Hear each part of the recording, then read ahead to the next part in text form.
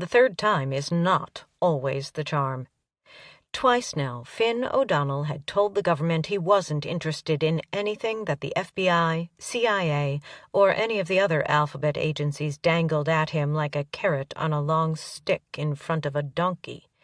All Finn wanted to do was watch his cattle grow fat on Salt Draw Ranch and be left alone with his dog, Shotgun, so that black SUV coming down his lane could turn around and go on back to wherever the hell it came from. They didn't have enough carrots in the world to make him leave his new home in Burnt Boot, Texas, and pick up his sniper rifle again. He leaned against the porch post, and with arms crossed over his broad chest, he waited.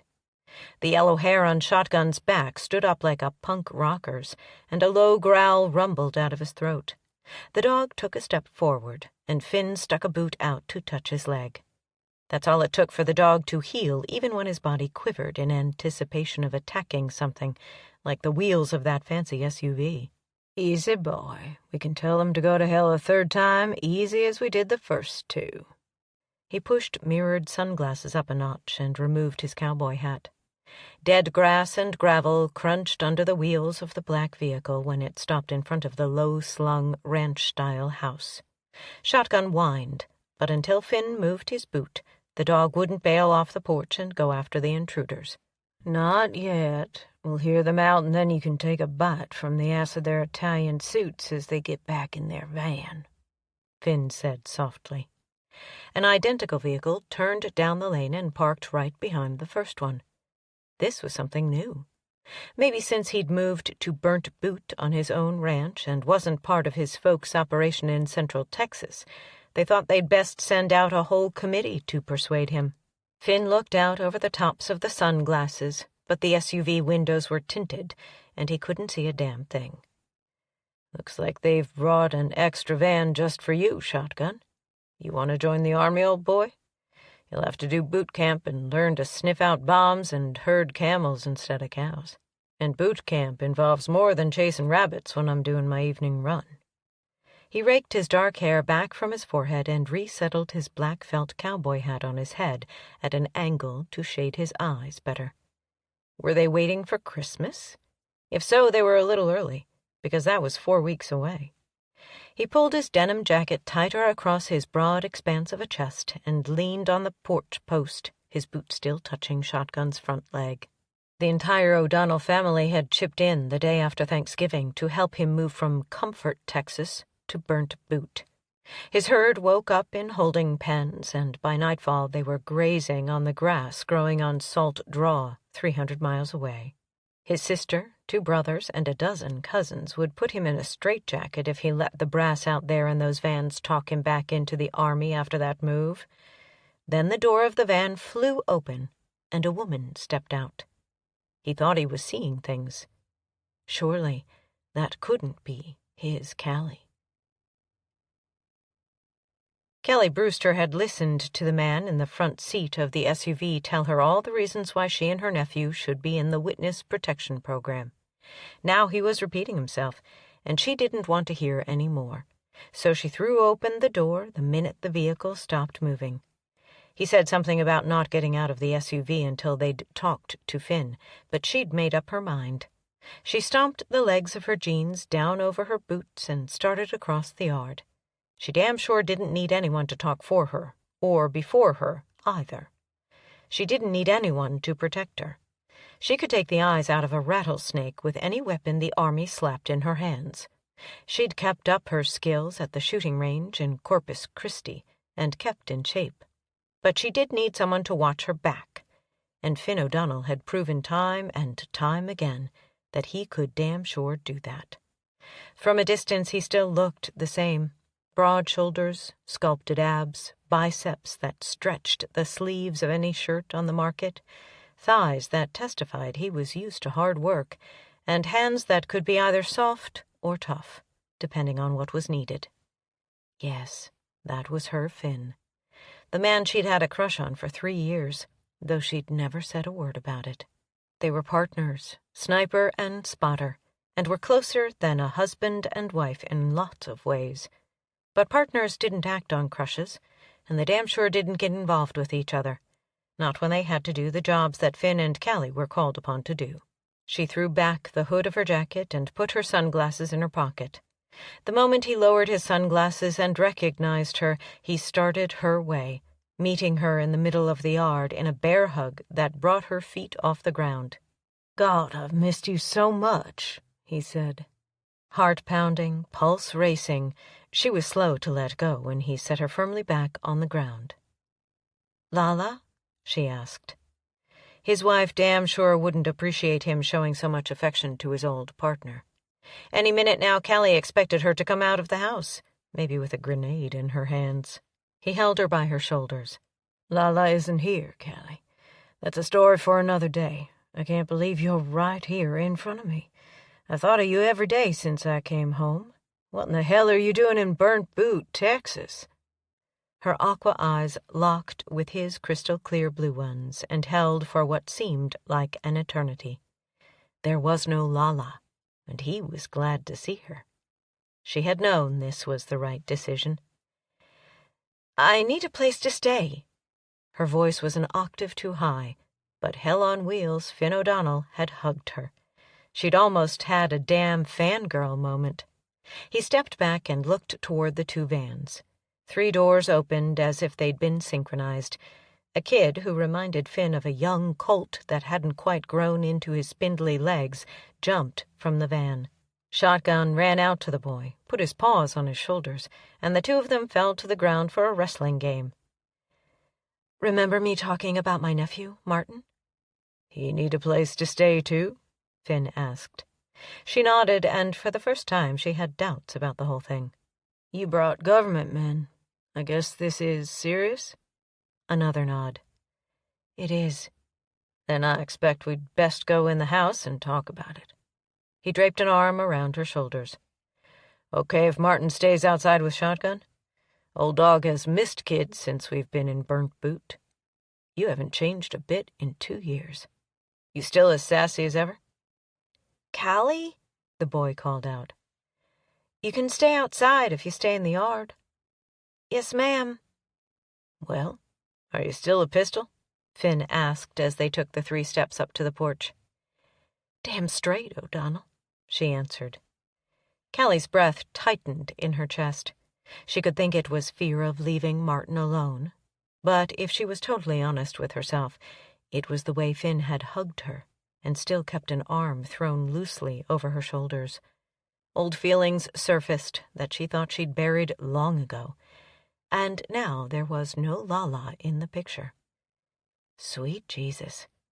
Could she trust herself to walk into a situation like this? Finn stood back to let Callie go inside first.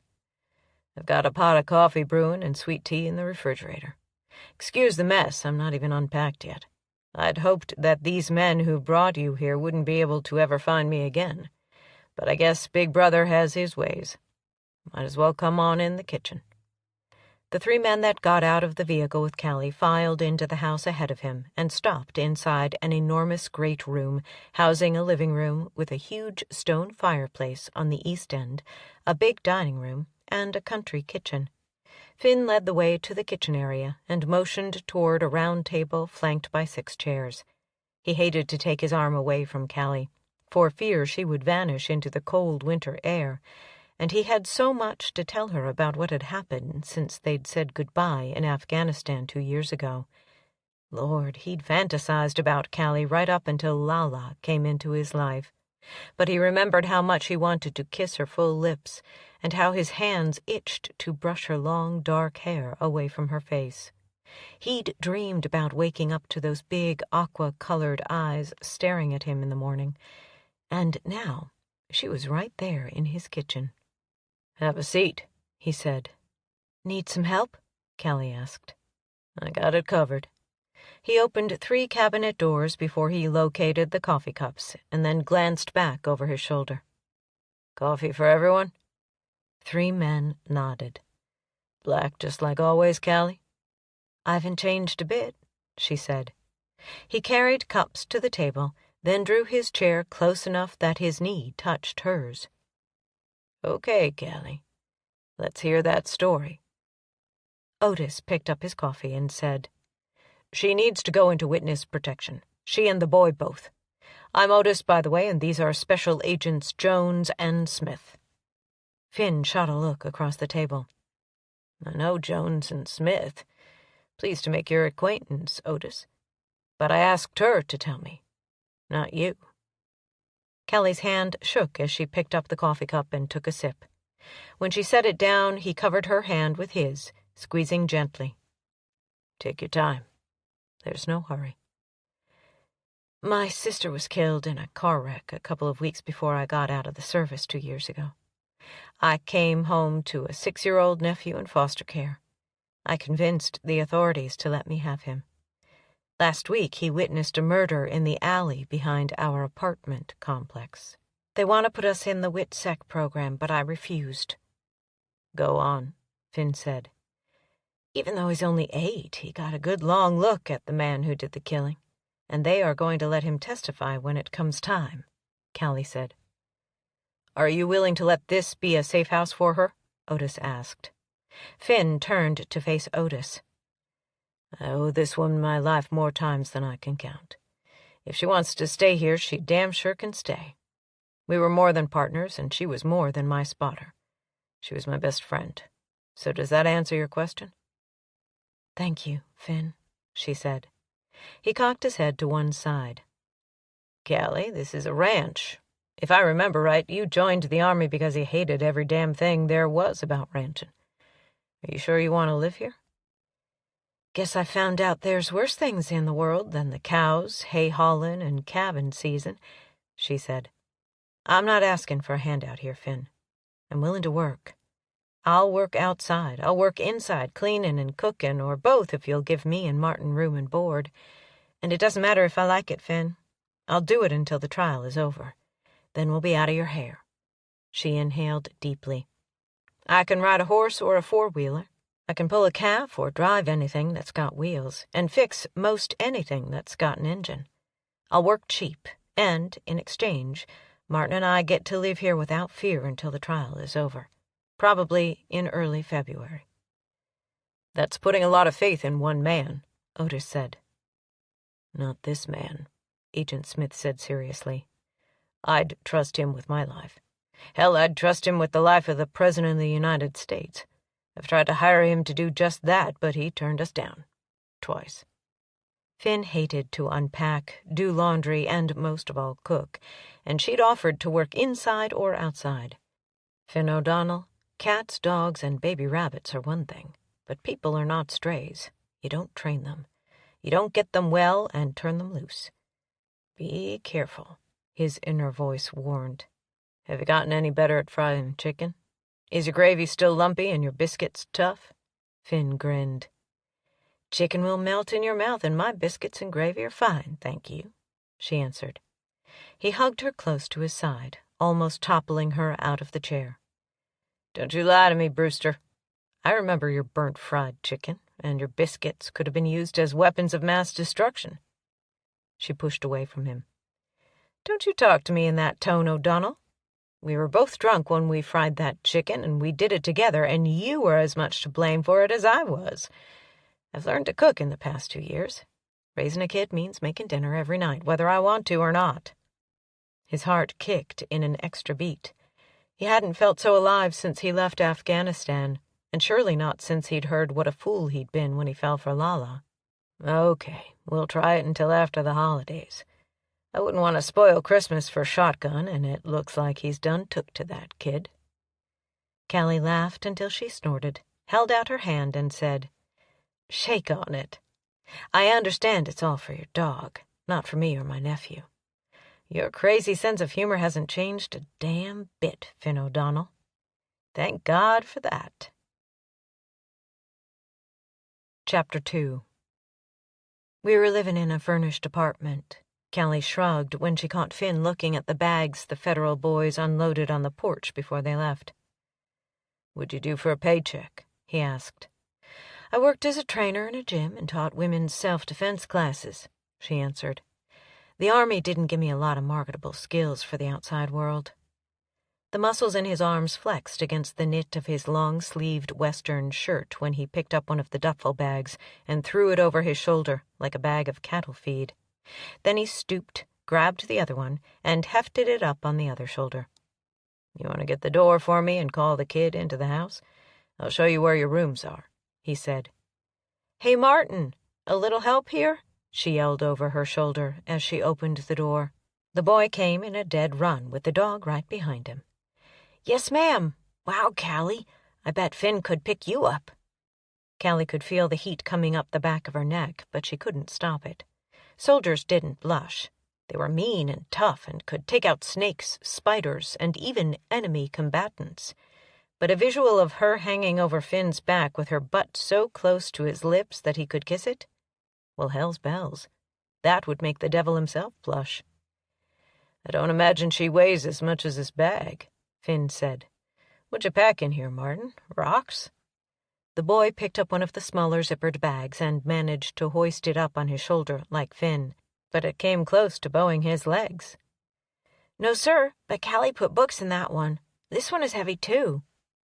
"I bet it is, son. Just keep a tight hold on it and follow me. I'll show you where to unload it," Finn said. The cold wind whipped around and came at them from the north, cooling Callie's scarlet cheeks considerably. "That wind feels like it's coming off snow or ice. Martin and I can share a room. Couldn't afford a 2-bedroom place. Mostly I just slept on the sofa and let him have the bedroom anyway."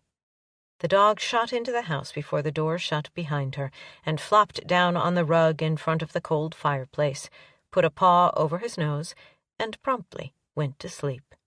"No need for that. This is a big house. This wing has 3 bedrooms and a huge bathroom. Y'all can have your choice of rooms, but I bet Martin is going to like this one." He slid the bags off his shoulders at the doorway of one of the bedrooms. "Which one is yours?" Callie dropped a bulging suitcase in the hallway. He turned her shoulders toward the living room and pointed. "There's another wing off the living room. I chose a bedroom in that area because it has a fireplace. It shares a flue with the one in the living room. Actually, Shotgun chose it when we first got here. We had a fireplace in my bedroom at the ranch in Comfort, and he recognized it as a place to warm his bones after working all day out in the cold," Finn answered.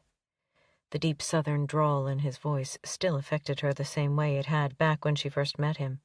She didn't know the story, but Lala was a complete idiot not to be living on the ranch with him. Martin let go of the bag on his shoulder, and it fell to the hardwood floor with a loud thump. "Are you serious? Is this really my room? I'm afraid to shut my eyes because it might not be here when I open them again." Callie peeked around Finn's shoulder to see Martin jump over all 3 bags and spin around in the bedroom, trying to see everything at once. "If I don't get nothing else for Christmas, this will be the best one I ever had in my whole life. Can I invite friends over? There's 2 bunk beds, so I can have 3 friends, right?" Callie heard him talking, but her mind was on Finn's hand on her shoulder.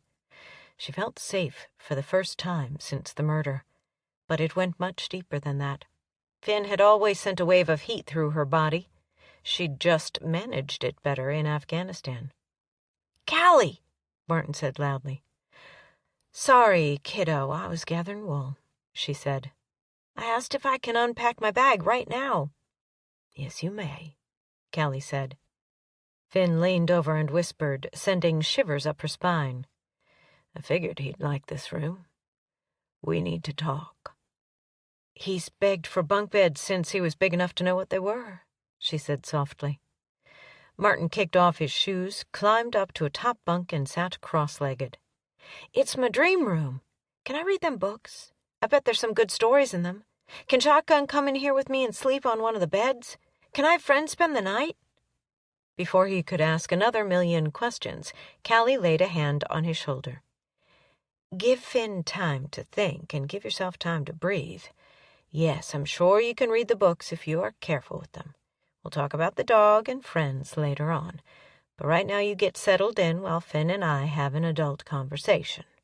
Okay?" Martin smiled. "Yes, ma'am."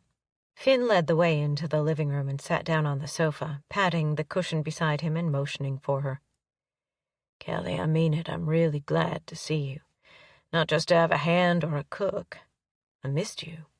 I tried to get in touch, but the phone number you gave me was disconnected. I tried to call you for a whole month after I got things straightened out with Martin. I figured you were married to Lala by then, but I wanted to know you'd made it home safely," she said. "How did you wind up here? And how long have you been here? The neat freak Finn I knew wouldn't still have unpacked boxes after even a week." He reached over and ran the back of his hand down her cheek, sending another round of flutters to her heart. "I've been here 2 days, Callie. I know that's you sitting there, but I keep thinking you'll vanish if I don't keep touching you. We've got 2 years of catching up to do. Am I right in thinking there is no boyfriend since he came here?" "You are very right." She held his hand to her cheek a few seconds longer before letting go. "Now tell me how you ended up in this little place." "The lady who owned this property, Verdi, sold it to me, lock, stock, and barrel. She wanted out of town before any more cold weather set in. I'm not sure what I bought in the house. I spent 2 days in the barn and on the property counting cows," he said. "But it's miles from Austin." "Comfort. I lived in Comfort, Texas, not too far from Austin.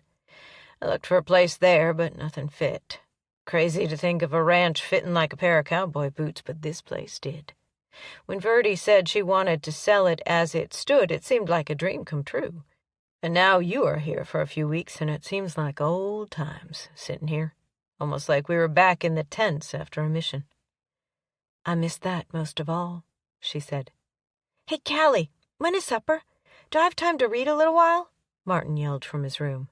"He's afraid to come out here for fear he'll wake up and this will be a dream," Callie said, and then raised her voice. "Go ahead and read." "Speaking of supper, we should probably go to the store and lay in Staples. It's closed tomorrow," he said. "I make a pretty mean ham and cheese sandwich, and I do know how to open a can of tomato soup to go with it, but I'm not even sure there's enough ham for 3 sandwiches. I'll make supper, Finn. I think I can do better than soup and sandwiches if you'll show me where things are located." He chuckled. "Your guess is as good as mine. I've been living on frozen pizza and sandwiches for 2 days. He stood up and held out his hand. "Trust me, there's nothing in the refrigerator. The freezer is full, but everything's frozen. The pantry isn't too shabby, but pickings are slim on Staples." She put her hand in his. "Then I suppose we should go to the store." He pulled her up and held her hand just a minute longer than necessary. He could give her directions and the keys to the work truck, but he didn't want to let her out of his sight. He'd thought he was ready for solitude and to get away from the big O'Donnell extended family, but after 2 days he was downright lonesome. Old Shotgun listened well, but he didn't answer back with anything but a wagging tail. Callie looked at the clock on the microwave. "When we get back, I can make supper while you do chores. He's a magpie and seldom ever shuts up, but if he could help in any way, Martin would probably love to go with you. But if you'd rather take care of things without him driving you crazy with a million questions, he can read in his room, or I'll get him busy helping me." "I'd love to take him with me, and I'm sure it would make Shotgun happy. Want to tell him to get his coat on so we can go to the store now?" His heart seized up the second she was out of his sight, so he followed her. "The old work truck is yours anytime you want to use it. Keys are hanging on a nail out in the utility room. I'll tell Gladys, she's the lady who owns the store, that you can charge on the ranch bill," he said. Callie stopped at the bedroom door and knocked. "Martin, we're going to the grocery store. Use a bookmark and get your coat." "When we get back, if you're not too tired. I expect I could use a hand this evening with the chores," Finn said, but his eyes were on Callie the whole time. Martin climbed down the ladder at the end of the bed as quickly as his legs could get him to the floor. "I'm not too tired. You just tell me what you want me to do, and I'll take care of it." "I can always use an extra set of eyes to check on things for me," Finn said. "I can do that. I like doing ranch work. Are we going to church tomorrow?" Martin asked. "You want to go to church?" Finn was amazed. "My mama had to drag me to church when I was your age." "I like the music." Martin tied his shoes and grabbed his coat. "Someday I'm going to play a guitar and sing." Then, yes, we'll go to church if Callie wants to, Finn said. Thank you, Callie whispered. Forever then. Finn led the way back to the kitchen, with Callie and Martin behind him. You are more than welcome. Her coat was still hanging on the back of the kitchen chair where she'd put it when she first came into the house. He picked it up and held it for her. The movement sent a whiff of her perfume wafting up to his nose, the scent triggering dozens of memories. I forgot to show your room to you. Want to see it now or when we get back? Later, she said. An old-time bell clanged when Finn opened the door into the country store. It was well stocked for a little country store. Cans of food lined up neatly on spotless shelves, a small but clean-looking meat counter at the back, and one of those old cash registers with 100 buttons on it was centered on the checkout counter, which was cluttered with a candy bar display, a jar of lollipops, and a couple of newspapers dated 2 days before. Help you? A head that went with the gravelly voice popped up from behind the butcher station. Hey, Finn, I thought you'd be in before now. Hey, Miss Gladys. How are you this cold day? Getting too damn old for this kind of hours, but what's a woman to do? Who you got there with you? Gladys asked. This is Callie Brewster and her nephew, who lives with her. They're my new hired hands on Salt Draw. Can you make a note to let Callie charge on the ranch account, please, ma'am? Of course I can. I'm Gladys Cleary. I'm glad to see he's hiring a crew. She wiped her hands on an oversized white canvas apron that testified to the fact that she'd been working with a hind quarter of beef all day. She was a tall, lanky woman with just a touch of white in her black hair. High cheekbones and dark eyes said that she had some Native American blood, but the name Cleary definitely sounded Irish. We pay by the 10th of each month, right? Finn asked. That's the way I do business with a lot of folks around this area. I've been doing the same with Salt Draw for years. As long as it gets paid by the 10th, I'm okay with it. What do you need? Gladys asked. Staples, mainly. Looks like the pantry and freezer are both full, but the refrigerator's empty. Starting with butter, cheese, and mayonnaise, Callie said. After the mega-sized supermarket she was used to shopping in, the little store made her feel like she'd taken a step backward in time. The last time she'd been in a store like this was out around the Paulo Duro Canyon area. She had been 5 or 6 years old, and her mother had taken her along into a small town on a Saturday for supplies when they'd gone to visit her grandparents. Gladys tapped the counter beside the cash register. First thing you'll need is a cart. And what's your name, son? I'm Martin Brewster. He stepped forward and stuck out his hand. Gladys shook it. I'm pleased to make your acquaintance.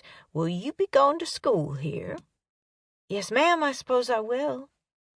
I'll have to call Verdi later and tell her there's a boy living on the ranch. She'd like that, Gladys said. I still have trouble believing Verdi is gone. She hung on to that ranch until the very end, hoping one of them grandkids of hers would want it. But kids these days, they want instant gratification, and they want to live in the big cities where the fun is at. They don't want to work their fingers to the bone on a ranch. Callie pushed the cart, and Finn helped her fill the list she'd made on the way to the store. Gladys talked nonstop. She really got pissed at her grandkids when not a one of them offered to let her live with them or even near them. She checked herself into one of them fancy retirement homes in Dallas. Says she hopes she lives long enough to eat up every dime of the money, and if she don't, she's leaving what's left to a ranch out in West Texas that takes in old jackasses that need a place to finish up their lives. She says they can put in a second home for aging donkeys right here in Burnt Boot. I hear from her nearly every day, and she's not happy at that place. Been a month now, and she's still not settled into it. Callie put 2 gallons of milk into the cart. What about her kids? Gladys tossed in a can of black pepper. Had 2 boys, both dead. One left 3 kids.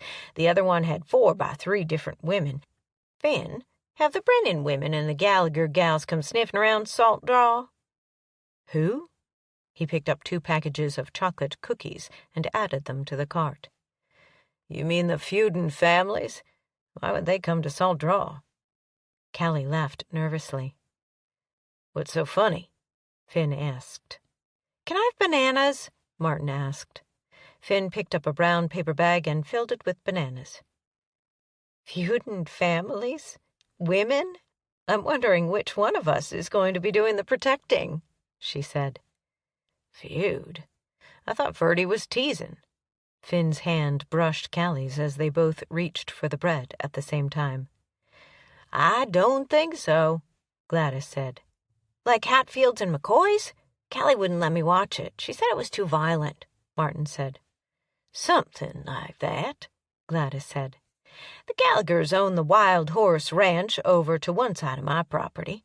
The Brennans own the River Bend over on the other side. Been feuding since right after Moses led the people to the Promised Land, and they jump on any chance to fan the flames of the old feud. Besides, they both tried to buy Salt Draw from Verdi, and she wouldn't sell to them. It'd be a feather in the feud cap if either one of them could get Finn to sell out to them. Or better yet, if they could get it with a marriage license. Y'all going to church tomorrow?" "Thought we might," Callie said. "Well, sit in the middle aisle. The Brennans sit on one side, and the Gallaghers on the other. The middle is neutral, and sitting on either of their sides means you're taking up with that bunch against the other one," Gladys said. "This store, church, and my sister-in-law Polly's beer joint are the only places they are even civil to each other. They each got their own private school on their ranches, so they don't send their kids to the little public school here in Burnt Boot." "Good grief, they really are modern-day Hatfields and McCoys," Callie laughed. "Oh, honey, they make the Hatfield and McCoy families look right tame. Story has it that back in the 20s, times got real tough here in Burnt Boot, so old man Gallagher set up a moonshine still down close to the Red River. He was making a fair living, keeping his family alive, and the bill paid here at the store. That was back when my husband's daddy had the store and the ranch.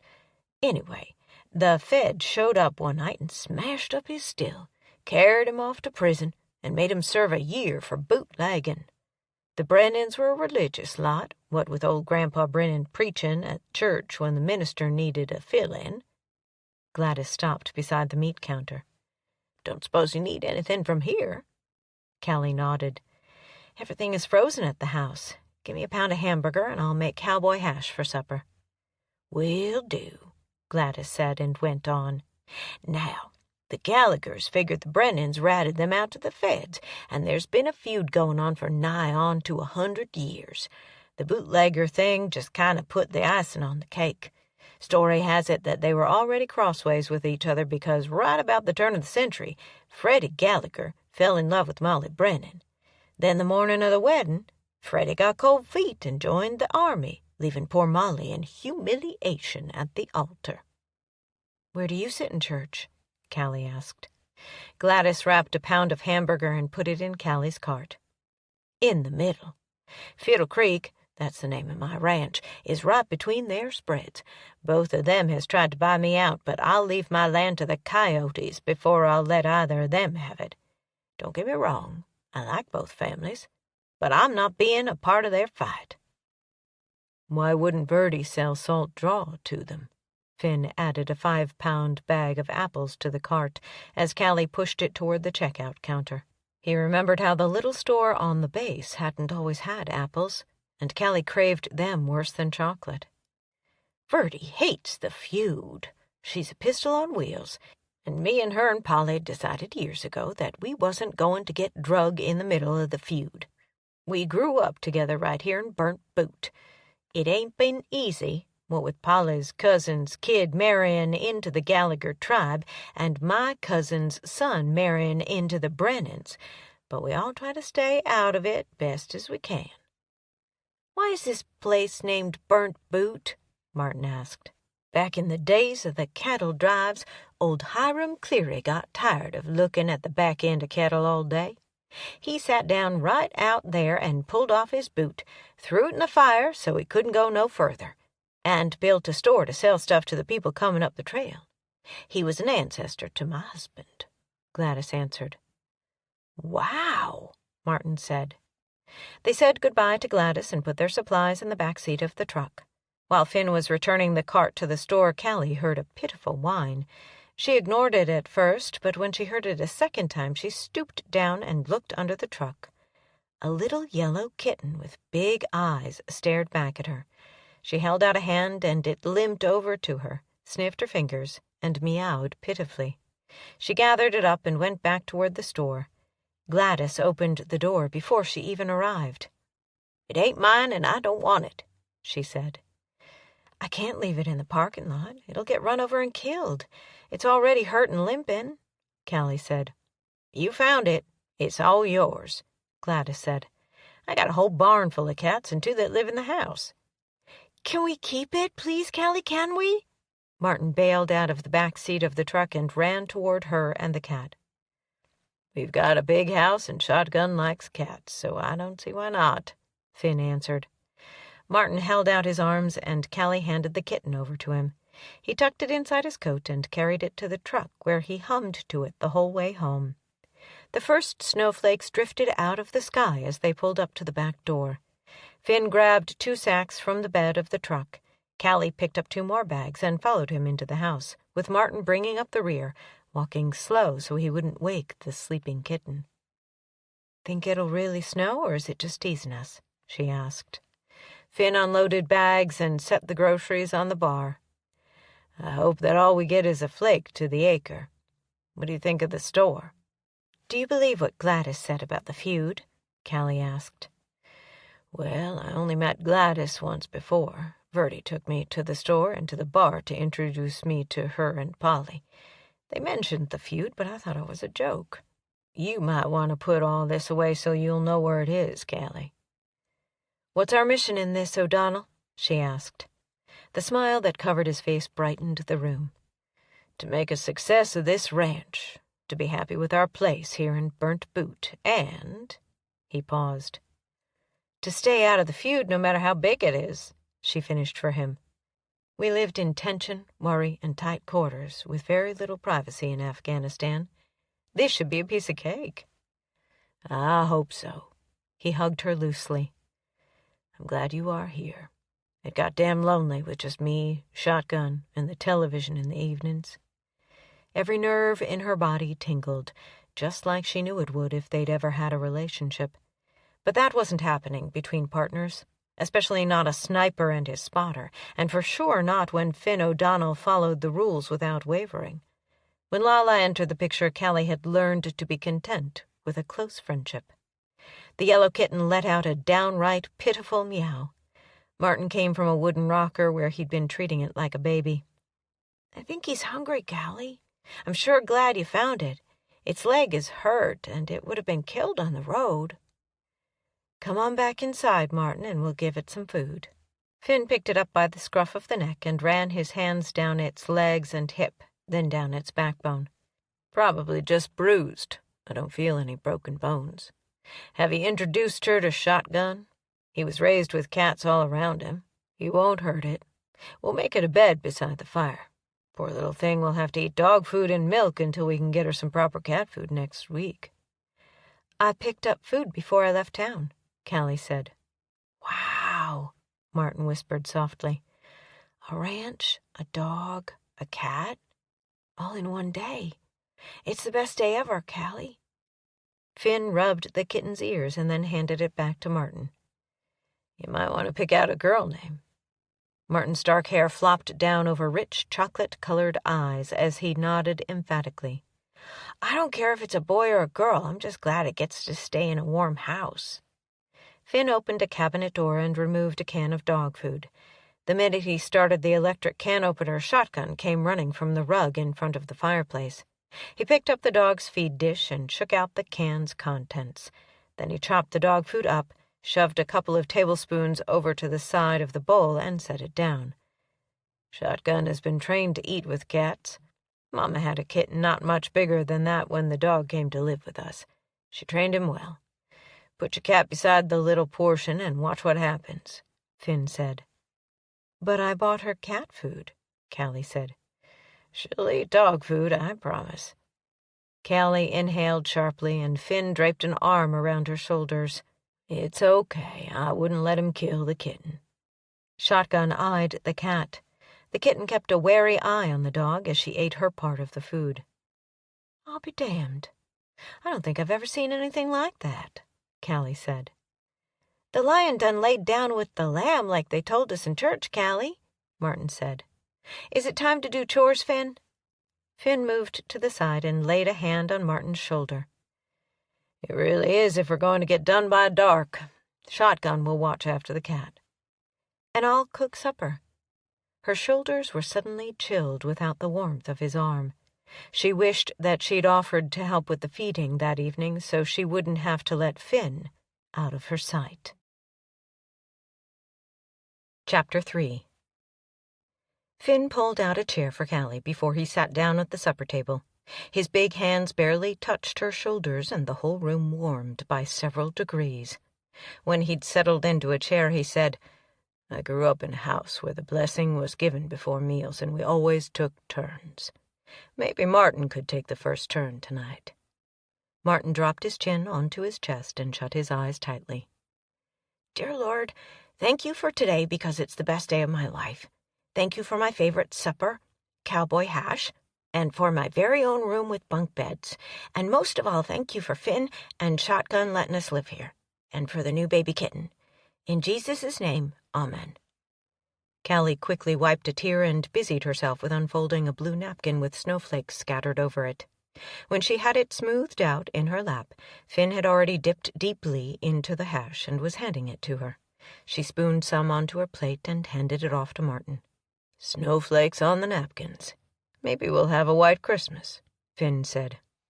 "Do you want a white Christmas?" Callie asked. "Do you like corn, Finn? Here, I'll start it around.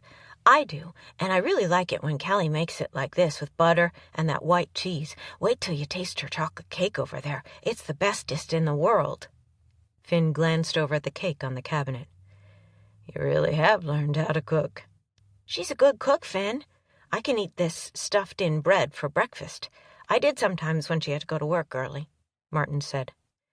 "Thank you for fixing it for us. We'll be doing the dishes since you did the cooking," Finn said. "Oh, man, I'd rather muck out stables than do dishes," Martin moaned. "Well, if that's your choice, then you can muck out 3 stables tomorrow morning before church, and I'll do the dishes. You big enough to lead the horses out and do a job like that?" Finn asked. "Yes, sir. You got 3 horses on this place?" Finn nodded. "I do." "Can I ride sometime?" Callie touched Finn's arm. "He loves horses, but he's only ridden the ponies at carnivals." "No time like the present to learn."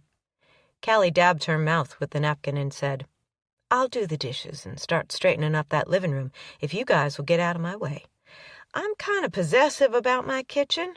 Never have liked to share it." "Yes!" Martin pumped a fist into the air. "Can I take the cat to my room and read her a bedtime story?" "May I, not can I. And yes, you may. But then you have to get your bath or shower or whatever's in the bathroom over there." Finn caught her eye and their gaze held. "I'm going to help you with the dishes, Callie. Afterward, you need to decide which bedroom you want. You've 2 to choose from, and Martin has a choice of a shower or a bath. There's both." Sparks sizzled right above them, and fear struck a chord in her heart. It was too damn soon for her to be feeling like this. Sure, she'd had a major crush on him, and maybe she'd have even fallen flat out in love with him if circumstances had been different, but that was years ago. She had to get a grip on herself, her mind, and her heart. "Thank you," she mumbled. After supper was finished, Finn helped clear the table and dried the dishes as she washed them. She slipped the dishes into the drain board. He scooped them up to wipe them dry.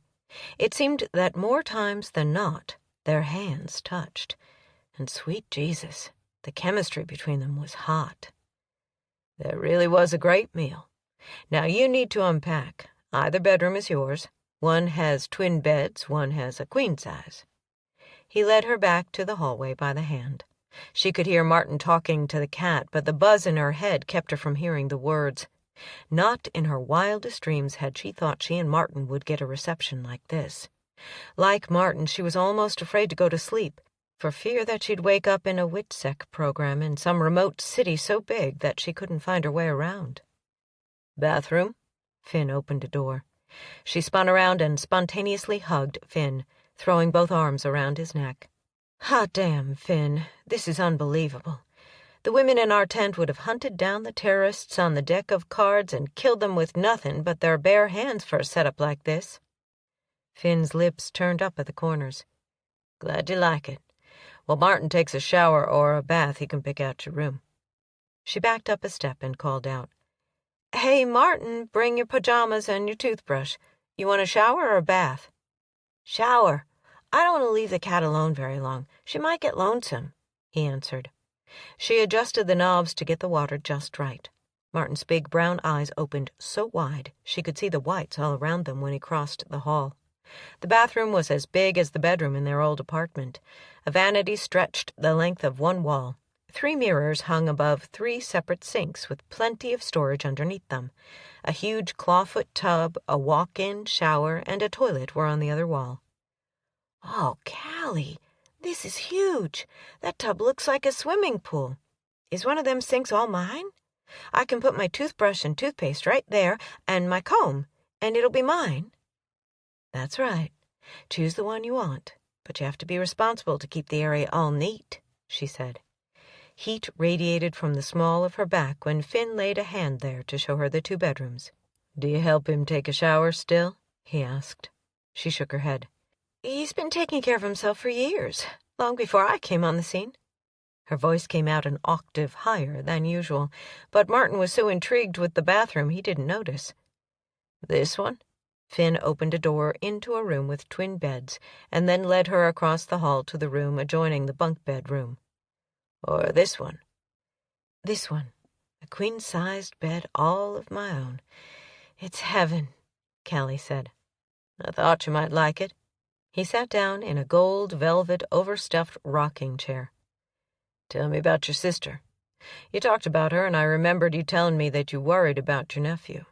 You were always sending money home to them, right?" She sat down on the edge of the bed. "She didn't have a lick of sense when it came to men. But she was a good mother, Finn. Other than moving several times a year and never putting down roots for Martin, she adored that boy. When she had the car wreck and died, there was no family until I got home. It took a few weeks to get all the paperwork to go through so I could have him. Foster care turned him into a shy, frightened little boy. But kids are resilient. Now he's probably too outgoing, but it's better than before. My turn. What happened with Lala?" "I asked her to marry me, but she gave me a song and dance about our cultures not mixing. So I brought a broken heart home with me, and 2 weeks later got the news that she and her brother were killed by an IED on their way to the base. Last summer a friend with classified clearance told me their deaths had been staged because their cover had been blown at the base. They are really terrorist spies who are still alive and well, to my knowledge. They don't have their pictures on the deck of cards, but they work for someone who does. It took me a long time to process the idea that I'd been played." "I'm sorry, Finn." "That's the past. Can't redo it, can't undo it. Just gotta put it in a box and bury the damn thing. I've still got some unpacking to do myself, so I'll leave you to get yours done," he said. Emptiness set in the moment he left the room. A whirlwind of emotions had surrounded her since she stepped out of that van. Suddenly she had no center of gravity. She flopped back on the bed and stared at the ceiling. Then she shifted her gaze to the nicest bedroom she'd ever had, and the 2 bags on the floor inside the door where he'd brought them from the hallway. Maybe unpacking would make it all real and give her some sense of stability. Finn laced his hands behind his head and watched the shadows move across the ceiling. The kid was a fast learner and took orders without fussing. He hefted a shovel full of wet hay pretty damn good for a scrawny little boy. By springtime, he'd be a pretty good hired hand, the way he'd taken to the work. Callie could cook, so he wouldn't have to live on frozen pizza and soup out of a can. The living room was all cleared out. Boxes she thought were personal had been marked and lined up in the spare bedroom next to his. Blankets, pillows, and the rest had been put away. The house didn't seem nearly as empty that evening as it had the 2 days before. But then how could a room, a house, even a whole base or a whole ranch be empty with Callie on it? She brought energy and warmth to every place she went. He'd been a fool not to act on the attraction he'd had for her that first year, but he'd vowed to follow orders. His had been a strange situation, what with having a woman for a spotter. A picture of the first Christmas he and Callie spent in canvas tents stuck in his mind. She'd ordered a fake Christmas tree that was about 6 feet tall. They didn't have real decorations, and by the time the tree arrived, what few were available on base had long since been sold out. The only thing left was one ornament, a real leather cowboy boot about 3 inches tall and stuffed full of tiny little fake presents. He'd bought the thing and they'd hung it on their tree. "But you couldn't see it for all the paper," he chuckled. They had colored birds, ornaments, and even icicles she'd drawn on copy paper to hang on the tree with jute twine. And then they'd created yards of paper chain to use for garland. It was the ugliest damn thing he'd ever seen, but she loved it. On Christmas morning, she'd burned a candle that smelled like pine trees and snow all mixed up together, and they'd opened their presents. She'd given him Rudolph antlers with red blinking lights, Rudolph socks, and a Frosty the Snowman mug full of instant coffee packets. He'd given her a long scarf with jingle bells hanging from the ends, a bottle of some kind of perfume that she'd mentioned liking, and a box of chocolates. She was still squealing over her presents when they got the news to suit up for a mission in 10 minutes. The Rudolph antlers and socks were packed in one of the boxes over there against the far wall. The mug was still in its wrapper, with coffee inside and sitting on the end of his dresser. A movement near the fireplace caught his eye, and he slowly reached for the pistol in his nightstand. Then Shotgun yawned loudly, whimpered, and ambled across the floor to lay his head on the other side of the bed. "You want to make one last trip outside, do you?" Finn put the gun back into the nightstand and slung his feet out from under the covers. Shotgun's tail thumped on the floor. When he reached the living room, Callie was curled up on the end of the sofa with a quilt over her. He hurried across the cold floor and opened the door for the dog, and then came back to the sofa to tuck his feet up under the edge of the quilt, his cold toes touching her warm ones and heating up far more than his feet. "I should have put on socks. The floor feels like an ice skating rink," he said. She moved her feet over to warm his. "I took the chill off mine by the fire after I figured out the same thing." That feels wonderful." He wiggled his toes in closer to hers, and then something furry settled itself around their feet. "Please tell me the cat is under there and a mouse hasn't joined us," he said. "Her name is Angel, and she likes me. And, honey, if that was a rat, I would be plastered to the ceiling," Callie said. "I said mouse, not rat." "There is no such thing as a mouse. They're all rats, and they grow big as raccoons, or sometimes as big as baby calves, depending on how much they scare me," she said. Callie was so damn cute, snuggled up in the curve of the sofa with her black hair flowing past her shoulders and the dim light putting highlights in her eyes. The book she'd laid to the side had a man with a lasso over his shoulder on the cover, and the title had the word cowboy in it. "So you still read Western romance? Never quite understood that when you hate ranching so bad that you joined the army to get away from it." He pulled the quilt a little more his way. "I like to read about cowboys. The ones in the books are like you, Finn. They're trustworthy and steady. But for the most part, men are men, whether they're in boots or flip-flops. My sister damn sure taught me by example that not many of them can be trusted as far as they can be thrown," she said. "Trustworthy and steady? That's a pretty tall order to live up to," Finn said. "Why are you in the living room this late?" "Nightmares again. I thought maybe the flickering fire would help calm my nerves. You ever get the nightmares?" He stretched out, his legs plastered against hers all the way to the curve of her butt, where his toes rested. Even with 2 layers of flannel separating his skin from hers, it still put him into semi-arousal. "Of course I do. What we did scarred us, Callie. Nightmares are normal for us. I was remembering our Christmas over there in Afghanistan." She smiled, and the whole room warmed by several degrees. "That was a hoot, wasn't it? I still have the perfume bottle. It's empty, but I keep it to remind me of the good times, and the candy box holds my jewelry. When I look at them, the ugly stuff we had to live through kind of fades away, and I remember that Christmas." "And the argument?" Do you remember it, too?" "Oh, yes," she nodded. "I really was mad at the Army for sending us out on that mission, and I was right. The ham was all gone when we got back." "Well, I was right, too. We took out the insurgents who were hell-bent on blowing up that girls' school. Those kids might not have celebrated Christmas in their world, but at least they woke up the next morning," he said. "If you still remember that hellacious fight, then why did you let me and Martin stay? I'm surprised you didn't tell Otis to take me to Siberia," she said. "I know you, Callie. You're a hard worker, and when you give your word, it's as good as gold. And you saved my life, so it's my turn to repay." He grinned. She kicked backward and landed a soft blow to his shin. "You saved my hide, too, so don't give me that shit." "Ouch, if you'd have missed, you could have killed the cat." "I didn't hurt you, so stop whining," she said.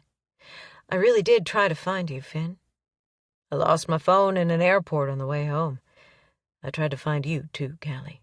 I figured you'd found some rich, preppy guy and had a big wedding, settled down in a mansion, and started a brand new life." "I thought you'd convinced Lala to give up her lifestyle and move to the States with you at the last minute," she said. "I'm not a damn bit surprised that she's a spy, or that she picked you out from the whole crew to get involved with." "Why?" "She picked out the best-looking, hottest soldier on the base," she answered. "You didn't say that over there."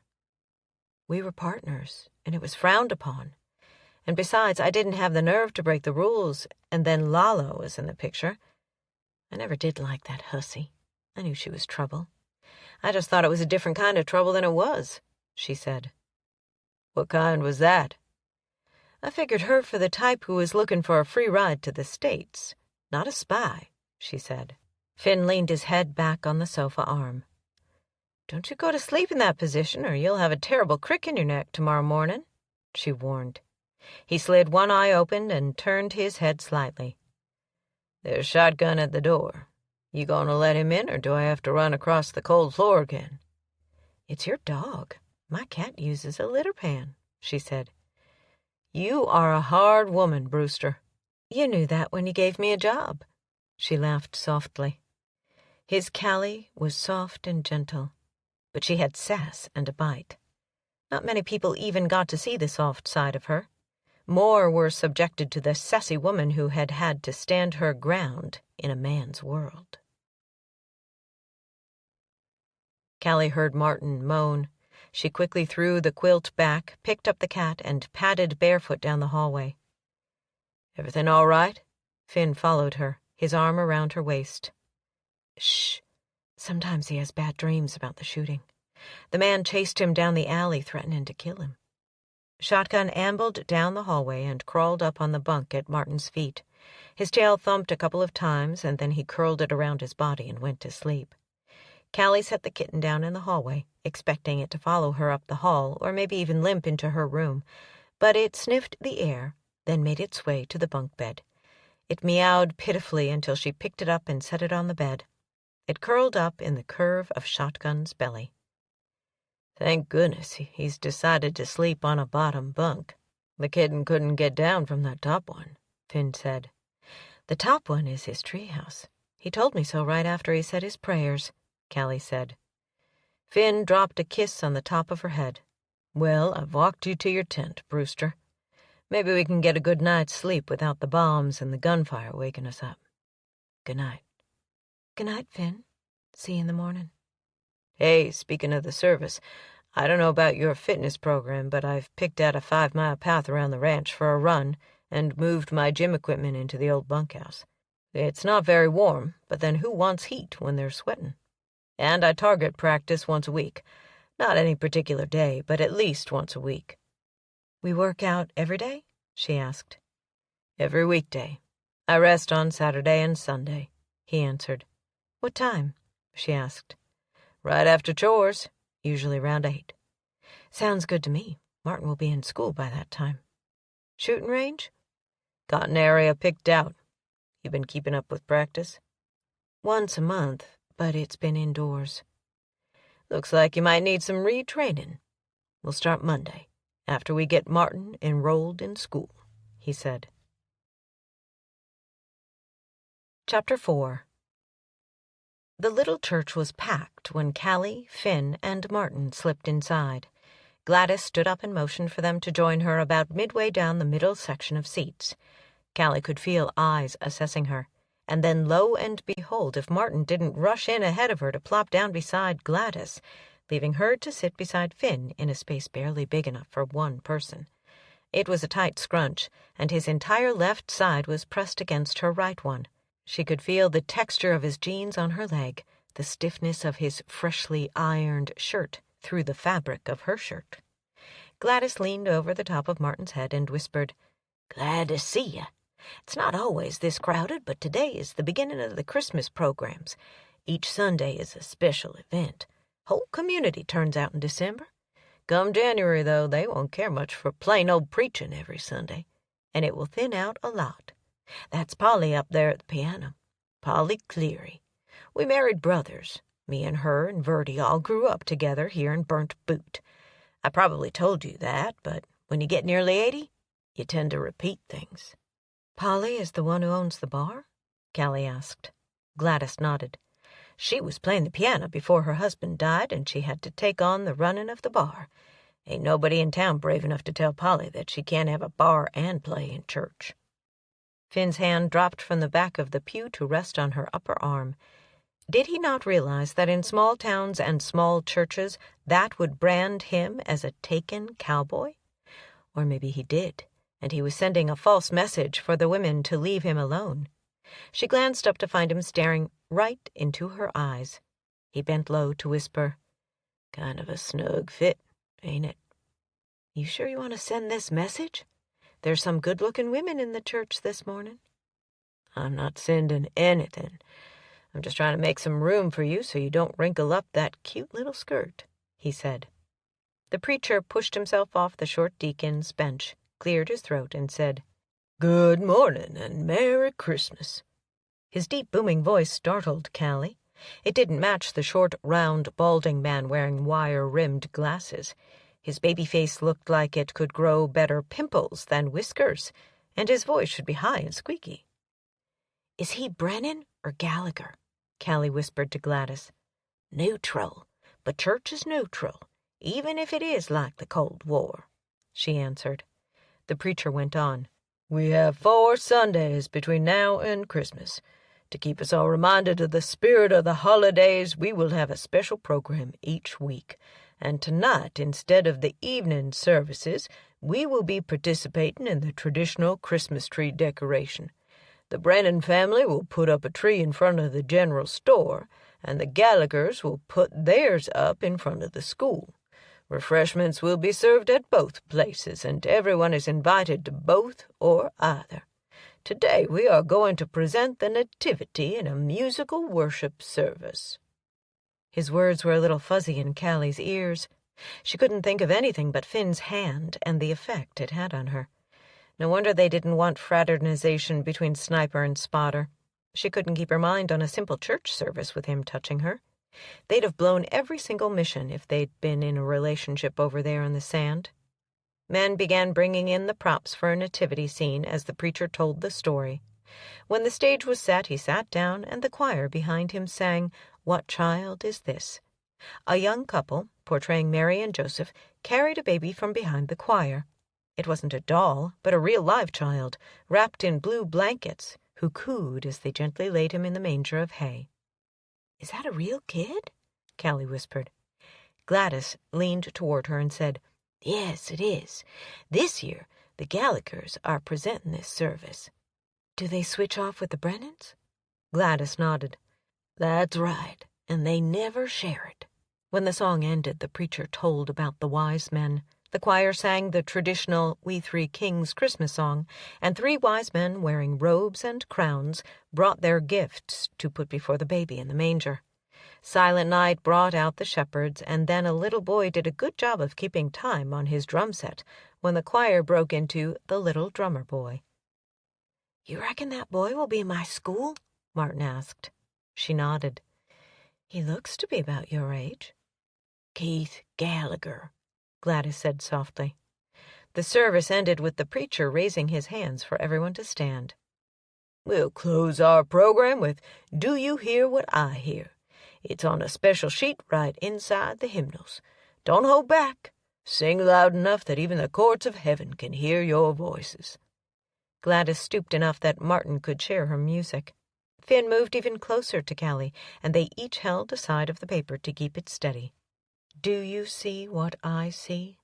A star, dancing in the night," Callie sang, and she could imagine stars very easily while standing there with one of Finn's arms around her shoulders and sharing a music sheet with him. "Do you hear what I hear, ringing in the sky?" Finn's deep voice rang out, sending a whole different kind of shiver up her spine. He could easily have been a star in the music industry with a voice like that. "He will bring us goodness and light." Martin's thin voice blended with the whole crowd. The way he was smiling as he sang, it was plain that he was happier than he'd ever been. The last notes of the song drifted away, and quietness prevailed for a few seconds before everyone started talking at once. The preacher was already busy shaking hands with the people as they filed out. Those who'd played a part in the program disappeared through an opening behind the choir, where they'd most likely shed their costumes. A couple of men from the Gallagher side of the church cornered Finn when he stepped out into the aisle and were talking to him about salt draw, and telling him that if he decided to sell, they'd sure be interested in buying him out. Gladys reached across Martin and touched Callie on the shoulder. "Don't think because Finn shared the song paper with you that they won't come after him." "What?" Callie asked. "The Brennan women and the Gallagher women won't let you stand in their way, darling. They'll be coming after Finn O'Donnell, probably starting real soon. Just thought you ought to be ready for the feud to get hot," Gladys said. "Why?" Callie asked. Gladys's old eyes sparkled. "He's new blood, and them dark, smolderin' looks and them blue eyes sure make it even better. He's a damn fine rancher, and they've already spit on their knuckles and started taking bets as to which clan will wind up with him. Betsy Gallagher is bragging that she could have him cornered by Valentine's, but she's going to have to fight her way past Honey Brennan to get to him. Betsy is a scrapper, but Honey is meaner than a junkyard dog." "Aren't there any other men in Burnt Boot?" Callie asked. "Oh, yeah, but he's a prize, and believe me, salt draw is a bigger one.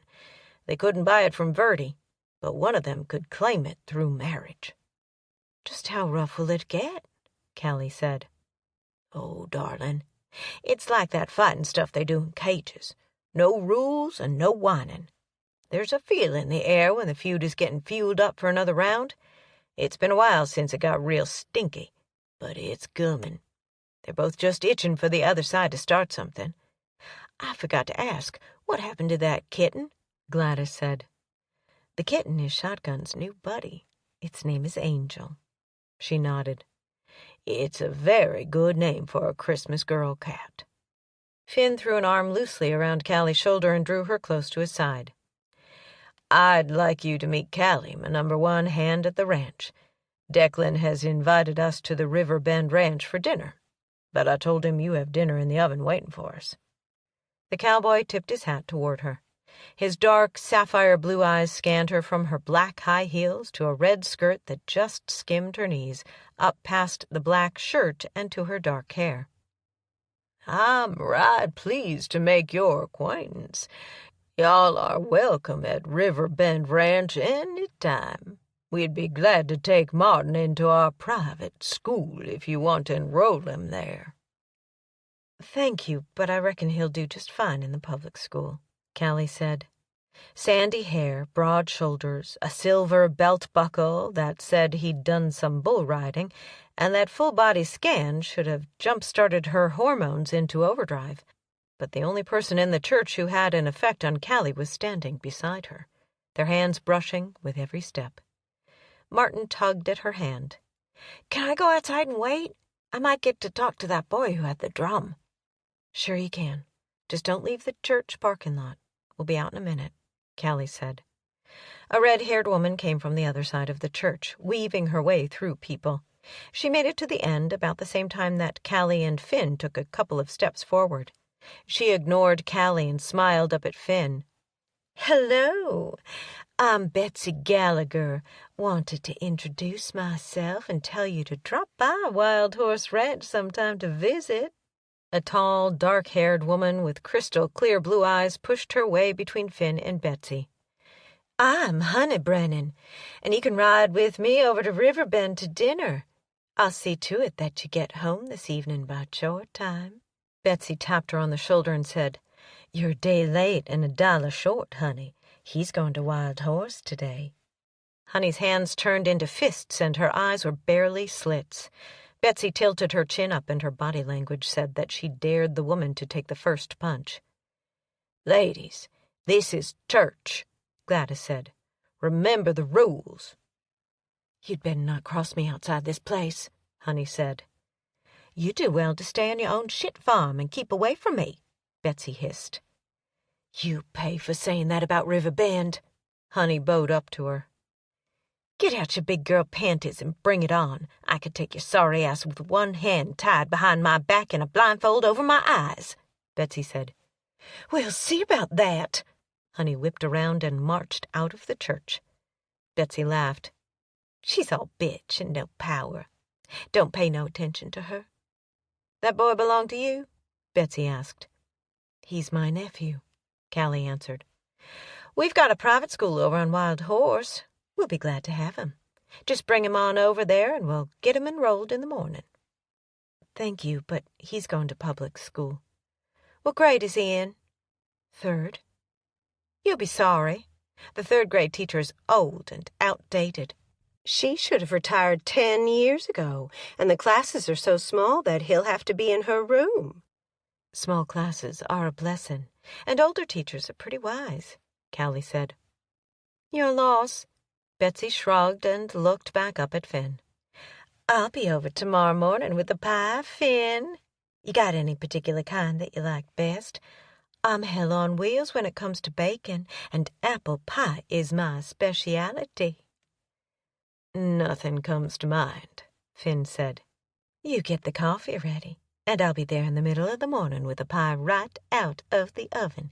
And if you change your mind about that kid coming to Wild Horse School, just call the ranch number and let Granny know," Betsy said, and moved away into a sea of people. "Did that just happen?" Finn drew Callie closer to his side. "Looks like that bit about protecting you might come into play pretty quick." Callie laughed nervously. "Kind of feels like we're back in the war between the feuding families over in Afghanistan, doesn't it?" "I could work with that scenario better than this one," Finn said. "Girl, you ain't big enough to protect him if they go to war over him," Gladys said. "We're not getting into this feud, Gladys," Finn said sternly. "We'll keep to ourselves over on Salt Draw, and they can do whatever the hell it is that feuding families do." "Good luck with that," Gladys chuckled. Finn had tried his damnedest to pay attention to the Christmas program, but it hadn't been easy. The tension surrounding him felt like the stillness right before a tornado drops out of the sky and rips apart everything from outhouse to hogsheds. It partly came from sitting in church between two families who'd like to shoot each other if only the law would make homicide legal. But the other part came from within his heart. He couldn't keep his hands off Callie, and he was a grown man, not a sophomore in high school. He knew her well enough to know that she wouldn't take to smothering. She'd always needed her space, and yet even now his hand was on the small of her back. This new chemistry between them was hotter than July in Texas, and he flat out liked the way it felt. He wove their way through the rest of the congregation, shook the preacher's hand, and was eager to get back to the safety of Salt Draw when he noticed a crowd of kids in the churchyard. When he rolled up on his tiptoes, he could see that Martin and the drummer boy had squared off with a whole group of other kids around them. Fists were up and their shoulders hunched forward in a stance that reminded him of a couple of young fighting roosters. "Shit," he mumbled. "What?" Callie asked. "Trouble," he spit out, and took off for the middle of the parking lot with her right behind him. "Martin Brewster!" she yelled. Finn didn't say a word until he was between the two boys with a hand on each of their heads. "This is Sunday. There'll be no fighting on the Lord's Day. Why do you want to fight Martin anyway?" He's going to school over at River Bend. I heard my Aunt Honey talking about inviting him to join up with them, and that makes him my enemy," the blonde-haired drummer boy said. "Martin is going to public school," Callie said. Keith dropped his fists and frowned. "He ain't got on boots, so he ain't a rancher. A cowboy wears boots, not them sissified shoes like he's wearing." "Well, you was wearing a skirt a while ago," Martin countered. "Okay, boys, this is over," Finn said. "We're going home to have some dinner." The Gallagher boy ran back to a group of his buddies, and Martin stomped all the way to the truck, where he fumed in the back seat. "Why'd you go and do that? I could have whipped his ass, Callie." Callie turned around in the seat. "If I hear dirty words from you again, you'll be punished. And the first thing you learn in combat is to know your enemy. If he's smart, you be smarter. If he's strong, then you be stronger. And the last is that you are not fighting anyone on the churchyard." Martin looked up and nodded seriously. "The next time he's a smart—" He paused, but Callie knew it took a lot of willpower not to say a bad word. "Alec, I'll just drag him off the churchyard and whip his—" Another pause. "Hind end there. I'm glad I don't have to go to school with him." "This is no way to make friends," Finn said as he crawled into the truck. "I didn't make a friend, I made an enemy, and I will whip him next time he calls me a sissy just because I don't wear cowboy boots," Martin said. "I guess we'd best go buy Martin some boots," Finn said. Martin folded his arms across his chest. "Yes, sir, I need boots, but I can make it till Christmas. I plan on asking Santa Claus for boots." He popped in his earbuds and stared out the window. "His shoes are new, and they're fine. I'm not wasting money on boots," Callie said. "His shoes have neon green on them, and this is a country school where the boys wear cowboy boots," Finn argued. "And once he testifies and that man is in prison, we'll move on to a city where those green shoes will fit right in, Finn. He doesn't need to be a follower. He has to learn to be himself and not mimic all the other kids," she said. "Boots won't make him a follower. They'll just stop a lot of name-calling and fighting," Finn argued. "My answer is no." Finn started up the engine and drove out of the parking lot toward Salt Draw. He disagreed with her about the boots, so he'd have to find a way around her. One that made Callie think it was her idea all along. Chapter 5. Callie pulled the seatbelt around her body and propped an elbow on the console between her and Finn. Immediately he did the same, their arms touching, sending bursts of heat all the way to her shoulder. "Didn't you love the Christmas tree over there beside the piano?" She tried to ease the tension in the air from the back seat. "Y'all want a fake tree, or a real one, or no tree?" Finn asked. Martin removed an earbud. "Did I hear something about a tree? I always wanted to go out in the woods and cut down a real tree." "How about you?" Finn asked Callie. "We don't have a lot of decorations, but there appears to be plenty of cedar trees on Salt Draw if y'all are up for a hike through the property. If we find the right one, we could maybe get it put up before we go to town for the official lighting ceremony this evening." Martin let out a whoop in the back seat of the truck. "Can it be a big one? Big enough to reach all the way to the ceiling when we put the star on top?" "If we can find one that big. I only have a small box of decorations, but I suppose there aren't any rules that say we have to fill it all up this year, is there?" Finn said. "Heck no," Martin said. "Will there be presents under it?" "Do you believe in Santa?" Finn asked. Callie poked Finn on the shoulder. "You remember what I told you over there in Afghanistan? If you don't believe, there won't be presents on Christmas morning. I believe in Santa, and you'd best be a believer if you want a new set of Rudolph antlers." "What's that about antlers? Is that what you want, Finn?" Martin asked.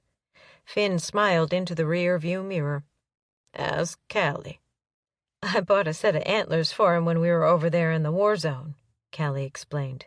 "He had to believe or he wouldn't have gotten them. I imagine that he's lost them by now and needs a new set." "I did not. I brought them to Salt Draw with me, and I wore them last year," Finn said. "What do you want for Christmas, Callie?" Martin asked. "A box of candy and a pair of warm socks and maybe some perfume," she said. Finn's hand found hers and squeezed. "You're not hard to please." "Not when it comes to presents. Presents are just an added bonus. If I have family all around me, then I'm a happy lady," she said. "That's what she asks for every year," Martin said. "She got an old empty box that she keeps her jewelry in and an empty perfume bottle that she sets on her dresser. I think someone important gave them to her, but she won't ever tell me who it was." Finn made a turn from the paved road and crossed the cattle guard under the sign that said Fiddle Creek, which was swinging between two tall metal posts. In a few minutes, he'd parked the truck in the backyard, and Callie bailed out without waiting for him to play the gentleman and open the door for her. She hurried from truck to kitchen, grabbed a faded apron from a hook beside the pantry door, slipped the bib strings over her head, and opened the oven without tying the waist strings. "Man, this place smells good. I'm hungry enough to eat every bit of that roast all by myself." Martin came in right behind her, sniffing the air and rubbing his stomach. Finn shook his head. "I don't think so. I'm getting my fair share of that food. My stomach was growling so loud right there at the end of the church service I was afraid that baby Jesus would think it was a howling wolf and start crying." "Martin, you get on back to your room and change your good clothes. Put on your old shoes if we're going to be stomping around in the woods." Callie kicked her high heels into the corner and reached around behind her waist to tie the apron. "Let me do that," Finn said quickly. Tying apron strings wasn't a big thing, but it felt so personal and intimate. Callie quickly moved toward the coffee pot, poured the last cup, and popped it into the microwave. "That will be hot in a minute." "For me or you?" he asked. "We'll share it since it's the last cup." The bell dinged, and he took it out, offering it to her first. "You don't think that woman will really bring an apple pie over here tomorrow, do you? Truth is, I don't even like apple pie." "I remember you bitching and moaning about it when they served it instead of peach or cherry in the mess hall," she grinned. "And don't worry, she was just mouthing to get ahead of Honey." "Lord, who names their child Honey?"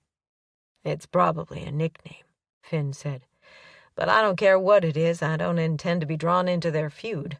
Verdi made it sound like a silly little thing, but those two were pretty serious this morning." "Yep, they were. And it looks like you are going to be the match that lights the bonfire." Callie handed the cup to him. He closed his hands around hers for a few seconds before taking the cup. "I think Gladys was teasing about the intensity of this whole thing. It was just a cat fight, and it'll blow over." Her fingers tingled long after he'd backed up and leaned against the counter. "I think Gladys was dead serious. But don't you worry. I'll keep those big, mean old kitty cats from tearing you to shreds with their sharp claws." "Whew," he said. "I'm glad you came along when you did." "I know, darling. Madam Fate sent me at just the right time." Finn set the coffee down and took 2 steps forward. His arms went around her waist, and hers went around his neck. She felt as if any minute she'd drown in his blue eyes when she looked up at his face. The tip of her tongue moistened her lips as his eyelashes slowly came to rest on his cheekbones. It would be their first kiss, and already her chest was so tight she couldn't breathe. "Hey, is dinner on the table? Need me to set the table?" Martin yelled as he ran down the hall. Callie quickly backed up, picked up a potholder, and opened the oven door. She could feel Finn's eyes on her as he handed the boy the plates from the cabinet. She had to remind herself to breathe in and breathe out, or she would have fainted right there on the kitchen floor. "Hey," she said, "since we won't have enough decorations for the tree, maybe we could each buy an ornament on Friday night when we get paid." If she said something, maybe normality would return, and she'd quit feeling like her whole body was on fire. Callie acted as a measuring stick and stood beside the first cedar tree. Finn shook his head. "Too small. It's not even as tall as you, so it's not 5 feet 3 inches. "It's a foot taller than me," she argued. "That leaves room for the tree stand and the star without it bending at the ceiling." "It's too skinny, and besides, when we cut it down, it won't be that tall," Martin said. "And it's got a big hole in the branches right there," Finn pointed out. So they trudged on another 1/4 mile through the brush and mesquite. She stole sidelong glances toward Finn as they searched for the right tree. It didn't matter if he wore fatigues or tight-fitting jeans. He still had the cowboy walk that made women take a second look. Honey and Betsy would have gone after him even if there wasn't a feud, or he didn't own a prime piece of burnt boot land. "I see it!" Martin yelled, and ran on ahead with shotgun at his heels. Finn sat down and braced his back against a big pecan tree. "Why can't I buy that kid some boots?" he asked abruptly. She cleared a space of pecans and sat down beside him. "I told you why, and I don't want to talk about it. We should pick up these pecans for our Christmas bacon."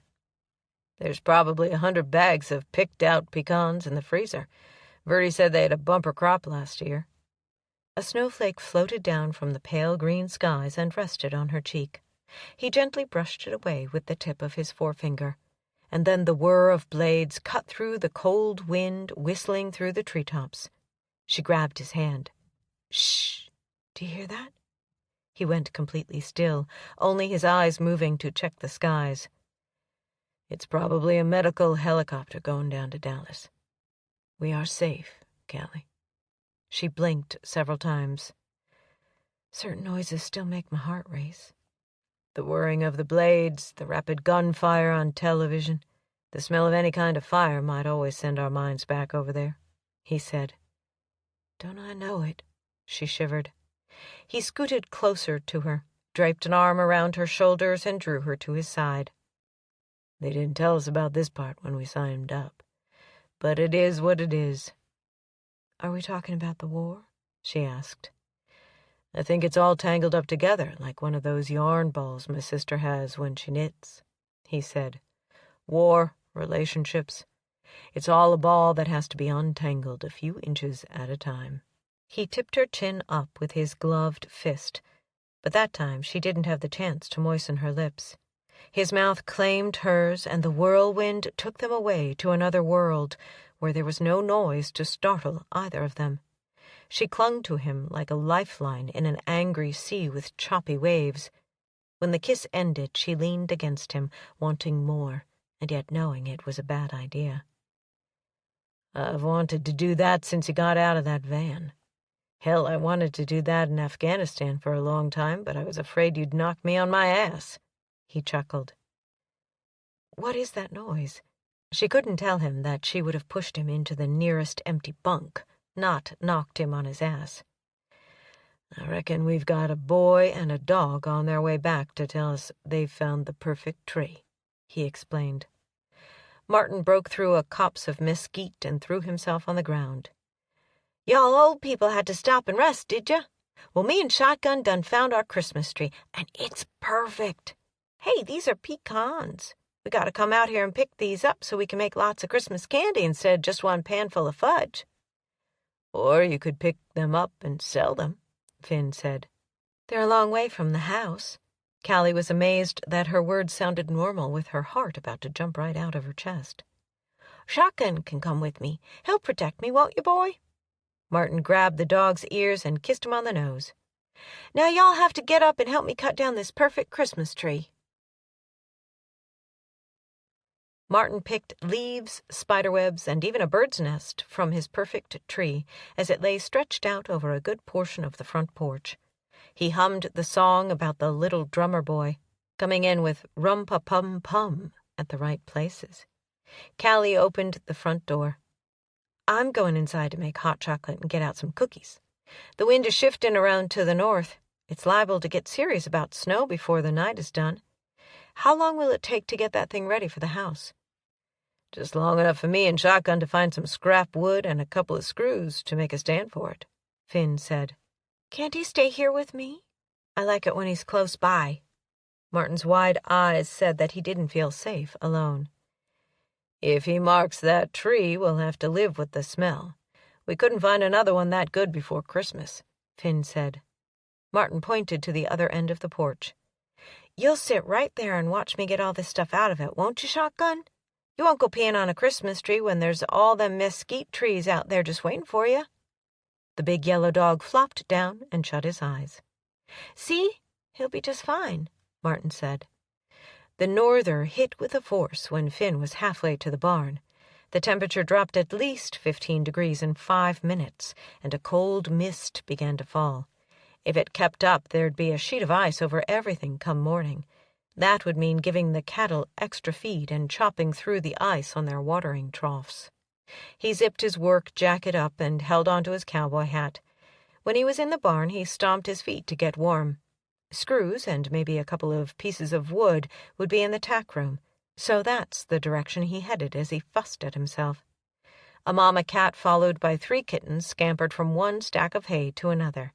He made a mental note to feed them regularly and to tell Martin that they were there. In a week he'd have the whole bunch of them tamed and named, with Shotgun protecting them. A quick movement took his attention to a top shelf the minute he was in the tack room. 2 mice were gray blurs as they ran from a hole in a box onto the rafter and out of sight. "Here, kitty, kitty, kitty," he called out to the mama cat. "Until I can bring food to you, these mice will be supper." He was still looking up when he realized the boxes were labeled with big lettering written in black marker. Evidently, one housed an artificial Christmas tree. He moaned out loud. "And I just stomped all over the ranch looking for a tree when all I had to do was come out here and tote this one in the house." The next one was marked tree stand and skirt, and the third one Christmas stuff. He pulled the last 2 off the shelf, checked to make sure there were no mouse holes, and headed back toward the house. With a real stand, they could keep the tree watered, and it wouldn't shrivel up and die within a week. He'd barely cleared the door of the barn and started back to the house when he heard a noise behind him. He turned slowly, boxes still in his hand, to see a black and tan chihuahua following him. When he stopped, the dog did. When he took a step, the dog did the same. "Well, shit fire!" Good grief! Did the dog talk? "Shut up, dog!"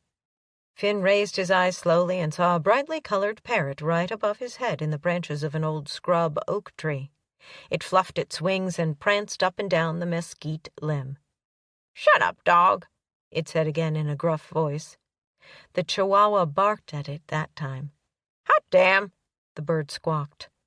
The chihuahua wagged its tail. "You 2 traveling together?" Finn asked. He set the boxes down right there on the ice-covered grass and whistled softly. The dog wagged its tail, ducked its head shyly, and sniffed Finn's outstretched hand. "Who are you, and what are you doing on the ranch? Verdi didn't mention a dog, and I don't see her having a little guy like you around. I guess if Callie can bring in a stray, I can too. It's a big house and a big ranch. I hope you aren't afraid of cats, but your friend there, I'm not too sure about him," he said. Finn's feet slipped when he straightened up, but he got his balance before he took a tumble. Ice was so much worse than snow, and if the weatherman was right, the temperatures were going to stay below freezing for several days. It was going to be a cold tree-decorating party downtown that evening. Maybe they'd stay in after they'd decorated their tree. He touched his lips. He'd far rather have one more kiss from Callie than go to town amongst all that feuding. Martin looked up from the tree when Finn rounded the end of the porch. "I got it all cleaned out. I even rolled it over so I could make sure, and the only time Shotgun moved a muscle was when he got to quivering and yipping a little while ago. I think he was chasing that rabbit in his dreams. It sure did get cold when that wind hit, didn't it? What is that?" "I expect it's a chihuahua," Finn said. "Can we keep it?"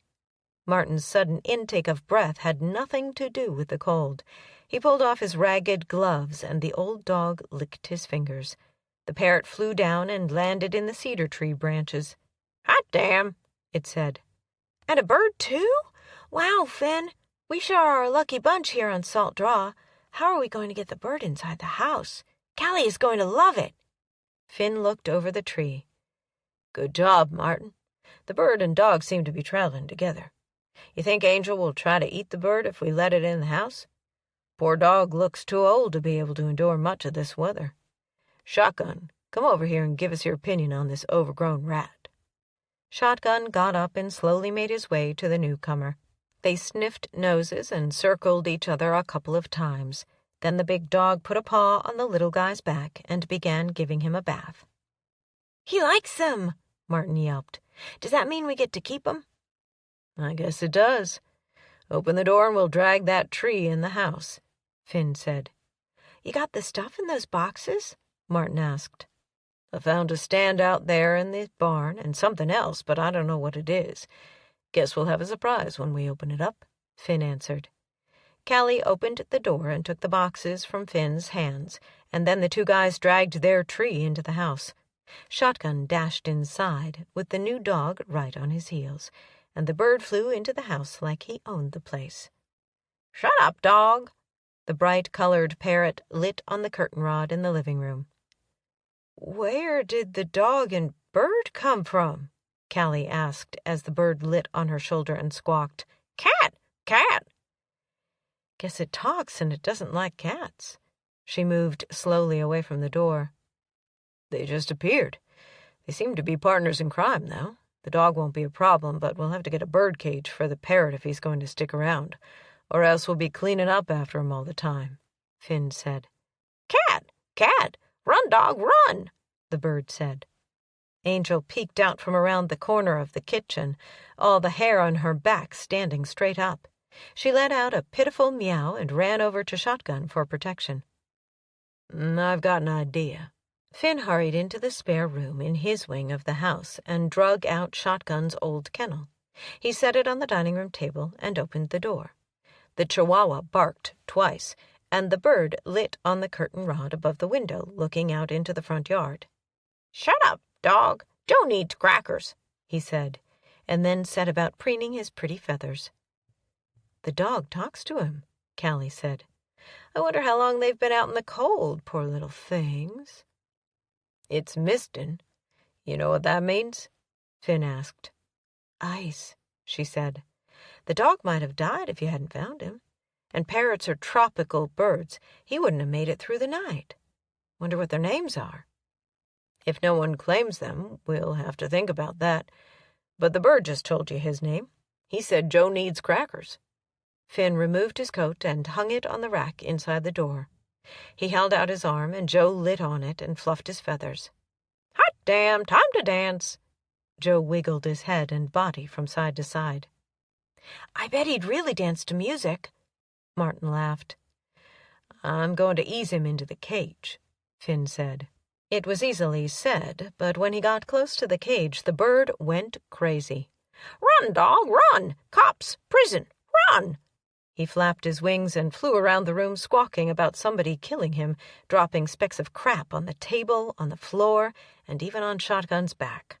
The Chihuahua got all excited and started howling, and Angel screeched like someone was wringing her tail as she headed for safety under the kitchen table. Martin tried to talk the bird into lighting on his arm, but Joe wasn't having any part of it. He finally lit on his curtain rod perch and gave Finn the old stink eye. Guess he don't like a cage.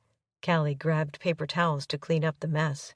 Callie was so cute in that red plaid flannel shirt and jeans that Finn wanted to forget about the damn bird, cuddle up with her on the sofa again, and hold her close as the embers crackled in the fireplace. Callie finished the cleanup and whispered, Let him alone until he calms down. Maybe we could get a leg ring and attach it to a perch in the window. Just go about your business like he's not there. Now what's in the boxes? Don't know, but they were marked Christmas, so I brought them inside. Hopefully there really is a tree stand in that one. Finn shivered. Hot chocolate is ready. I've got it poured up, so go warm your hands and then we'll dig into them together, she said. Martin shucked out of his coat and hung it on the lowest hook of the rack. Finn kicked off his boots and set them beside the door. Martin did the same with his shoes, which had seen better days, but then they were his work gear, not those ugly neon green things he would have to wear to school the next day.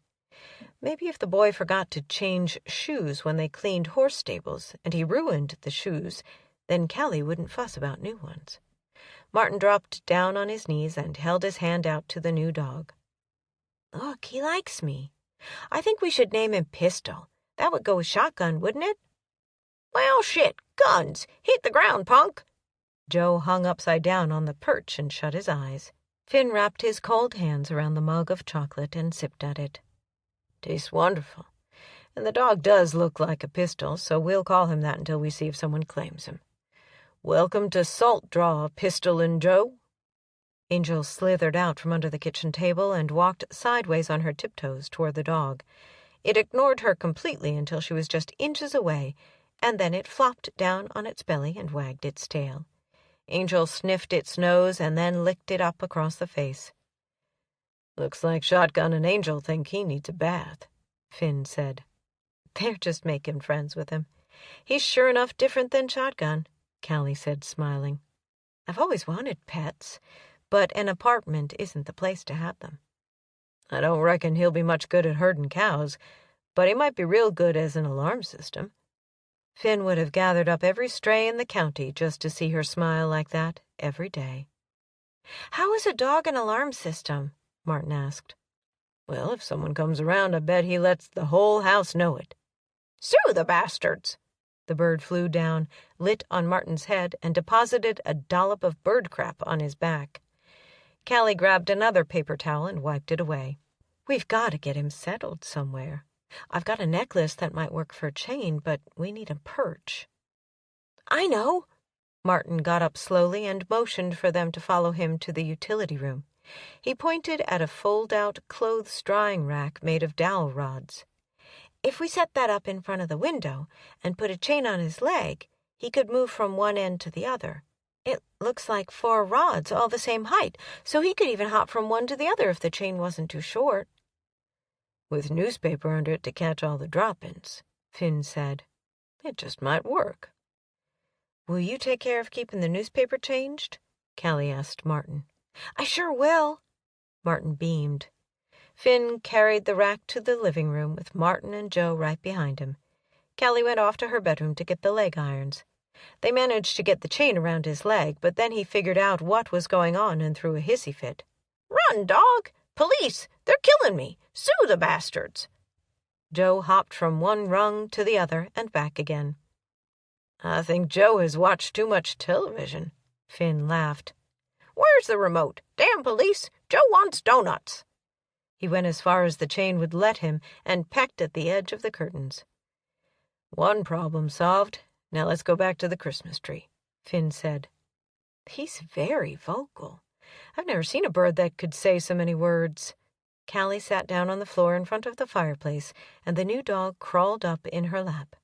Finn joined her, thigh against hers, the sizzle there every single time. "I think he's taken to you." She picked up the dog and held him up to her face. He promptly licked her from chin to forehead. "You do look like a pistol. I like this little guy. The bird belongs to you guys. I don't even like canaries and parakeets, so I sure don't want a bird." "Hot damn, Joe needs a cracker," the bird said. "His name is Joe, for sure," Callie said. "Well, Mary." Callie laughed out loud.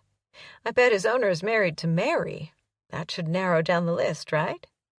Pistol wiggled out of her arms, sniffed the air, and followed his nose to the food bowl in the utility room. Angel romped along behind him, hackles up and meowing like someone had rocked on her tail. "She wants him to play," Callie said. "Either that or she's warning him not to eat all that food." Finn stole sideways glances at Callie. She'd aged little in the past 2 years, but there was a more mature look to her. Maybe instant motherhood did that to a woman. Whatever. It damn sure looked good on her. Callie dragged one of the boxes over to her side and opened it carefully. "It's a red middle tree stand and a quilted tree skirt. Wonder why Verdi left these behind." Finn stood up and crossed the great room into the kitchen area. He put his empty cup in the dishwasher and settled in on the end of the sofa. Maybe where she moved to doesn't have room for a big tree that requires water. Callie ripped open the other box and said, "Look, it's a strand of those big old lights folks used to put on trees. And this used to be strung popcorn, but the string is so old and it's falling apart. This other thing is cranberries that have turned into raisins." Finn patted the sofa beside him. "We could string popcorn and cranberries, but if we want to go to the Christmas tree lighting, we'll have to put that part of the decorating off until tomorrow evening. It's your choice." "Popcorn! Popcorn! Joe wants popcorn!" Joe made noises like corn popping in the microwave, complete with a ding like a timer going off. "Please, can we go to town?" Martin begged. "I might meet some kids that like me, and tomorrow won't be so scary." "We can string popcorn and cranberries another day," Callie said. It was the right thing to let the boy meet other kids, but Finn's heart took a nosedive. He really would have rather stayed home with Callie than mix and mingle with people who didn't even like each other. A couple of hours later, Finn stood back and looked at their tree. It looked kind of pitiful, with one strand of lights and a couple of paper decorations that Martin made at the last minute. "Oh, I forgot something. I'll be right back." He was only gone a few minutes before he returned with a small boot in his hand. He handed it to Callie. "You can put it on the tree." Her eyes widened at the sight of the small ornament. "You kept that thing all this time?" "Of course. It was our only real ornament, remember? The last ornament the base store had to offer on Christmas Eve." His arm went around her shoulders. "You said it would have to be something like a damned old cowboy would buy."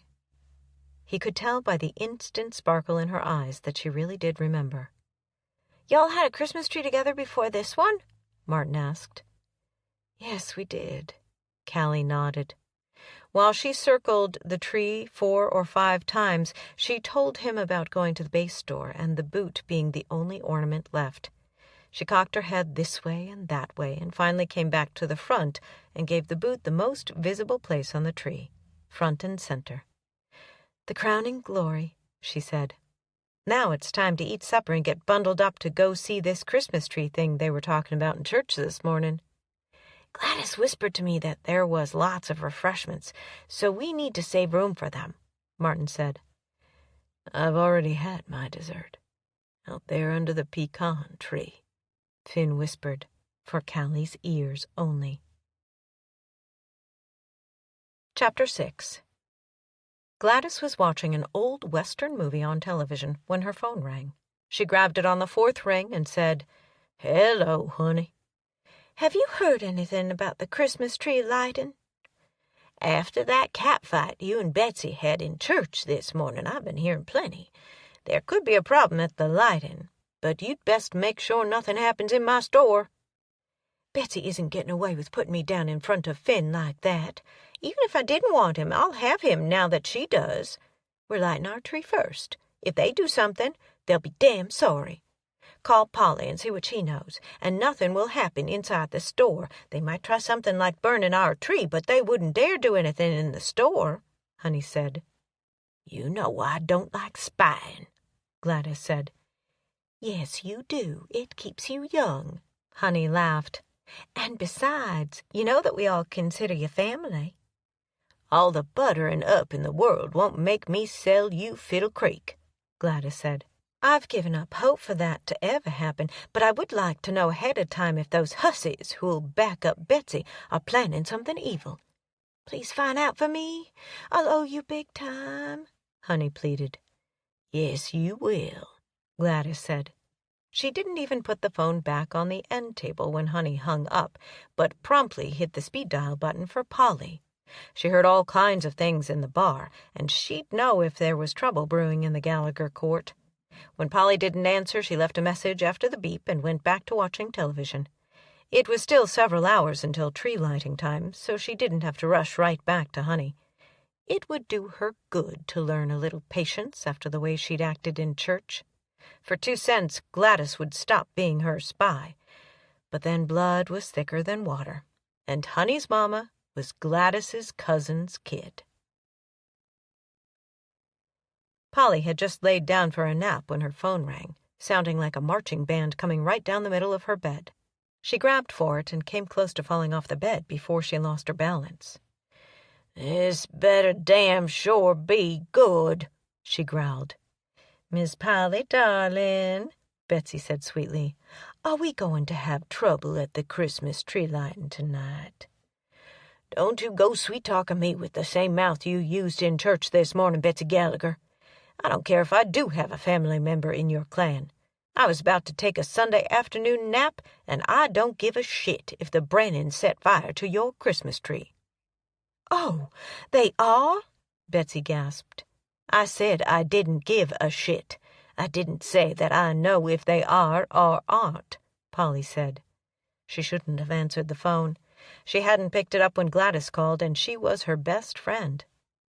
"But they're getting ready for war, aren't they?" Betsy asked. "I damn sure would be. Y'all better load your guns, check your ammo supply, and count your cows." "Would you call Gladys and find out what they're really doing? People talk in the store, and she hears things." Polly sighed. "Okay, but only since I'm already awake, and I'll call you after we talk a spell. Don't be calling me. I hate it when I'm trying to talk and those beeps cut off the words." "I'll be waiting right here," Betsy said. Polly pressed the button to end the conversation and immediately hit the speed dial for her sister-in-law. Lord, she wished that her cousin's son hadn't married into that wild bunch of Gallaghers. She felt like she was in bed with the devil every time she pumped Gladys for information. "Why'd you take so long to call me back?" Gladys answered. "I was trying to take a nap, but I couldn't get to sleep," Polly said. "And then I got to thinking about that dust-up in the church this morning. Do you think it was just the tip of the iceberg and they're about to get serious? It's been a while since the feud has fired up real good. You know I hear things in the store just like you hear things in the bar. I believe they've just been looking for a reason to fan the fires. Well, I think the Brennans are fearful that the Gallaghers are going to sabotage the Christmas tree thing tonight. What do you reckon they'll do?" "Hell if I know, but I'm damn sure going to be there because I overheard a Gallagher saying that if they set fire to their tree, then they'll retaliate," Polly said.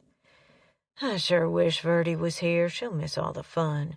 She always thought we ought to make the Brennans and Gallaghers put both their trees in the churchyard since it's neutral territory." Polly laughed. "Verdi tries to be a peacemaker, and there ain't been no peace in Burnt Boot for very long at a time. You're right, it's been going on too long now to ever expect an end. Wouldn't surprise me if the Brennans don't fire the first shot at this one after the way Betsy went after Finn this morning. Honey's been saying for 2 days that she was taking him home for Sunday dinner. Betsy had to know, and she stepped over the line." That's all Polly needed to know. The Brennans were planning to start the war in retaliation. Well, they'd started a new episode in the past for a lot less, and once she reported to Betsy, Polly still had time for a nap before the ceremonies that evening. Red satin tablecloths covered 2 long refreshment tables right inside the general store doors. Candles burned brightly in the centerpieces, and 2 women kept busy helping the folks with hot chocolate, coffee, and spiced cider from silver carafes and red punch from a crystal punch bowl. Every square inch of both tables was filled with finger foods of all descriptions. "It is a big spread," Callie said. "It's pretty, ain't it?" Gladys said. "Try one of those decorated Christmas cookies. Leah Brennan makes them, and she don't share her recipe." "This is the Brennan party, then?" Callie asked. "Yes, they always put their tree in front of my store, and the Gallaghers set theirs up over at the bar. You'll have to go to both, but don't forget to have a cookie. I heard that Honey has asked her to make a couple dozen in the morning to bring over to Salt Draw," Gladys whispered. "They might have a bigger tree, but ours is prettier," Finn whispered so close behind Callie that his breath warmed her neck and shot all kinds of delicious little shivers down her backbone. With his hand on her upper arm, he led her to the window to get a better look at the tree in the parking lot. It was covered with huge Christmas bulbs and gold tinsel that the north wind kept in constant movement. "I agree," she said. "Where's Martin?"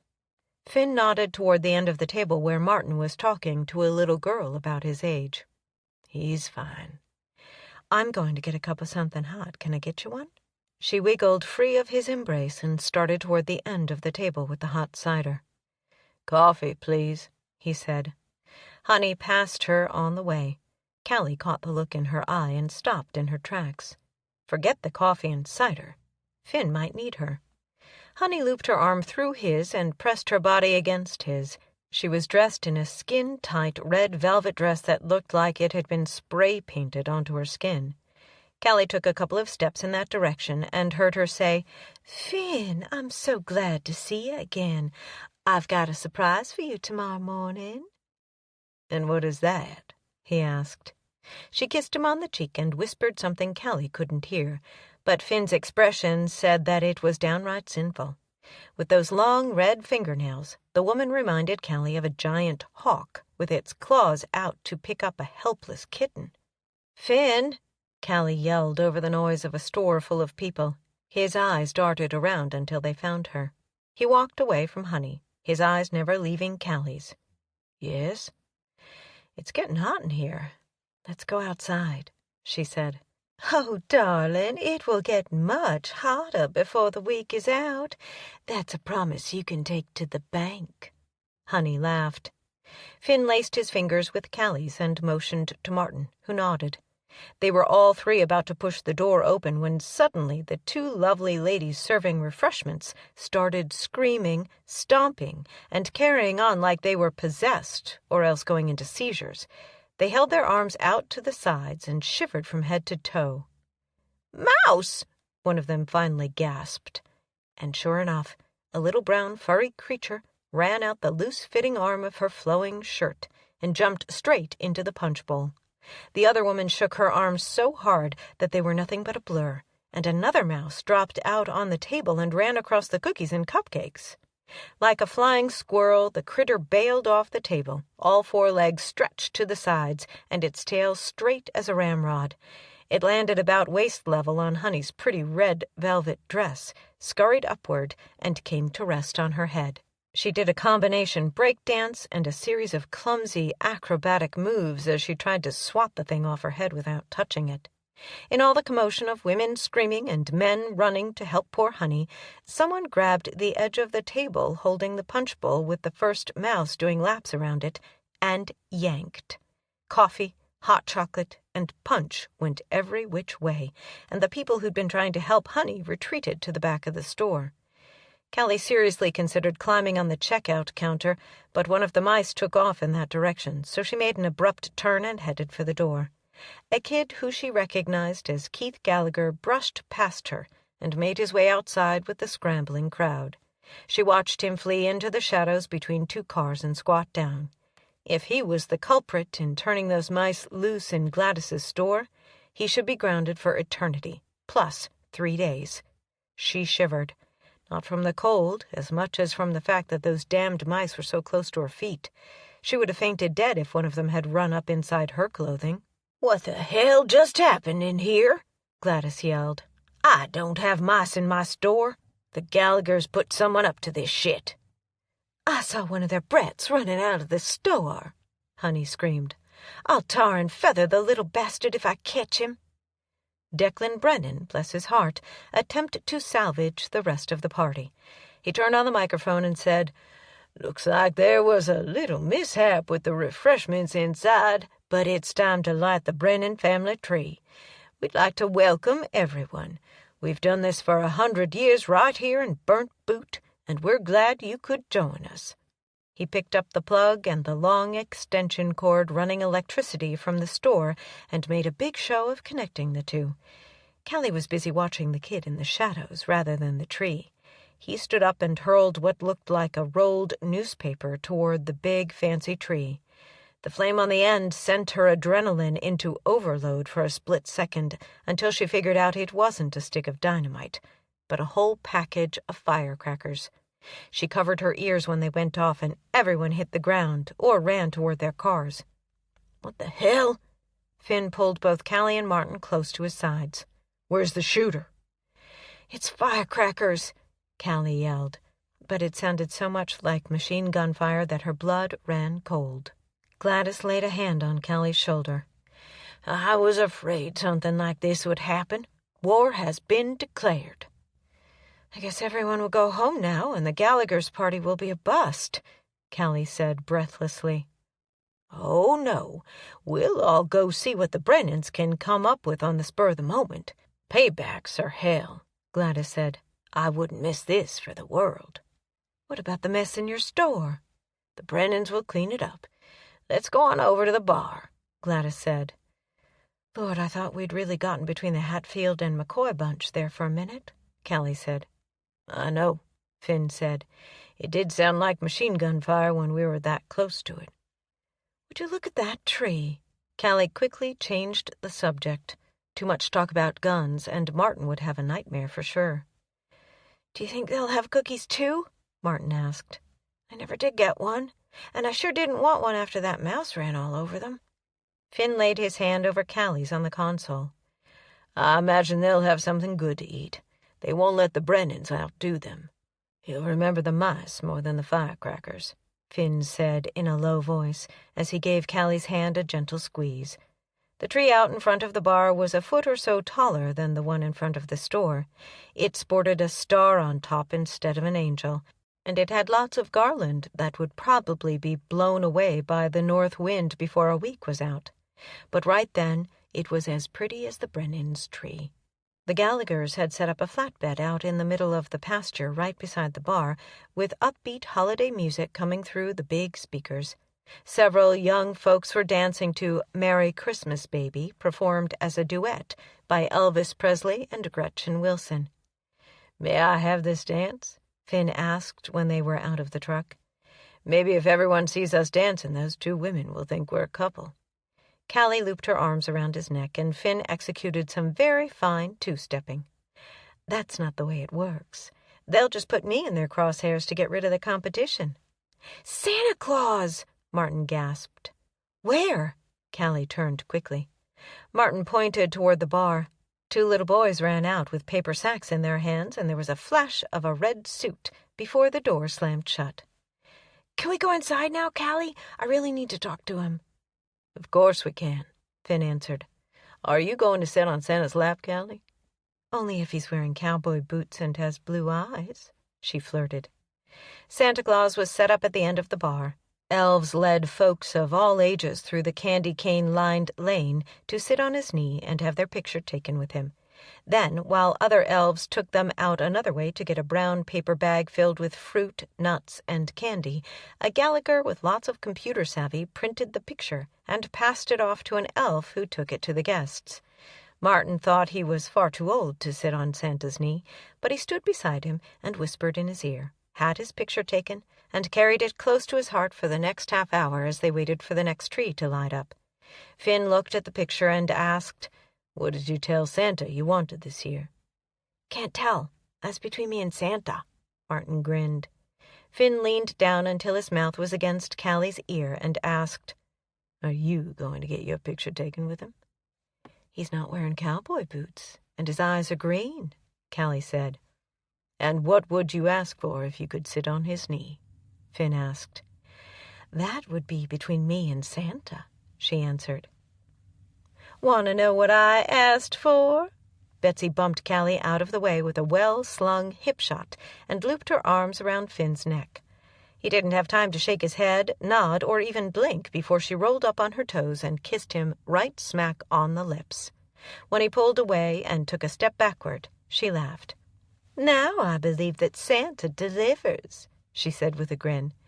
"I sat on his lap and asked him to bring me a hot cowboy with a cute little ass, and promised if he would, I'd mark him with a kiss. Oh, hello, Kathy." "That's Callie," she said coldly. "Kathy, Callie, it doesn't matter. You're just the housekeeper." Betsy grinned and walked away. "Where's a mouse when you need one?" Callie grumbled. "Sorry about that," Finn said. "Did it taste like apple pie?" Callie asked.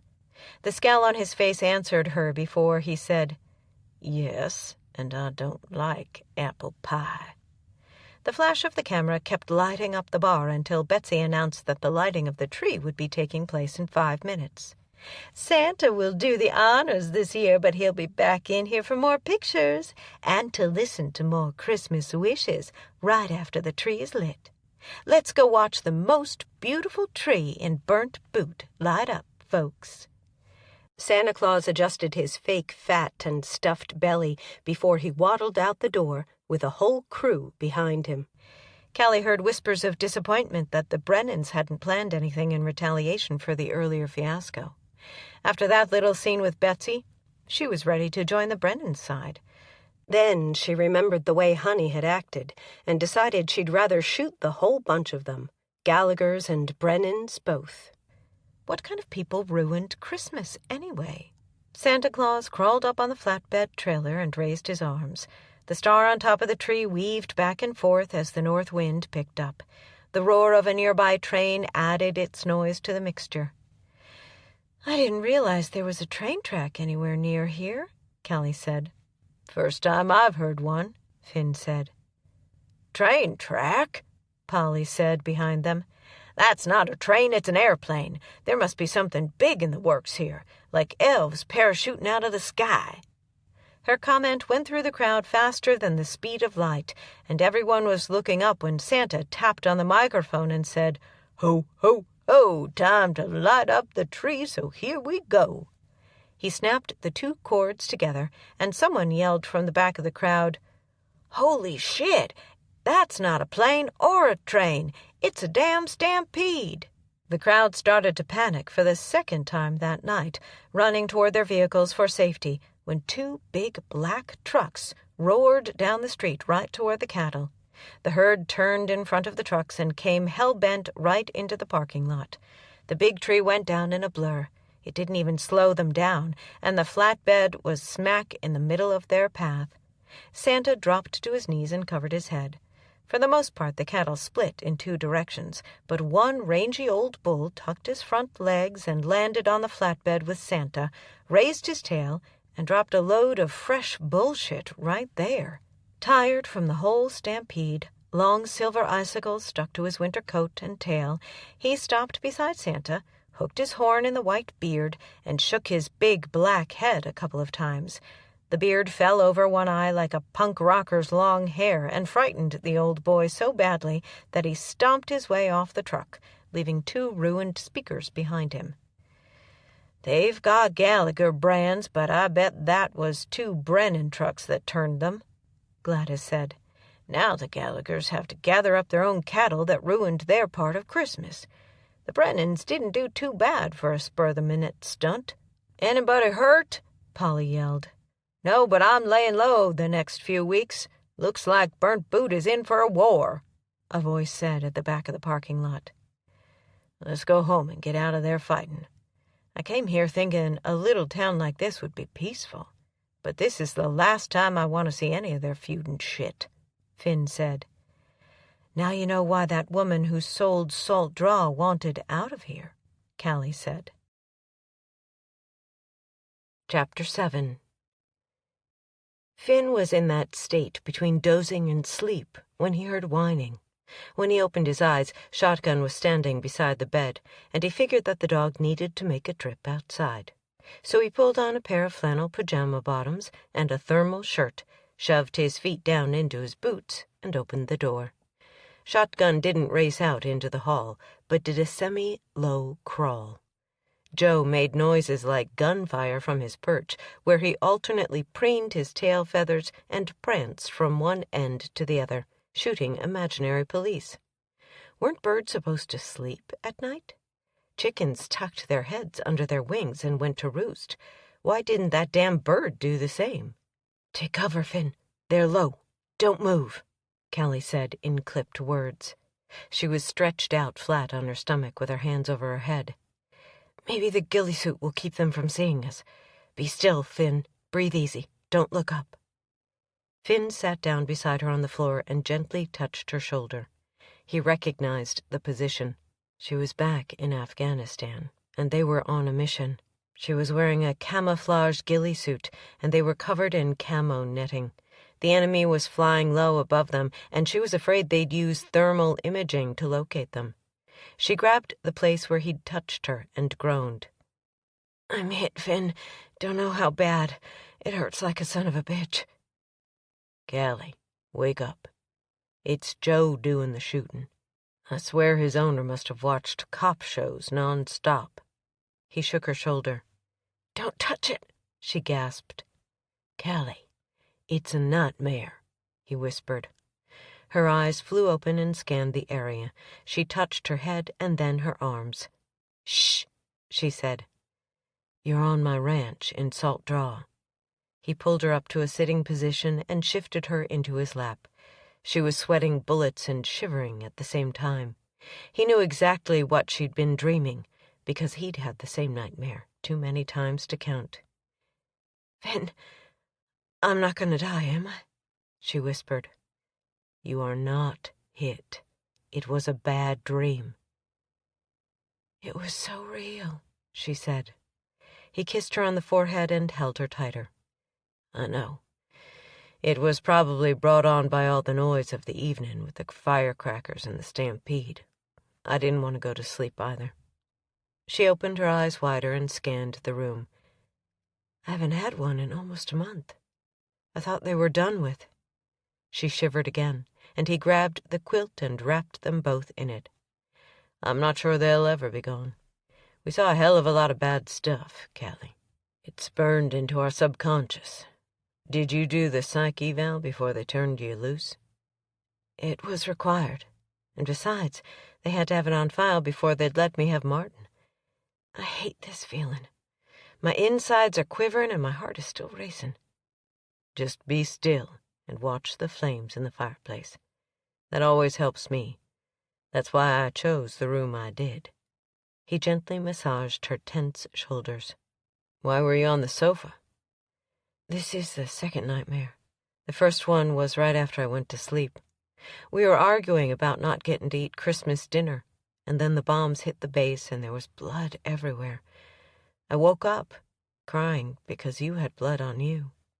I couldn't go back to sleep in that room, so I came out here," she said. "Red punch pouring out over the floor and Christmas trees and firecrackers. It all went together to make a hell of a nightmare. Add that to Joe shooting up the whole living room with his gun noises, and it's pretty good fodder for a nightmare," he said. "Hold me for a little while longer," she said. "As long as you need me, Callie. I'm right here." He leaned his head forward and rested his chin on the top of her head. "Call the coroner," Joe squawked. Callie wasn't surprised when Martin showed up at the breakfast table clutching his stomach and saying he couldn't go to school. She'd suffered with the same symptoms too many times to count when she'd been his age, but staying home another day wouldn't help one bit. "Time for the magic?" she asked. He nodded. Finn looked up from his morning coffee. "Magic?" "Callie makes a magic cup of stuff that helps my stomach settle down when I'm afraid. Mama used to make it, but Callie does it better," Martin explained. "What's in it?" Finn asked. "A witch doesn't reveal her secrets, not even during the Christmas season," Callie said. She poured half a cup of milk in a mug, added a package of hot chocolate mix, a few drops of almond extract, and enough liquid coffee creamer to fill the cup. She stirred it well, stuck it in the microwave for 1 minute, and pulled it out. That and 2 pieces of cinnamon toast completed the magic breakfast, guaranteed to heal any nervous tummy. It worked when she was a little girl, having to start all over in a different school every time she turned around, and it worked when she was about to go on a mission over there in the sand. Martin sipped it, ate a bite of the toast, and nodded. "You will go with me, won't you?" "Of course I will. We have to fill out all the papers, but on Tuesday you have to ride the bus," she answered. "I'm really scared, Callie." The lump in her throat got bigger instead of smaller. Finn reached out and ruffled Martin's hair. "I'm only a phone call away. I can be there in 5 minutes if you need me. There's always a teacher close by, so if anything spooks you, just run to her and tell her to call Salt Draw. And in the evenings, when you come home, you've got 2 dogs, a parrot that never shuts up, and a cat that will be waiting for you, as well as me and Callie." Martin nodded. "What do I do if somebody like that Keith boy picks a fight?" "Bury the bastard in the backyard." Joe hung upside down on the perch like he was dead. Finn ignored the bird and gave Martin's shoulder a gentle squeeze. "Here's what the rules were at my house when I was a boy. You are in trouble if you start a fight. You are not to throw the first punch or goad someone into throwing it. But if there's no way out and some kid hits you, then you do what you have to do.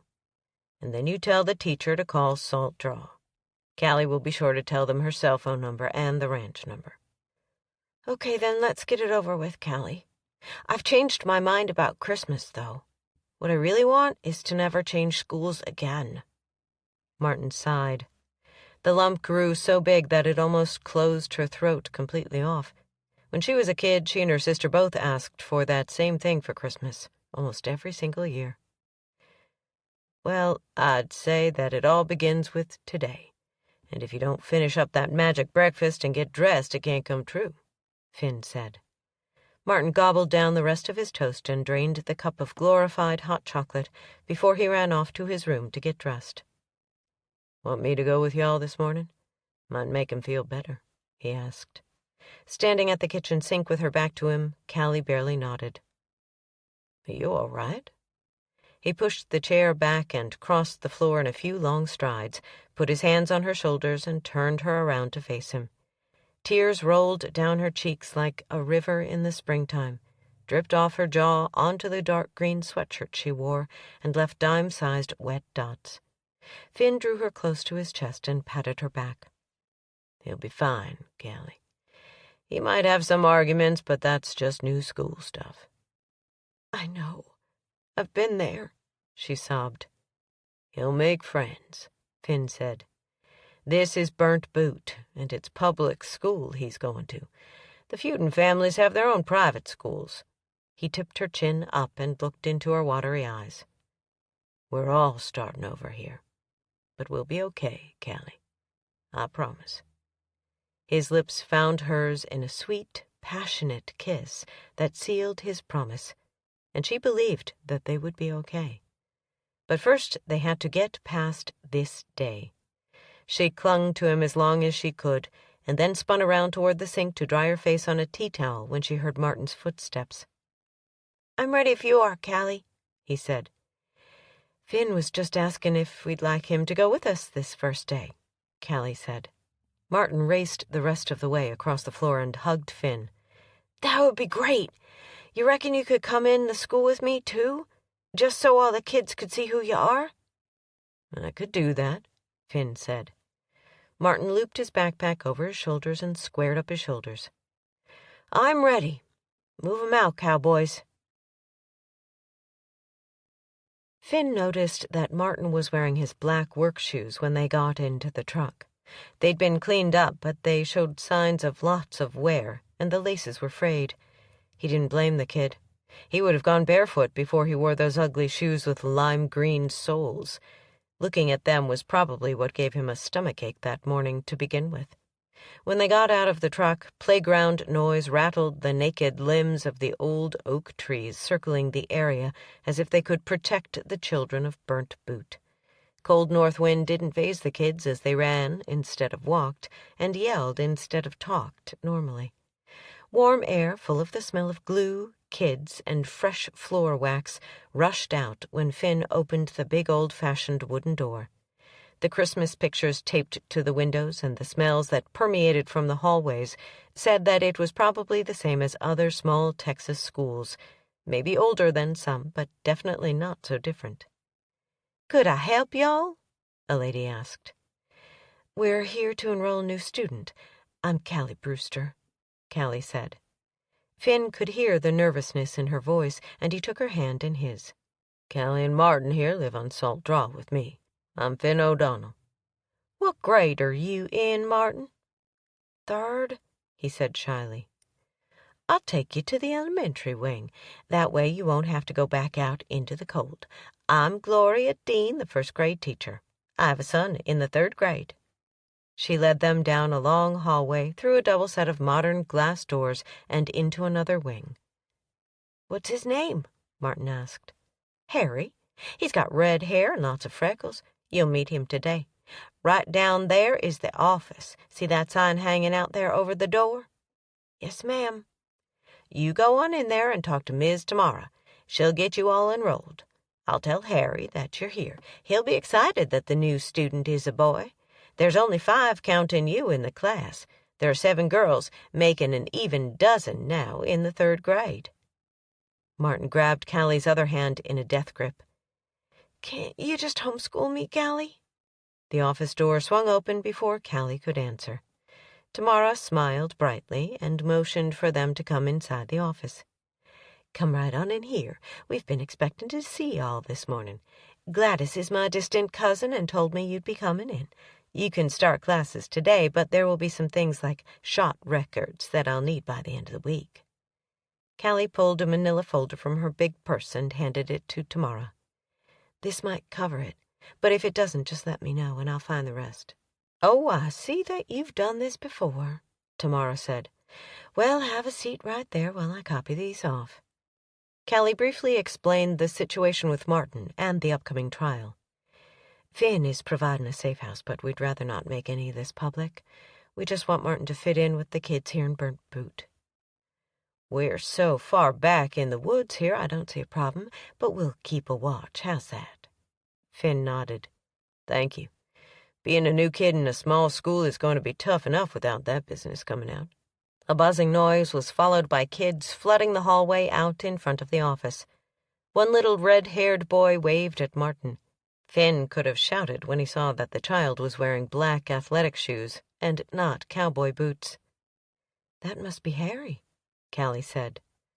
"7 girls," Martin moaned. A few snowflakes fell on the truck windshield on the way back to Salt Draw. The temperature had dropped low enough that they scooted off as fast as they hit. "Looks like we're in for a cold run this morning," Finn said. Callie groaned. "It'll be like training camp all over again." "Terrorists don't wait until the weather is perfect," he said. "But we're civilians," she argued. "It's up to you, Callie. I'm going. You can come with me or stay in the house. I've kept up with my training for 2 years, and it's not going to get any better. Bertie told me this part of Texas was in for a real stinker of a winter if she had it figured right. That's why she sold the ranch when she did. Said she didn't want to fall and freeze to death before anyone came around to figure out why she wasn't answering her phone." "I'm fighting this rather than thinking about Martin in a new school," she said honestly. He ran a palm up her arm. "He's going to be all right." "I know that, but it might not be today." "No, today's going to be tough, even if it goes well. 7 girls, for God's sake." He chuckled. "Stop worrying." "What if—" she started. He reached across the seat and put a finger on her lips.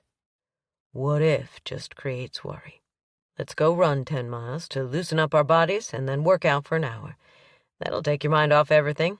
You probably won't even make the first loop this morning, but when you get tired, you can turn around and come on back to the house.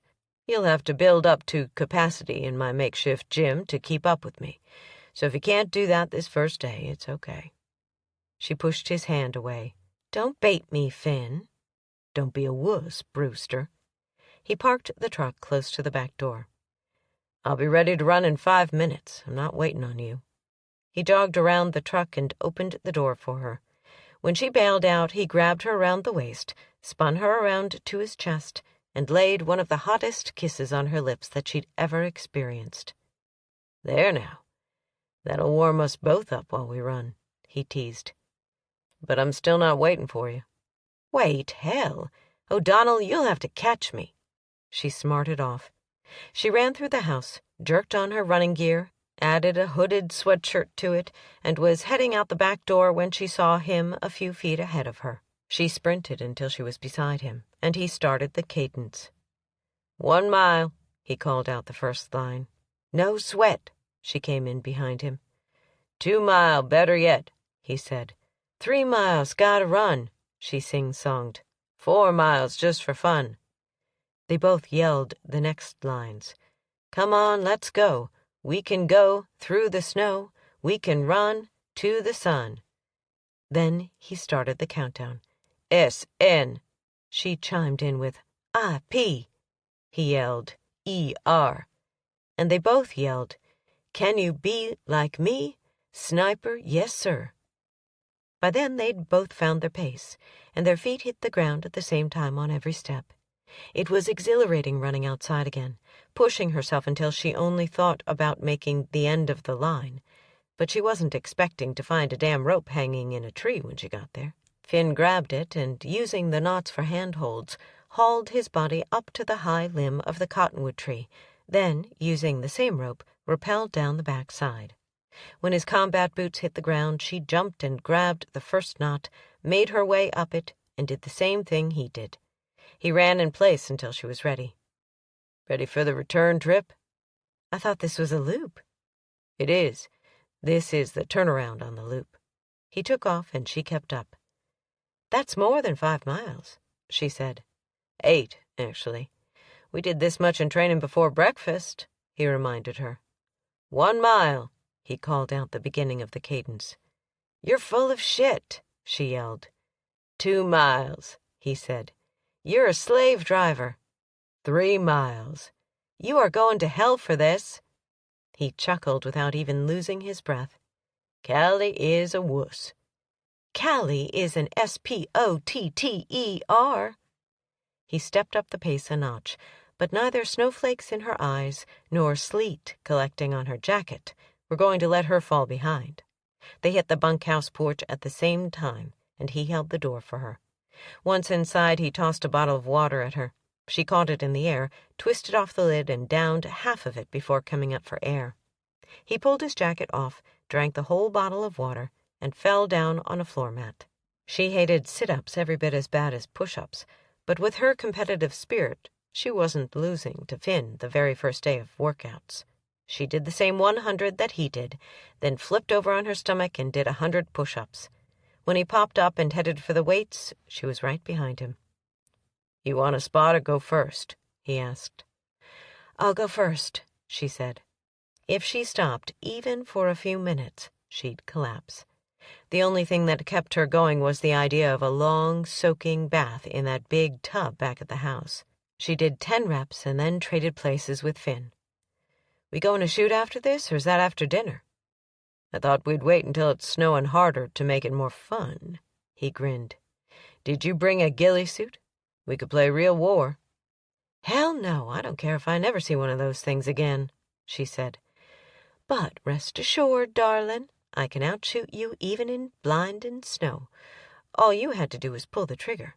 I had to do the work." "But you've been practicing inside, and I've kept up my skills in the weather." He finished his reps and sat up on the end of the bench. She threw him a towel, and he wiped sweat from his face. He combed his wet, dark hair back with his fingers and looked up at her. "So, what's for dinner, darling?" She slapped him with her towel. "Apple pie after that shitty comment." "Joe wants apple pie." The bird pranced from one end of his rod to the other. Angel sat on the back of the sofa watching his every move. "I'm going to fry that foul-mouthed fowl if he doesn't learn to shut up," Callie said. "You are a wicked woman, but your kisses are straight from heaven. They're hot as hellfire, but nothing that passionate could come from anywhere but the courts of heaven." "You are full of shit, Finn." But I like that pickup line real well. "We're having a light dinner and a big supper on school nights. I don't think Martin eats enough in the school cafeteria, and he refuses to take his lunch with him." "I'm not bitching. If you weren't here, honey, I'd be eating soup out of cans and bologna sandwiches," he answered. "Don't call me by that bitch's name. You can call me anything but that." He jumped up, squared his shoulders, and stood at stiff attention, then saluted. "Yes, ma'am. I bet I can beat you to the house." "Not in your wildest dreams." She grabbed her jacket and was gone before he could bend over and pick his up from the floor. She barely slowed down enough to open the door when she reached the porch. She rushed inside and headed straight for the bathroom. He was only 2 steps behind her, but she turned on the hot water and didn't know whether he collapsed on the sofa or went straight for the shower in his end of the house. "Kidney bean soup for dinner," she mumbled as she left her clothing on the floor and slid into the steaming hot bath. "Fried chicken and biscuits for supper. There's plenty of chocolate cake left over from yesterday, and store-bought cookies in the jar for after-school snacks." She leaned back in the tub, letting the warm water work the kinks out of her body. She hadn't had a workout like that since she'd been home. The gym seemed like a pansy cop-out after the paces Finn had just put her through, but he'd been right. It had damn sure taken her mind off Martin's first day at a new school. She waited until the water went lukewarm before she crawled out and wrapped a towel around her body. She peeked out the door to be sure Finn wasn't in sight and darted across the hallway to her room. She'd barely gotten her jeans and shirt pulled on when she heard the crunch of tires out front. That put her into fast mode as she started to worry. Martin had gotten sick and they'd been away from the house phone, so Tamara had driven him home. Or worse yet, that damn convict had connections on the outside, and he'd sent someone to make sure Martin did not testify. She opened the top drawer in the dresser and pulled out a small, locked safe. 2 minutes later, she was shoving a clip into the Glock Gen 4 pistol and heading out toward the door.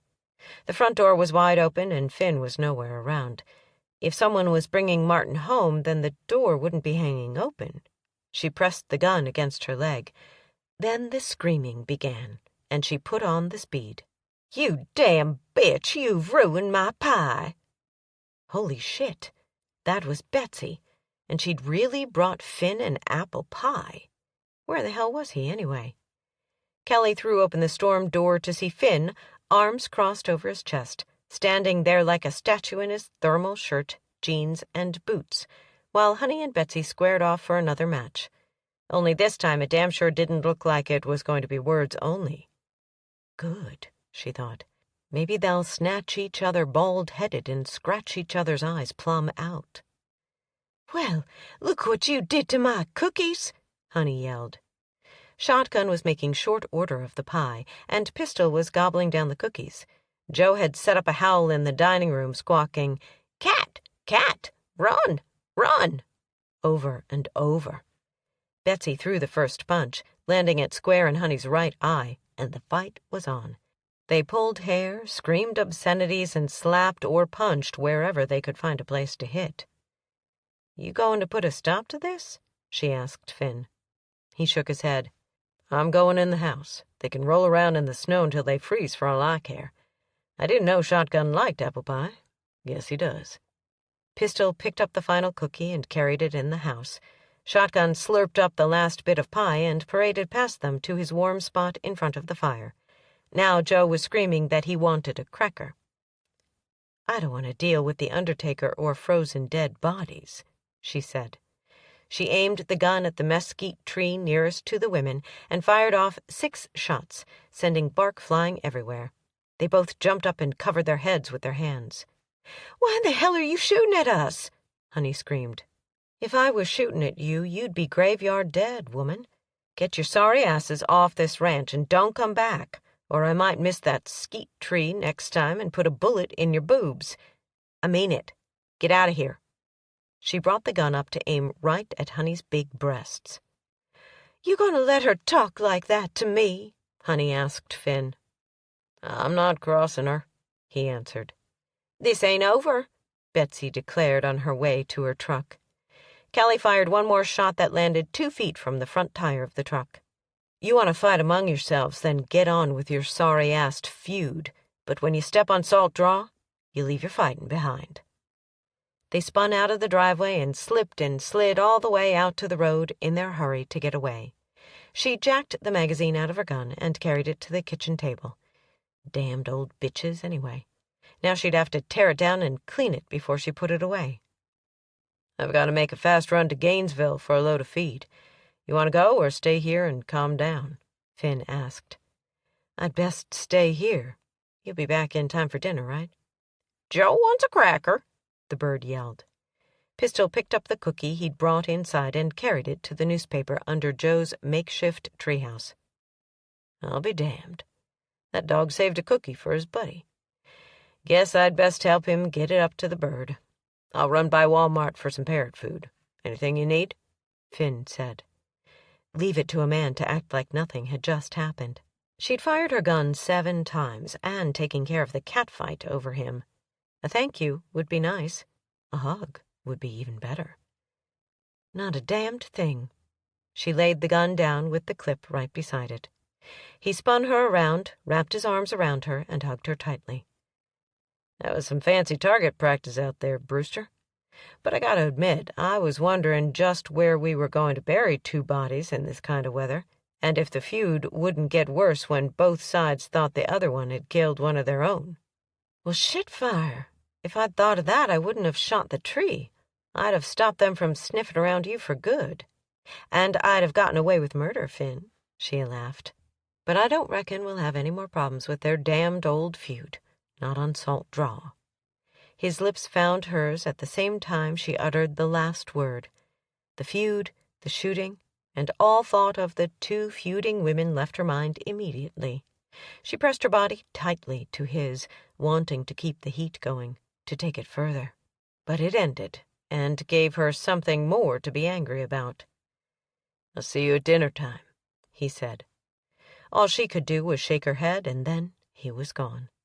Leaving the gun on the table, she plopped down on the sofa, and Angel hopped up into her lap. Pistol was too chubby to get from floor to sofa, so she had to help him, and soon he and Angel were both sound asleep. She rubbed Pistol's ears and then Angel's, giving them equal time. Her phone rang, and she pushed the 2 animals to the side, hurrying to the kitchen table where she'd set her purse. Thousands of images ran through her head. Martin had a broken nose and 2 black eyes from fighting with some kid like Keith, or Finn had fallen and broken a leg out there on the slippery grass. She grabbed it and answered without even looking at the caller ID, only to hear it still ringing.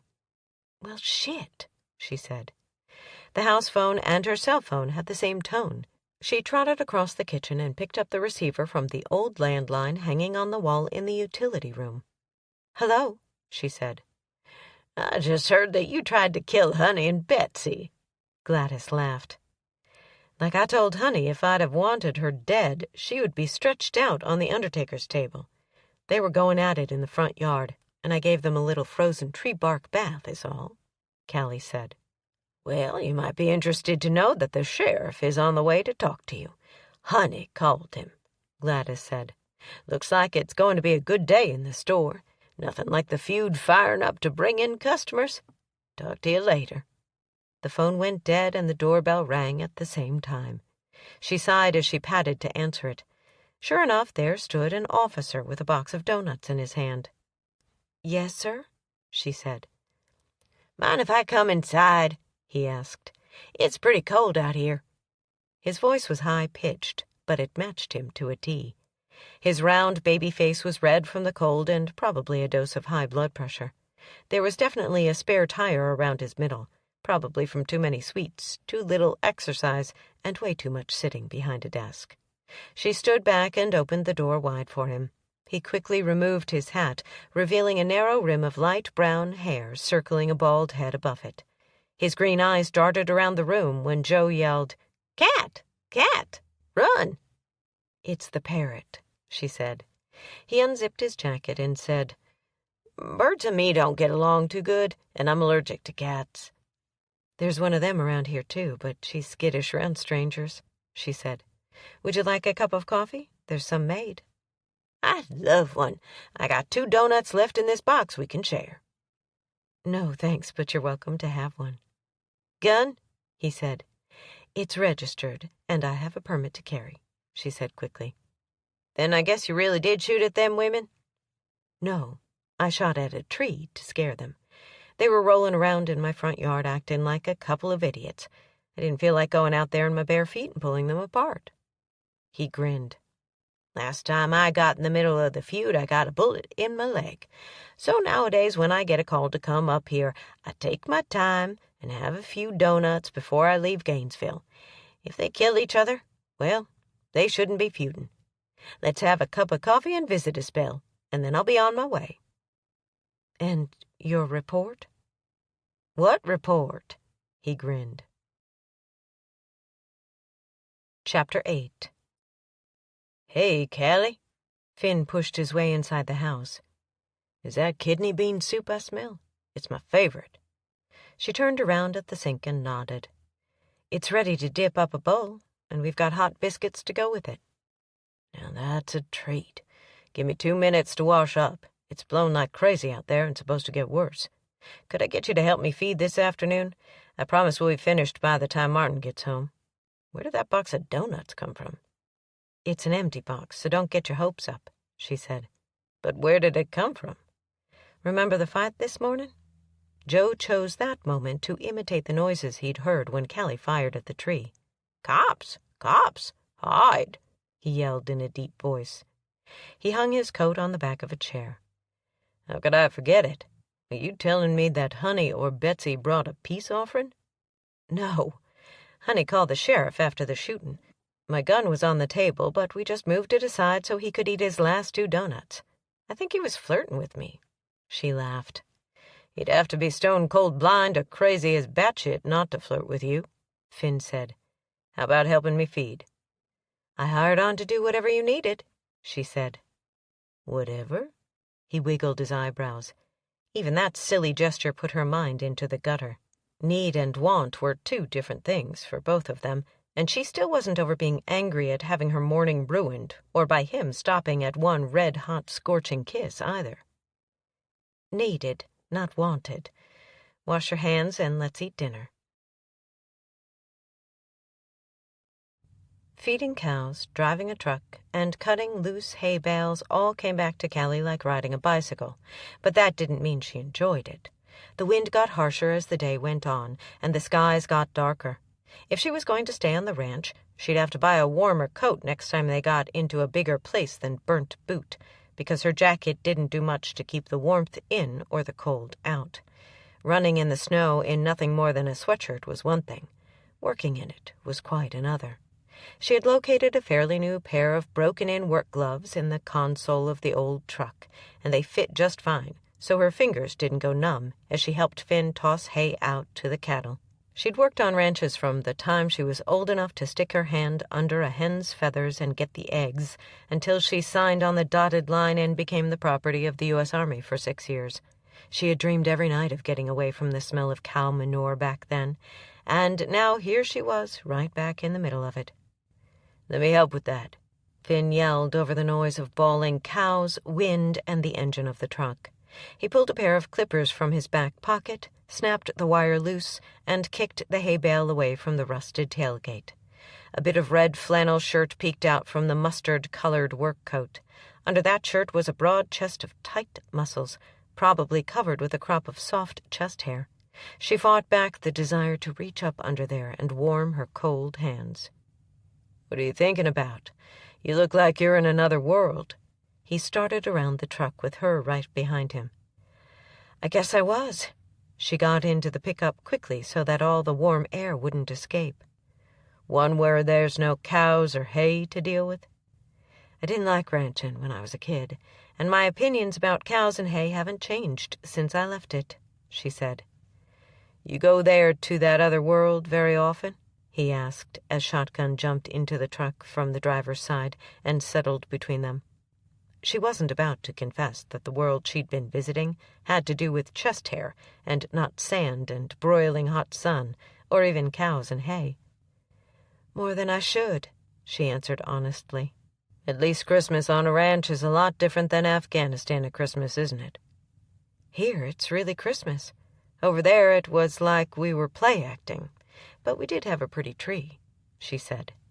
He reached around Shotgun and squeezed her knee.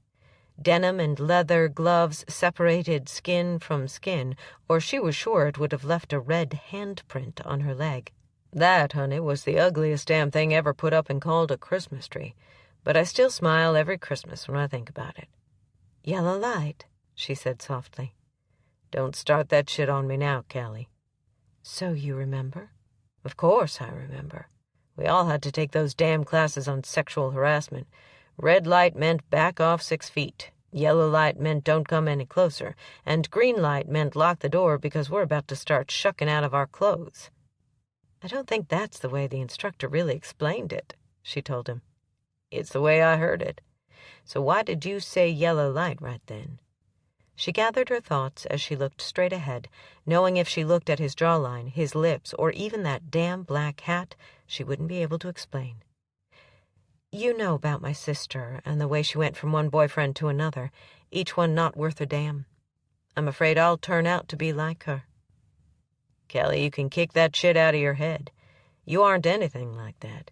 You're raising Martin, and you're a damn good mother to that kid." "Maybe I just covered up real good," she said. "Bullshit. Whatever you think is written all over your face. You couldn't cover up anything," he said.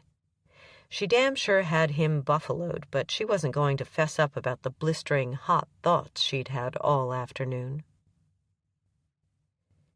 Finn liked everything that had happened in his world since Callie showed up. He liked the way they worked together, her damn fine cooking, and the comfortable feeling between them. It had always been like that, from the first day they were sent out on a mission together. He'd about gone AWOL when they told him he'd be working with a female spotter, but she'd shown him that first time that she was solid as a rock. A month ago, when he had driven through the cattle guard out by the road and through the arch onto Salt Draw Ranch, he knew that his soul had come home to roost, and now that Callie was there, he was more at peace than he'd been in 2 years, and he'd do anything to keep her around. They finished up the chores and had just settled into the sofa with a cup of piping hot coffee when Martin burst through the front door. Shotgun raised his head, jumped to his feet, and put his paws on Martin's chest. Pistol opened his big, bulging brown eyes and ambled over to Martin. Angel darted from under the sofa and sniffed the backpack on the floor as if a strange critter had come to threaten her position. Joe said, "Cat, cat, run, dog, run." "He doesn't need a bit of coaxing to talk, does he?" Callie asked. "Well, damn it, Mary, Joe wants apples." He rattled on as he pranced back and forth. "Hey, Joe, how you doing, old man? I think they all missed me, Callie. Poor things had to stay home all day and wonder if I was coming back." He kissed Shotgun right on the nose and got a big, slurpy kiss up his cheek for his efforts. "I'll change out the newspaper as soon as I get something to eat. I'm starving." "So I don't see any black eyes or a bloody nose. You must have got along all right." Finn patted Callie on the back as he talked. "And I see your old work shoes on your feet," Callie fussed. "Ah, Callie, I couldn't wear them others to the first day of school. I like my teacher, but I don't like all them girls except for Olivia. She's okay because she's real smart. And me and her tied for the math test today. We was the only ones who made 100. "Sounds to me like you had a pretty good day," Finn said. "I did, and tomorrow I get to ride the bus with Adam and Ricky and Olivia. They're my new best friends. I'm going to put on my old jeans so me and Shotgun can go outside and play." Martin ran off to his room to change. "Shotgun, hit the dirt, scumbag!" Joe yelled. Chapter 9. Callie grabbed the blanket from her bed and trailed it behind her on the way to the porch. She wasn't in Afghanistan. She was on a ranch in North Texas, but it wouldn't be real until she was out of the house and could feel the cold against her skin, know that she was, for sure, on Finn's ranch, and discern the difference between nightmare and reality. She tiptoed past Joe. His head was tucked under his wing, and for once he didn't start yelling or making gun noises. She'd gone for weeks without the dreams, and this was the second night of them in less than a week. Martin was doing well in school, making friends, and she and Finn had settled into their routine. He was constantly hugging her or touching her hand or her shoulder, and there'd been a few more kisses, but mostly it was workouts in the morning, work on the ranch in the afternoon, entertain Martin in the evening. So why tonight? A raccoon half the size of Shotgun ambled across the porch, down the steps, and out into the night. She checked for other wild varmints before she eased down in the corner, drew her knees up to her chest, and tucked the blanket in tightly around her body. Those were real snowflakes falling from the sky, and the landscape said she was in Texas. This was Salt Draw, for sure, and the vivid pictures in her mind had been a nightmare. A cow bawled in the distance, and a coyote howled up to the north of the ranch. No cows and coyotes where she'd been stationed. She'd just sit there a little while longer to let her heart settle, and then hopefully when she went back to bed, she'd sleep peacefully until morning. Shotgun cold-nosed Finn right on the cheek, and his eyes snapped open. Slowly his eyes adjusted to the darkness, and he could see the hackles on Shotgun's back standing straight up. A low growl came from Pistol over beside the fireplace, and Angel's eyes were trained on the window. A slight bump against the outside wall brought Finn to a sitting position. He tiptoed across the room, peeked through the blinds, and saw a big raccoon making his way down the steps.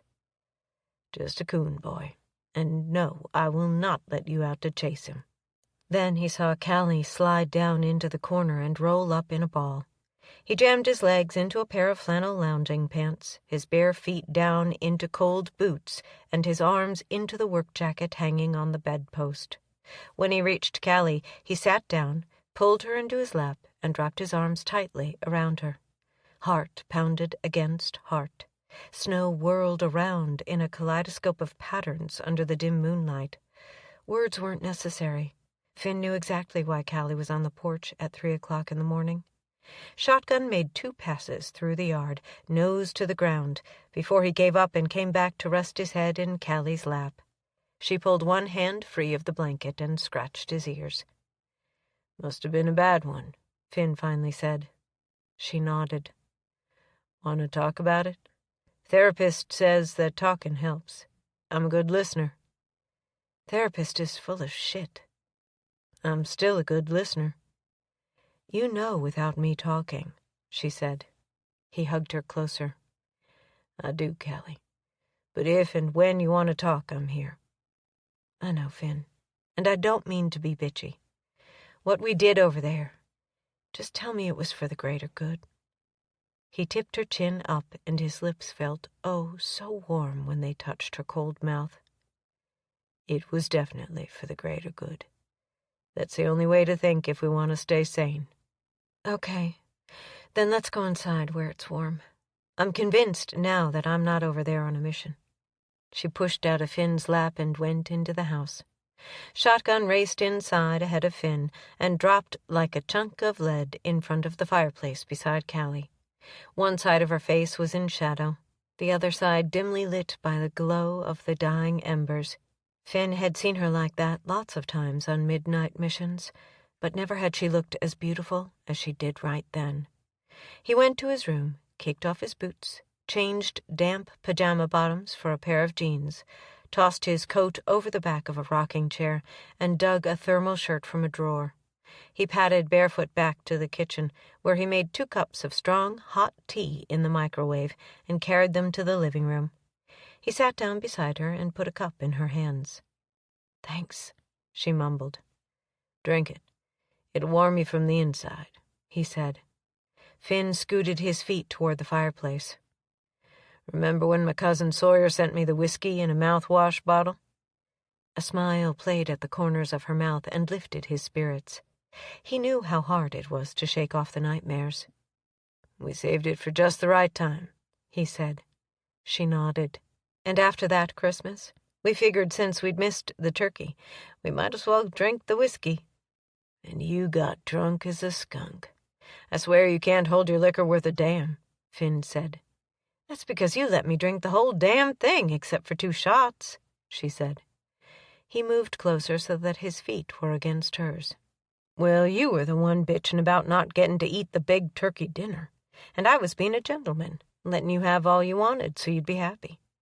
I bet it was even frozen turkey, and the gravy was that canned shit." "You couldn't see past Lala in those days, cowboy. I didn't give a shit about the dinner itself. I just wanted to share it with you," she said. "Why didn't you say something?" he asked. "You were up in Lala's brown eyes," Callie said. He set his half-empty cup on the coffee table and took hers from her hands and put it beside his. Then he laced his fingers in her hands and leaned in closer, gazing right into her eyes. "Right now, I only see Callie Brewster," he whispered. "Good. I never did like Lala. I knew something wasn't right with that woman," she whispered. His lips were still cool when they landed on hers. His hands moved up under her shirt to massage the tight muscles in her back. She groaned. He backed off. "Did I hurt you?" "God, no. It felt wonderful," she said. "Hold me, Finn. I don't want to go to bed alone." He picked her up and carried her to the recliner, where he sat down with her in his lap, and then pulled the lever. They faced each other, her body pressed against his face buried in her hair. "I'm right here, Callie. All night, if you need me to be." Sleep didn't come when he shut his eyes. Instead, he got a picture of Callie lying beside him in the sand, camouflage covering everything but their eyes as they watched a truck approaching. Together, they took out the target. Together, they made it back to base in one piece. But it wasn't until time and experiences brought them both to Salt Draw that they were really together. He'd barely shut his eyes when all hell broke loose. Joe started squawking about police and coroners. Pistol added his high-pitched barking, and poor old Shotgun went crazy, running from the window to the door, howling like a rabid coyote at the full moon. Callie's cussing over the top of it all came through loud and clear. Finn jerked the lever, and Callie was suddenly standing in the middle of the floor. "What is going on out there? It sounds like Bigfoot is on our porch," Callie said. Finn threw the door open. "It's cattle, and a lot of them. Looks like another stampede, only this time it stopped in our front yard." She flipped on the porch light. Shotgun pawed at the storm door, and Joe started yelling about crackers and cats, as if he couldn't figure out what he wanted. "There's a big hindquarter pressed up against the door, and I can see a brand. Looks like these came from River Bend Ranch because there's an RBR right there in plain sight. I guess we call them, right? The Gallaghers are getting back at the Brennans for ruining Santa Claus and their tree. Damn it, Callie. I thought we were through with this feud. Call the sheriff and get him out here before you call anyone else," Finn said. "Me and Shotgun will get them off the porch." "Looks like more than 100 of them. But how did they wind up in our yard?" Callie asked. "I expect that Betsy is sending you and Honey a message," Finn said. "And to think I came to Burnt Boot for peace and quiet." She found the sheriff's number in the old phone book on top of the refrigerator and poked the numbers into her cell phone. "Sheriff Orville Newberry here," he answered. "Hello, this is Callie Brewster out at Salt Draw. We've got cattle all over the ranch with the River Bend brand. They're even on our porch. I expect when we call the Brennans, there's going to be a problem because they're going to blame the Gallaghers for turning their cattle loose," she said. "Go on and call them. I'll be there right soon. And Callie, it's nice to hear your voice again," the sheriff said. With modern-day technology lending a helping hand to the gossip grapevine, news traveled faster than the speed of light, even at midnight on a cloudy night.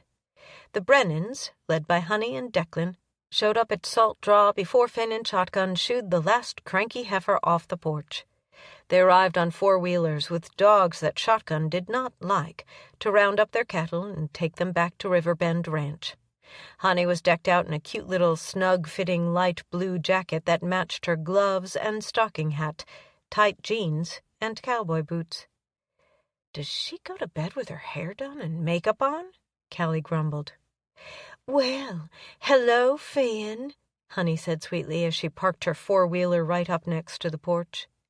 "Looks like somebody done cut the fence to our pasture of prize breeders and turned them loose on Salt Draw. You reckon your bodyguard did that? We called the sheriff on our way over here to tell him. I reckon he'll have a few questions for her. I suppose I would be willing to drop all charges, which I do plan to file, since I'm sure you probably got at least one high-dollar breeding from the best bull on River Bend Ranch while my herd was mingled up with yours." "Callie didn't do any of this. She's been in the house all night," Finn said gruffly. Callie never wanted to slap the shit out of someone so bad in her entire life, and right here at Christmas, when folks were supposed to be nice and have kindness and love in their hearts. "I'll drop the charges against her, if you'll go out with me on Friday night," Honey said. "Little dinner at my place, little movie afterward with some wine, and then we'll see where it leads." "For one thing, you twit," Callie said, "you can file all the charges you want to, but there's got to be some proof for them to stick. I was either in this house all evening or on the porch and have witnesses to prove it." "Guess that answers your question," Finn said. "I'm surprised you haven't gone gunning for the Gallaghers." "That's exactly why we called the sheriff. Damn Gallaghers have gone too far this time," Declan said. "We're going to nail their asses to the wall and laugh when they have to spend time in prison for this. Honey, get back on your machine and help us. We'll be until daylight getting them all back in our pasture. Don't suppose you'd want to help us, Finn?" "Ain't my feud, or my problem. I didn't cut a fence, yours or mine. You get your herd back through and make sure ain't none of them carrying my brand or the salt draw one, and I'll fix my own fence." Sheriff Orville showed up at 10 minutes past 1, while Honey and Declan were trying to herd one rangy old bull from behind the house toward the gap in the fence out near the road. He parked the car, sidestepped every cow pile between there and the house, and Callie could both. "Way I see it is that Betsy cut the fences, and Callie intended to sell my cattle on the black market." "Way I see it is that y'all are back in the middle of your feud, and Miss Callie ain't got a thing to do with it. You can press charges all night, but if you ain't got evidence to bring to court, you might as well spend your time primping and cussing," Orville said. "You can come on down to the office tomorrow afternoon and give me your statement." "Or you can come to the ranch," Honey said. Orville crossed his arms above his donut belly. "I could, but I ain't. Last time I got in the middle of the feud, I got shot. I ain't going nowhere near them ranches unless it's life or death. This ain't. So you got something to say, you come to the office." "I'll put these donuts inside, thank you for them. It's late, Sheriff. Maybe we could tell you our side of the story tomorrow, too," Callie said. "That'd be just fine, and it's Orville, ma'am." He tipped his hat and headed back to his car. In his haste, he stepped in a fresh pile of manure. "Well, crap," Callie said when he was in his vehicle. Finn chuckled. "What's so damn funny?" Callie asked. "You're right. He is flirting. We can share the donuts with Martin tomorrow. You gonna help me fix the fence?" "Who says I'm sharing?" "And yes, I'll hold the flashlight," she answered. Martin was out the door and running toward the school bus before Callie realized he wasn't wearing his good shoes again that morning. But then she'd only had 2 hours of sleep after helping Finn with the cut fence. Thank goodness for Shotgun, who kept salt draw cattle at bay so they could get the barbed wire tightened enough to keep their cattle in and anyone else's out. "Don't go out there! Danger! Danger! Danger!" Joe fussed when Martin left. "Why couldn't your owner have liked country music instead of cop shows?" Callie made a mental note to check Martin's shoes the next day. She'd paid good money for new shoes, and he'd picked them out himself, so be damned if they were going to sit in the closet until he outgrew them. "Hey, I have to go into Gainesville for a load of feed. We can go right after our workout," Finn said. "I thought we had a workout last night," she moaned. "That was a mission. We still have PT," he grinned. "Anyone tell you we're not in the military anymore?" "Couple of times, but it didn't keep me from staying fit. I'm not forcing you to work out, Callie. You were up all night. Go on back to bed and catch a few hours of rest," he said. "Hell if I will. I ate 3 of those donuts, 1 last night and 2 for breakfast. I'll be ready when you are," she said. "Will we have time to stop by a Western wear store or a Tractor Supply where they sell work coats?" "Sure. Does Martin need a new coat?" "His will do until Christmas. It's a little short in the arms, but it will last a few more weeks." Chapter 10. A quick shower hadn't done nearly as much as a soak in a tub of hot water to help her tight muscles from the workout that morning, but if she got into the tub, she would fall asleep and not wake up until evening. So she trudged into her bedroom, pulled a vinyl bank bag from under a stack of underwear, and removed $100. She filed it neatly in her wallet and put her jacket on before she slung her purse over her shoulder. "That didn't take long," he said. "The mission takes top priority." "And that is?" "Buying a coat so I don't freeze my ass off when we're feeding cows or fixing fence in the middle of the night because 2 women are fighting over you." She bent against the wind and took off in a jog toward the truck.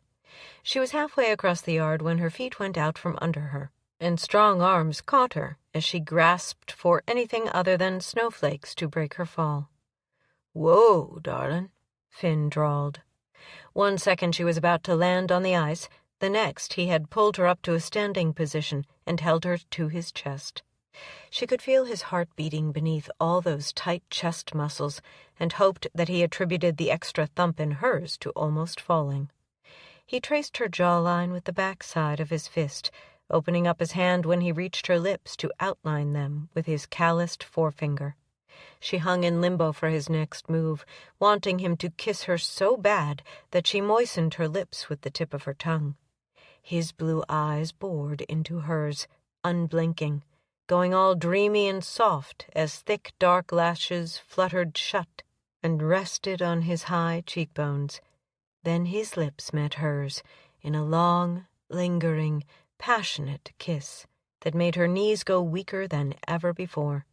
His big hand held her head firmly as he deepened the kiss. Forget the damn coat. All he had to do was kiss her about every 2 hours, and she could run through the snow naked as a newborn baby, and not even feel the cold. "Guess we'd best get going," he said hoarsely. "Guess so," she whispered. He kept a firm grip on her arm as he got her settled into the truck. "You need some boots, too. Those sneakers ain't worth a damn in this kind of weather. At least let me buy you some rubber boots," he said. "I have money, Finn. I can buy what I need, and right now these shoes work just fine," she told him. Damn it.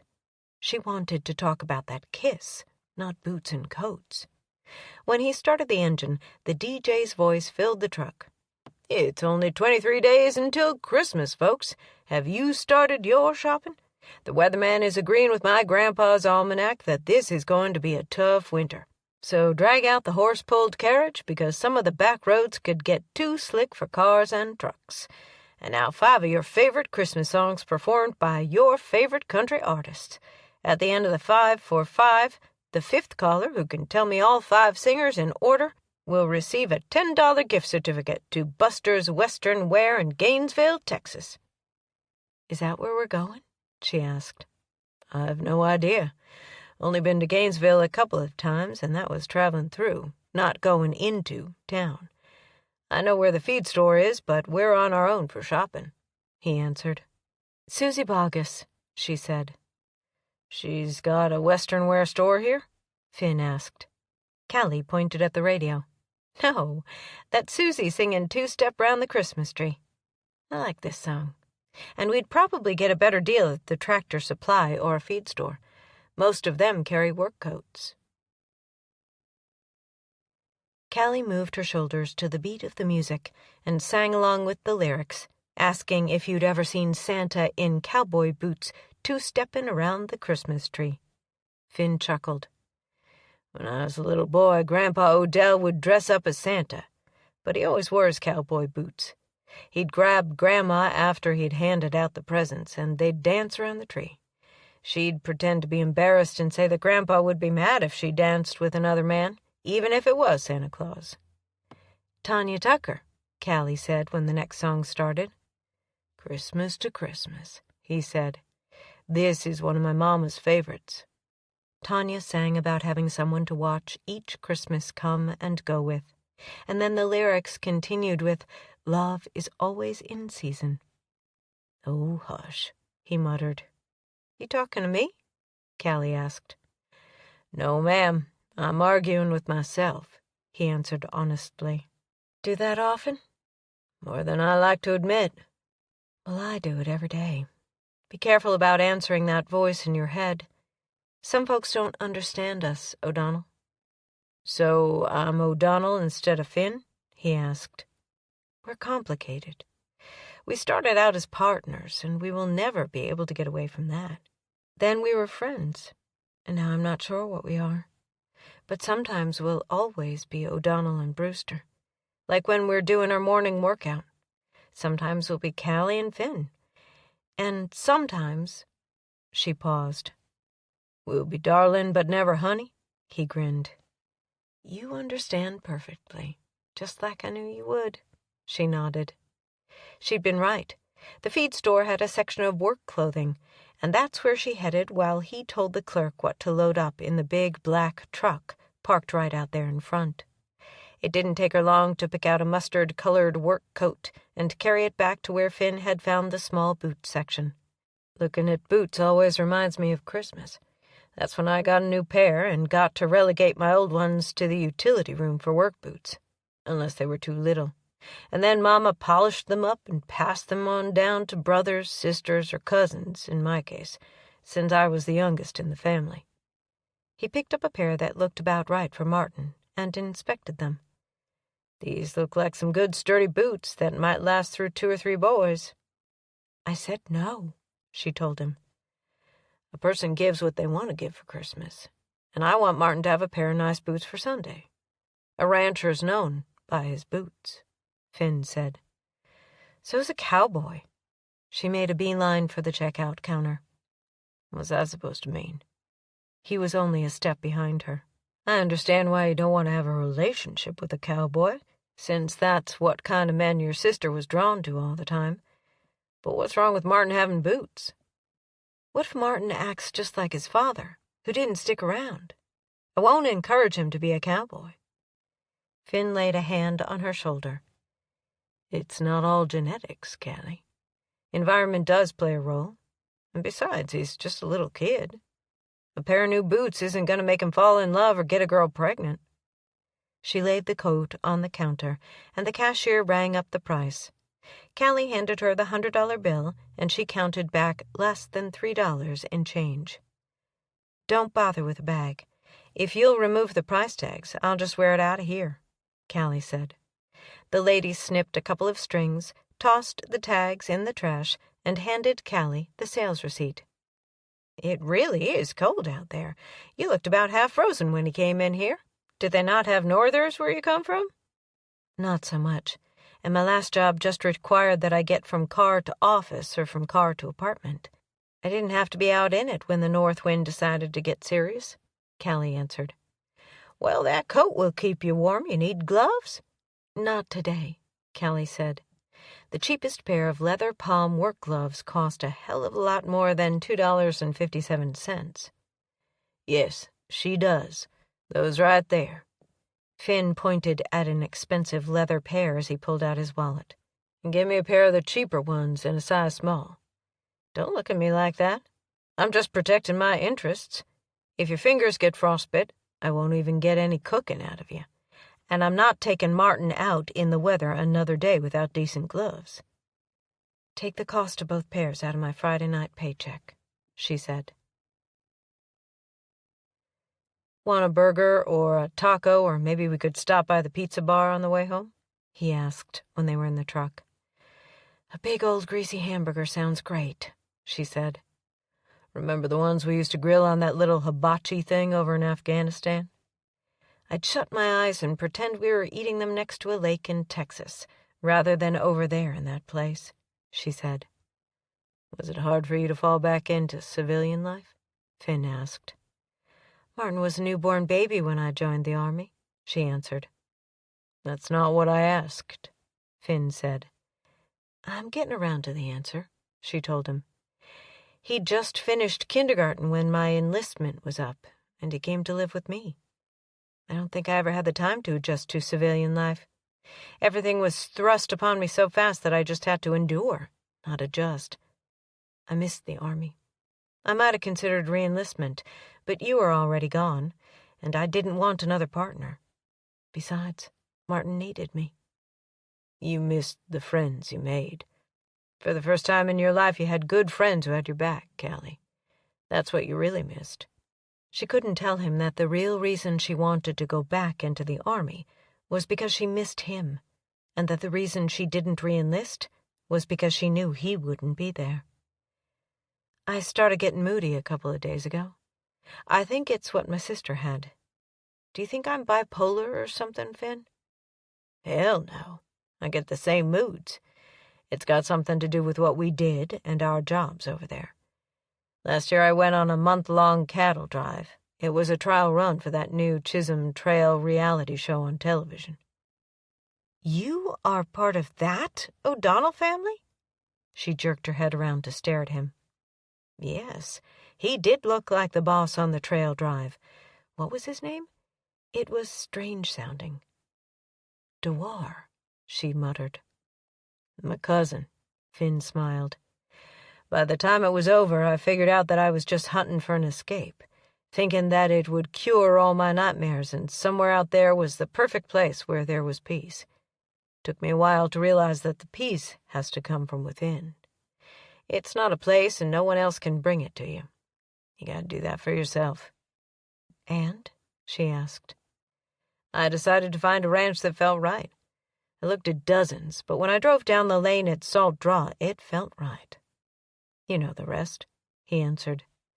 I guess what I'm trying to say is that when you come up to that fence that separates you from the grass on the other side, you gotta look around in your own pasture and realize that what you've got is just as good as what's between the fence and the road or the next ranch over.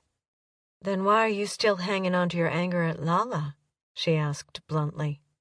He braked so hard that the truck slid several feet before it came to a halt. He turned around in the seat and stared at her for several seconds before he opened his mouth. What makes you say that? I'm over her. It's been more than 2 years, for God's sake. You trying to convince me or you, O'Donnell? She asked. That's not a fair question. She shrugged. You don't have to answer it, but you do need to face off with it and get the thing over with. I know you, and there's a little bit of something holding you back. I think it's Lala. It's not easy to know that I was played for a fool, he finally whispered. Guess we've both got a lot of baggage, don't we? She said. He eased his foot over to the gas pedal and started back down the curvy, twisting road toward Burnt Boot. Yes, we do. But O'Donnell and Brewster can take out the enemy together, can't they? A dozen deer stood in the pasture right across the fence. The big buck held his head proud and tall, antlers gathering snow as he watched over his harem. Isn't he majestic? She turned around so she could keep an eye on him longer. Not as majestic as you look in that coat, he said. It's a work coat, for God's sake, Finn, and that's a horrible pickup line. Just stating facts. I always liked you in camo with just those pretty eyes of yours peeking out. But a rancher woman? Now that's just about the sexiest thing I've seen you in, he said. Well, then I'll have to save my money and buy a pair of Carhartt coveralls. I bet you'd really go wild if got all dressed up in them. But don't hold your breath. I still don't like ranching. She laughed. He chuckled. Don't hold me responsible for what might happen if you put on a pair of coveralls. Hot damn, Callie. That would be too much for my poor old heart to take. You mean you might kiss me again? Oh, honey, all you'd need would be a pair of boots and I'd do more than kiss you, he teased. Finn O'Donnell, you are full of bullshit. We were going to stop and get something to eat, weren't we? I figured we'd get a burger at Polly's place in Burnt Boot. She makes the biggest, greasiest ones I've ever eaten. If we unload the feed first, we could sit up to the bar and eat it, drink a couple of beers, and then pick Martin up at school. And we're past those deer. I was afraid there would be a stray fawn and you'd want to take him home and name him Bambi. The way you are about strays, you'd want to keep him in the house. Yes, I would, poor little thing. I bet Angel would just love him, she said. I've no doubt you would be the one bringing a stray fawn home, and you'd keep it in your room. So don't tell me I'm guilty of hauling strays to the farm when you're just as bad. Now drive on back to the barn, and I'll help unload this feed. I've got a brand new coat, so I won't freeze to death. And with 2 of us working, we can go to Polly's faster. That burger and beer is sounding better every minute. He pulled the truck right into the wide doors of the barn, got out, and tossed the bag with the 2 pairs of gloves in it at her. I don't turn down any kind of help, and if I'd known you were going to offer, I'd have bought you a stocking hat to go with the gloves. And about that deer, you're probably right. Not a cowboy hat? She asked. What about a hat? If you were going to buy me a stocking hat, why not a cowboy hat? You have to earn it. You have to tell me that you've changed your mind about ranching and cowboys to get a cowboy hat, darling. I'd like to go to Polly's for a burger, but Martin needs to learn to ride the bus every day, she said. Bus might have trouble turning around at the end of our lane, Finn said.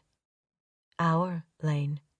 He said, our lane, not the lane or my lane. Chapter 11. A bright red cardinal lit on the windowsill as Callie was cleaning up the kitchen after breakfast. Its feathers were brilliant against the white snow banked up against the glass, and its inquisitive little eye looked like someone had painted a perfect black circle around it. "Angel, you want to see something pretty?" she whispered. She reached down and set the cat on the windowsill. Angel made a funny noise down in her throat, something between a purr and a chortle. "Pretty bird, Joe whistled, and the cardinal chirped back at the noise. Callie glanced over her shoulder to see Joe watching a different cardinal out the front porch. She smiled and fussed at herself for even thinking that a blasted parrot could see through walls. The ringing of the phone startled her, but Angel didn't move. Callie picked up the receiver of the old wall phone and leaned against the drawer jamb. "Hello," she said. "This is Verdi McElroy. Where's Finn?" Her voice had enough grain in it to suggest that she was a long-time smoker, yet nothing in the house gave testimony to that. No smoke smell, no ashtrays, not even a cigarette butt in the yard. "He's out doing chores," Callie answered. "Then you are Callie Brewster, right?" "Yes, ma'am." "See that chair right there beside you?" "I do." "Well, it's sitting there so folks can sit down to put on their boots or take them off or sit down to visit on the phone. Have a seat and tell me about Salt Draw. I'm so homesick I've been crying. This tough old bitch don't cry for nothing," Verdi said. Callie pulled the chair over a few more inches. "Cord will reach just fine without you scooting it around," Verdi said. Callie sat down. "What do you want to know about Salt Draw?" "Everything. Start with the room where the bunk beds are. That's where Martin sleeps, ain't it? Don't get all worried. Burnt Boot is a little place and y'all are the new kids in town, so you are the topic for gossip until something else comes along. Gladys and Polly and I keep on top of things. We gotta filter out what's shit and what's real. And after we talk about the ranch, we'll go on to the feud. I can't believe that damned Honey and Betsy are dragging you into their shit pile." "Rooms first, right?" Callie laughed. "That's right. Feud takes second place to my homesickness. Martin loves the bunkhouse room, and he's been trying to read the books. Some of them are above his pay grade, but he'll grow into them." Verdi sighed. "The ranch needs kids. Has for a long time. Now tell me about your bedroom. Do you like that one?" "I do," Callie said. "It was my sister's room, and mine was the other one on that wing. There were 6 boys and 2 girls who grew up in that house. The 4 youngest boys got the bunk room. 2 of the older boys shared the other bedroom, and my sister got the 3rd one. I came along when Mama had given up on having any more kids. The older boys had left home, but the younger ones were content in the bunk room, so when I got old enough to move from the nursery, I got the room with the twin beds. My sister was the next one up the sibling ladder, and she was 10 years older than me, so it wasn't long until I was the only one in that part of the house." "Was it lonely?" Callie asked. "Not a single day. I could read all the boys' books, and I had my own, too. Television came into the house when I was a teenager, but it didn't amount to much there at first. Then I got married, and Mama died that same week. Oscar was already working as a foreman on the ranch, so we just moved from our little bitty cabin on the back 40 in with Daddy. We raised our boys there," she said. It didn't take much prompting to keep Verdi talking. Callie was able to stretch the cord to the kitchen bar and hold the receiver on her shoulder while she made a pot of chili. "What are you doing? I hear you moving around," Verdi asked. "Just putting together Finn's dinner. We have the big meal of the day in the evening since Martin is in school," she answered. "Why aren't you out there helping him?" "I helped with the feeding. Now he's cleaning the tack room and working on that old green tractor, and I'm doing housework," she answered. "And you were his partner when he was over there in the war?" Verdi changed subjects. "I was." "What are you now?" Callie gasped. "I'm a hired hand." "Are you slow-witted or blind?" Verdi asked. "Pardon me?" "You heard me. You gotta be one of them things. That boy is damn fine-looking, and he's a hard-working cowboy, and you are living under the same roof with him. If I was your age, I'd be figuring out a way to get him to bed. God, I miss the ranch." The sigh would have been audible from Dallas, even if they weren't connected with a phone. "Next time you're in Burnt Boot, you're more than welcome to visit Salt Draw. We'll bust out a pitcher of sweet tea, and I'll make some cookies. And you can meet Angel and Pistol. Have you met Shotgun? Did Finn bring him along when he signed the papers?" "Haven't met any of the animals. I heard that you rescued a cat at the general store." "Are you serious about me visiting Salt Draw?" Verdi asked. "Yes, ma'am, I am serious. I'd love to meet you." "Cops? Cuff 'em, Mary." Joe held up a foot and hopped along the perch on one leg. "Who is Mary? And what about cops?" Verdi asked. "It's this damned parrot that came with the Chihuahua." Callie went on to tell Verdi the story of the dog and the bird. "Little black and tan older dog?" Verdi asked. "Do you know who he belongs to?" "Belonged to, not belongs. Old man Rollin died about 2 weeks ago. His family intended to have Pete and Joe put to sleep the day after the funeral, but they both vanished. Those two made their way from a couple of miles away to Salt Draw. You say they're in the house?" "Finn brought the dog in, and the bird followed him. He threw a squawking fit when we tried to put him in a cage, so we made a roost from an old folding clothes-drying rack," Callie answered.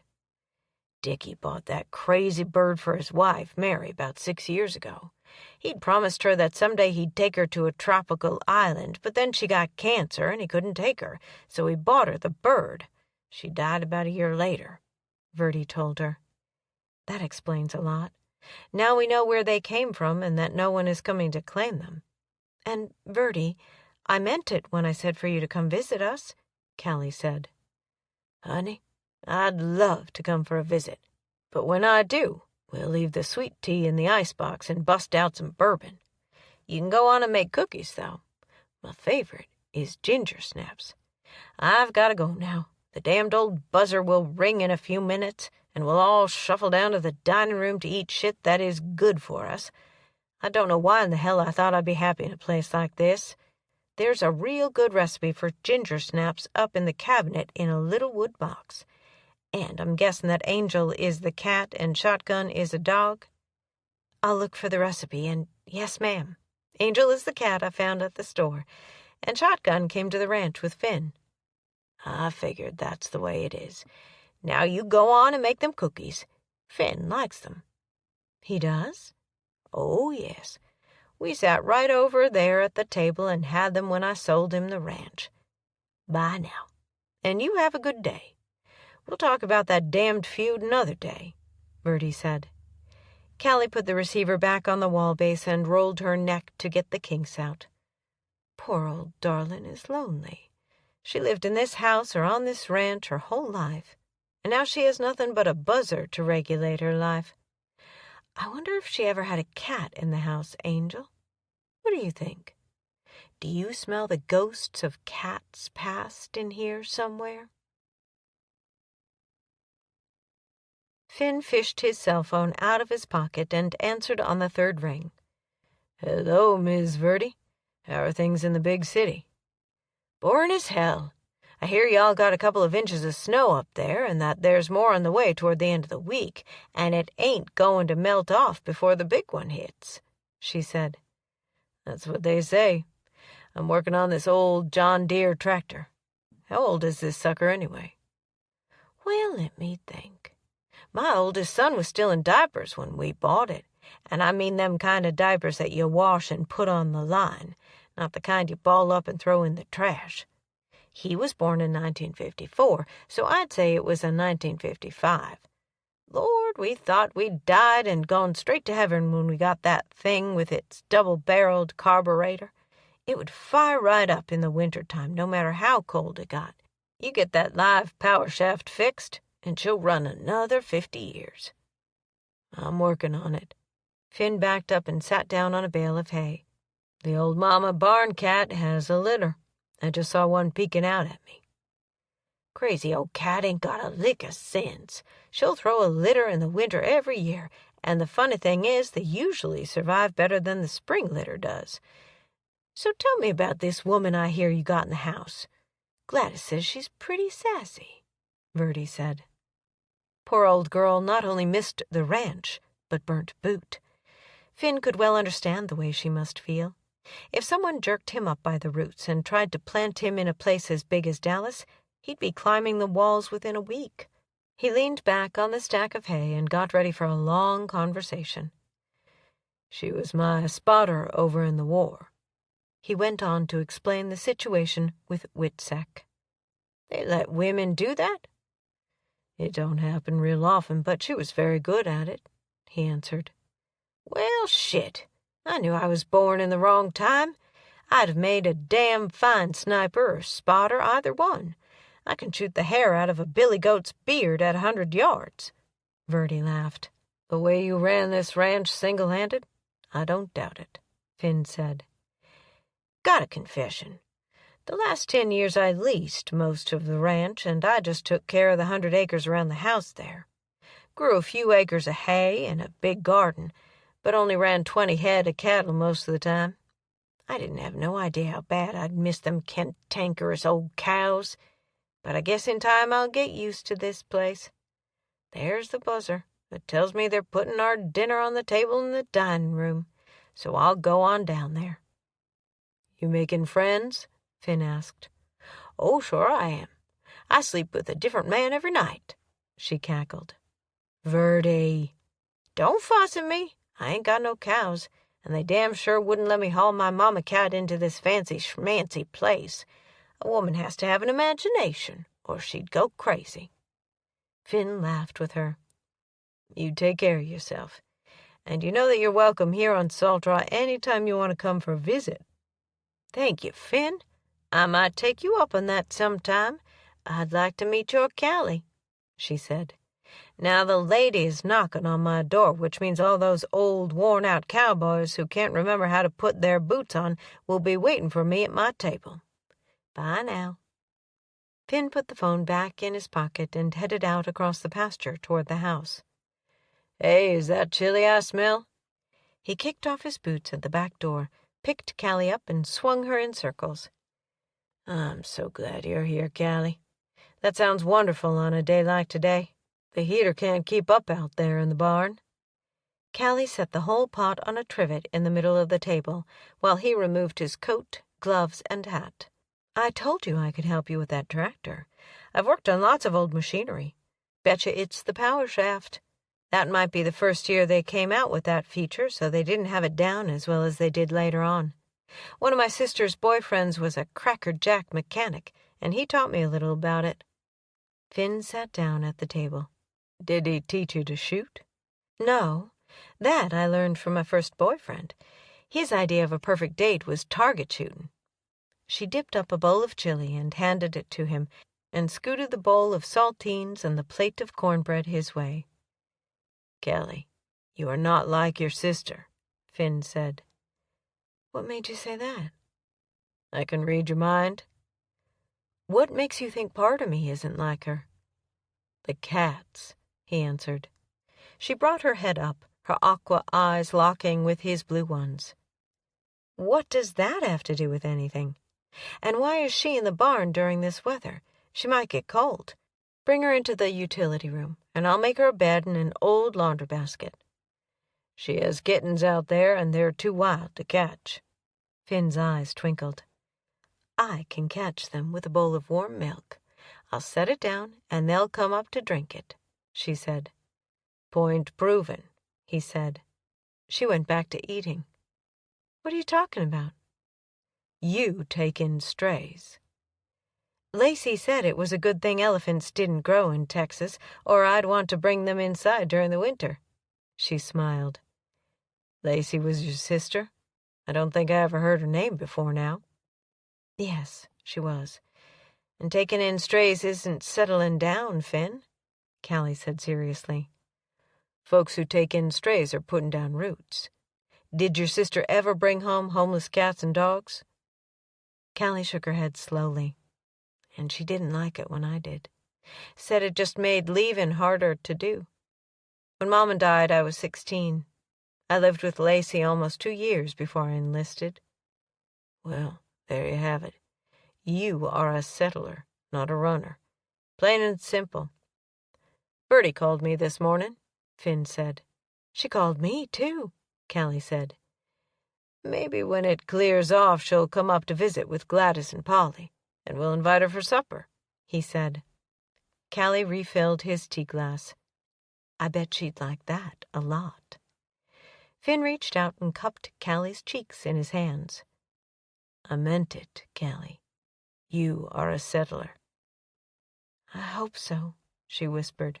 He pushed the chair back after the second bowl of chili and a piece of chocolate cake. Want to come out to the barn with me and see the mama cat and the kittens after dinner? I could sure use your opinion on that drive shaft, too. No, cat's in the house, dog, Joe said. She grabbed his hand and held it against her cheek. I swear he's going to show up on the table in Alfredo sauce some night.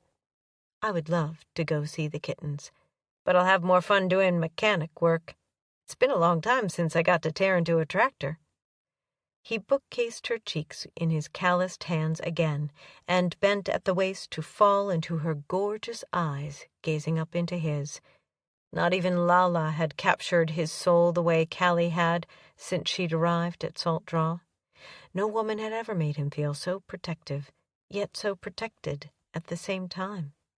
He shifted his gaze to her lips.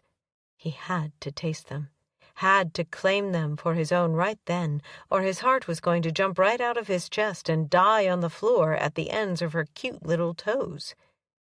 Green light. Please let it be a green light, he thought, as her eyelids slid shut, heavy black lashes fanning out on slightly toasted skin, and her lips parted. Chapter 12. Well, shoot, Martin said when the anchorman on television said that Burnt Boot would be having school that morning. Oh, man, I wanted to build a snowman. The snow isn't going anywhere, and the bus will be here in 10 minutes, so go put on your coat, Callie said. Finn, will you help me build one over the weekend? Martin asked. We're supposed to get at least 3 more inches tonight, and the temperature isn't supposed to raise enough to melt it off, so I expect we'll have enough by the weekend to build a decent one. If we built one today, it wouldn't hold together anyway, as dry as that stuff out there is, Finn said. Can we have snow ice cream? Martin looked at Callie. You, young man, are procrastinating in hopes of missing the bus, but it's not happening. Coat, hat, gloves, and not those new ones that Finn bought you to work in either, the ones inside your coat pocket. He looked at the floor and exhaled loudly. Okay, I have to do it, but I don't have to like it. I could be a big help on the ranch today. You'll be a big help at school today. If they closed, then you'd just have to make it up later in the year. You might even have to go to school on Christmas Day, Callie told him. Martin slapped his hands over his eyes and headed toward his room. Don't even talk like that. Finn turned to Callie. So what have you got in mind for after we do our workout? Joe made kissy noises and turned around to look out the window. I guess he watched something other than cop shows a few times. Finn laughed. I wish he would have listened to country music instead of watching anything. To answer your question, there's a ranch to be run and cookies to be made after our workout. I heard through the Verdi grapevine yesterday that the sexy cowboy who lives in this house likes ginger snaps. Sexy? One dark eyebrow shot up. That's according to the grapevine, she said. I kind of like the grapevine, then. You reckon you could put off the cookies until after lunch? I could sure use a driver this morning. Feeding would go a lot faster if you drove for me, he said. If you'd rather have a driver than cookies, that's what I'll do. I've got a new warm coat and gloves, remember? Martin dragged his backpack up the hallway, books clumping along the hardwood floor.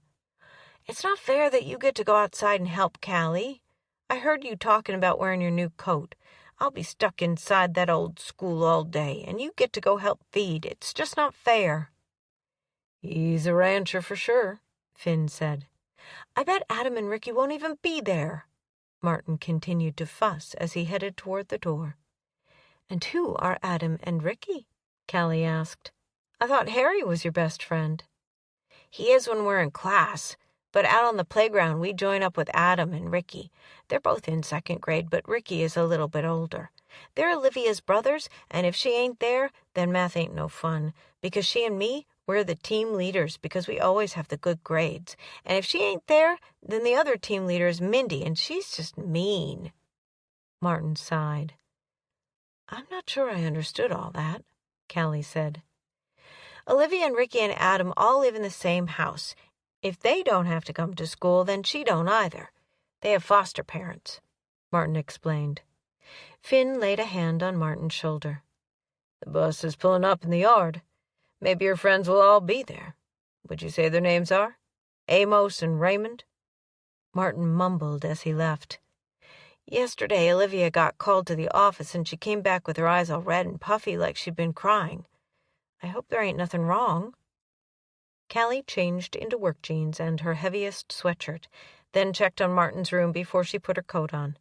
The bed was made tightly, just like she'd shown him. He'd always liked to draw, and his newest creations drew her to the desk. There was a fair rendition of the ranch house with a Christmas tree shining through the window, snow on the ground, and those 2 four-legged things on the porch had to be shotgun and pistol. Another yellow figure was sitting in the window. Evidently animals aren't going to be as easy for you as houses in snow, she smiled. She was toting her coat into the kitchen when Finn came out of his part of the house. Work out or feed first? She asked. This first, just to get me going for a workout. He bent her backward and gave her a Hollywood kiss. Well, I reckon that heated me up enough, she mumbled. The cows were lined up around the feed trough like it was a Sunday buffet at the local cafe. Callie kept the truck running, but the heater only worked at about half speed. He was doubly lucky to have her in his life.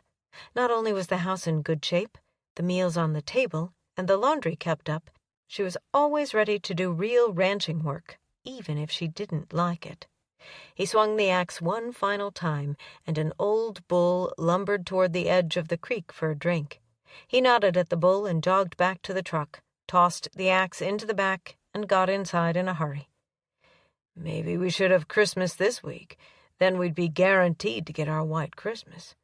He removed his gloves and stuck his hands on the heater vent. This thing isn't throwing hardly any heat. You need to buy a new thermostat next time you're in town, and I'll put it on for you. Is there anything you don't do? Define do. She put the truck in reverse, and the tires spun twice before she got turned around. While you're thinking of a definition, I don't knit or crochet or do any of that needlework stuff, and although I don't mind gardening, I've got a black thumb when it comes to raising flowers. Roses wilt and die when I pass by them. And if you're dependent on me to keep those flower beds all pretty next spring, you can fire me now. Reckon I can do without flowers for a decent mechanic, he said. The truck hit a hole, and she yelped. Holy shit! Looks like this thing needs shocks, too. She'd barely gotten the words out when a hissing noise and a long, greasy slide sent them straight into a grove of mesquite trees. Damn it, we've got a flat. It don't require knitting or none of that crochet shit, so you can fix it, Finn teased. She shook her head from side to side. I don't think so, cowboy. Not even if you fire me. I can fix a tire, but not when there's a big, strong, handsome man who can do it. He pulled on his gloves. Flattery is the only thing that would make me get out in this cold wind. Callie expected the rear passenger side of the truck to rise as he jacked it up to change the tire. At that point, she'd planned to get out and help him take the blown tire off and put the new one on. The front end probably had another dent or two, but there wasn't any steam coming out, so they probably hadn't busted the radiator.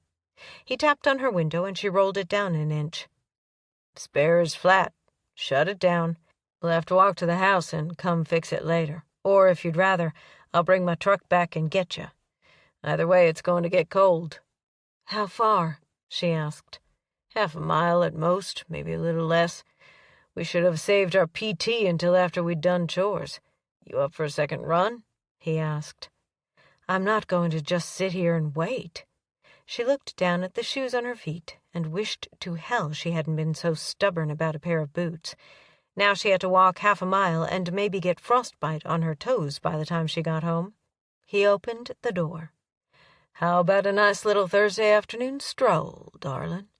She looped her arm in his and said in a sarcastic southern twang, "Are you asking me on a date, Finn O'Donnell?" "Can't fraternize with the partner, but it's a lovely day for a walk," he grinned.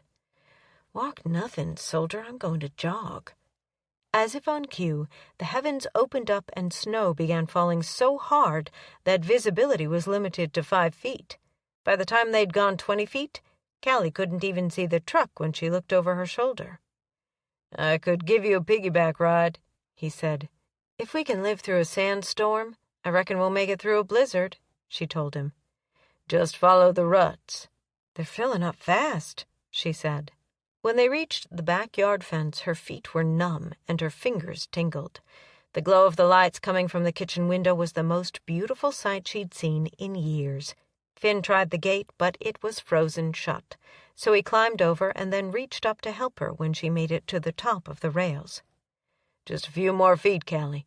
Martin is going to get his snowman this weekend for sure, the way this stuff is coming down." "My feet are freezing." "You are getting boots as soon as I can get to the store and buy them, and so is Martin. He needs them in weather like this, and you can argue with me until hell freezes over, but you both will be getting boots," Finn declared. She didn't argue. Swallowing her pride was easy when she couldn't even feel her toes. She didn't wait for him to be a gentleman and open the door for her, but rushed in ahead of him, sat down on the chair under the phone, and kicked off her shoes. Then she peeled off her wet socks and started rubbing her feet. A towel landed in her lap as Finn stomped the snow from his boots and jerked them off. She rubbed feeling back into her bright red feet before she looked up to see where the towel came from. Then the aroma of ginger, mixed with something that smelled wonderfully like tacos or Mexican food, hit her nose. A short woman with short, jet-black hair and brown eyes, set in a bed of deep wrinkles, poked her head around the door. "Y'all best go on and change clothes while I put this dinner on the table. Old truck finally give up the ghost, did it? It's been a good one, but the damned old bastard could have gotten you home before it quit. I hope y'all meant it when you said I could come for a visit. I put my things in the bedroom across the hall from the bunk room." Callie stuck out her hand. "Hello, Verdi. That truck hasn't given up the ghost. I can put a new thermostat in it, and with a new tire it'll be good for another 10 years. Verdi bypassed Callie's hand and hugged her tightly. "It's so good to be home. I can move my things if you want me to." Then she moved past Callie and hugged Finn. "Y'all are about frozen. You'd best get out of them wet clothes and get over there by the fire to get warmed up. I'll make a fresh pot of coffee." "Thank you, Verdi. And you can stay in the room where you put your things. I hope it was clean, and you are very welcome to stay as long as you like." "Is that taco soup I smell?" Callie said. "I hope it's taco soup, because I'm cold and hungry, and that would sure taste good," Finn said. Verdi swiped at her eyes with the tail of her apron and said, "I was hungry for it, but they don't serve anything that's got any flavor to it at the funny farm I was stupid enough to run off to. Y'all go on and change, and I'll put it all on the table. Oh, the school called a few minutes ago. They'll be letting out early. Bus drivers are afraid that they can't get through the back roads the way it's coming down out there. Glad I got here when I did." "Did you drive?" Callie asked. "Hell no. Didn't have anything to drive. Left my old truck here. I caught a ride to Gainesville with the daughter of a lady who lives in the funny farm. Then I paid a cab double fare to bring me on home." When a timer bell dinged, she whipped around and picked up a potholder. "Last of the cookies is ready. I ate most of the first dozen soon as they came out of the oven." "Well, soon as I get into some dry clothes, I'm going to eat that dozen." Finn grinned. Callie's feet tingled as she made her way to the bedroom, where she rustled up a sweatsuit and a pair of fluffy socks. She towel-dried her dark hair and drew it up into a fresh ponytail. She was crossing the room when she realized that Joe hadn't said a word since she and Finn came into the house. She glanced in his direction to find a crazy contraption sitting on 2 bars of the drying rack. It had a brightly colored apron tied around the top of it. "Damn bird was driving me crazy. He needs to be covered at night and when he gets too noisy. I put a tomato cage over him and tied an old apron around it. He's sleeping like a baby," Verdi said. "That constant shit he spits out would drive a woman to drinking." Before Callie could say thank you, the front door flew open. Martin ran across the floor without even wiping his feet and threw himself into her arms, sobbing like his heart was broken. "Callie, you gotta do something. They can't go to another of them foster places. I won't even ask for a Christmas present. I don't need no cowboy boots anyway. It's Olivia and her brothers. We gotta help them." The words came out in ragged gasps between sobs. She drew him to the sofa and sat down with him right beside her. "Dry up the tears and tell me what's going on." "That's the kids that the Laytons have, isn't it?" Verdi asked. Martin wiped his eyes and stared at her. "I'm Verdi. I used to own Salt Draw. I'm here for a visit. Now tell me what's happening to the children. They've been with the Layton family about 6 months. Fresh tears washed down his face. "The mama is real sick, and she can't keep them no more, and Adam said that they liked it here, and they don't want to leave, and Olivia was crying." "What's going on in here?" Finn's big frame filled the hallway door. "I'll work real hard if you can let them stay here. We got lots of room, and they're just little kids, so they won't eat much," Martin said. "It's a little more complicated than that," Verdi said, and went on to explain the situation to Finn. "But Polly used to work for the office that takes care of foster kids, so I'll call her and see what can be done. Right now, all y'all need good warm food in your stomachs, and then we're going to talk about decorations for that tree in there. Something that big needs more foo-rah on it, and I know just where to find it." Martin nodded and removed his coat, hung it on the rack, and kicked his shoes off beside the door. Finn patted Callie on the back. "It'll be all right. Don't worry." "Easier said than done," she said. Chapter 13. Nothing was awkward, and that made everything awkward. 1 minute Callie and Finn were jogging home through the snow, and then, boom, they had a house guest who wasn't really a visitor because she was part of the ranch even more than they were. Callie could count on the fingers of one hand the times she'd entertained an overnight guest, and not a single one of them had ever moved right into the kitchen and taken over the cooking. She tried reading a book when she went to bed, but her mind wouldn't shut off. Next, she tried visualizing a black dot and making it bigger like her therapist suggested. That didn't work either. Finally, she got out of bed, wrapped the chenille bedspread around her like a cape, and tiptoed across the cold hardwood floor to the den. Shotgun's tail thumped on the floor a couple of times. Then he tucked his head under his paw and went back to sleep in front of the glowing fireplace, with Pistol and Angel snuggled up against him. Callie settled into the corner of the sofa, tucked her feet up under the bedspread, and hoped the warmth of the fire would mesmerize her right into sleep. "You couldn't sleep either?" Finn's deep drawl came from the recliner in the shadows. His voice startled her, but it didn't surprise her. "It's been a crazy day, hasn't it? It keeps playing through my mind on a continuous loop." "Verdi," he whispered. She heard his movements before she saw him shift from chair to sofa. The chair popped down, Shotgun raised his head to check out the noise, and then Finn was sitting next to her. The scent of masculine soap and shampoo filled the space between them and sent her senses into a spiral. It was a full minute before she could get a hold on her emotions and answer. "Not so much Verdi as those poor children. She'll be gone back to her new place in a few days, probably as soon as the weather clears up. I overheard her telling Martin while she was helping him with his English assignment that she had to visit with Gladys and Polly before she went home." "The kids and even Verdi aren't kittens or a stray chihuahua," he said. "I know that, Finn." He moved closer so he could wrap her in his arms. "But," she sighed, But I've never seen Martin so upset. He's made friends here in Burnt Boot. It would be different if they were snatched away because their parents were moving, but this hits a raw nerve. Finn slid farther down the sofa until they were touching, then reached out to take her hand in his. You have trouble in foster care?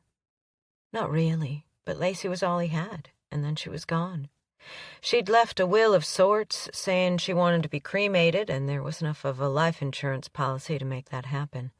They let me leave 2 days early so I could get home, but Martin had to go into foster care until I could prove that I could take care of him. Proves my point again. She snuggled down into the curve of his shoulder. What point? You aren't a runner.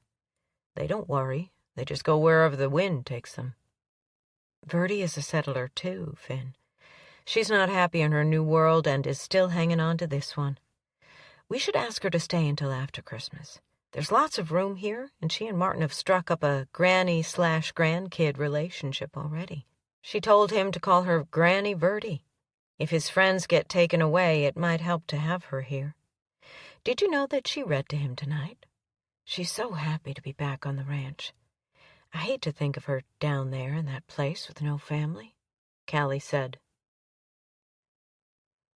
A week ago, Finn had a dog. Period. Now there was a sassy parrot that never shut up. Kill the bastards and kiss the girl, Joe said. Time for his tomato cage and apron, Callie said. Finn hurried to the corner and slipped the wire cage down over the bird and tied the apron around it. Good night, Irene, the bird sing-songed, and then was quiet. Simple enough. Verdi is a genius for coming up with it. Finn settled back into his place beside Callie. Now back to what we were talking about. I don't think Verdi will agree. She wanted to sell. Remember when you couldn't wait to join the army, and then after a few days of basic you wondered what in the hell you had done? Then you went home for a visit after basic and couldn't wait to go back to the army? A visit is one thing. An extended stay is another thing altogether.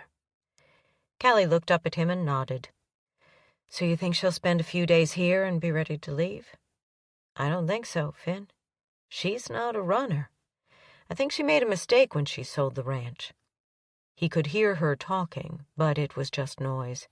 He cupped her face with his hands, and his lips found hers in a soft kiss that soon deepened in raw passion that yearned to be satisfied. One of his hands moved to her neck, the other to the small of her back to draw her even closer. Callie, where are you?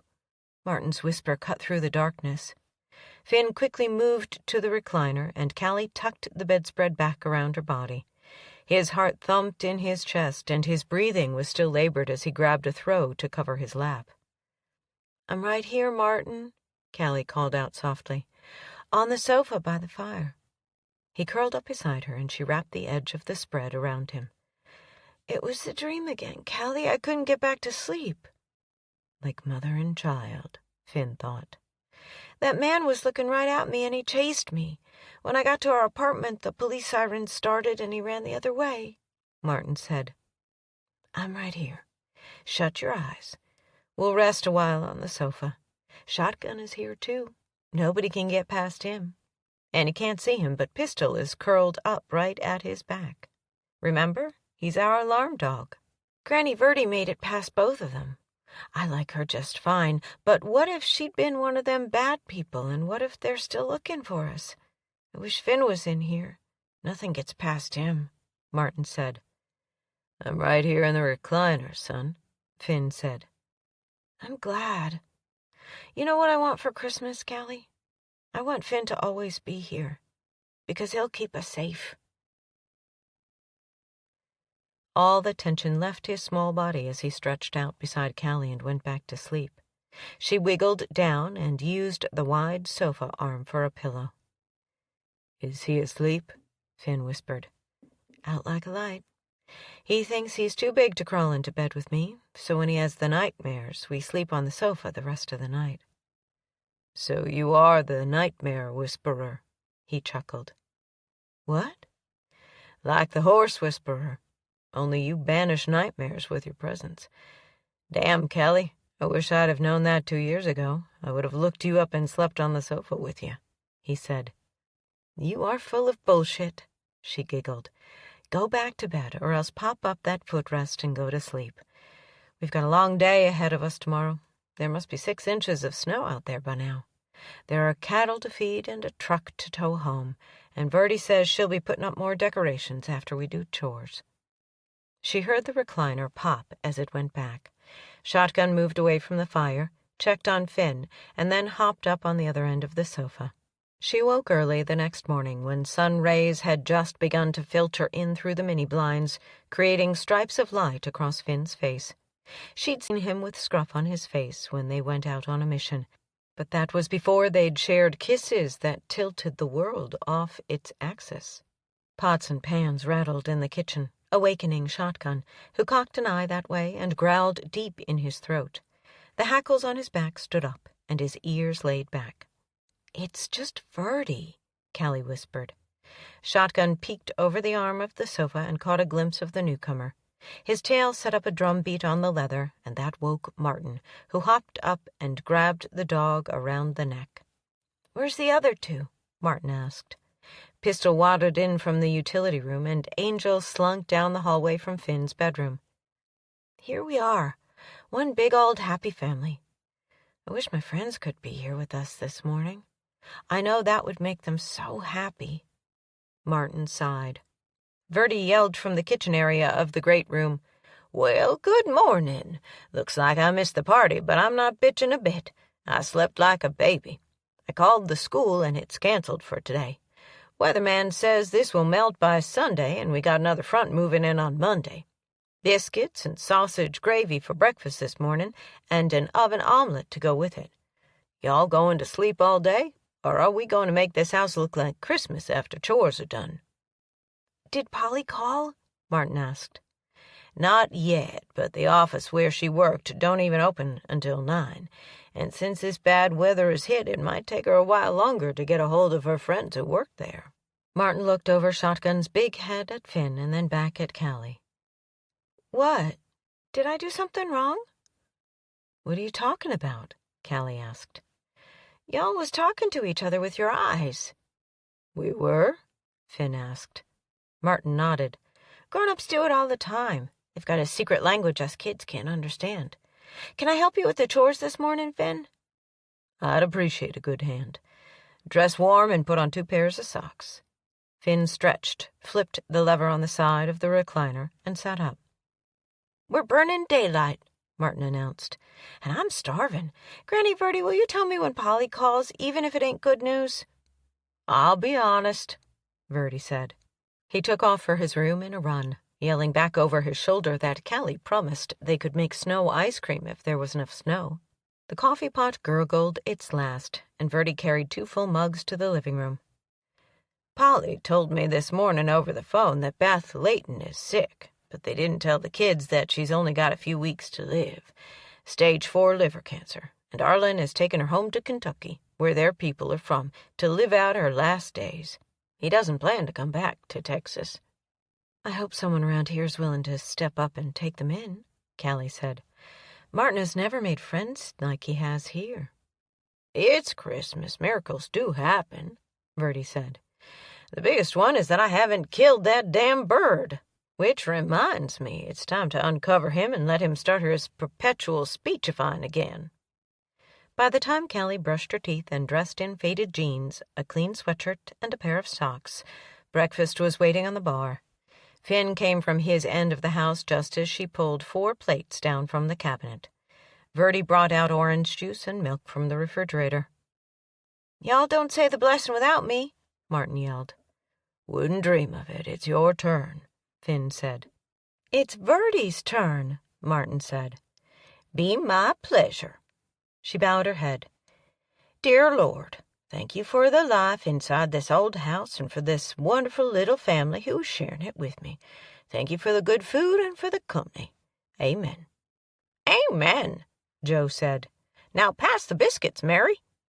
When Callie raised her head, her eyes caught Finn's, and in that secret language that Martin had talked about, she told him that she'd been right. Verdi was a settler, and she had come home. Okay, now dig in before it gets cold. Ain't nothing worse than cold gravy or eggs, neither one," Verdi said. "The decorations are up in the attic, and you get up there through an opening in the nursery closet, so when you cowboys get done with chores, we'll send Finn to get them. They ain't been brought down since Patrick died 20 years ago, so there'll be some dust. I lost the desire to put them up, and—" She leaned forward and lowered her voice. "There are spiders up there, and I do not go where there is a spider." "They ain't all bad. Some of them eat other bugs," Martin said. "That's all fine and good, but I don't like any of them." Verdi straightened up. "I didn't think you'd be afraid of anything." Callie smiled. "Spiders and snakes," Verdi said. Martin shivered. "I understand about snakes. Callie is afraid of mice. What are you afraid of, Finn?" "I'm not real fond of mountain lions. One cornered me when I was out hunting wild hogs one time. I was about 15, and that big old cat with green eyes let me know he sure wasn't afraid of me," Finn answered. "Will you take me hunting for wild hogs sometime?" Martin asked.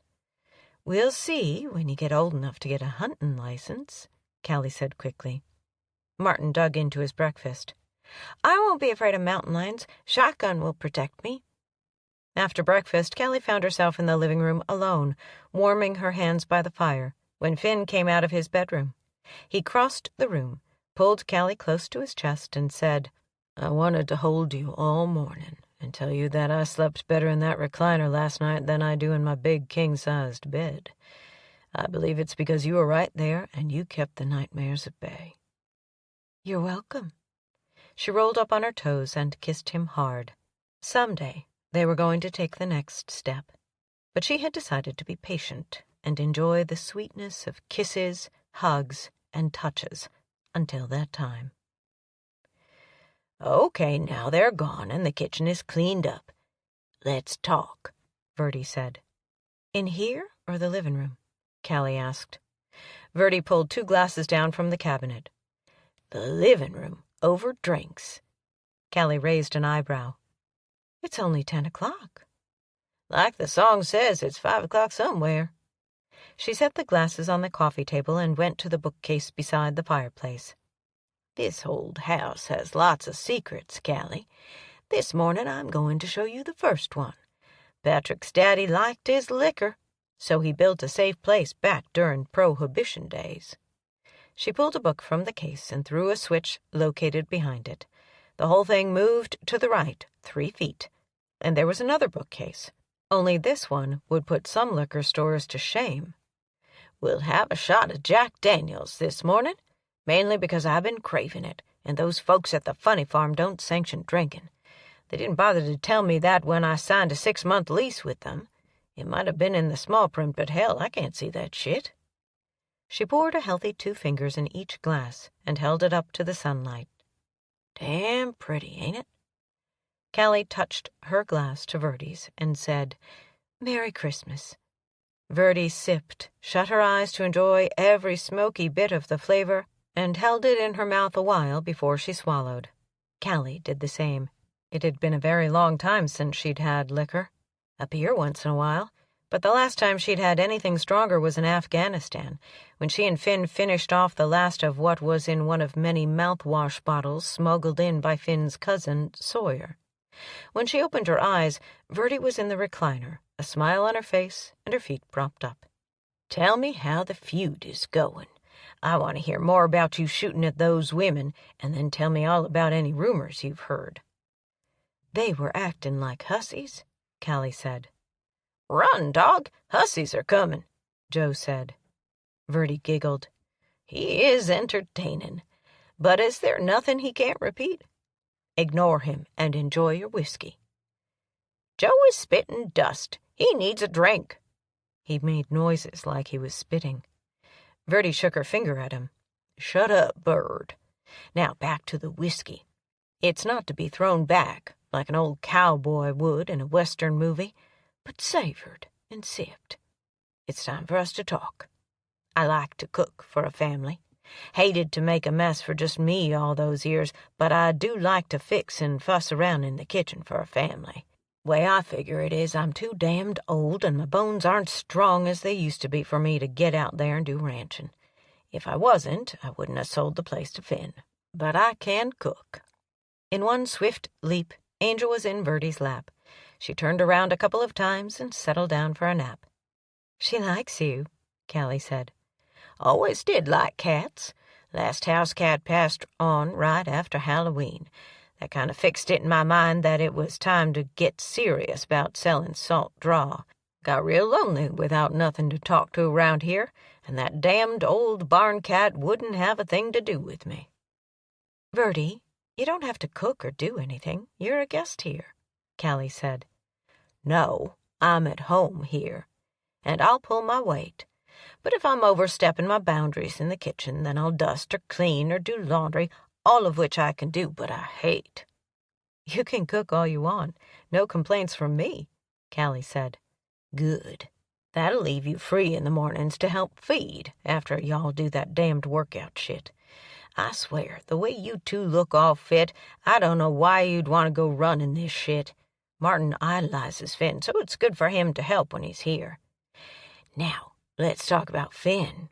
He was like a haunted, lost soul when I sold him this ranch. He's more alive now. I think you did that," Verdi said. "Sometimes I could just kick him in the butt," Callie said. "Ass, darling. Women who drink Jack at 10 in the morning don't kick butt, they kick ass. Why are you ready to put the boot to his ass?" "I had a crush on him over there, but oh no, he had to fall for one of the translators who came to the base every day. I knew something was wrong with her, but I couldn't figure out what it was," Callie said. Lord, why was she discussing this with a woman she'd only met the day before and talked to once on the phone? What was the matter with her? She could hold her liquor better than that. "That's life. Things were like green fruit then and would have been bitter if you'd bit into it. Now the fruit is ripe and ready to be harvested. Just be sure you want it, because a serious relationship takes a lot of work and energy," Verdi told her. "Sounds like the voice of experience," Callie said. "It is, and we'll talk about my story another time. It's time for me to start dinner. Those boys are going to come in here starving in about an hour. What's on your list for the rest of the morning?" Callie carried her glass to the kitchen.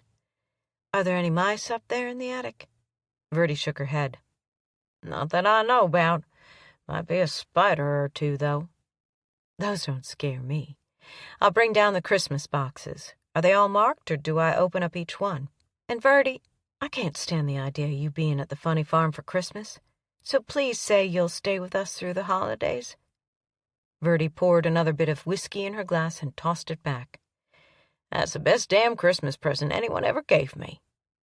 "A second shot of whiskey?" Callie asked.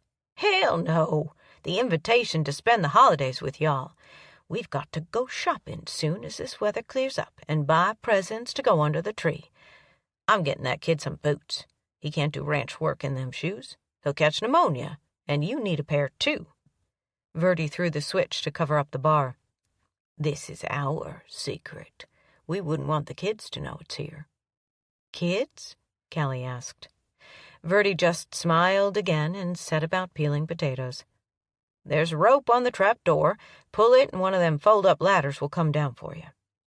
The attic was a treasure trove of antiques. Fully floored, it was dusty, and the only place Callie could stand up straight was in the middle. But everything stored up there intrigued Callie. What could Verdi have been thinking to leave all this family history? Callie would have loved to be able to say that cradle over there in the corner was where her great-grandfather had slept. Using a rag she found draped over a rolled-top steamer chest, she dusted off a sewing rocker and sat down. "Roots," she said. "Mama and my sister were blessed with wings, but I have roots." When she was old enough to ask questions about her father, her mother told her very little. Her exact words were burned into Callie's brain. "I'll always love your father, Callie. He was my first love. We were going to get married, and he got killed in a motorcycle wreck."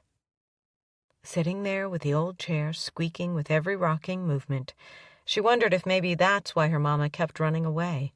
She was simply looking for that first love feeling again. You okay up there?" Vertie's voice filtered up through the opening. "I'm fine. I found a sewing rocker, and I'm just sitting here looking at all this stuff," she answered. "That was my mama's chair. Woman didn't want arms on a chair when she was knitting. You find the Christmas stuff?" "I did." "I'll come about halfway up, and you can hand it to me. Make sure there ain't no spiders on the boxes. Don't want to fall and break a hip when you've invited me to stick around for Christmas. Can't believe it's been 60 years since this nursery was even used. All of us kids plus my 2 sons slept in this baby bed," she said. "Not your grandchildren?" "My boys didn't like the ranch. Got off it as soon as they could. Oldest one went straight into the Army, married a girl from California, and settled out there when he'd finished 20 years. Raised his kids in California. And believe me, that bunch of grandkids damn sure don't want anything to do with this old place. I used to feel sorry for myself because they left Burnt Boot, but then I realized one of them could have married a Gallagher and one a Brennan, and my family would have been split down the middle for all eternity," she answered. Callie picked up a lightweight box and handed it to Vertie, who'd come far enough up the ladder that Callie only had to stoop to put it in Vertie's hands. "And the other son?" "He went to college and became an engineer, met a girl at the college who was from Florida and raised his kids down there. Never got to know any of my grandkids too well." "I'm sorry. They've missed a lot," Callie said. "So have I. But this Christmas I've got y'all, and I'm going to make the best of it," Vertie said. "Oh, there's a phone. Maybe it's Polly or Gladys with some news on the feud. Speaking of which, us old-timers around here remember things pretty often by what was going on with the feud during that time of our lives.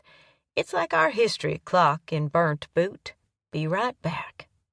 Callie sat down in the rocker again and let the peace settle around her like a worn, old favorite coat in cold weather.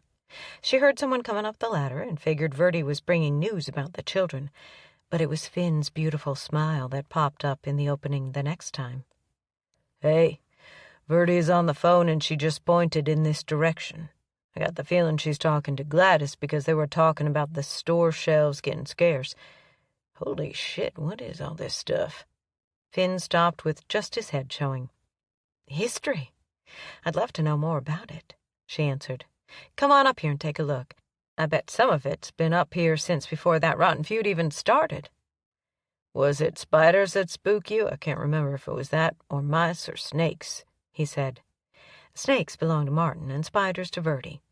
I killed a spider a while ago. Don't know if it was a good one or a bad one, but now it's a dead one." "I want you to get up slowly and come down the steps," he said. "Why?" "Because there's a rat the size of a possum over there beside that box marked Christmas," he said. "That's not funny," she told him. "I'm not kidding, Callie. Just get up real easy and come down the steps. It's not moving right now, so it might run and hide when you start this way." She followed his eyes to the biggest, ugliest rat she'd ever seen. He was right about the size, and it was glaring at her, teeth bared, not moving a muscle. She froze. Plain and simple, she couldn't move a muscle. She couldn't breathe. She couldn't speak. "Callie, I'm coming up to get you. Don't move. I think the thing is deaf," Finn whispered. Move? Hell. Her vocal cords had tightened up to the point that she couldn't even squeak, which was a crappy word to enter her mind right then. Any minute that critter was going to run right at her and she'd have a heart attack. 27 years old and dead because of a damned rat. And she hadn't even told Finn exactly how she felt about him. He had just cleared the top of the steps and taken a step toward her when Vertie scrambled up the ladder. "Well, I'll be damned," she said with a giggle. "There's one of them rotten old rats that Patrick worked on when he started taxidermy classes. Ugly son of a bitch, ain't it? I bet you raked him out of the corner when you was fiddling with them boxes. Y'all come on down here for dinner. Me and Martin are already washed up and ready to eat." "It's dead," Finn told Callie. "Did you hear Vertie? The thing is dead." Vertie was gone, and Callie could hear Martin talking about the chores they'd done, but she still could not move. "I'd carry you out of here, but I don't think we'd fit down the stairs, so you're going to have to move," Finn said. "You didn't act like this over there when we saw a rat, and there were lots of them. I had a gun on my leg and one in my boot and a knife in my belt, she whispered. He chuckled. It is pretty fierce looking. Don't come back up here without a gun and a knife, and I think you'll be all right. She wrapped her arms around his neck and shivered from head to toe. Hold me, Finn. I'm more scared right now than I was over there with bombs all around us. I'm not coming up here again. The past can stay in the past if it includes rats. Chapter 14. This place looks like we're either moving in or moving out, Finn said when all the boxes were out of the attic and in the living room. We're moving, not I'm moving. Callie's heart did one of those crazy twists that left her breathless. About 10 of them are full of outside lights. The hooks stay up on the roof all year, so it's not as tough a job as it could be, and the sun is shining. But the lights ain't been up in years, so some of them might have gotten busted up. Last time I put them up, I remember Polly calling to tell me the feud had fired up hotter than a $2 pistol.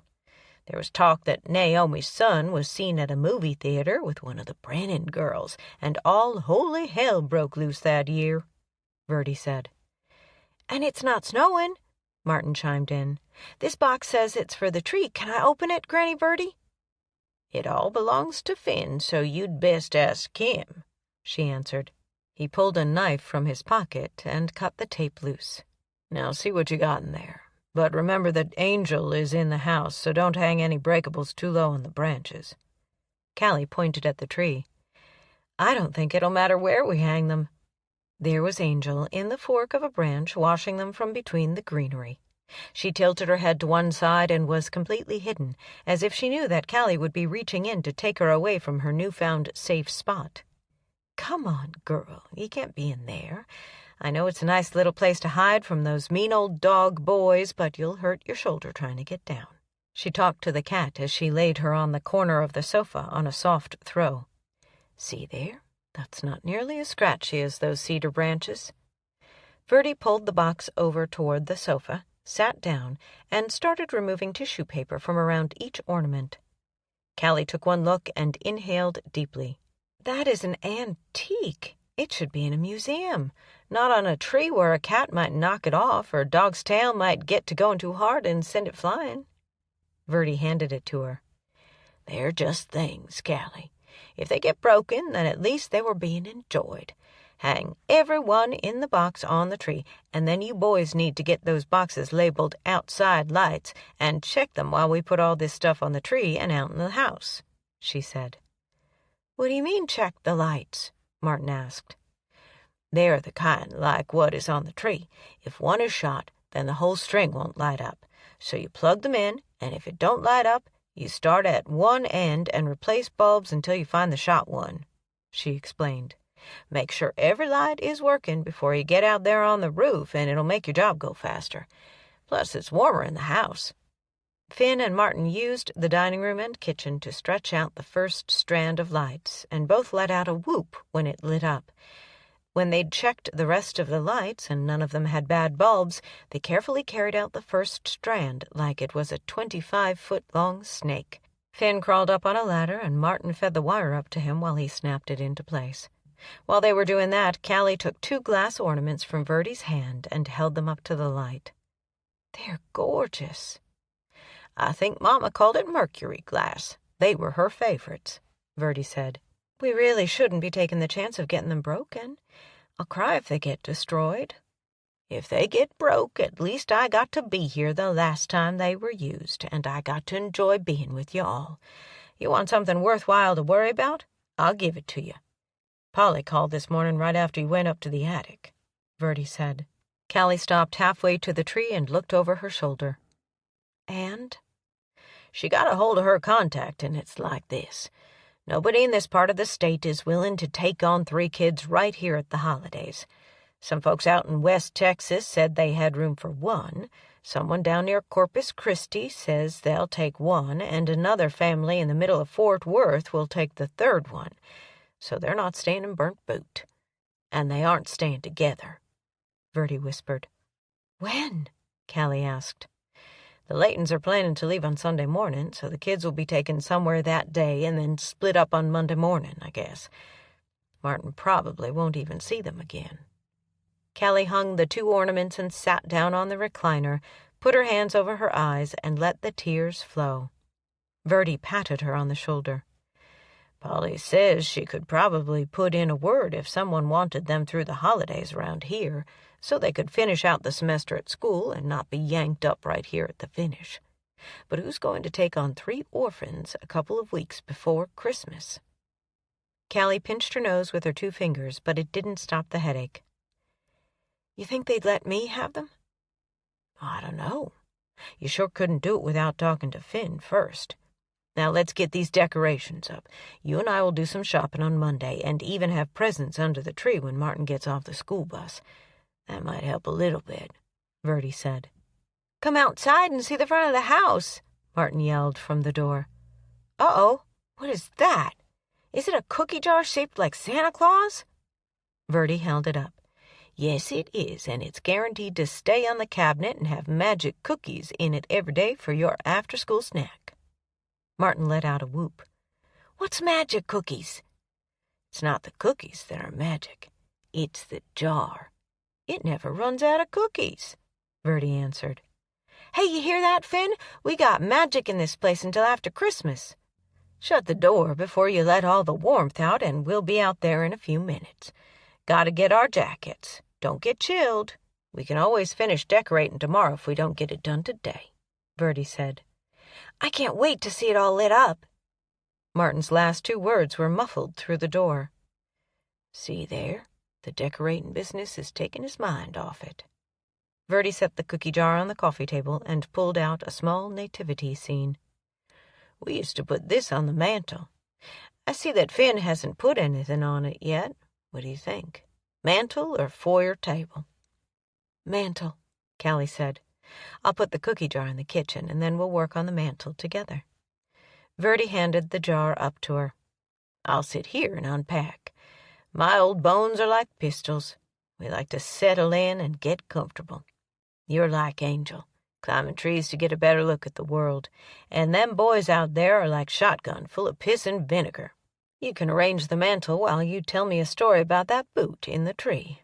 I haven't ever seen a real leather boot ornament before. Aha, that brought a smile to your face. It must be a good one. It is, but first we've got to go brag on the outside lights. My coat is hanging on the back of the rocking chair in my room. Would you get it for me, please? Verdi asked. A pang of guilt hit Finn right in the gut when he realized snow was over the top of Martin's shoes. He should have fought harder to get the kid a pair of boots. The guilt trip was cut short when he saw Callie's face. She looked as if she'd been crying, and only one thing could have caused that. Polly had called with bad news. He quickly went to her side and took her hands in his. I'm sorry. He's going to be devastated. Don't tell him now. It'll spoil his fun, she whispered. Damn it, Callie, I want to hold you and kiss you and make it all go away, he said. Me too. Maybe later. Verdi pushed outside in an old coat not so very different from his grandmother's work coat. Callie was right. They couldn't let her go back to that impersonal place for the holidays. They had to invite her to stay on at the ranch and enjoy Christmas in Burnt Boot. Going up good and tight, Verdi said. Martin clapped his hands in excitement. It's going to be beautiful. Santa won't have a bit of a problem finding this place in the dark. With that big old roof and these lights, he'll think he's on a landing strip. Verdi laid a hand on Martin's shoulder. You got that right. When you get that straightened up, you need to come inside for some hot chocolate and have some cookies. Your nose looks like it's about to freeze and fall plumb off. A boy would look just plain weird without a nose. Yes, ma'am. Now you all got to come all the way to the back side of the house. We got a lot done. Martin took off in a run, oblivious of the snow packing around the hem of his jeans. Boy needs boots, Verdi mumbled right behind him. Finn nodded. I've been telling this stubborn woman that ever since they got here. Don't say a word to me about boots or snow or strays, she said. I was fixing to tell you how beautiful you look out here in the snow. Finn kissed her on the forehead in front of Verdi and Martin. Verdi winked. Martin made fake gagging noises. She shook her head at him. You were thinking about how right you were in the Western wear store and how wrong I was. This isn't our first rodeo, Finn. I practically lived inside your head for a whole year, remember? He shivered. Yes, darling, I remember. I know his feet are cold, but I still don't want him to have cowboy boots. Her body had stiffened, and her tone was colder than the snow. Callie, you aren't losing control, I promise, he whispered. I'm not a control freak, she said. Yes, you are, and with good reason. But it's okay to let go, Finn said. What are you two whispering about? Martin yelled. Nothing, Callie said. We're just talking about your Christmas presents. I hope it's cowboy boots. I want to grow up to be just like Finn. We'll talk about it later, Callie said. Finn whispered for Callie's ears only. And honey, this is not the time or the place to pick a fight, so you can get mad and run away. She took a few steps toward the porch. You could just write my weekly paycheck, and I'll... He crossed his arms over his chest. You will what? Walk 20 miles to town? There's very little traffic out there on those twisty roads, so you wouldn't have much luck hitchhiking with a boy who doesn't even have proper boots. You are the most bull-headed, stubborn woman I've ever encountered. She shook his arm from her shoulders and stormed into the house, slamming the door. He followed her, with Verdi and Martin right behind him. They stopped in the living room, but he followed her right into her bedroom, not giving a damn if he left bits of snow on the floor in his wake. He didn't even knock on the door, but plowed right into her room. Callie was standing in front of the window, staring out like a bird in a cage. He crossed the room in long strides, scooped her up, and sat down in the rocking chair with her. I'm scared, she said. I know. So am I. This is too perfect, Finn. There's a grenade somewhere, and the pin is pulled. It's just a matter of time until it all goes boom. I figured if I left now, it would be with good memories and not horrible ones. But I don't want to leave. Just thinking of walking away from you and Salt Draw, even Verdi and the animals, breaks my heart. He tangled his fingers in her hair and held her head against his chest. I'll help you work through the fear if you'll do the same for me. She drew her head back, her aqua-colored eyes swimming in tears. Don't bullshit me, O'Donnell. You'd face off with the devil. He let go of her hair and bent just enough that their lips touched in a salty kiss. Her arms sent desire shooting through his body when they laced around his neck. The kiss deepened into more as she opened her mouth and let his tongue inside to make love to her mouth. Darling, never doubt that my fears are every bit as big as yours, with commitment topping the list in big, bold letters. Don't run away, Callie. I need you to stay, he whispered softly. I want to stay, she said, just before he kissed her again. She drew away and laid her head back on his chest. We should go. They'll be waiting. They know how to make hot chocolate, and we don't have to leave until you're ready, he said. I like it here. Can we stay forever? We might get hungry. There's things other than food that will satisfy a body, she whispered. But if the body is weak, it doesn't perform too well, does it? He chuckled. I'm not fighting any more today. I don't have it in me. But I do have to tell you this before we go out there and get lectured by Verdi. Martin's friends are going to be split up and sent to different homes on Sunday, and there doesn't seem to be a damn thing we can do about it. He's going to be so sad.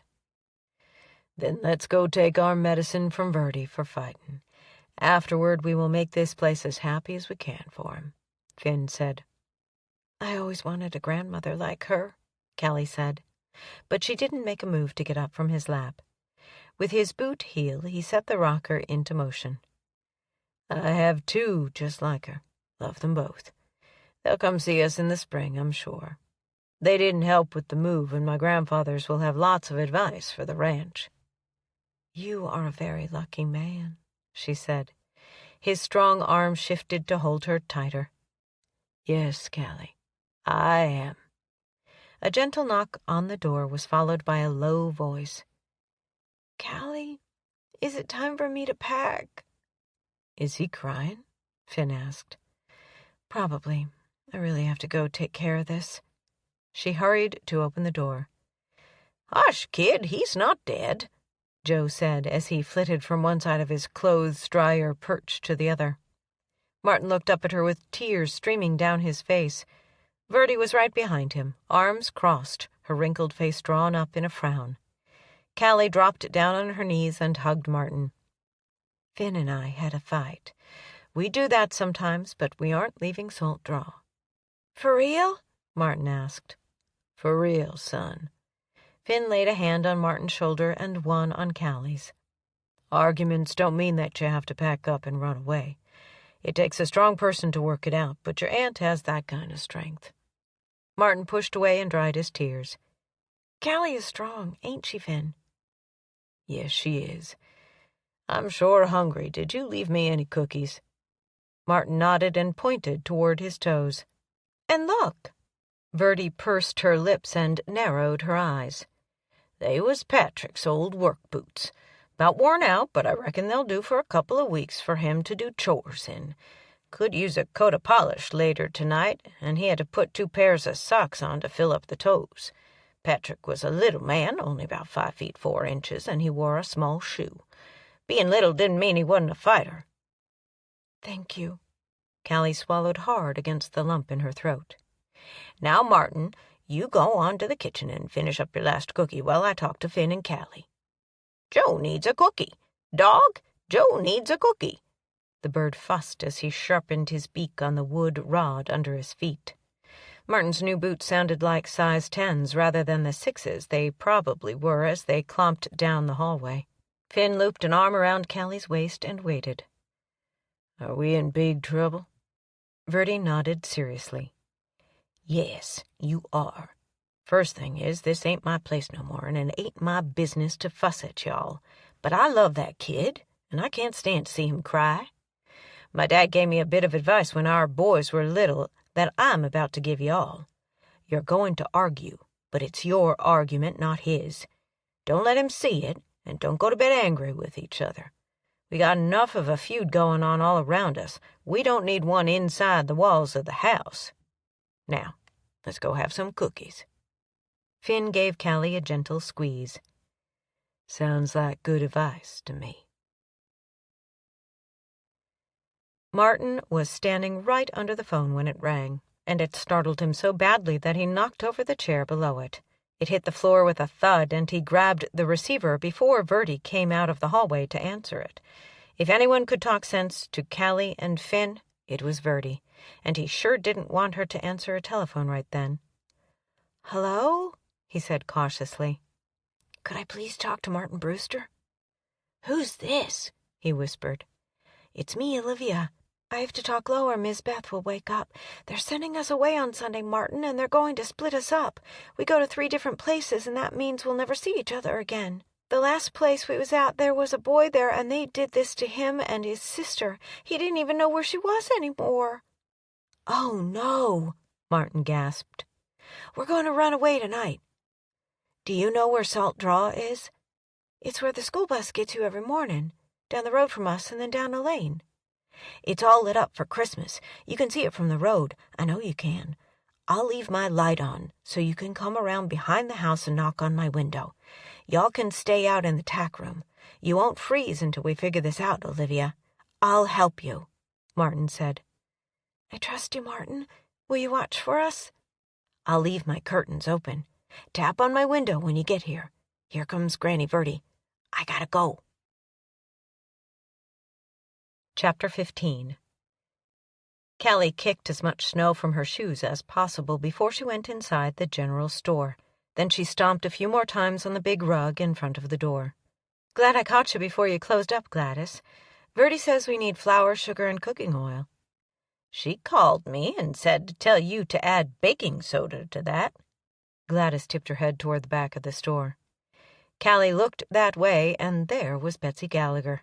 Their cold gazes locked as Betsy made her way right up to Callie's space, not stopping until they were practically nose to nose. You are like a bitch in heat. You can't be satisfied with one man hanging on you. Now you've got to go and mess up my cousin's relationship with Orville. Eileen has been in love with Orville since they were in school. Do you want an ass-whipping woman?" Betsy's tone got colder with each word. "How in the hell did I do that? It was your damn feud that brought him to my door to begin with." "He brought you donuts. He's never brought Eileen donuts," Betsy said. "That doesn't mean a damn thing. So get out of my face, and darling, you don't want to call me a bitch again," Callie said. Betsy leaned in until they were nose to nose. "I call it like I see it." Callie smiled. "What's so funny?" "Bitch." Betsy drew out the last word. "I think it's funny that the Gallaghers want the sheriff in their back pocket so bad that they send one of their own out to seduce the poor guy." "I'm not stupid," Callie whispered, and rubbed her nose against Betsy's. Betsy jumped back and swiped a hand across her nose. "Don't touch me." "Oh, darling, this relationship has gone too far for you to close me out now. Remember, I'm a bitch, and bitches rub noses with other bitches," Callie said. Betsy's hand came up in a flash, but Callie was faster. She caught it midair and held it with a vice grip. When her left hand shot up, Callie caught it, too.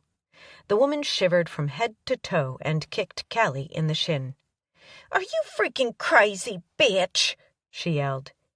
Callie kept a grip on her hands and nipped her on the arm, leaving faint teeth marks, but no blood.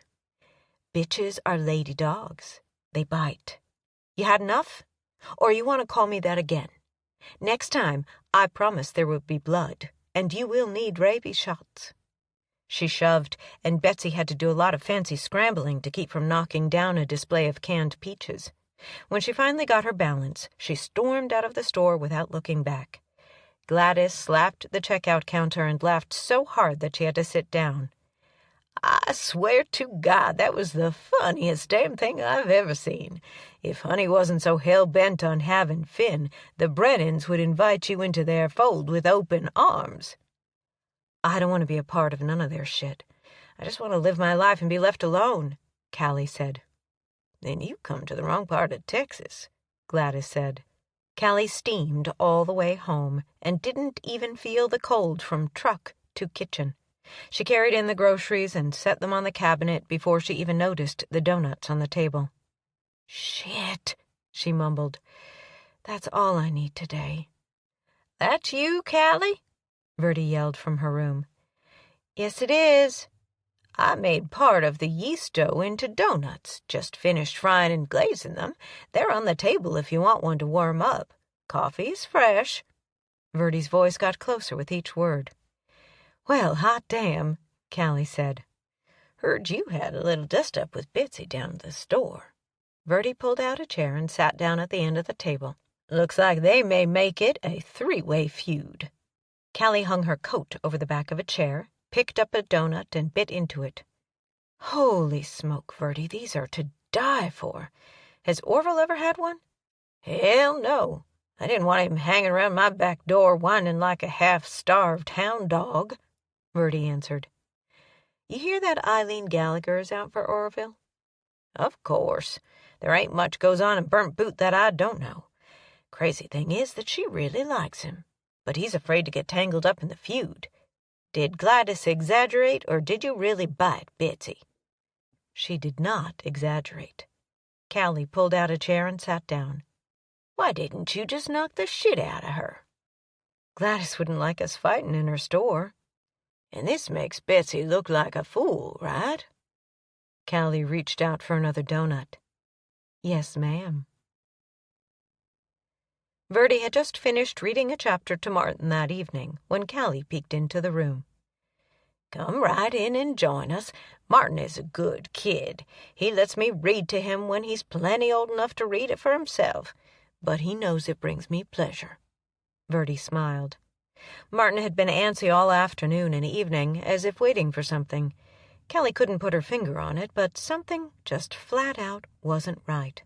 His eyes darted from the window to the bunk beds, back to the window, and then to the closet, as if he was casing his own bedroom to rob it.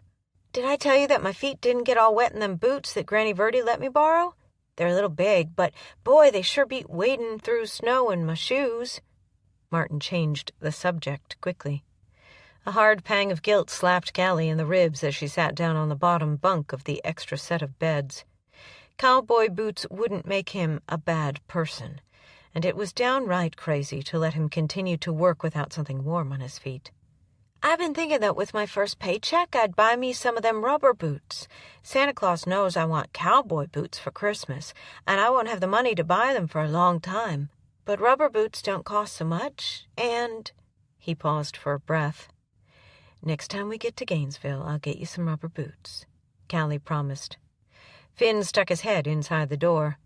"You want the plain old black ones or some with pink hearts on them?" Martin did a fake gag. "Come on, Finn, you know boys don't wear pink ones with hearts on them. I want some black ones or red ones like the firemen wear." "So you might be a fireman." Finn sat down on the bed next to Callie, legs touching from hips to knees, causing her thoughts to drift away from boots of any kind or fashion. "Maybe a volunteer fireman right here in Burnt Boot, but my real job will be ranching," Martin said. "Finn, did you ever know of coyotes, the ones like are howling out there tonight, to attack people?" "Never heard of it. Besides, you're in the house, and coyotes never break through windows to get into a house. They run from people," Finn said.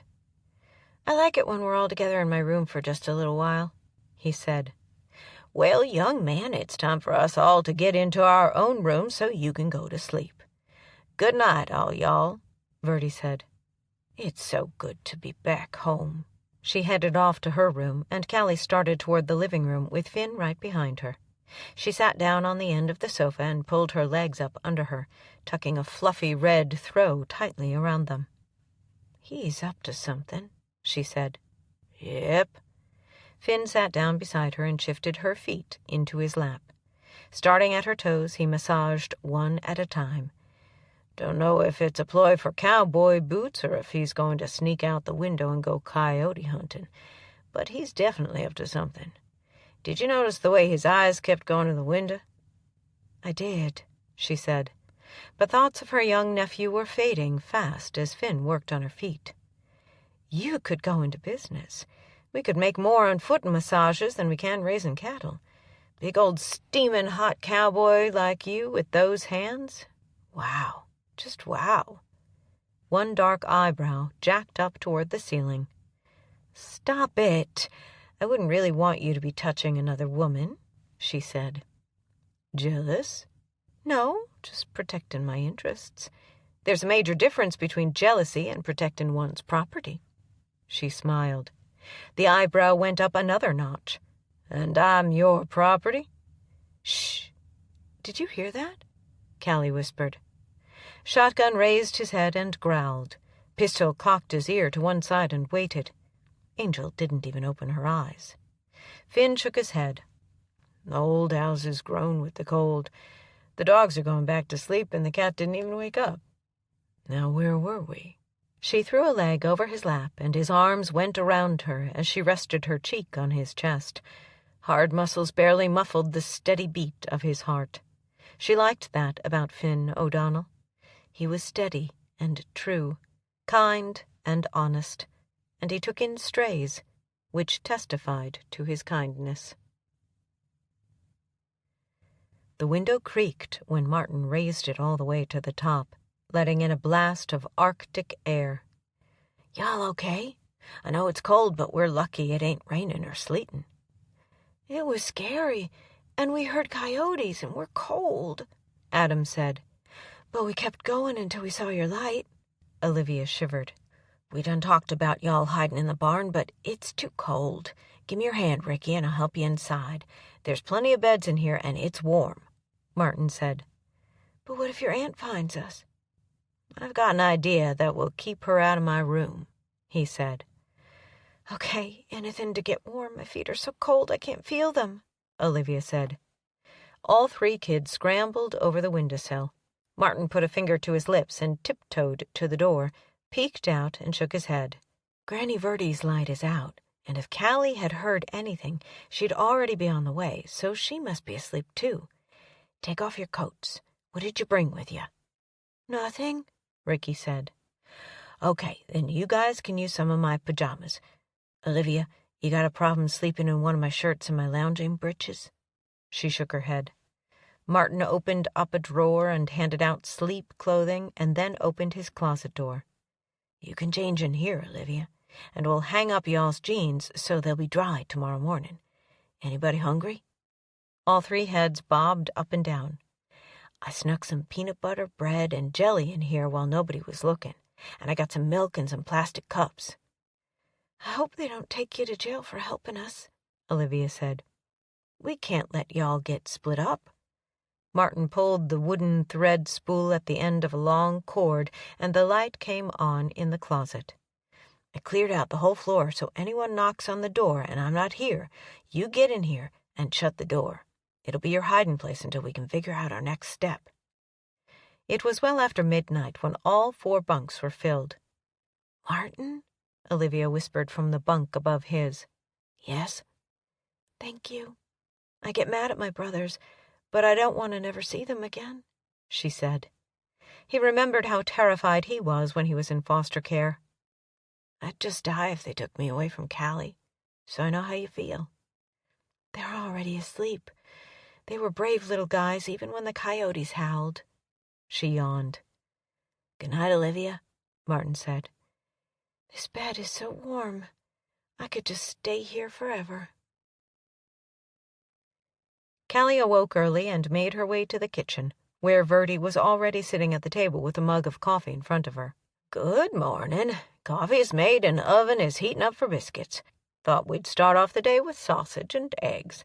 Snow hasn't melted much, but the sun will take it down some today. Then it'll be muddy tomorrow, and on Monday we'll get a fresh layer on top of frozen mud. You and Finn still planning on running in this shit? Callie poured a cup of coffee and sat down at the table. This is Saturday. We take the weekends off, but I have to admit it just makes Monday rougher. Did you sleep well? Thought I heard a window squeak and then voices, but convinced myself I was dreaming. Pistol would have told us all about it if anyone came around the house, Verdi answered. But for the most part, I slept much better than I did down there at the funny farm. Home is where your heart is. Home is where your boots are, according to Finn. Callie smiled. Thank you for letting Martin borrow Patrick's boots. Verdi grinned. He would have liked the idea of a kid wearing them. Verdi, I love your cooking, and I love having you here at the ranch, but you don't have to make 3 meals a day around here.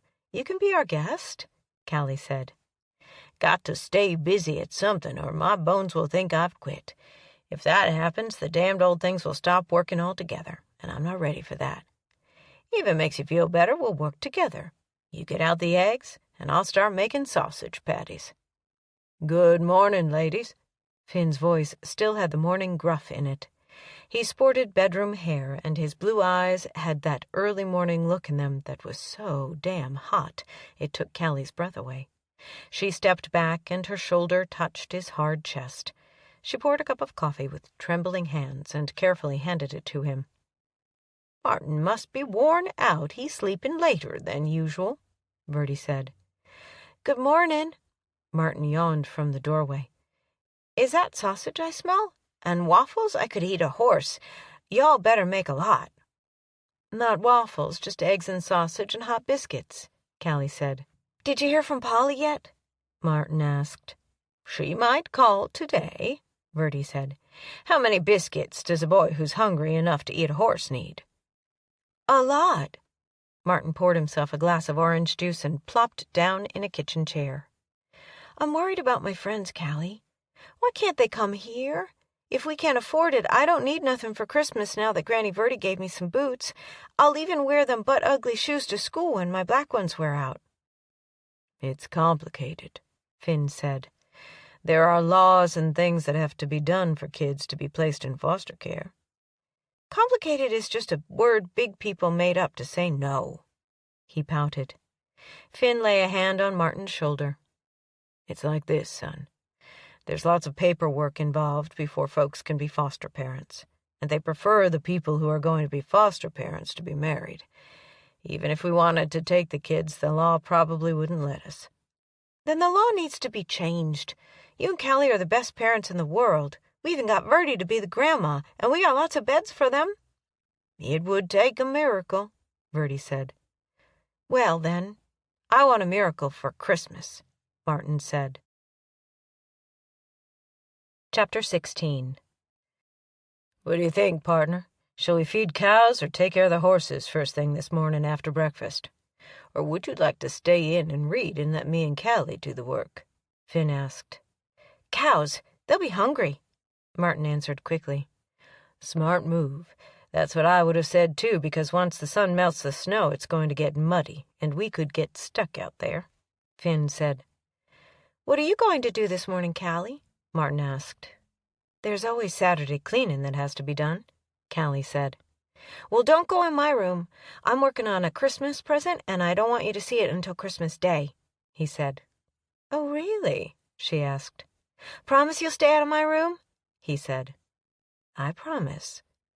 She agreed, but she was a bundle of mixed emotions that morning, and the churning deep in her gut had a hell of a lot more to do with this new relationship with Finn than whatever Martin had in his room. Ever since she had awakened, she'd felt like the other shoe was about to drop. Add that to the heat between her and Finn, and she had jitters that had nothing to do with black coffee that morning. Then there was Verdi, bless her heart. Callie had only known her for 3 days, but it felt like they'd been a part of each other's lives forever, as if she was the grandmother Callie never had. A hell of a lot of change going on, and it was unsettling. "Oh, no!" Martin pushed his chair back so quick that it fell on the floor with a thud.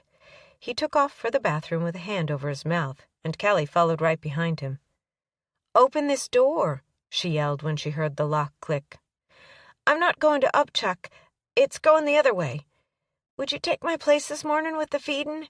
It'll be better in a little while," he hollered. "I can't leave you here alone if you're sick," she said. "Granny Verdi is here," he said.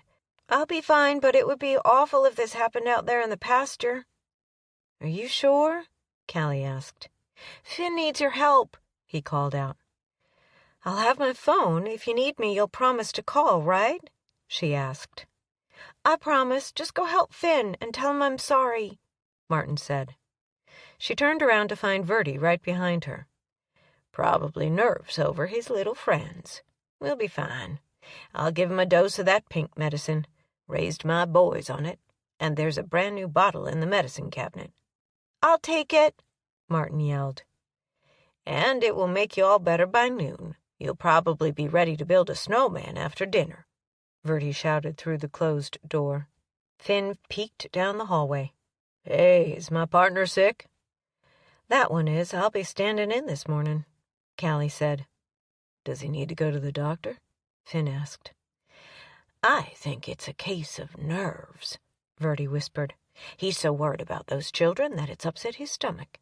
He'll be fine." Callie dressed in jeans, a sweatshirt, and her new coat, and met Finn in the living room. Shotgun got up slowly from the front of the fireplace, shook his fur, and ambled toward the door. Pistol looked up, shut his eyes, and went back to sleep. "Pistol isn't much of a cow dog," Callie laughed.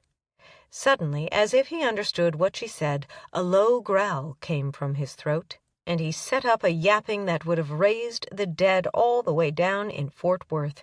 He ran to the door, hackles standing up like porcupine quills, and carrying on until Angel trotted across the floor sideways, her fur puffed out like a dandelion, to put the fear of a limping yellow kitten in whatever was on the porch.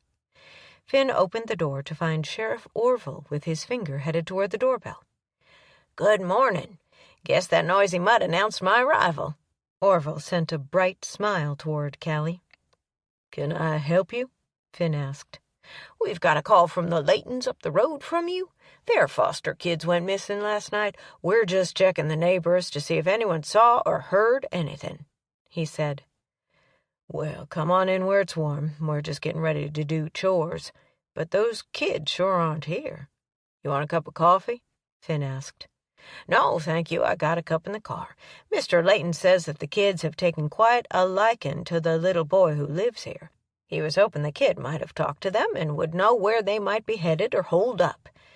You didn't tell me you had a kid." "That would be my nephew, not my child. His name is Martin. He is friends with the kids and is very upset about them going back into foster care. He's not feeling well, but I can ask him. Please come inside, Sheriff," Callie said, but she caught the sly wink from Finn and blushed. He nodded and stepped into the living room. "I'd appreciate that, Callie." Callie started to swing the door open, but remembered that he'd asked that she not barge into his room, so she shouted through it. "Hey, Martin, the sheriff is out here. Your friends are missing, and Mr. Layton is worried. Have you talked to Olivia?" "Hot damn, Joe wants a donut," Joe yelled. The door opened immediately, and there was Martin, all the color drained from his face. "Oh, no, did someone steal them? We should have taken them in, Callie. Now they're gone, and it's cold, and what if they freeze or starve? What's Joe hollering about? Did Verdi make donuts?" "You just get to feeling better. The police will find them." She touched his forehead, but he wasn't feverish. Evidently, Joe could smell donuts, and that set him off. "Run, dog, run! Cops!" he said loudly. Orville raised an eyebrow, and she shook her head. "He's upset because he wanted us to take them, but we aren't approved foster parents. Sorry about the bird." "Well, thank you. Call me if you hear anything. Small as burnt boot is, we'll find 'em." "Now I'm really worried," Callie said as soon as the door closed. "I hope they're holed up in a warm barn. Maybe they've gotten into the school or the church. That's the two places they know won't be occupied on a Saturday." Finn draped an arm around Callie's waist. "Let's get the chores done, and if they haven't found 'em by then, we'll help with the search. Just knowing we're out there will make Martin feel better." "He'll throw a fit to go even if he's not feeling better," she said. "We'll take him with us, I promise." Verdi waved from the kitchen table as they passed. "Don't worry about those kids. They're probably somewhere warm and safe, and like the man said, this ain't a big town. Somebody saw them or is keeping them, and they'll be in touch with the Laytons right soon." When they were in the truck with Shotgun right between them, Callie sighed loudly. "I'm sorry, Finn. It's just that he's never made friends before, and he's been so happy here." The truck roared to life when he started the engine. "Don't worry. It'll all blow over in a week or two, and he'll make new friends. I wonder why Joe yelped about donuts. He probably could smell them on Orville." Callie laughed. "I bet if you kissed me right now, you could taste them. Kind of like the smell a smoker leaves behind when he's been in a room." "Never accuse me of passing up an opportunity like that." Finn leaned over and let his tongue slip inside her mouth. "So?" she asked when he moved away. "No donut taste there, but it was right nice. Anytime you want me to check for donut breath, you just let me know." "If you need me, I'll be in my room reading."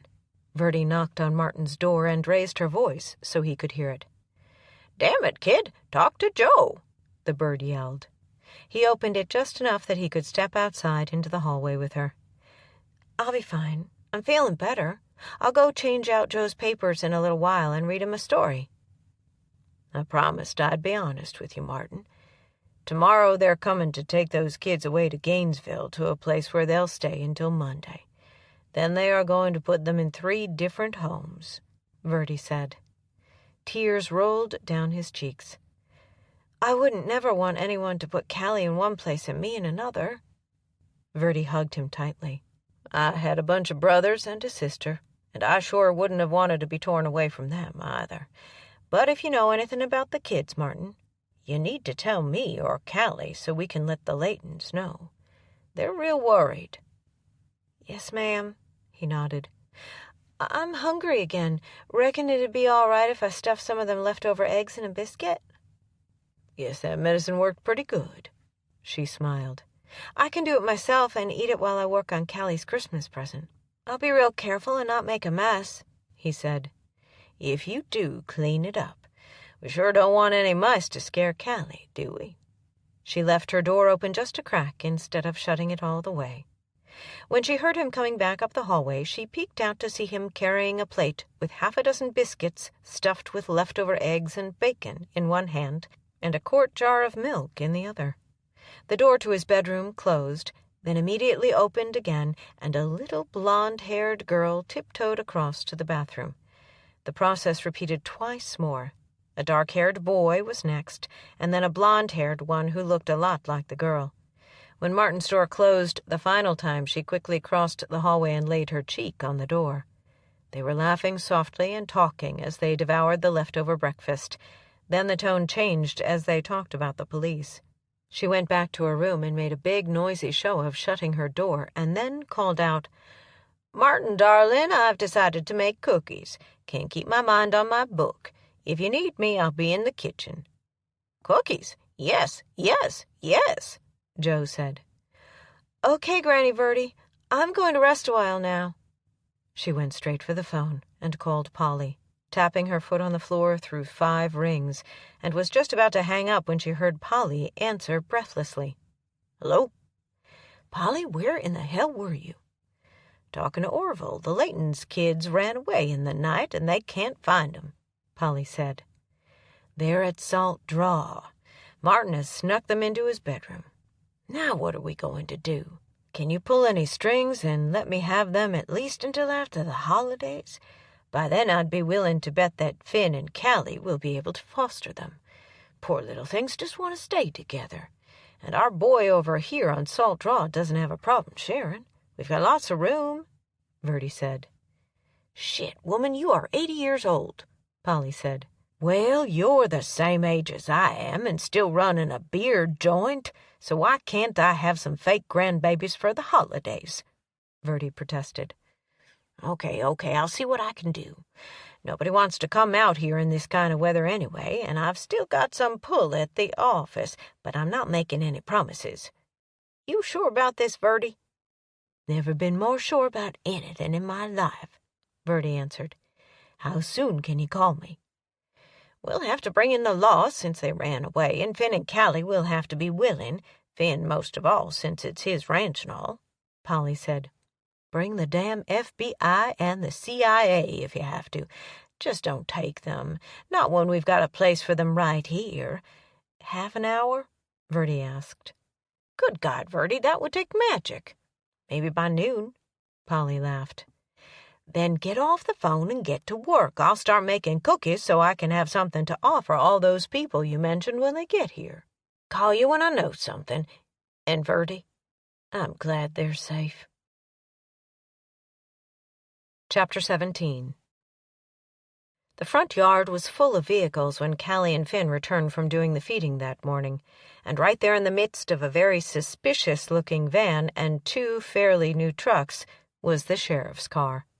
Finn parked and then leaned over to the console to kiss Callie on the cheek. "Whatever it is, missing kids or feuding, we'll get through it together. Besides, I'm sure Verdi has it under control." Callie pulled the stocking hat off and shook out her dark hair. She didn't have her makeup kit from her purse, so whatever the problem was, she'd have to face it with a wind-blown face and most likely a few bits of straw in her hair. "You are beautiful," Finn said. "You weren't supposed to know that I was fretting about facing people looking like this," she told him. "We were closer than twins, Callie. We can read each other's minds. That's what kept us alive," he reminded her. "Then, thank you for the compliment. Let's go see what Martin has done now." Thank God he couldn't really read her mind, or he'd be running for the hills. "What makes you think it's Martin? Maybe it's Verdi. She might be having a town meeting to discuss the Christmas program at church tomorrow." "And that would include Orville?" Callie asked. Finn held her hand tightly in his. "You never know what she might have up her sleeves." Guns weren't drawn, and the 6 people already around the table were laughing and telling stories when Finn and Callie went inside. Her eyes went from Orville to Verdi and back around the circle. "Martin?" she mouthed to Verdi. "In his room, but he's fine. He's not sick anymore." Polly waved at Finn. He let go of Callie's hand and waved back. "Hello, Polly. What brings you out to Salt Draw?" "Trying to help Verdi out," Polly said. "Y'all pull up a chair and we'll get down to business," Verdi said. "Hot damn, Joe wants a drink," the bird said. "Don't mind the bird," Verdi laughed. "He's crazy as hell, but he entertains me. I hated him at first, but he grows on a person. I wish I'd gotten one like him years ago." Finn seated Callie first, and then sat down so close to her that their thighs were plastered together. "Verdi?" Callie asked. "Okay, I'll introduce the bunch of you. I forget that everyone don't know everybody else. This here's Amanda. She's the lady from the social services in Gainesville. She's the one who handles the kids staying with the Laytons. That's Arlen Layton and his wife Beth. Y'all know Orville. We've got ourselves a problem, and we can't go no further until I get your opinion, Finn." Callie laid a hand on Finn's thigh and squeezed. She'd known that this group of people had nothing to do with a church program. Finn covered her hand with his. "It's got to do with the kids, right, Verdi? They are hiding out in Martin's room right now. Probably been there since last night. Amanda drove out here on slick roads so she could take them to the group home, but she's agreed to let the kids stay with us through the holidays if you are willing. It's your ranch, so it's your decision," Verdi said. "And after the holidays?"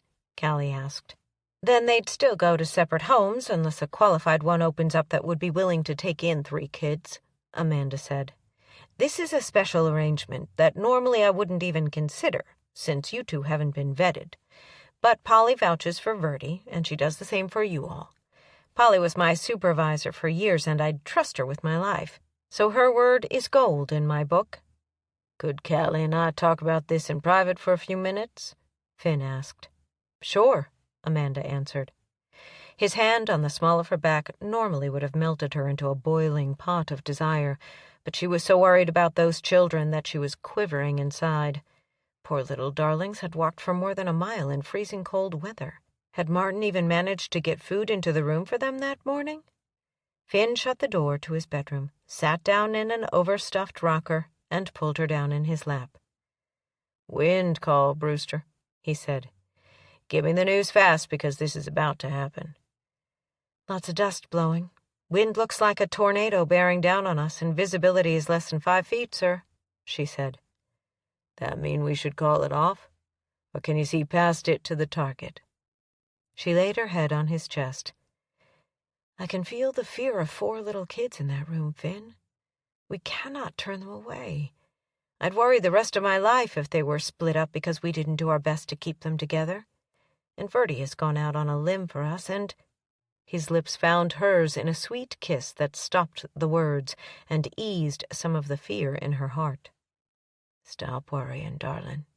He broke away and gazed deeply into her eyes. "We're going to take in 3 kids. Never was a doubt in my mind, but I never would make a decision like that without asking my partner. Martin needs to be punished for not coming to us. I know he told them to come here and he'd hide them. I'm not sure how, but he did it," she whispered. "He will be. I had 2 brothers and a sister. He's going to have to share that room, share the bathroom, and put up with the sister. It won't be like playing with them at school. He'll be instantly thrown into a sibling situation." "And after the holidays?" she asked. "We'll start the process to get certified for foster care. If they're having trouble finding a suitable home, maybe they'll get the ball moving faster." "You haven't even met those kids," she said. "No, and I don't expect every day to be perfect. It wasn't where I grew up, but we'll do the best we can with what we've got to work with that day." "You are amazing," she said. "We're both guilty of taking in strays. And before you say a word, I know these kids aren't dogs and cats. We might have to beg Verdi to stick around to help us with the new crew, but something tells me she won't give us much sass about it," Finn said. He tipped her chin up, and his blue eyes drifted shut as his lips found hers in a harder, more demanding kiss. One hand tangled itself into her black hair. The other found its way up under her sweatshirt, making long, lazy circles on her back. He moved from her lips to her eyelids and her earlobe, where he whispered, "You think we've made them wait long enough?" She giggled. You didn't bring me in here to talk, did you? I knew what you'd say and what we'd agree on. I wanted to touch you and hold you, Callie, to reassure you that everything was going to be all right. And this was a perfect excuse. Her sudden intake of breath sounded like a faint sneeze. You are a rascal. He stood up but kept his arms around her. That would be the pot calling the kettle black, for sure. His words made her knees go weak. Now we'll have 4 kids and Verdi in the house. You think we'll ever have a moment to ourselves? Oh, honey, with what I've got planned and what I know right now, it's not going to be a problem at all. Matter of fact, I'm thinking I just got handed a special Christmas present. He grinned. Then let's go tell them we've made a decision, she said. Conversation came to a screeching halt when Finn and Callie were back in the kitchen. 6 sets of eyes were on them when they sat down, and Amanda asked, Have you made a decision? We'd love to have the children here, but we do have a question. What would it take for us to become foster parents so they can stay past the holidays? We'd be attached to them by then, and it'll be even tougher to see them leave, Finn said. It would be unusual, but not impossible. You'd have to be the primary foster parent, but with Callie as hired help and Verdi as a nanny figure, there's a good chance it could work, Amanda said. We can take it a step at a time. The first is settling them in for the next 3 weeks. Would you be willing to keep them until after the new year? We are, Finn nodded. We thought Amanda would be taking them from here, so we brought their things, Beth said. I've enjoyed having them, but since you are taking them, we're planning on leaving first thing in the morning. All we have to do is load up the truck. We sold our home as is, so we don't have to move furniture. Callie laid her hand on Beth's. We'll take good care of them. I promise. I know you will. Y'all have got your work cut out for you. We were their 6th home, so they don't trust too good. We'll give it our best, Callie said. I'll help you unload, Finn offered. Appreciate it. Arlen shoved his arms into the sleeves of his coat, which had been hanging on the back of his chair. Verdi, if you'll show me where the kids are hiding, I'll need to visit with them, Amanda said. So my services aren't needed anymore? Orville asked. I guess not, Polly said. Me and you can get on down the road about our business. These folks can finish up the process here. I'm glad it's turning out this way. A family doesn't need to be separated during the holidays. Finn O'Donnell, you are a good man. And Callie, you are one of a kind. Orville shot another brilliant smile her way.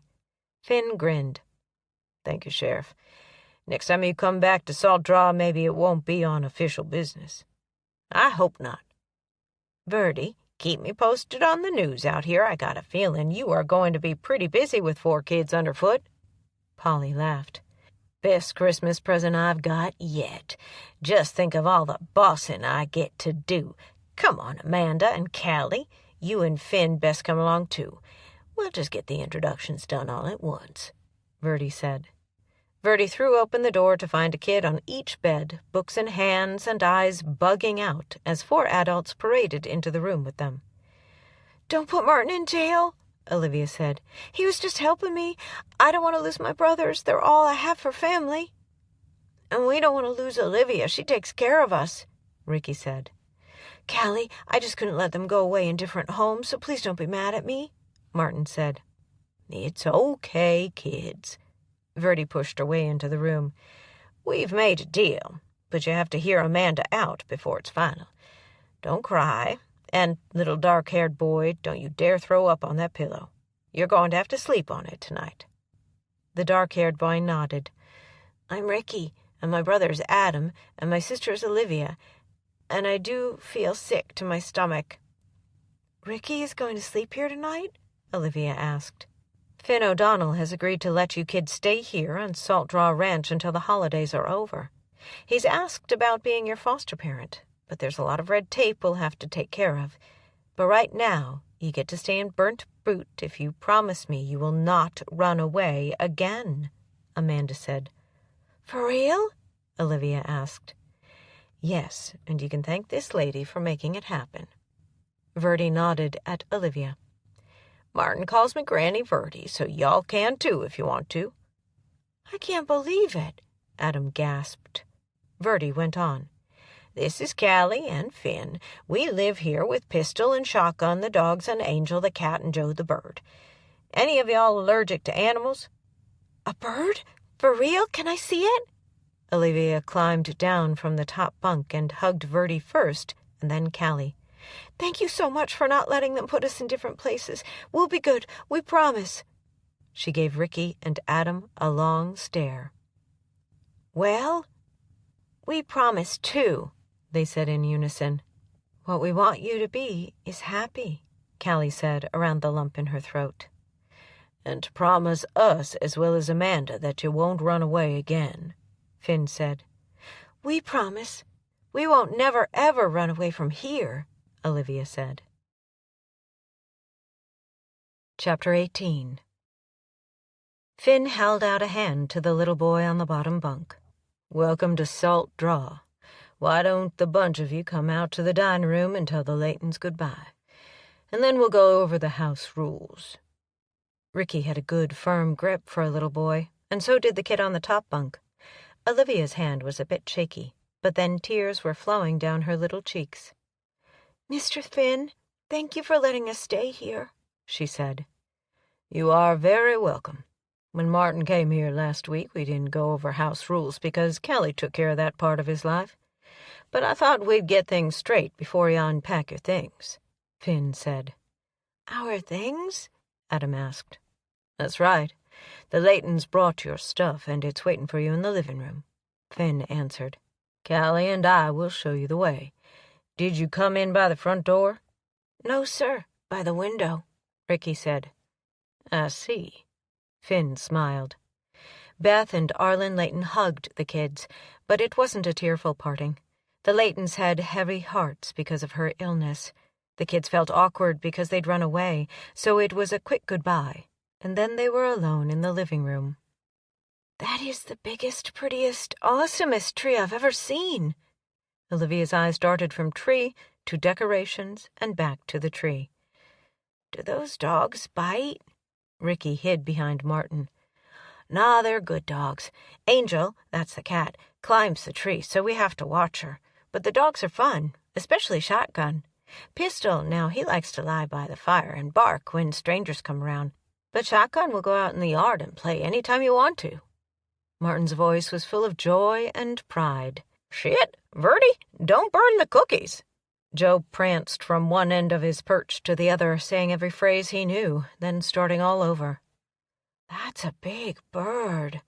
I was expecting a little bitty one like a canary, and he says dirty words," Olivia said with wide eyes. "But he's so pretty," Adam said. "Does he ever fly around in the house?" "Not anymore," Finn said. "Okay, kids, all four of you can sit on the sofa and listen to Finn," Verdi said. "I expect his rules won't be hard to obey, but you need to hear them."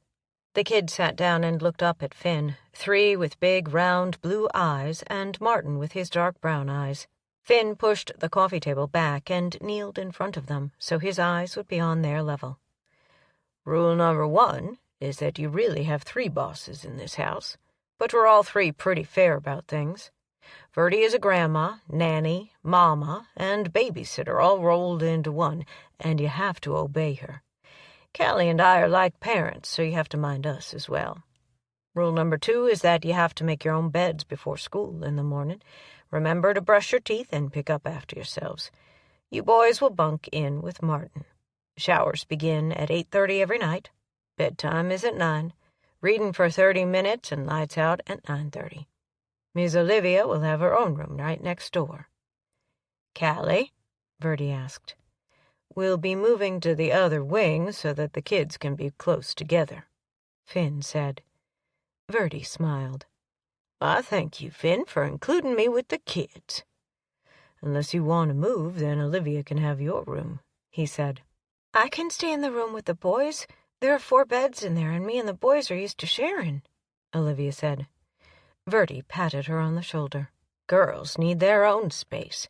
I'd move you in with me, but I'm not turning out my lights at 9:30. And I was very serious when I thanked Finn. I'm tickled to be on the wing with you kids. It'll be like it was when I was a child. You okay with the move, Callie?" "Yes, ma'am. I could sure use some help from these big strapping boys getting my things out of that room and into my new one. Olivia, you'll have to put up with Angel coming in your room at night. She's been sleeping on the end of my bed," Callie said. "Is that all?" Martin asked. "That's the whole list of rules," Finn answered. "It's sure a short list. You didn't say anything about doing homework when we get home or nothing about chores." "Those things are your responsibility and don't fall under house rules," Finn said. "Look, Olivia, mistletoe." Adam pointed toward a sprig hung in the archway between the living room and the dining room. "Well, I'm not kissing you, so don't go stand under it," Martin declared. "When I get big enough to kiss girls, it's going to be Sally." He blushed scarlet. "Didn't intend for those words to come out, did you?" Finn chuckled. Martin shook his head. "Well, I wouldn't kiss you either. I'm going to fall in love with Harry when I'm 16, but not until then. Kissing you would be like kissing a brother." Olivia skewered up her face. "Well, I'm real glad we got that settled," Callie said. Finn took her hand and led her to the spot right under the mistletoe, picked her up until her feet were 6 inches off the floor, and kissed her right there in front of them all. "Well, how about that?" Verdi grinned. "It's like a movie," Olivia sighed. "Didn't want to waste the chance." Finn grinned as he set Callie on her feet. She tiptoed and kissed him on the chin. "Neither did I." Finn had broken the ice by kissing her in front of them. The boys' noses were snarled up like they'd smelled something horrible. Olivia was wide-eyed, and Verdi was still smiling. The awkward moment had passed. "I like cats, but we never could have pets in the places we've lived," Olivia said shyly, changing the subject. "I bet by the end of the day that Angel will let you hold her, and she'll probably sleep on your bed," Callie said. "This all," Olivia swept the whole room with her arms, "feels like a dream." "I expect all 4 of you best get on in the bathroom and wash up for dinner.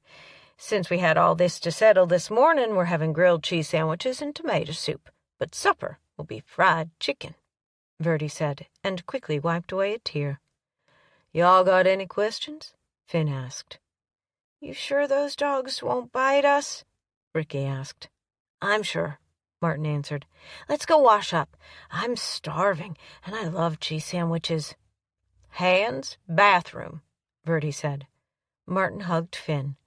"Thank you." "You are very welcome, son," Finn said. "Y'all come on. I'll show you where the bathroom is, and after dinner us boys are going to help Finn clean up the barn if you think you're big enough," Martin said. "Anything you can do, I can," Adam declared. "Me too," Ricky said right behind them. "Well, that's done," Callie whispered. "Martin almost made me cry," Finn said. "Big old mean soldier like you?" Callie asked. "Big old mean soldier has a soft heart," Verdi said. "Y'all can help me get some food on the table. Them kids need something warm in their stomachs. I know Beth Layton was good to them, but I swear them boys look like they could use fattening up." "Which brings us to the second question of the day," Callie said. Verdi was behind the refrigerator door taking out butter, cheese, and milk. "Which is?" Finn had started toward the pantry for tomato soup. "If it works out for us to keep these kids past the holidays, would you stay on as the nanny?" Her head popped up over the door. "Hell no." "Hell no. Hell no." Joe filled the house with several woof whistles in between repeating what Verdi said. "If you don't shut up, I'm getting out the tomato cage and the apron," Verdi threatened. Callie stopped in her tracks. "Finn would pay you." "It ain't money."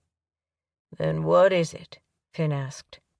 "If I can't be the granny, I ain't staying. I want the title, not the damned old money. I got more of that than I can ever spend. You let me be the granny, and I'll tell the funny farm to give my room to someone else." Callie let out a whoosh of air. You scared me, Verdi McElroy. Just keeping y'all on your toes. This is my home. I figured it out after I left, and God has seen fit to give me a second chance at living here. I'll be glad to stay on and help you run this ranch, Finn. If you'd have told me you needed some help, I wouldn't have ever left, she said. Sure funny how a man's life can do a 180-degree turn in a few days, ain't it? He said. Patrick used to say that it was a good thing we didn't know what the next 5 minutes would bring in lots of cases. 4 little kids coming down the hall sounded like a herd of elephants. Martin led the line and held out his hands for inspection. Callie looked at the tops, the palms, and then the nails. Good job, soldier. Next. Adam held out his hands, and she did the same, all the way down the line to Olivia. The girl's hair was in need of a good shampooing and application of conditioner. It was thick and straight as a board, hung in her eyes, and needed a cut or a shaping. Callie took her small hands in hers and examined them like she had the boys. Good job, soldier. All 4 of you can sit at the table until we get the food ready. Martin's smiles and the tone of his voice as the kids all talked at once was music to her ears. She'd never seen him that happy, not even when the social services lady told them that he wouldn't have to go to foster care while Callie got guardianship papers in order. Callie's new room was 1 door down the hall from Finn's, with the old nursery across the hallway. The linen closet and bathroom were on the same side as the nursery. The little boys carried what they could, but Finn brought in her clothing and hung everything in the new closet.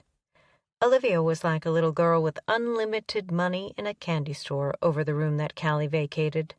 Her meager possessions were lined up on the dresser, and her Bible was on the nightstand. Her clothing took up less than a foot of space in the closet, and the shoes on her feet were all that she had. Amanda had said social services would send a check each month, but Callie had money saved, and she was determined the child would have a few things before the money arrived. The moon hung in the sky outside her window that night like an omen, telling Callie that everything was working out in every aspect of her life. She wrapped her arms around herself and stared at the patterns the lacy curtains made on the walls and ceiling as the moon slowly rose and clouds shifted back and forth across it. Her new bed was king-sized and felt like it covered an acre of ground. There was one of those tall chests in the corner, like the one in Finn's room, a gold velvet rocker in the other corner, and a desk located where his fireplace was over in his room. Martin was all the way across the house from her, but he had Adam and Ricky in the bunkhouse, as they had started calling their room with him, Verdi across the hall, and Olivia right next door. A soft knock on her door drew her attention away from the moon, and she wondered what Verdi needed. Then she remembered that she'd locked the door. She crawled out of bed and scolded herself. What if Martin needed her? What if he had one of those bad dreams and they had to relocate to the sofa for the rest of the night? He'd wake up the whole house beating on her door. She had barely gotten her feet on the floor when the closet door opened, and there was Finn, or his ghost. She wasn't sure which it was for a split second, as her heart did triple time, and the adrenaline rush threatened to put her into flight mode. He'd told her good night at the door half an hour ago, and she'd locked it when she came into the room. "What the hell?" she asked. "I knocked." He smiled. She looked from bedroom door to the closet and back again. "I discovered it while I was hanging up your clothing. Evidently one of the former owners in this place liked to keep separate rooms, but they didn't want anyone to know. There is a secret door connecting my closet to yours.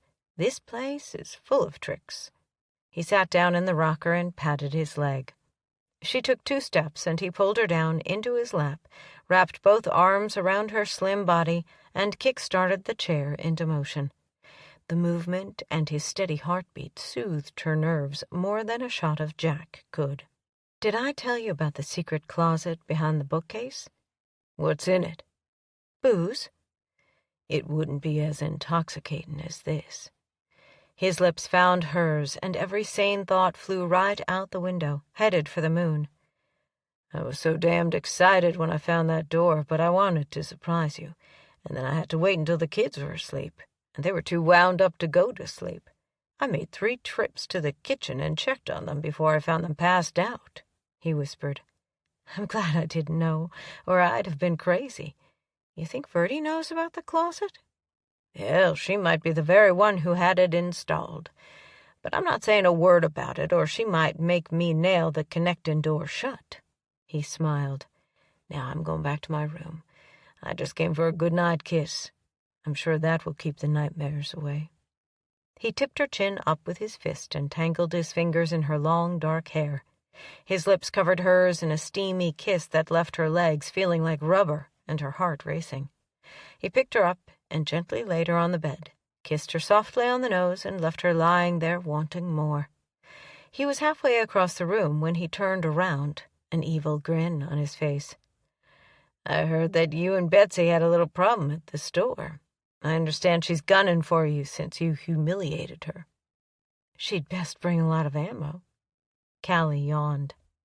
After Finn went into the closet, she snuggled down under the covers and shut her eyes. She was almost asleep when the dream started. There was a small, swarthy boy in ragged clothing right outside the base. His face was frozen in terror, and he was whining, looking down at his feet and the landmine beneath them. She sat straight up in bed, sweat dripping from her jawbone onto her nightshirt. She rubbed her eyes to get the visual to go away, but the muffled whining continued, and it was coming from Finn's bedroom. She padded across the room, through the closet, pushing back clothing until she found the next door, and then worked her way through jeans and shirts. Shotgun raised his head when she stepped into the room, but he didn't growl when she headed straight for the bed. She threw back the covers and crawled in the bed with Finn, cradling his head against her shoulder. She recognized the strange noise coming from Finn immediately. It was the haunting nightmares again. She'd wakened herself many times, moaning just like that. "Shh, it's the bad dreams. It's not real," she whispered. His eyes opened slowly. "Callie?" "Closet door, remember? What was going on in the dream?" "There's a little girl with blue eyes in the school. She ran out at the same time I fired, and I knew she was dead." "I dreamed of a little boy outside the base on a landmine. It's the children being here that brought it on, I'm sure," she said. He pulled her close to his side. "Will we ever be normal again?" "Normal's just a word. For us, this might be normal," she said. "Stay with me a little while. You're the nightmare whisperer." His face was pressed into her hair now. "Maybe it takes both of us to chase them away," she said. "Callie, my precious Callie." His voice was low and hoarse when he propped up on one elbow and lowered his mouth to hers. He slowly undressed her, removing her shirt, socks, and underpants. She didn't even notice where he tossed the pieces of clothing, because hot, sensual kisses on every part of her body had erased all thoughts of anything but wild abandonment in Finn's arms. He traced the outline of a moon pattern on her face. "You are gorgeous, Callie Brewster." He bent low and kissed the tip of her nose. Every nerve ending in her body hummed with want. She pressed her body tighter against his and ran a hand inside the thermal knit shirt that covered a bed of soft, dark hair. She cupped his face with her hands and kissed him with so much raw passion that she felt like she was burning up. "You're driving me insane, Finn O'Donnell," she gasped. "Must be that full moon because you're doing the same thing to me," he said. Taking time to kiss her from lips to belly button, he continued on down her body and even kissed the soles of her feet, making her squirm and moan. Who would have thought that knees and feet and inner thighs could be erotic zones? Everywhere he touched with his hands or his lips felt like a blowtorch next to her body. She wanted him to stop. She wanted him to never stop. "You are making me batshit crazy." She tugged his shirt up over his head and gave it a toss into the darkness. His pajama pants followed, and she stared at his nude body in awe. "My God, you look like a Greek god in the moonlight," she whispered. "Darling, Greek gods do not have black hair. They're all blondes," he said. "Darlin', I'm telling this story, and you are a Greek god in it." She pushed him back on the pillows and straddled his waist. She'd had a few relationships, but never had she been so uninhibited. Never had it felt so right as it did right then. "Do Greek gods do this?" He rolled on top of her and with a powerful thrust began a rocking motion. "In my dreams they do." She arched against him, and nothing mattered but satisfying whatever it was that was between them. She dug her nails into his back, and he landed a hard kiss on her lips, his tongue probing her mouth, kisses turning him on as much as the ultra-hot sex. She reached first one climax, and then two, before he finally buried his face in her neck and said her name in a hoarse drawl. "Oh, my sweet Lord," she gasped. "If every time gets more intense, we'll burn out the relationship," he said hoarsely. "But what a way to go." She nestled down into the crook of his arm when he shifted his weight to one side. He kissed her eyelids, her forehead, and then her mouth, and they slept until the first rays of daylight drifted through the window. She awoke to find Finn staring down at her, a smile on his face. "I'm going to love having you this close every night." "We won't be like a flash in the pan and fizzle out. Promise me we won't, Finn." "I promise." He stretched out beside her. "We're in this for the long haul, darling. We've got 4 kids to raise." "And a granny to take care of in her old age," Callie said. "But right now, in this room, there's only the 2 of us." She flipped her body over on top of him and guided him into her. "Now there's one of us," she whispered. He rolled with her, and her legs went around him. Her hands looped around his neck and brought his lips to hers in a fierce kiss that held the promise of a future together, as they made love like Callie had never known. It was more than sex, more than gratification, and words could never explain the warmth that penetrated her heart. She hoped it would never end, and that this was just the beginning of a lifetime of memories. "Oh, my blessed soul," she said, when they reached satisfaction at the same time. Finn collapsed for a few seconds, then propped up on an elbow. Still gasping for air, he managed to kiss her passionately. "I feel like I've defied gravity and I'm floating," she panted. "I'm right there with you," he said. "I'm going now, Finn. We've got 4 kids to get ready for church," she said. He hugged her tighter.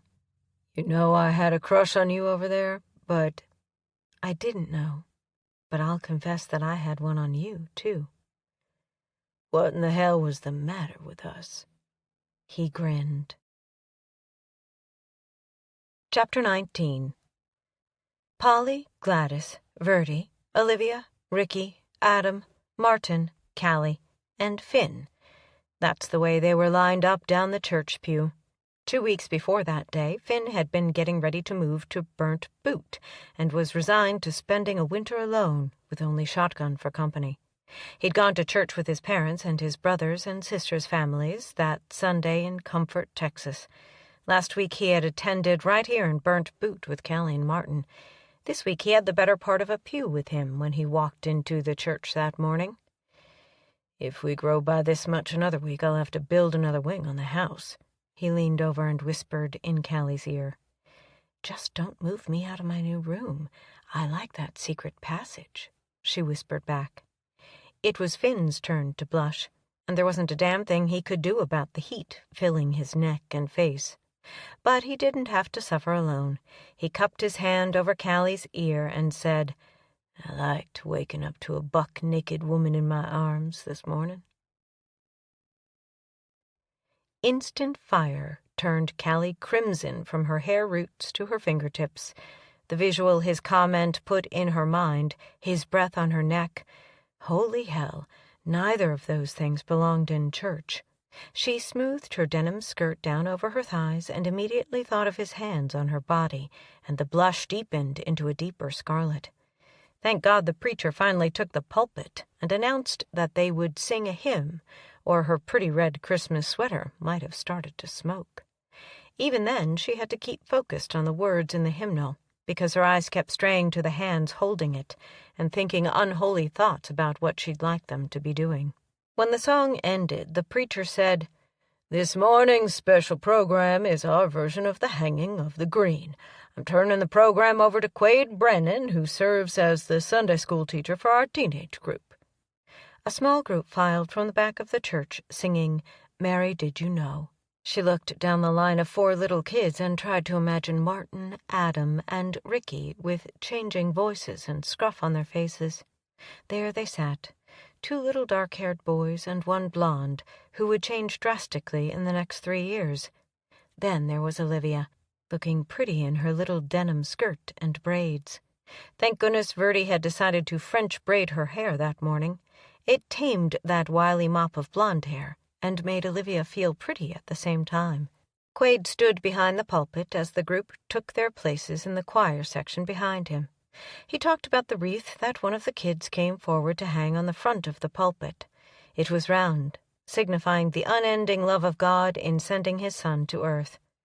Love, Callie thought. Just thinking the word twisted her heart up until it looked like Olivia's braid. Love for Martin, that was one thing. But love as in falling in was a whole different matter. To have a crush, to be half a consenting adult couple with a secret passage between bedrooms, that was something different than love. Love meant trusting with the whole heart. Callie didn't know if she or Finn could ever do that with their past history.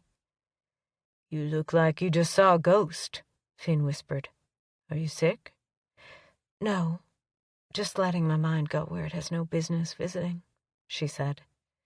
During the last 10 minutes of the service, Callie crossed and uncrossed her legs, tried not to think of that last cup of coffee she had that morning, and for damn sure didn't let her mind wander to running water. If Quade didn't end the program soon, she would have to do the pee-pee dance all the way down the aisle, with Betsy Gallagher staring at her. She'd already gotten so many drop-dead looks that it was a wonder her bladder hadn't dried up like a prune. The second the old guy delivering the benediction on the back row said, "Amen," she dashed off to the ladies' room, leaving Finn to fend for himself. Maybe Verdi and the kids could protect him from the feuding bitches until she returned. She had finished and was washing her hands when Honey and Betsy pushed open the door. "Well, well, well." Betsy leaned against the door, holding it secure with her back. "Here's the hired hand who likes to do kinky things with women. She's into biting the same sex." "I understand church is neutral ground," Callie said. Honey leaned into the mirror and fiddled with her eyebrows. "Neutral in that the Gallaghers and the Brennans can't fight each other. Nothing in the rule book says we can't fight outsiders." "You sure you're up to that?" Callie smiled into her part of the mirror and filled the palm of her hand with soap at the same time. "Did Betsy tell you that I haven't had my rabies shots this year?" "I don't talk to Betsy. I got my information from another source. I don't need a damned Gallagher telling me anything." Honey drew her hand back to deliver an open-handed slap right to Callie's face. Callie flicked the soap in Honey's face and stepped to one side as Honey crumbled in a heap on the floor, clawing at her eyes and squealing like a piglet between a rock and a hard place. Betsy opened the door for Callie. "I don't like you, and never will. But that was damned beautiful. See you later, Honey." "I liked church this morning," Olivia said on the way home. "Can we start going to Sunday school?" Adam asked. "I want to be a part of that program when I'm old enough. I liked the story about the wreath." "I liked the part where they all took an ornament and put it on the tree, and when the preacher plugged in the lights and it all lit up, it reminded me of our big tree at home," Ricky said. Home. Kids adapted so much quicker than adults. The pickup was cramped and full that morning, with the 4 kids in the back seat and Callie between Finn and Verdi in the front. When they got to the ranch, it looked like the truck exploded, spitting kids and adults out of all 4 doors. Martin's stomach growled loudly at the aroma of roast beef when he slung open the back door. "That smells like heaven," he said. Verdi patted him on the hair and said, "You young'uns go on to your rooms and get changed into play clothes. Then you can help me put it all on the table." "Yes, ma'am," Olivia beamed. Callie and Verdi reached for bibbed aprons at the same time, tossed the neck strings over their heads in unison, and tied each other's waist strings. Family. Home. 1 week and 1 day since she and Martin showed up. Less than a week since Verdi had moved in. Only 24 hours since the 3 kids had arrived. But it seemed like they'd all been connected forever. She'd heard that miracles happened in December. Hearing the kids' giggles, Finn's whispering, and, oh my God, what was that? Finn yelled from the living room. "Looks like Angel crawled out on a limb that was too little to support her. She's high-tailed it toward Olivia's room with pistol right behind her. Poor old boy was sleeping when the tree went down on top of him. He must have thought the world had come to an end." "Oh, no!" Olivia slapped her hands over her cheeks. "Our beautiful tree! Oh, Miss Granny, I'm so sorry." "Kids and pets," Verdi laughed. "Never a boring moment." "But your precious ornaments," Callie almost cried. "That had been in the attic for 10 years because I didn't have kids and pets. I'll take the loss of the whole lot of them to have kids in the house again," Verdi told her. "Come on, boys, help Finn set this thing up. Olivia, you get the paper towels so we can clean up the water that spilled from the pan. And would you look at this? Only 1 ornament is broken. Now that's a miracle for sure. Set it up easy now, that's good. I believe they're all going to hang just right. Did bust a string of cranberries." She wrapped the 2 ends around branches and stood back. "There now, it's perfect again. Finn, you might put some water in the pan. And Olivia, honey, throw those wet paper towels in the trash can." "You are amazing," Callie said. Verdi blew off the compliment with the wave of a hand. "We've got dinner to get on the table. Olivia, you and Martin get down 7 plates. Adam, you and Ricky get 7 forks, knives, and spoons and meet me at the table. Finn, you can slice the roast as soon as Callie finishes using the electric knife for the bread." The house phone rang, and Verdi reached around the door jamb to grab it. She put her hand over the receiver and said, "It's Polly. Y'all go on and do what I told you. I'll just be a minute." Verdi listened for a few minutes, then giggled. "Imagine that. Why don't y'all come visit sometime this week, and we'll see if we can straighten all this out before they go setting fire to things. Bye now." Verdi patted Callie on the shoulder on her way back into the kitchen. "What was it that you did before you came to Salt Draw, Callie?" "I worked in a gym and taught a class in self-protection to women. Lots of times it was battered women," she said. "Well, I guess you showed Honey that you don't need a gun to protect yourself, didn't you?" Verdi laughed. "What?" Finn asked. "Later. I'll tell you about it after a while," Callie said with a wink. Callie assigned seats around the table. Finn at the head with Callie to his right, Olivia between her and Verdi, the 3 boys across from them. The moment the kids sat down, they bowed their heads. Finn looked at Callie, who looked at Verdi. "This is your house, Finn. You'll either take care of Grace or tell us who is saying it," she said. "I'll give the blessing today," Finn said. He reached for Callie's hand, and the gesture went around the table until they were one family circle.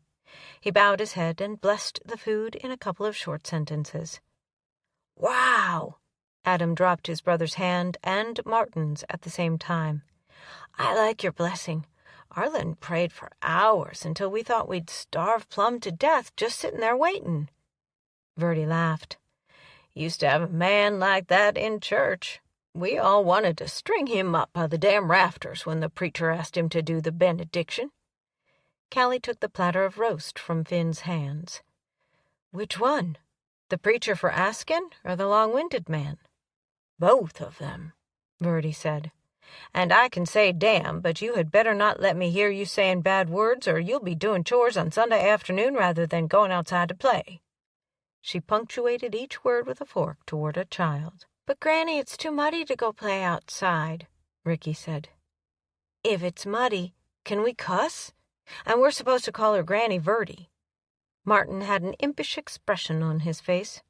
"Hell no," Verdi said. "Since it's too muddy to go outside, I vote we get out the Monopoly game and the bunch of us play all afternoon. And Granny is just fine, or Granny Verdi is just fine. Either one works." "You mean it?" Olivia asked. "I love that game." "I love roasting carrots," Ricky said, "and I love green beans with bacon in them just like this. Man, you are a good cook, Granny." "Well, I love this bread," Adam piped up.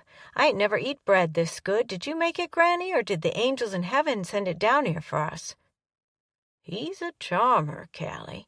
We'll have to watch him closely." Verdi smiled. "I still think this is all a dream," Olivia said. "Oh, look, Angel is under the table and so's Pistol. They look hungry, Granny." "Yuck! Joe needs a drink." The bird spit and sputtered while he sharpened his beak on the perch. "We don't feed the animals at the table, and Joe is not getting a drink," Verdi said. "What we are going to do is start around the table, beginning with Finn, and we're going to say 2 things that we really want for Christmas, because tomorrow, before the roads get any worse and while you kids are in school, me and Callie are going to town to do some shopping." "Aw, shucks," Martin said. "Payday was Friday and we still haven't got the money yet, but I know Finn is good for it and I wanted to buy some presents too." "Payday?" Adam asked. "Each kid who works on the ranch gets a paycheck on Friday.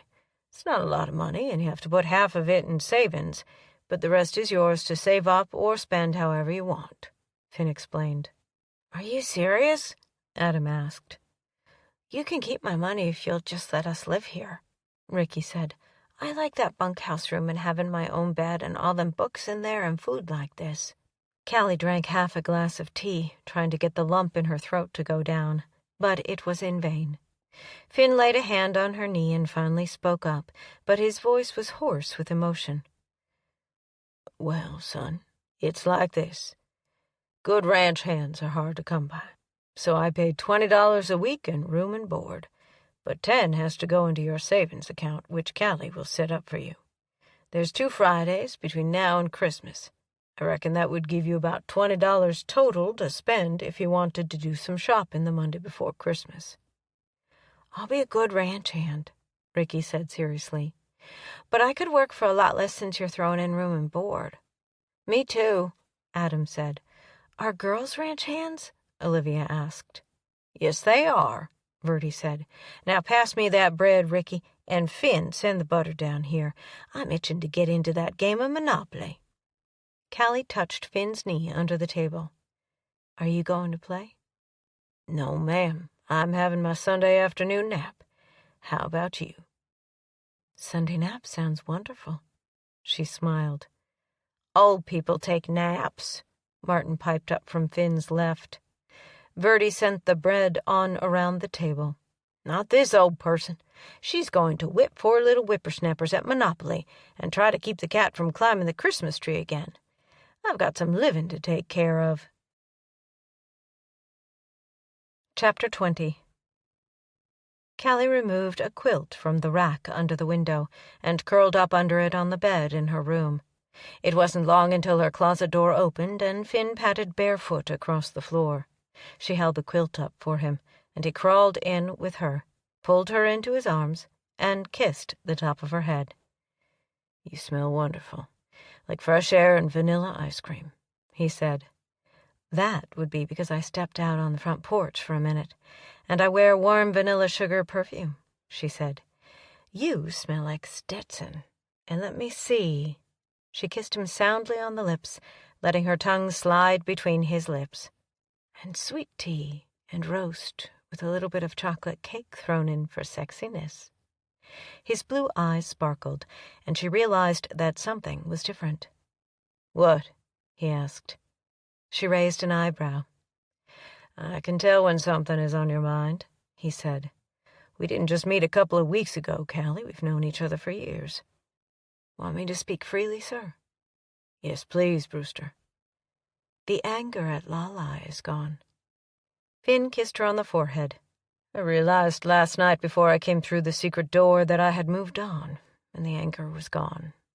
Couldn't stop smiling all day because I'm so damn happy." She laid her head on his chest and ran her hands under his shirt. She'd never grow tired of feeling his skin under her hands, of kissing him and sinking into his blue eyes. "Okay, now what?" she asked. "I was thinking about a nap." "Right now?" He rolled on top of her and pinned her arms above her head with his fingers tangled in hers. He bent forward and claimed her lips in a hard kiss that answered her question without another word. He moved from her mouth to that soft spot in the curve of her neck.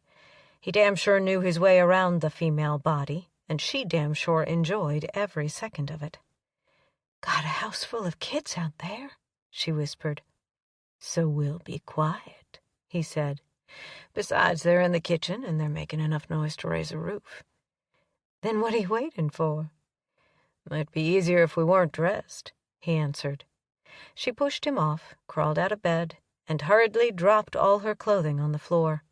His eyes never left her body during the undressing process. Combined with the heat from his hands on her body and the tingle of his fingers entwined with hers, her hands shook as she pushed her underpants down to the floor. "You are beautiful in the moonlight, but you are absolutely breathtaking in the sunlight, Callie." He slid over the bed and quickly undressed. Her arms went around his neck, and with a little hop her legs were firmly wrapped around his waist. His big, rough hands cupped her bottom as he sat down on the bed. In one swift roll she was underneath him, and he was already sinking inside her. She buried her face in his shoulder and tasted the remnants of his shaving lotion and the delicious part that was just plain old Finn O'Donnell. "It's a good thing we didn't know each other like this over there." "I know," he said softly. "We would have never gotten a single mission done." Talk stopped. The rhythm took over with every hormone in her body crying out for release. He took her to the top of a high cliff several times, but he didn't allow her to tumble over the side into that cool body of water waiting at the bottom. Her body was an electric heater, and he held the remote control. He'd switch it to hot, then back to warm, only to jack it up to scorching hot, and then finally she grabbed the imaginary remote, arched against him, tangled her hands in his thick dark hair, nipped his lip, and said his name in a muffled scream. "God almighty, Callie." He collapsed on her. They were both panting in a rasp when he rolled to one side and took her with him in a tight embrace. "My knees may never work again," he said hoarsely. "I neither," she said. And then they slept, that deep sleep reserved for babies and consenting adults who have worn their bodies out with hot sex. Snow still lingered on the patches of ground in the deep shade, but for the most part it had melted. Finn and the boys changed the tire on the old truck, and he showed them how to put a piece of wood under the back tires so they wouldn't spin any farther down into the mud. Then he let them ride in the back of the truck back to the house, where they all gathered the eggs and then helped him muck out the stables. "Isn't this a morning job?" Martin asked. "Can be. But since my ranch hands have to go to school in the morning, I figured maybe we'd turn it into an evening job. We'll shovel out the stalls, put fresh hay in, groom the horses, and then saddle them up for a 20-minute ride around this part of the ranch.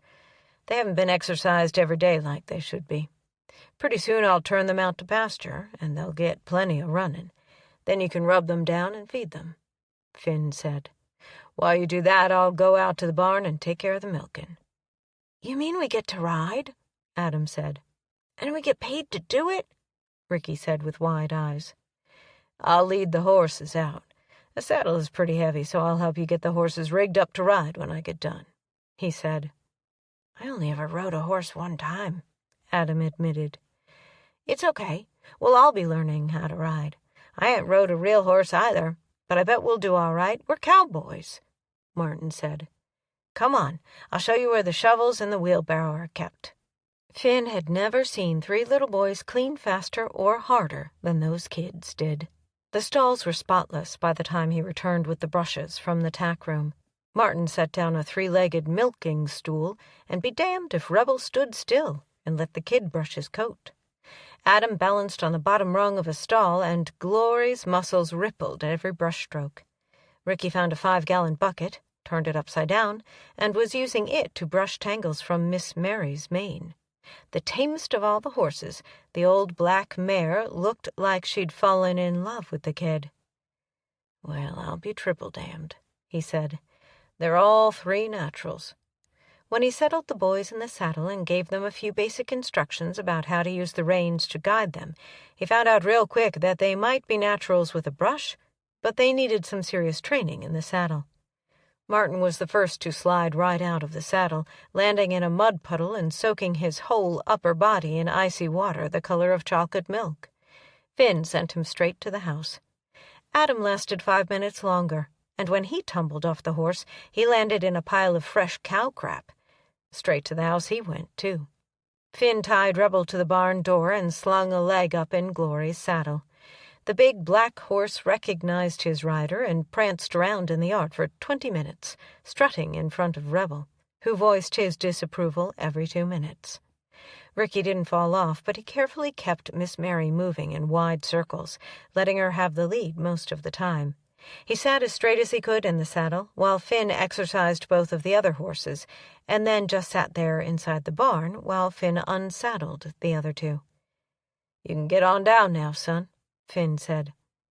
"I don't know how, and it's a long way down and I don't want to fall," Ricky said honestly. Finn strolled over to the boy, picked him off the horse like he was a feather pillow, and set him on the ground. "My legs feel funny," Ricky said. "They will every time you ride," Finn told him. "Do yours?" Ricky asked. "Oh, yeah, they do. You think you can rub Miss Mary down if I unsaddle her?" "Yes, sir. I'll work till dark if you want me to."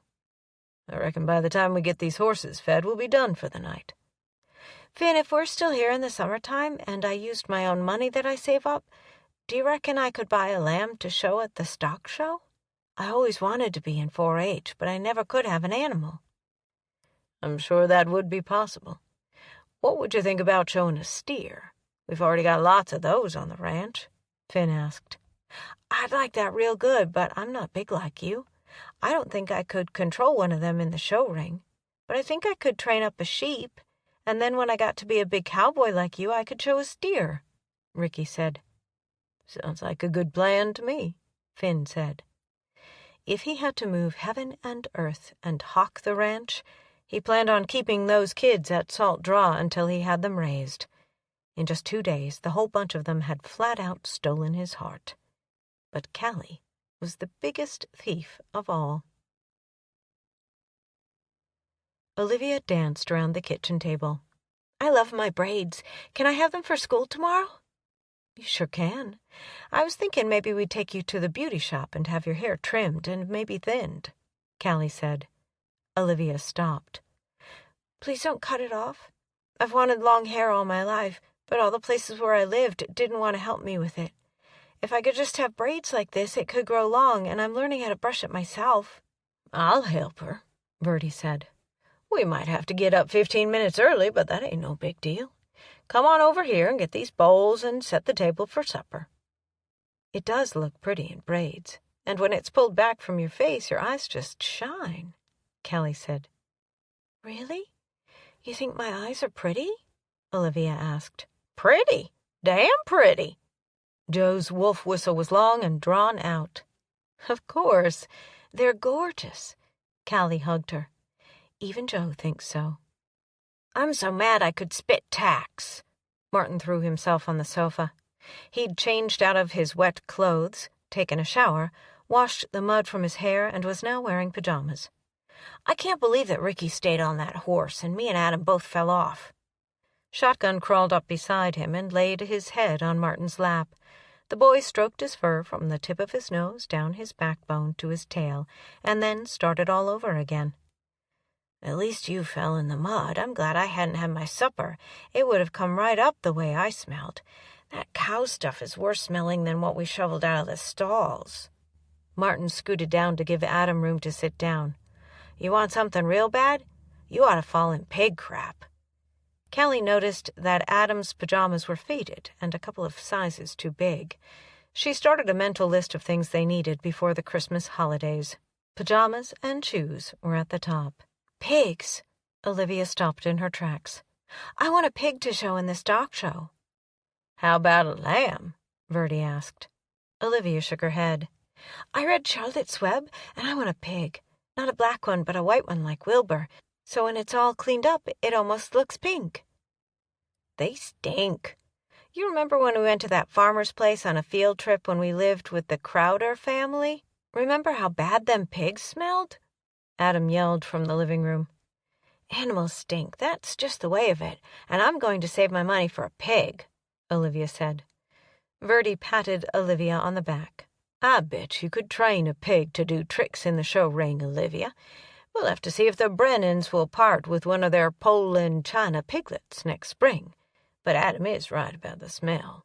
Hey, where are you guys? Guess what? Finn says I can buy a lamb and keep it on the ranch, and someday when I'm big like he is, I can show a steer at the stock show. Ricky came through the kitchen more animated than Callie had seen him yet. Finn slipped an arm around her waist and squeezed. We've got to keep them, Callie.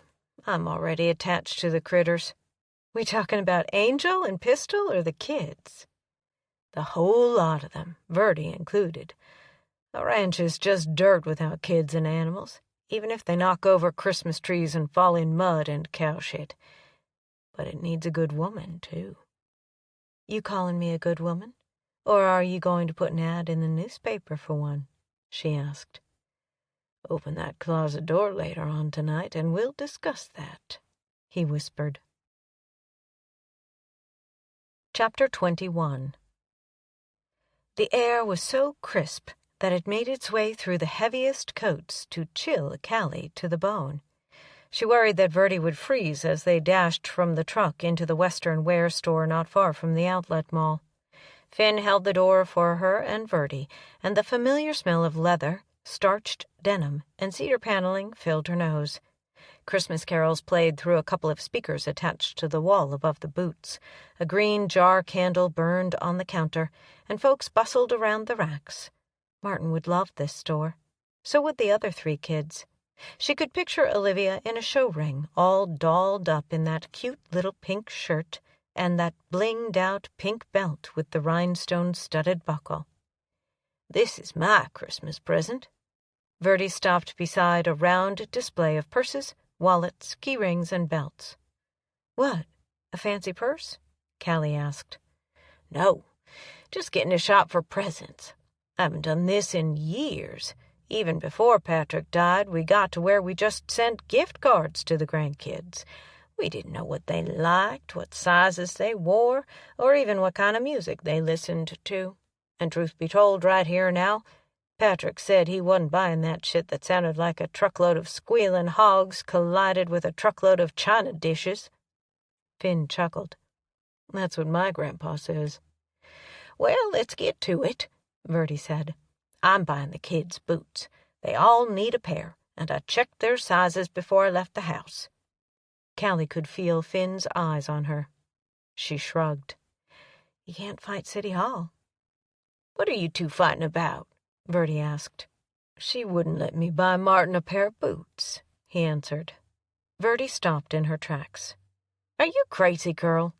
Burnt boot is country living, and that means boots, jeans, and belts with silver lacing and silver buckles for church. Old worn-out boots, faded jeans, and work belts for school. I didn't want him to be a cowboy, Callie said. Then you shouldn't have brought him to Burnt Boot, Texas. Both of y'all come on and help me pick out 4 pairs of kids' boots. I feel like I done died and went to heaven, Verdi said. Oh, and Olivia needs some Sunday shoes, too, so we might have to go on down to Denton after lunch. I figured we'd eat dinner today at that Cracker Barrel right there beside the outlet mall. I do like their ham steaks, and we'll have worked up an appetite by then.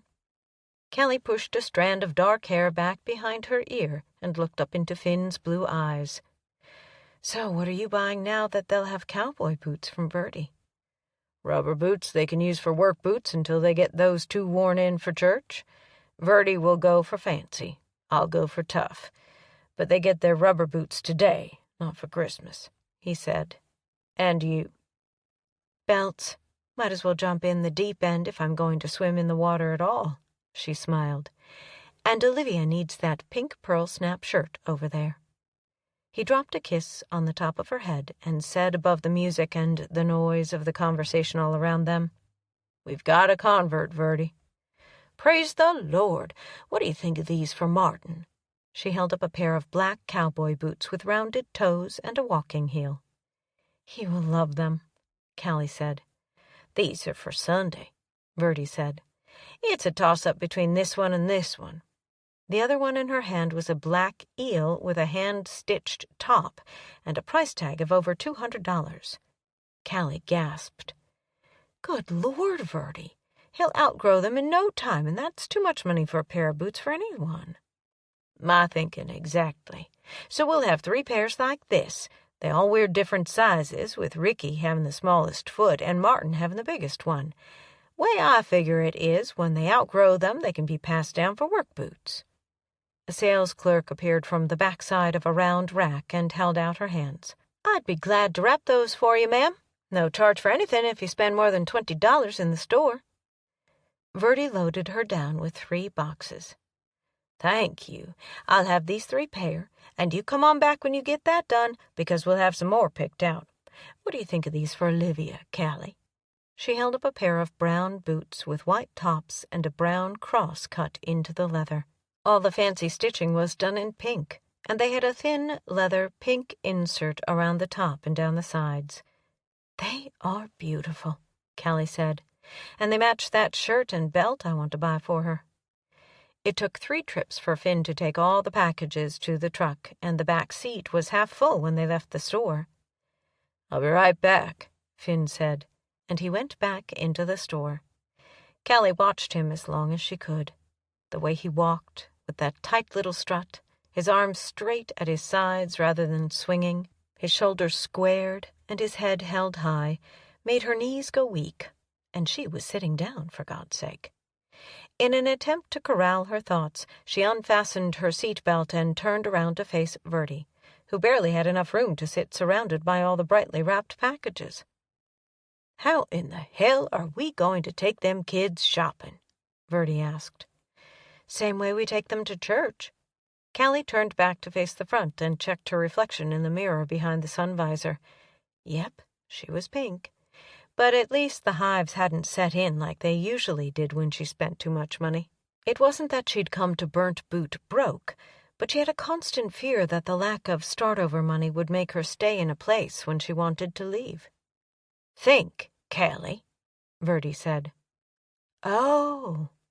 Yes, we're crammed in this thing with all of us, and I don't have the old work truck tagged or insured to take off the ranch property. We need a van," Verdi said. Callie's hands started to sweat. She'd had a small car that was paid for, but since it was traceable, the government told her it would be best if she sold it. She got a mere $2,000 for it. It was in her cash bag at the ranch, but there wasn't a dependable van out there for that kind of money. "Before we do anything else, we're going to that card dealership across the road, and I'm buying a van. A brand spanking new one that will seat 7 people and has a good amount of space in the rear end for Christmas packages," Verdi announced. "But," Callie gasped, "I've got more money right now than I could burn through in what's left of my life. I want a van, and I'm having one, so I'll hear no arguments. I just hope that we can get it all done pretty quick. I've got lots more shopping to do, and the kids get home from school at 4, Verdi said. "That's impulsive," Callie said when she could catch her breath. "No, it's necessary. That way you can drive me back down to Dallas to get my things when I move out of the funny farm. I'll still drive in Burnt Boot and Gainesville and even Denton, but I will not fight the damn Dallas traffic." "What's necessary?" Finn tossed a pair of black rubber boots with bright pink hearts on them into Callie's lap. "They aren't cowboy boots, so don't hang me from the nearest scrub oak with a moldy old rope. They'll keep your feet dry when you help me with morning chores." Hearts. They had hearts on them. That's one of those subliminal messages, for sure. "Thank you," she said. "I love them, Finn. I really do. Good.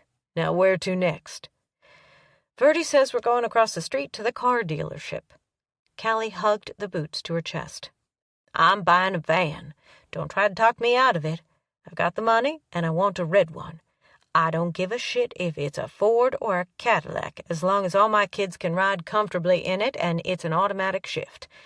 I'm too damn old to drive a stick, she declared. Yes, ma'am, Finn said. Callie shot a look at him across the console. He reached across and patted her on the cheek. Like you said, darling, you can't fight City Hall. Verdi couldn't find a red one, so she settled on a black one that had all the bells and whistles.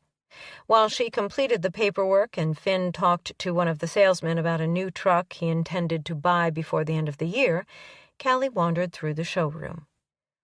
Can't a woman go anywhere without running into you? Betsy asked from the other side of a brand-new red truck. It's a small world, Callie said. Well, shit! What are you doing here? Honey said. Looking at vehicles, Callie said. I wasn't talking to you, Honey smarted off. Good, Callie said, and kept walking. Where's Finn? Honey asked. It's not my day to watch him, Callie threw over her shoulder. Lord love a freaking duck. The feud followed her around worse than Pistol. Honey's high-heeled boots made a clicking sound on the shiny tile floor when she spotted Finn outside. Not to be outdone, Betsy beat her to the door and was plastered up against Finn's side before Honey could get to him. Callie leaned against the fender of a brand-new caddy and wished she could read lips. She'd had a dust-up, as Verdi called it, with each of those bitches. It was Finn's turn to put them in their place. He did a speedy good job because in less than a minute they were all up in each other's faces. The poor salesman tried to talk sense to them right up until Honey blackened his eye and then grabbed Betsy by the hair. Someone must have called Orville, because he showed up pretty quick, and between him and the salesman they dragged the two women apart. Honey was screaming something about burning Wild Horse down, and Betsy wasn't making any bones about what she intended to do to Riverbend. Verdi came out of the office with keys dangling from her hand and saw what was going on. Where's Finn? He was out there, and then he left. I reckon he's sitting in his truck waiting on us to plow through that bloody field, Callie said. You reckon you ought to teach them all a survival course before they do something other than pulling hair and scratching? Verdi laughed. How much you reckon they'd pay? Callie hooked her arm through Verdi's, and they went out a side door, leaving Orville with the mess. 3 boys and 1 little blonde-haired girl brought home worried expressions on their faces that afternoon. They went straight to their rooms without stopping, put their backpacks away, and filed out with big eyes.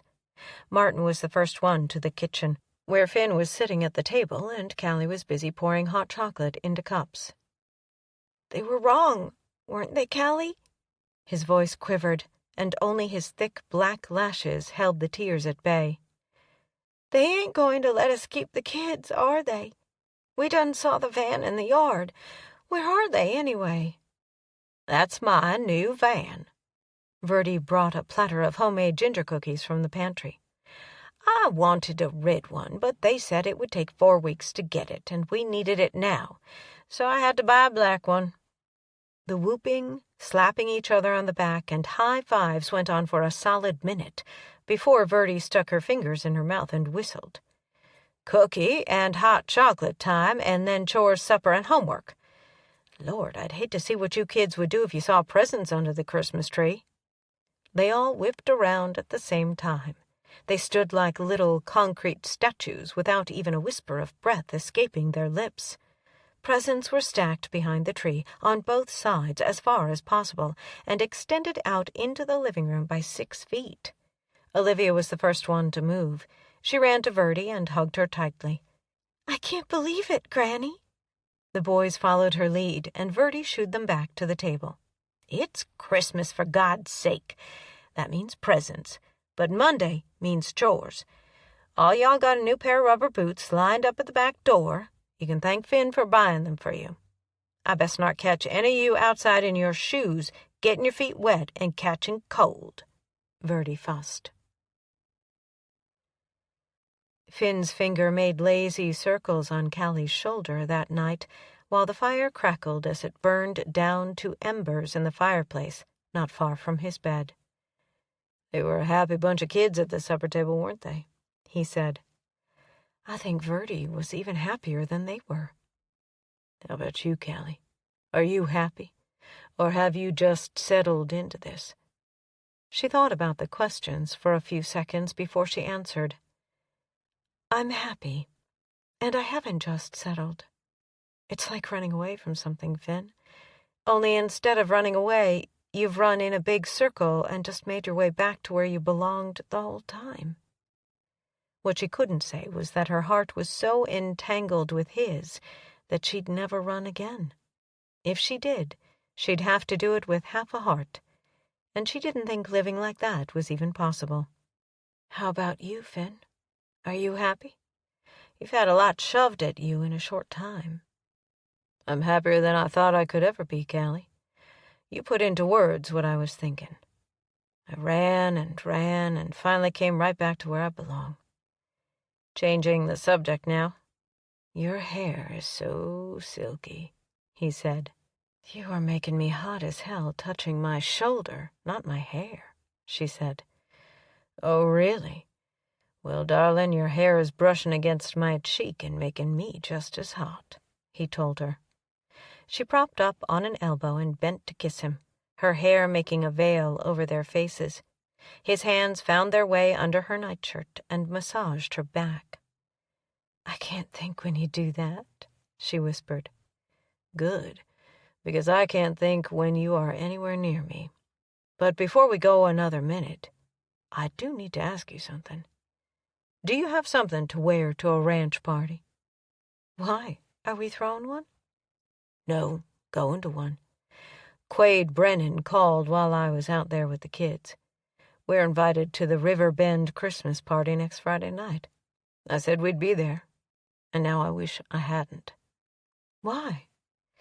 "Because of all the cowboys who will be trying to steal you away from me." He slipped her nightshirt up over her head. "Are you asking me out on a date, Finn?" she panted. "I guess I am at that. Pick you up at 6? "I'll be ready," she said. "Is it polite to kill honey at her own party?" She slid her hand down into his lounging pants. A quick intake of breath told her that he was just as hot as she was. "Ah, darling, the women won't even glance my way." She squeezed. "If they do, they'll learn that I'm a damn good shot." Chapter 22. Olivia held a hand over her heart, her big blue eyes sparkling as she gazed at Callie. "You look just like a princess." "Thank you," Callie said. She only hoped that Finn thought the same thing, if and when he ever came out of his bedroom. She and Verdi had driven the new van down to Denton the day before, and she'd bought a gorgeous red velvet dress that hugged her body and was slid up to her thigh on the right side. It came with a matching jacket, so she didn't have to buy a fancy coat that she'd probably never wear again. But she did have to buy shoes, so she'd opted for the matching red velvet pumps. She'd spent extra time on her makeup and twisted her hair up into a crown of curls held with a rhinestone clasp that came with the bracelet on her arm. Now she waited, worrying her fool head off that she'd overdressed for the occasion. If she had, it was Verdi's fault. She'd told her that Riverbend and Wild Horse competed to see who could put on the fanciest Christmas party. So she should buy something flamboyant for each party. "Don't you think she's gorgeous?" Olivia asked Martin when he and the boys came out of their room. "I like her better in jeans and a flannel shirt," Martin said. "I like her better in that," Ricky whispered. "Adam," Verdi said from the kitchen. "I just like Callie no matter what she's wearing. Matter of fact, I love Callie almost as much as I love you, Granny," he answered. Finn had been to dozens and dozens of Christmas parties. His family had one every year since before he was even born, in comfort for all the hired hands, their spouses, the neighbors, and business associates. He was no stranger to how to dress for one, how to behave at one, or what to expect. So why in the hell did he feel like a sophomore taking the prettiest girl in class out on a first date? Why couldn't he get up out of the rocking chair and get his cowboy butt out there in the living room where she was waiting? He'd heard her bedroom door close 10 minutes ago. They'd been to bed together. They'd had steaming hot sex, not to mention the fact he couldn't keep his hands off her, no matter where they were. So why was he still sitting there? Shotgun went to the door and whined. "It's time, isn't it, old boy?" The dog ambled down the hallway and stopped at the archway into the living room, his tail thumping against the floor. Finn could hardly breathe. His chest was so tight. Was that his Callie? The woman he'd flat out fallen in love with? Love. Did he just think that word? He'd never imagined that he could love anyone after Lala had let him think she was dead and then betrayed him even further when he found out she was a spy. How did a full-grown man know he was in love in just 2 weeks? It didn't make a bit of sense, but he didn't want to ever imagine not having her in his life. She turned around and their eyes locked somewhere near the Christmas tree. Everything about her was purely exquisite. There were no words, no compliments in the human language to describe her in that red dress with all that dark hair piled up on her head. Her lips were the same color as the dress, and thinking about kissing her until all the lipstick was gone sent him into semi-arousal. "Well, don't you look sharp for a rough old cowboy," she said. "I'm a wilted dead onion plant compared to a perfect spring rose when I stand next to you. I won't stand a chance of keeping you on salt dry after tonight. The cowboys will be lined up from here to Gainesville just to kiss your hand," he said. She crossed the room and handed him her jacket. "That's the craziest line I've ever heard." "I didn't buy you a corsage, but Verdi told me what color you were wearing." He pulled a long, thin box from behind his back and held it out. "This feels like a scene from Pretty Woman." She smiled up at him. "That was just a movie. This is the real thing. And, darling, you are a hell of a lot prettier than any actress on the big screen," he said. "And she smells better, too, huh?" Ricky said. "What is in the box?" Olivia asked. "This is like Cinderella. When I grow up and get invited to a ranch party, can I wear your dress, Callie?" "That box ain't big enough to have a shoe in it," Ricky said. "Are you gonna open it?" Finn asked.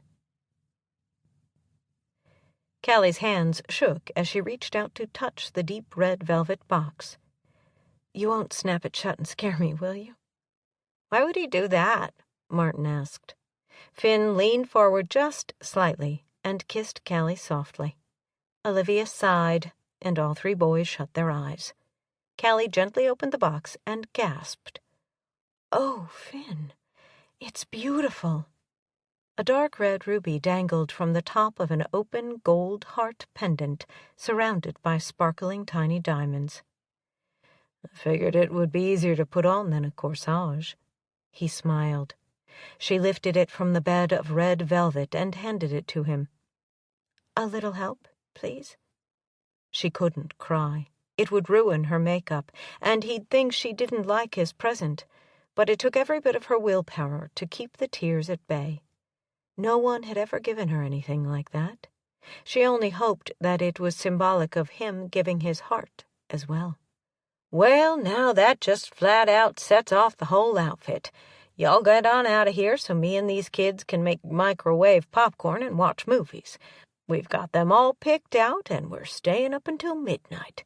If y'all get in after that, come in real quiet so you don't wake us up," Verdi said. "Yes, ma'am." Finn helped Callie into a jacket. "Good night kisses." She bent down in front of Martin. "I want one, and I want you to leave a lipstick kiss on my forehead. I'm not going to wash it off, so it will make me have dreams of princes and castles," Olivia said. She gave them all a kiss and looped her arm into Finn's. When they reached the porch, he scooped her up and carried her through the new fallen snow to his truck, settled her into the passenger seat, and let his lips softly graze hers before he slammed the door shut. "Oh, look how pretty the lights around the house are, and how the tree looks in the window. It's like a storybook," she said as they drove down the lane. "Sometimes that scares me," Finn admitted. "Storybooks?" "No, that everything is going so well. I keep waiting for the other boot to drop or for something to fall apart. I even worry that someday you and I will get into a great big fight, and you'll leave me. I don't think I could stand it," he said. She laid a hand on his thigh. "This would seem too fast if we hadn't known each other so well before now. I'm not going anywhere. Not until you give me a pink slip." "That ain't damn likely," he grinned. "Looks like this is our turnoff," she said. "Oh, my sweet Lord, look at all those lights. I thought we had enough to blow the electric company, but they are nothing compared to this." "Verdi says that River Bend and Wild Horse compete with each other for the biggest and best in everything. Wonder what next week's will look like. I got a call from Tyrell Gallagher inviting us, but you were in your room getting dressed, and then I was so stunned that I forgot until now," he said. "Does that mean you're asking me out again before you even see if you get lucky tonight?" she teased. "I'm already lucky. I get to walk into that place with you on my arm," he said. "Now that, darling, is a lovely pickup line." She giggled. He pulled the truck under a covered portico, and 2 valets appeared from just inside the door. His door and Callie's opened at the same time. He handed his keys to the young man and hurried around the truck to Callie's side. Tucking her arm into his, he whispered, "Damn it, I was hoping we'd have to park out in the pasture so I could carry you inside. That would show those cowboys that you are mine." "I already feel like a princess with you escorting me. And it ain't the cowboys I'm worried about. It's Honey and Betsy trying to seduce you that scares me." Declan Brennan met them at the door and shook hands with Finn. "Merry Christmas and welcome to River Bend. Please go right on in and visit until we're ready to sit down to dinner. Afterward there will be dancing, and may I say, Miss Callie, that you look absolutely ravishing tonight. Save me a dance or 2 or a dozen." He bent at the waist and kissed her hand. "Thank you, and I will save you a dance," she said. "I'd planned to monopolize your time and dance every dance with you," Finn said. "We have to play nice with the host, Finn. While I'm dancing with Declan, you should dance with Leah Brennan, but if I catch you with Honey, know that your luck has run out." As if on cue, Leah Brennan crossed the room and picked up both of Callie's hands. "Thank you so much for coming, and thank you for what you are doing for the O'Malley kids. That is so sweet of you. I've had them in my Sunday school class since they moved here." "It's a 2-way street. They make us happy, too," Callie said. "Come on, I'll introduce you to the ladies." She grabbed a tall, blonde-haired, green-eyed cowboy and said, "Finn, this is Quade. Quade Finn. Don't know if you've met before, but you have now. Quade, honey, take charge of Finn and make him known to all the menfolk. Go talk cows and hay and bad weather while I steal Callie away for a while." Callie was introduced to 6 women, all with the last name of Brennan. She spotted Honey across the room, sidled up to a fellow in a 3-piece suit, a $100 haircut, and a flashy ring on his finger that looked like a sports ring from where Callie stood. A blonde, wearing hot pink satin with sparkling diamond drops in her ears, a diamond choker around her neck, and high heels that probably cost more than Callie made in a month at her old job at the gym, tapped her on the shoulder. "I have a question. Are you and Finn an item, or is this just a Christmas date? We don't see a diamond on your finger or a wedding band either. So what's the deal over on Salt Draw? I heard that Verdi is back playing nanny to all those children. That true?" "Verdi is definitely back, and we're so glad to have her. I'm Callie Brewster. And you are?" "Kinsey Brennan." "I thought Honey was the Brennan interested in Finn and Salt Draw," Callie said. "She is, but I damn sure like the way he fills out those jeans." Kinsey smiled. No honor among thieves? Callie asked. That's beside the point. Now about you and Finn. We're not engaged and we're not married, she said. And? Kinsey asked. But, Honey said right behind her. But I'm more than a hired hand. And if anyone tests me, I've a license to carry a concealed weapon, and I'm not afraid to use it to protect what is mine, she said. Kinsey laughed so hard that Finn caught Callie's eye and raised an eyebrow. Me and you could be friends, Callie Brewster. Let's go get some punch. Anyone want to go with us? I wouldn't cross the floor with that.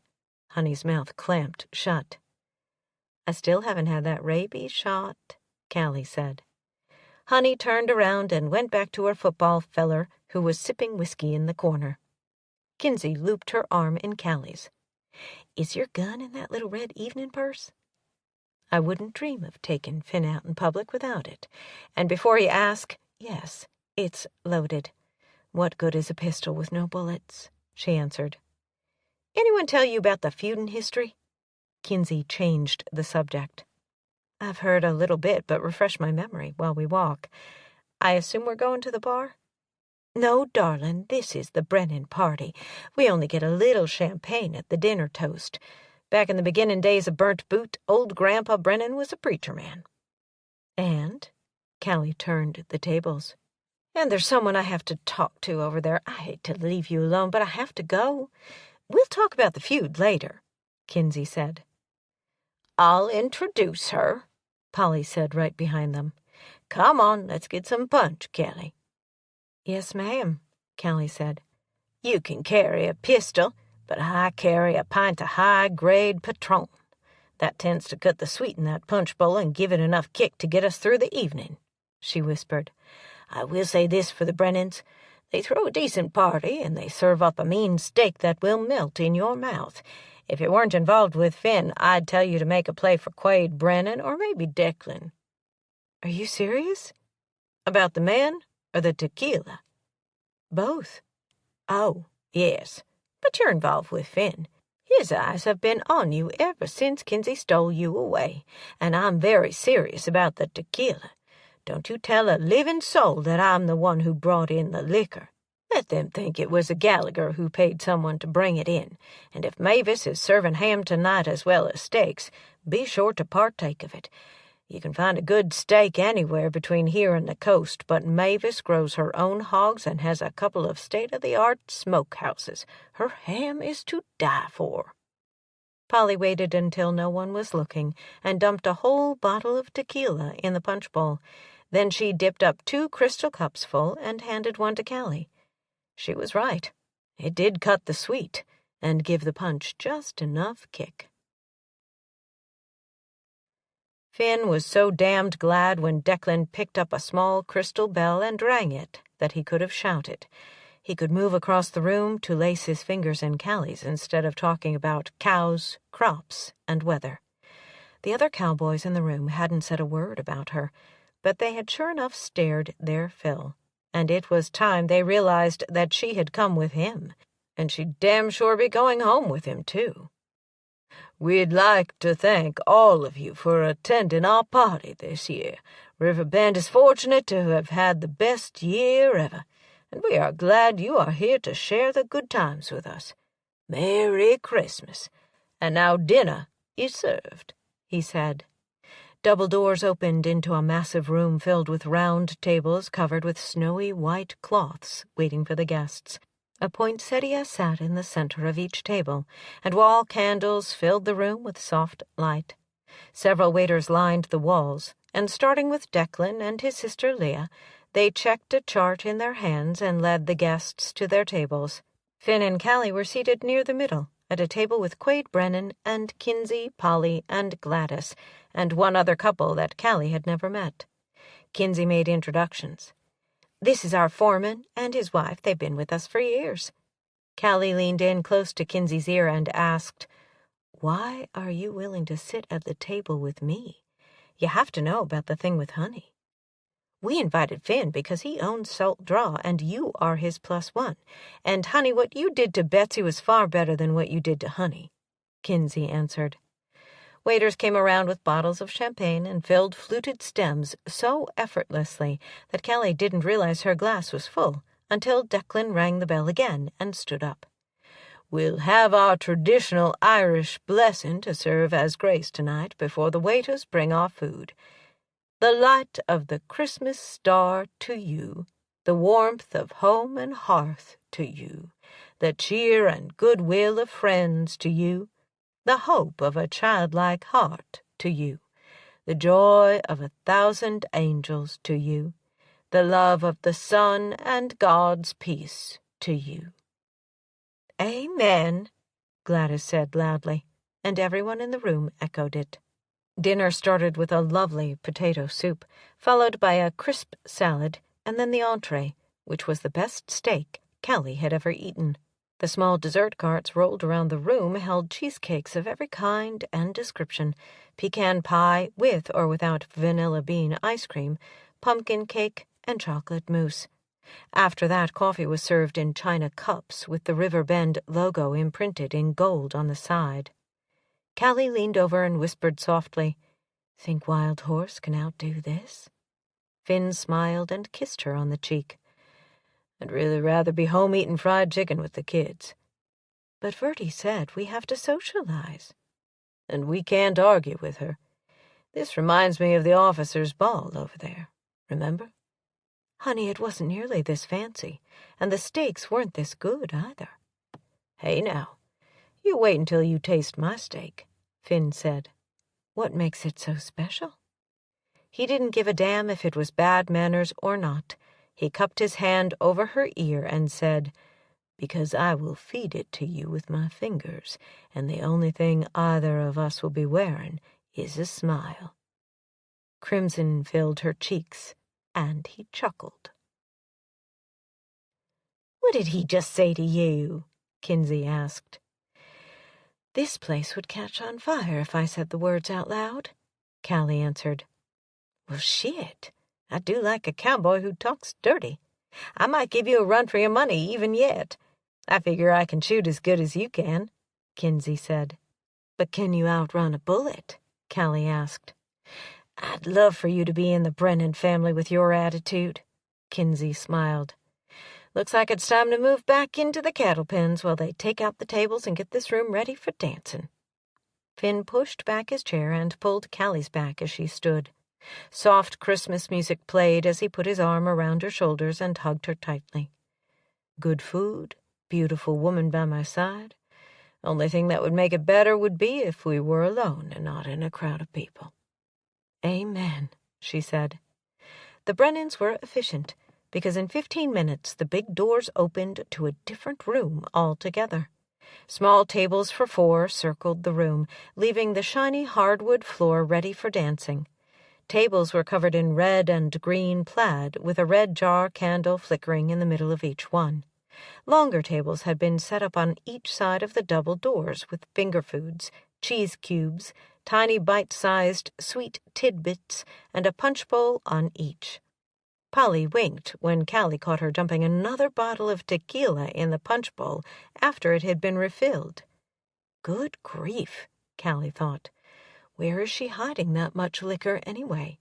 She must have brought one hell of a big person here. The band's guitar player struck a chord. The lead singer stepped up to the microphone and, with only the guitar behind her, started singing White Christmas. Finn waited for the first Brennans to take the floor before he picked up Callie's hand and asked, "May I have this dance, Miss Callie?" She stepped into his arms, and instant heat flowed through her veins as one hand possessively rested on her lower back, and one loosely held her hand. The fabric of his black western-cut jacket kept her from feeling the muscles in his shoulder, but his heart kept time with hers, and his eyes were glued to hers. The candlelight flickered in his crystal-clear blue eyes, rimmed by the blackest lashes she'd ever seen on a man. She was wallowing in them when suddenly he twirled her out and then brought her back in a move that sent her arms around his neck and both of his hands came to rest a little lower than the small of her back. "I'm wondering how this dress would hold up in a hayloft," she said. "I'm glad I'm wearing a jacket, or everyone in this place would know I'm about to bust out my zipper," he whispered.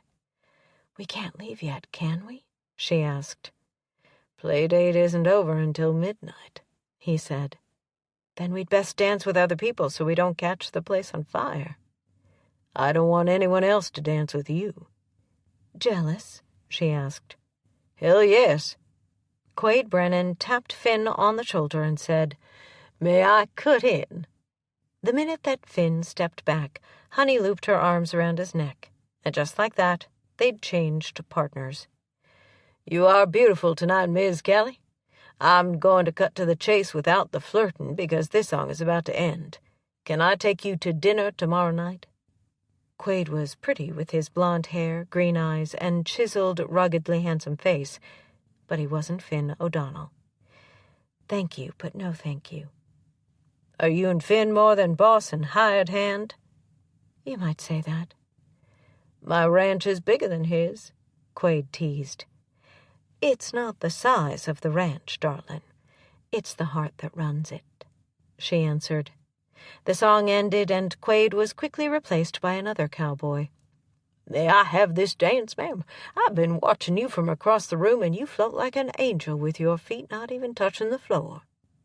He pulled her in for a two-step as the male singer started a traditional tune from Alabama called Christmas in Dixie. He was Quade's opposite, with a crop of jet-black hair that looked like he'd just crawled out of bed, brown eyes rimmed with black lashes and heavy brows. Put him in a three-piece suit, and Hollywood could make him into a member of the Italian mob. "I'm Cam Brennan, and I'd be honored if you'd come to dinner here at the ranch after church this Sunday," he said. "Thank you, Cam, but I've got 4 kids at home that I'm responsible for. I don't think I've ever known a Cam before," she said. "Mama liked Cameron, but Daddy shortened it," he said. "You sure I can't change your mind about dinner? How would it be if I challenge Finn to a duel, and whoever is left standing gets to have your company on Sunday?" he said. "Finn O'Donnell was a sniper for the Army. That's classified, so don't go telling anyone. I only know because I was his spotter. We're both pretty good with firearms, so my advice, Mr. Cam Brennan, is that you don't mess with either of us." She smiled sweetly. "I like a feisty woman. If you ever decide to get out of a puddle and go swimming in the ocean, come on over to Riverbend. I'll give you a job doing anything you want. Hell, you can just sit on the porch and look pretty, and I'll pay you double whatever Finn is giving you." "I'll keep that in mind," Callie said, as the song ended. Chapter 23. The clock on the pickup dashboard read 12:10 when Callie buckled her seatbelt. She was irritable because she'd seen far too many women staring up into Finn's pretty blue eyes all evening, and she had only gotten the first dance, the last one, and part of one in the middle of the evening with him. "Tired?" He started the engine and drove down the long lane toward the road. "To the bone. I'm glad the kids are home tomorrow.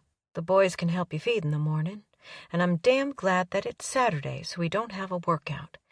Are you aware that I haven't had any target practice since I got here, though?" "Then we'll set up some targets in the barn tomorrow and do some shooting. You feeling like you might need to shoot something?" Finn asked. "A whole bunch of somethings.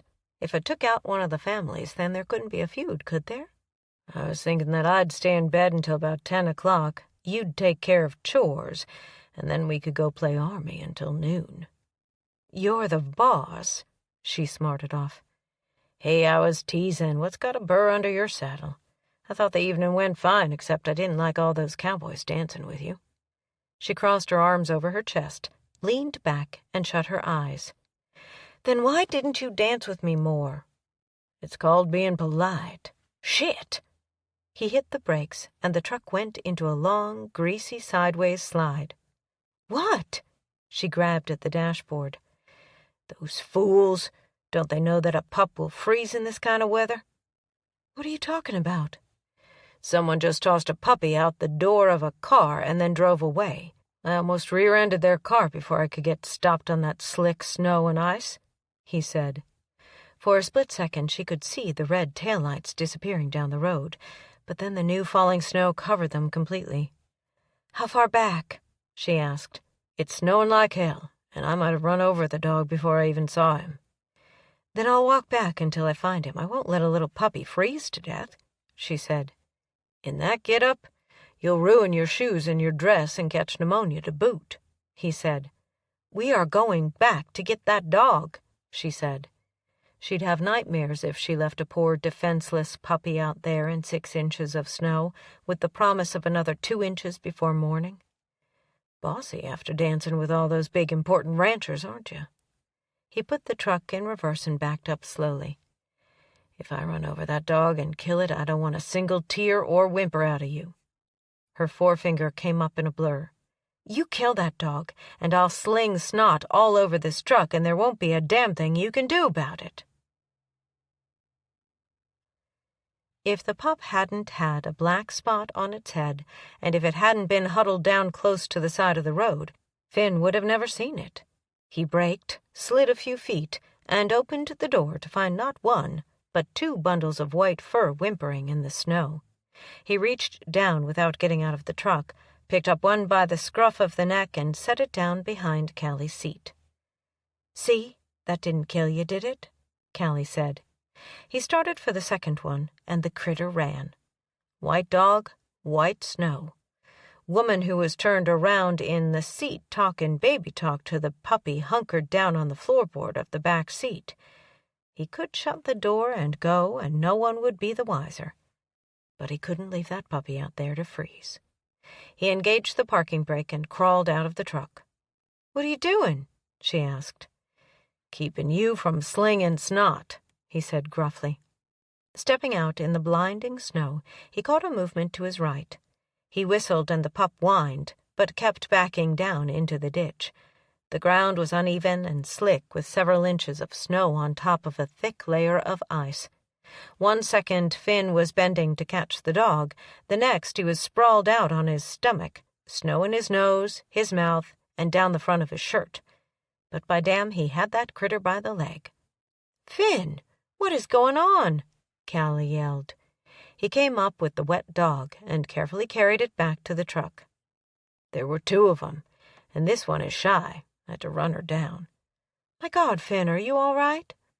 He put the whining pup on the back floorboard, crawled into the driver's seat, and started home. "Are you happy now?" "Coming from the man who takes in strays more often than I do," she said. "They are not living in the house. We will put them in the barn. They'll be big dogs, and we've got enough animals in the house." His focus was straight ahead. If he looked at her and she cried, he'd give in, and this was one fight he didn't intend to lose. "Yes, sir, boss man. I was going to suggest the same thing. I believe they've got some Great Pyrenees in them, so they'll get big quick. But they'll be great cattle dogs," she said. "I can't wait until the kids see them. I'm glad there are 2. One would be lonely." Her tone had changed, but Finn wasn't ready to make up. Not yet. He hadn't liked the way she'd flirted with all those Brennan cowboys, and he damn sure hadn't liked the way they had looked at her. If he stopped outside the barn, she'd get out and ruin her shoes and possibly her dress. Then tomorrow that would be his fault. So he told her to stay in the truck while he opened the big doors, and he drove right into the barn. Just as he thought, she bailed out of the truck and went straight for the tack room to get a bowl of dry food for the new babies, who were both cowering behind a bale of hay. Finn made a dog pen by arranging 8 bales of hay, tossed a horse blanket in the middle, and put food and water off to one end. "They'll be fine. Now, if Queen Callie says it's all right, I'd like to go to the house and get out of these wet clothes," he said.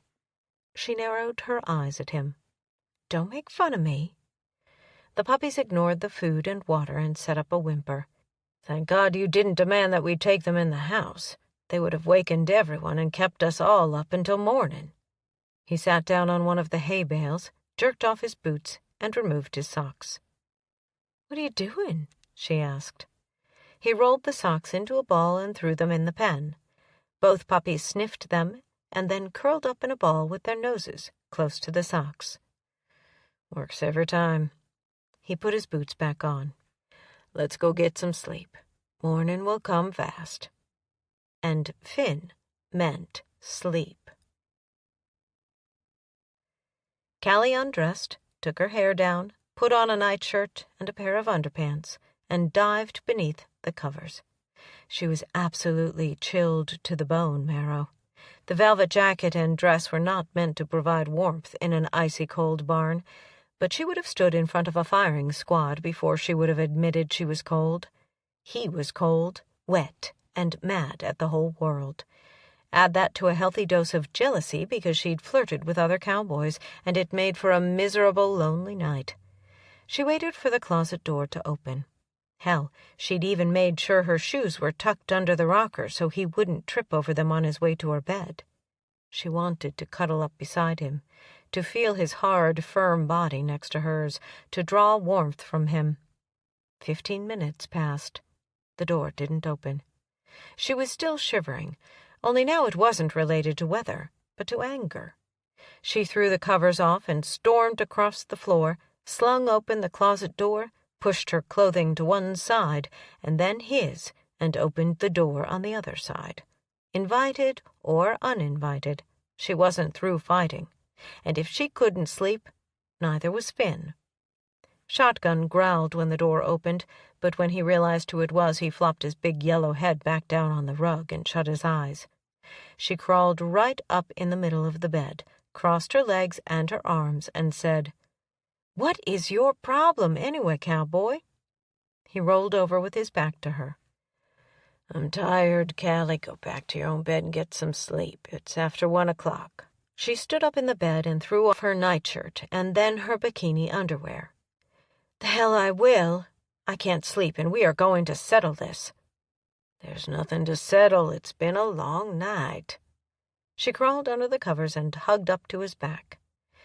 "I told you to sleep in your own bed," he growled. "How long have you known me, Finn?" "Long enough to know you never listen." "I turned down a dozen dates tonight. One even said right out loud that his ranch was bigger than yours, and I don't think he was really talking about land and cattle. Another one said when I got ready to get out of a mud puddle and swim in an ocean to give him a call. But none of them turned me on just by touching my fingertips or by a glance across the room. I've been in love with you since before I even knew I was in love with you. I've said my piece. You can lie there and pout if you want to, but I'm not going anywhere. Since you're too stubborn to come to my room, I'll sleep right here where I can feel your skin against mine," she said. "Damn it all to hell!" He flipped over and brought her to his chest in a fierce hug. "I love you too, Callie." "Good. Now can we go to sleep? We have to get up in less than 5 hours, and I'm cranky when I don't get my sleep." He chuckled, and all was right with her world. Then he kissed her on the forehead and said, "Good night, darling." And the clouds came close to parting. "You kids put on them new rubber boots and bundle up real good. It's still spitting snow out there, and I don't want a bunch of sick kids this close to Christmas. You bring the eggs in, and then you can build a snowman. My rules say that you can stay out as long as you want. However, when you come inside, you are in for the rest of the day, except for evening chores. There'll be no running in and out. Cold and then hot and then back again is what makes kids get sick," Verdi said. As they hurried out into the backyard, the old work truck pulled up, and Callie and Finn got out. Finn yelled at the kids that before they started a snowman, they might want to go out to the barn and have a look at what was there. Like all kids, Martin and the O'Malley children weren't about to walk when they could run like the wind through half a foot of fresh snow. He slipped his arm around Callie's waist. "No matter how much they beg, they cannot bring those things in the house." "You are preaching to the choir." "Just being sure that we're on the same page. Have you told Verdi yet?" "Thought you might want to do that." She stomped through the snow, picking her feet up high to keep from throwing snow inside her new rubber boots. "Tell me what?" Verdi opened the door for them. "This old woman was an old bear last night," Finn said. "He was the one who acted like a rabid coyote with a sore tooth," Callie tattled. "Did you make up before you went to sleep?" Verdi asked. "Yes, ma'am," they said in unison. "Here they come," Callie pointed. "Looks to me like you brought home 2 polar bears from the party last night." Verdi laughed. "Someone threw them out on the road right in front of us. Finn got his suit all wet rescuing the second one." Callie kicked off her boots, set them on the rug beside the door, and headed straight for the coffee pot. "Bastards! It ought to be legal to shoot people who take puppies and kittens to the country and dump them out," Verdi huffed. "Look at those kids. Now, if that ain't just what this old ranch needs. Kids and pups. You ain't planning on bringing them in the house, are you? You do know they'll be as big as a small calf when they're grown." "I'm sure the kids will want to bring them inside, but we're going to stand our ground. 2 dogs, a cat, and that talking parrot are enough for the house," Finn said. "Well, I'm not staying in the house when there's snow on the ground and new puppies. I'm going to put my boots and coat on, and I'm going out to play with the kids," Verdi said. "Y'all going with me?" Callie wrapped her arms around her waist and shook her head. "No, thank you. I've just spent the past 2 hours out in the snow. I've had enough of it today." "I'm in the same boat with Callie. I'm tired of being outside," Finn said. "Okay, but I'm not missing a minute with the kids. And when we get too cold to stay out there anymore, we're making snow ice cream." Verdi's last words faded out on the way to her bedroom. Finn poured a cup of coffee and carried it to the living room, where he sunk down in the sofa and propped his cold feet on the coffee table. From the kitchen window, Callie could see the kids bounding through the snow with 2 furry bundles bouncing around like wind-up toys all around them. Their giggles, especially Martin's, was music to her ears. She couldn't remember a time that he'd been so open, carefree, and so much like a kid his age. The sound of Verdi's boots on the floor passed behind her, leaving the faint smell of her perfume in the kitchen. The minute Verdi was off the back porch, she picked up a handful of snow and patted it into a ball, heaved it toward the kids, and hit Ricky on the shoulder. He squealed, and the fight was on. Dogs running between the kids, Verdi hiding behind a tree, with Olivia joining her team, making it the girls against the boys. "Hey, this fire's waiting on you," Finn called. She found Shotgun curled up on Finn's left, with Pistol right beside him, and Angel lying across his shoulders, like a blonde fur collar. "Looks like they've only left me one option. The rocking chair or the rug." She straddled his lap and laid her head on his chest. "No, this one."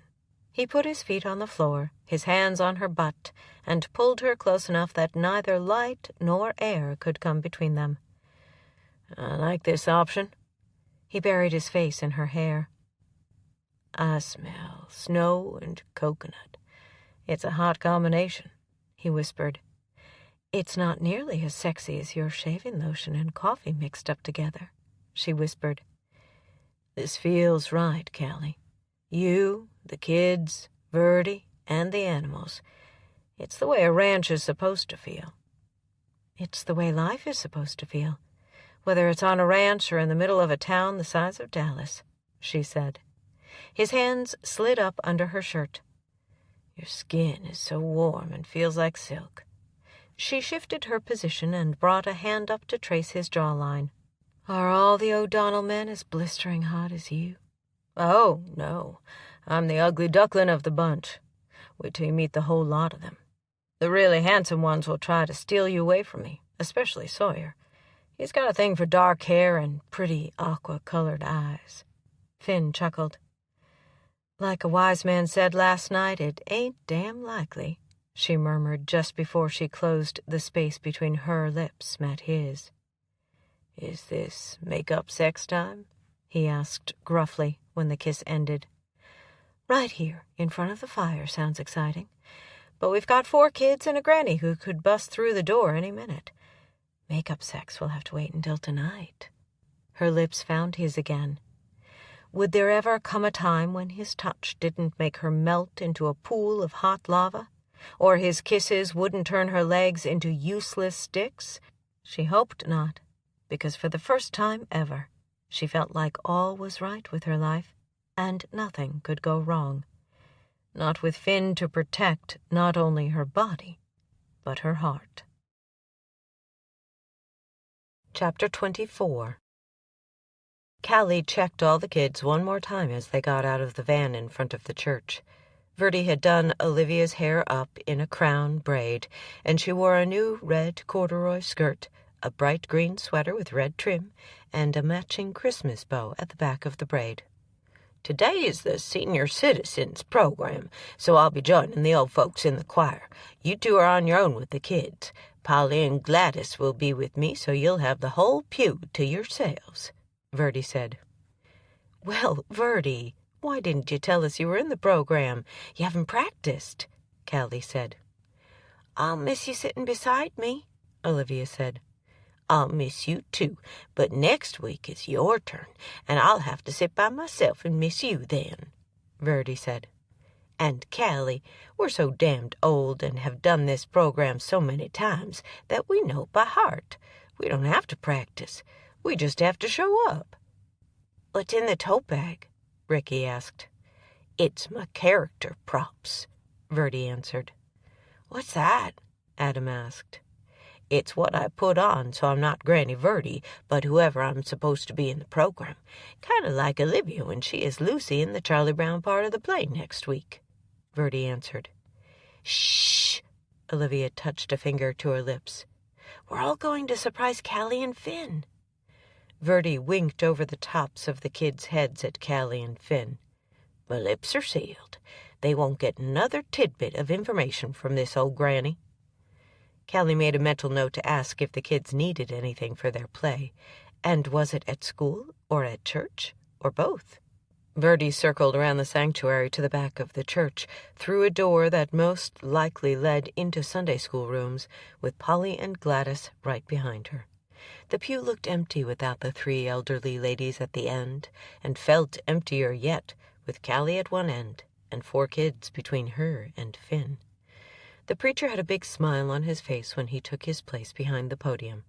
This morning, the senior citizens of Burnt Boot will present the Christmas program. They say that laughter is good for the soul, and if the soul is happy, then all is right with the world. So with that said, I'll turn the program over to Polly Cleary. Old quilts, some frayed at the edges, pinned to a rope line with clothespins, formed a barrier between the pulpit and the choir section. A red leg appeared from between 2 quilts, and Callie gasped. Surely they weren't going to do a burlesque in the church. Then a walker decorated with gold garland and jingle bells came out of the curtain, with Polly behind it. She wore a red sweatsuit with a picture of Rudolph's head on the front, a flashing red nose, and antlers to match. She slowly pushed the walker to the podium and motioned for the preacher. Take this back so Gladys and Verdi can join me. We ain't got but one and we have to share. Verdi is slow as, well, Christmas, so I'll tell y'all a story while she's on her way out here. Olivia poked Callie on the leg. Is this really church? Callie nodded. I think so, but I'm not sure. Polly adjusted her antlers and said, Back in the summer, Verdi McElroy put up her ranch, Salt Draw, for sale, and when the right buyer came along, she sold it.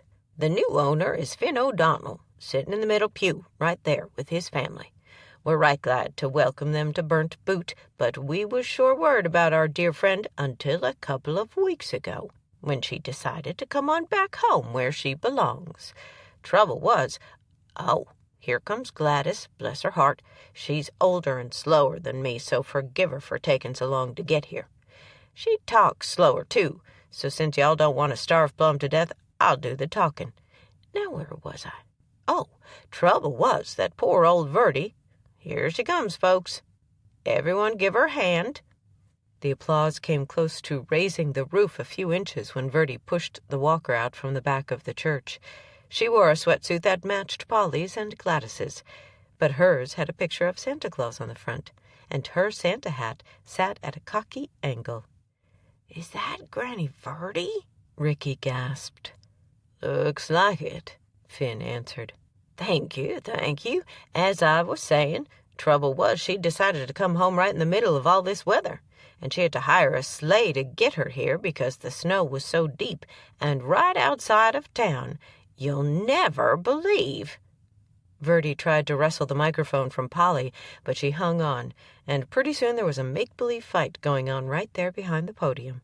When Verdi came up with the microphone, the walker had been turned over, and the preacher had darted out from behind the curtains to settle the fight. "Let go, me preacher. She was infringing upon my rights to tell my story, and even if this is church, she's not going to steal my thunder," Verdi said. "I like this kind of church," Olivia said. Polly crossed her arms over Rudolph and pouted.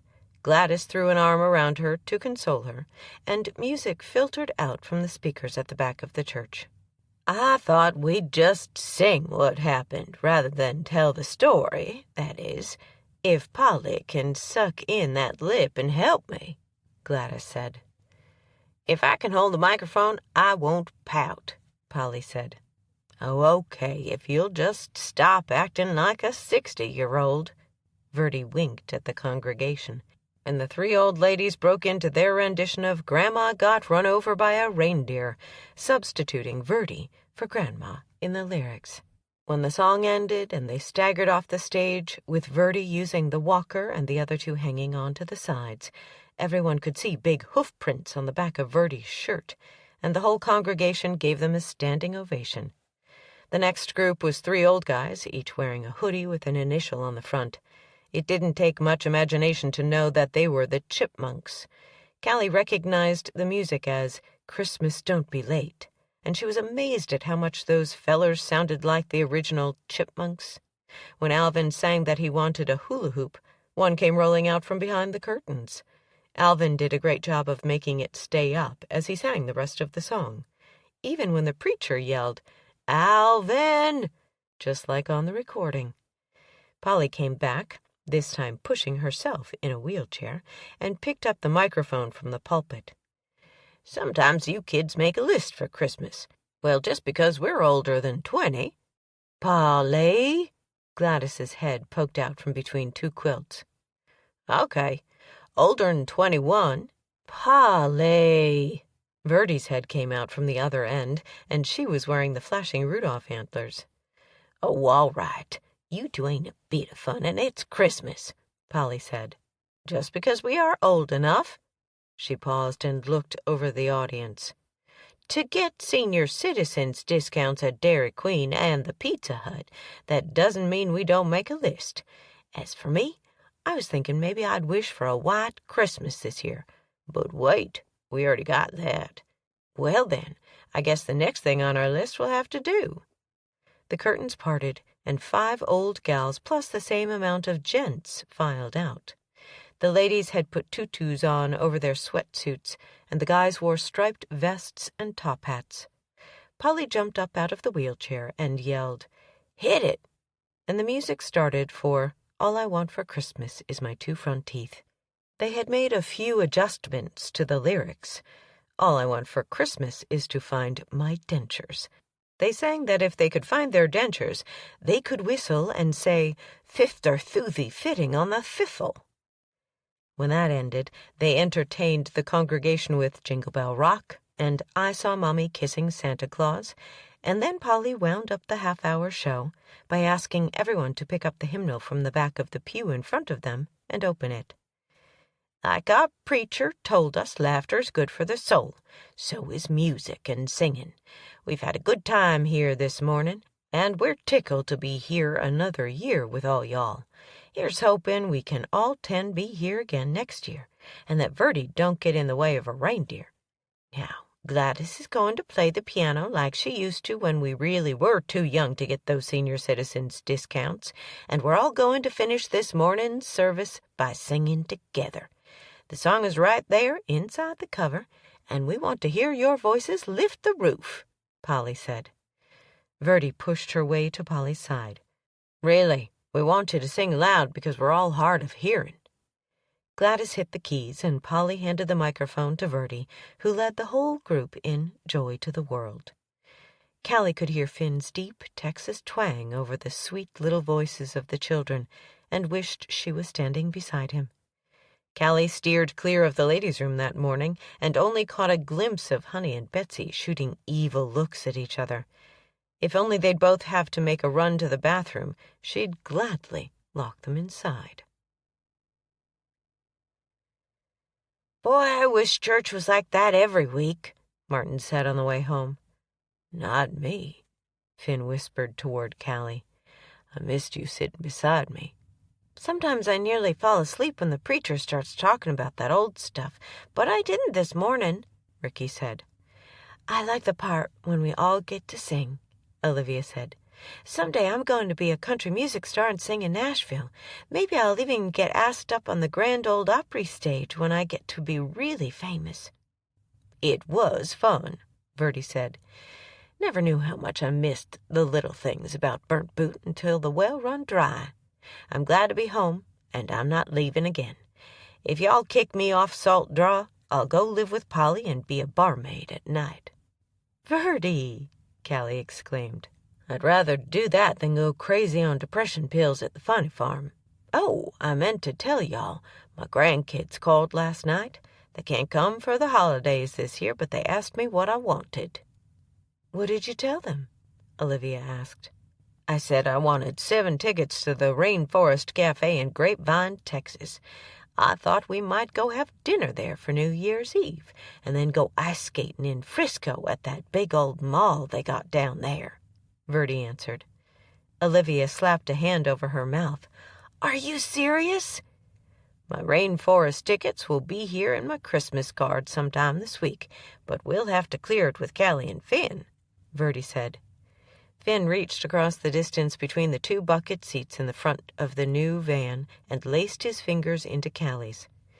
Fine by me, but now you got to convince Callie. She might have other ideas to bring in the new year. Callie, please, Martin whispered right behind her. How could I ever say no to a deal like that? How many of you have ever ice skated? No hands went up, but Finn squeezed her fingers. You? She asked. Couple of times, ma'am. We were up in Montana for a rodeo one winter, and then we went to the finals in Las Vegas. One of the casinos has a rink on the bottom floor. I'll teach you, he answered. How about you, Verdi? Olivia asked. When I was a girl, we had some real hard winters around these parts, and the ponds froze over. We didn't have skates, but we put old socks over our shoes and had a big time. I'm willing to learn if you are, Verdi answered. The buzz sounded like bees had been turned loose in the back of the van. It was still going on when they piled out of the vehicle at the house and tore off to their bedrooms to change clothes. Verdi picked up an apron and looped it over her head. I'm thinking that this afternoon we'll play board games and maybe I'll read them a book. I'm taking a long nap, Finn said. Callie turned around for Finn to tie her aprons. Me too? Make-up round 2? He whispered into her ear so softly that only she heard it. She nodded. Stop whispering. It'll make me think something is going on between you two. Want to tell me what all this moony-eyed business is about? Verdi teased. It's need to know, Finn said. What does need to know mean? Martin asked. I'll set the table. Adam and Ricky will be here in a minute to get the napkins. Need to know means it's information you only get when you need it, Finn said. And you don't need to know, Verdi said. Sounds like big people talk. I'm not ready for that, Martin said. But I'm ready for dinner. I'm starving, and I love chicken baked in the oven and potato casserole, and I couldn't hardly sing for thinking about that peach cobbler over there in the cabinet. And I couldn't hardly sing for thinking about session 2, Finn whispered in Callie's ear. Chapter 25. Callie's heart threw an extra beat when Finn dropped a kiss on her cheek and crawled in behind her. One arm went under her, one around her, and his face was buried in her hair. It was absolutely amazing that they could be wound up in a cocoon with 5 other people in the house, and yet feel so very alone in her bedroom. "Being in your arms feels so good," she said. "Yes, it does," he agreed. His hands traveled down her arms in a lazy fashion, taking his time until she shivered and flipped over to face him, body pressed against his, hearts thumping so loud that she was amazed the kids didn't come running to see what the noise was all about. "I like the way our bodies fit together," he murmured. She wanted to touch him, to feel that he was ready, and then she wanted to make wild love, not the kind where he built her into a frenzy, then backed off with sweet little kisses to let the flames cool to embers. She wanted the fire and the heat all at once. Carefully unzipping his jeans and slipping her hand inside, she let out a gasp. Nothing between naked flesh and his zipper pushed her desire to have him even higher. She sat up, unzipped his jeans, and tugged them all the way off. Then he pulled her shirt up over her head. Everything was going so fast, it was a blur. Then he slowed down, taking his time to unfasten her skirt, to pull it all the way off, and then gently lay it over the rocking chair. "My God, Finn, I'm aching for you," she said. His eyes were shut when he kissed her. His hands went under her bottom for leverage, and she grabbed the rungs of the headboard with both hands. His lips came down on hers with so much passion that it almost brought tears to her eyes. She kept up with the rhythm, and her body responded even though her mind and soul nagged at her in worry. Something was out of sync between them. "Callie," he said hoarsely. "Oh, my God," she whimpered and hung on to him, hoping she was wrong, and when she opened her eyes, everything would be perfect again. Finn rolled to one side, keeping her tightly in his arms and close to his side, so she wouldn't look at him with those big aqua eyes. He thought he'd gotten over his commitment issues, but there they were in living color, upsetting his world again. And she'd seen it. Even the wild, passionate sex hadn't completely erased it. Why did doubts about Callie leaving him flash through his mind when he crawled between the sheets with her? "It was fear of me being like her, of leaving you, wasn't it?" Callie propped up on an elbow. "Open your eyes, Finn O'Donnell." If he did, she would want to know. And he'd fallen in love with Callie. He didn't want to hurt her, but she deserved so much more than a hard heart that could still conjure up doubts right in the middle of sex. "I said to open your eyes," she demanded. That was his Callie, the one who'd been his partner, bossy as hell and twice as sassy. He opened his eyes. "Now look at me. Look right into my eyes and don't blink. What do you see?" "I see Callie." "What do you feel?" She pressed tighter against him. "I feel your naked body against mine," he said. "What do you smell?" He smiled. "How graphic do you want me to get?" "Tell me." "I smell your perfume, coconut in your hair, and the musk that is your scent and no one else's after we make love," he said. "That's because I'm right here. Lala did you wrong, but that is all in the past. Shut the door on it. Slam the damn door on it. I'm not going anywhere. If you can help me to get over my commitment fears, then I'll help you with yours. They're going to pop up for both of us. There's nothing we can do about it but fight the hell out of it when it happens. It will happen less and less, trust me. I love you, and that's the way it is. Now you can blink." "I love you, Callie Brewster," he said softly. "Remember something important. We were friends and partners a long time before we were lovers, so we know and understand each other. Now kiss me again." She pointed to a sprig of mistletoe that she'd hung on the bedpost right above her head. He drew her down for a kiss, and all doubts faded. There was only Callie, his old spotter, his best friend, his new lover. "Please tell me those sirens I hear are in my head and not really getting closer and closer?" Her voice was muffled against his chest. "I believe they're real." "Shit. I may buy 2 Stinger missiles and blow both those feudin' families out into the Red River for messing up my afternoon." She threw back the covers and grabbed the pair of jeans hanging on the back of a rocking chair. I knew they were up to something this morning in church. The air was almost crackling with tension. Finn shot out of bed. I felt it, too. Wonder which one set fire to the other one's barn. You're kidding. Would they take it that far? I just hope Honey Brennan isn't so mad at you for the soap in her eyes that she set fire to our barn. The puppies, Callie said as she hurriedly jerked on socks and rubber boots. Callie reached the kitchen first. Verdi was on the phone, and the kids waited at the table for her to return to the board game they'd set up. It's a fire at the Brennans' place, she said. Before Callie could answer, the doorbell rang. Get that door while I finish talking to Gladys. Expecting to see Honey or Betsy or maybe both ready to crucify her for arson, she was shocked speechless to see the sheriff on the porch. Orville held a big flat box with a dozen doughnuts in it. There was a fleck of chocolate and a red sprinkle in the corner of his mouth. Afternoon. Thought I'd stop by and say hello on the way to the fire. They won't need me for a few minutes. Doughnuts! Doughnuts! Joe wants a doughnut, Joe yelled from his perch. Come inside out of the cold. What's going on? We heard the sirens, Callie said. He handed off the doughnuts to her, and she took them to the kitchen, with Orville right behind her. Doughnuts! Martin squealed.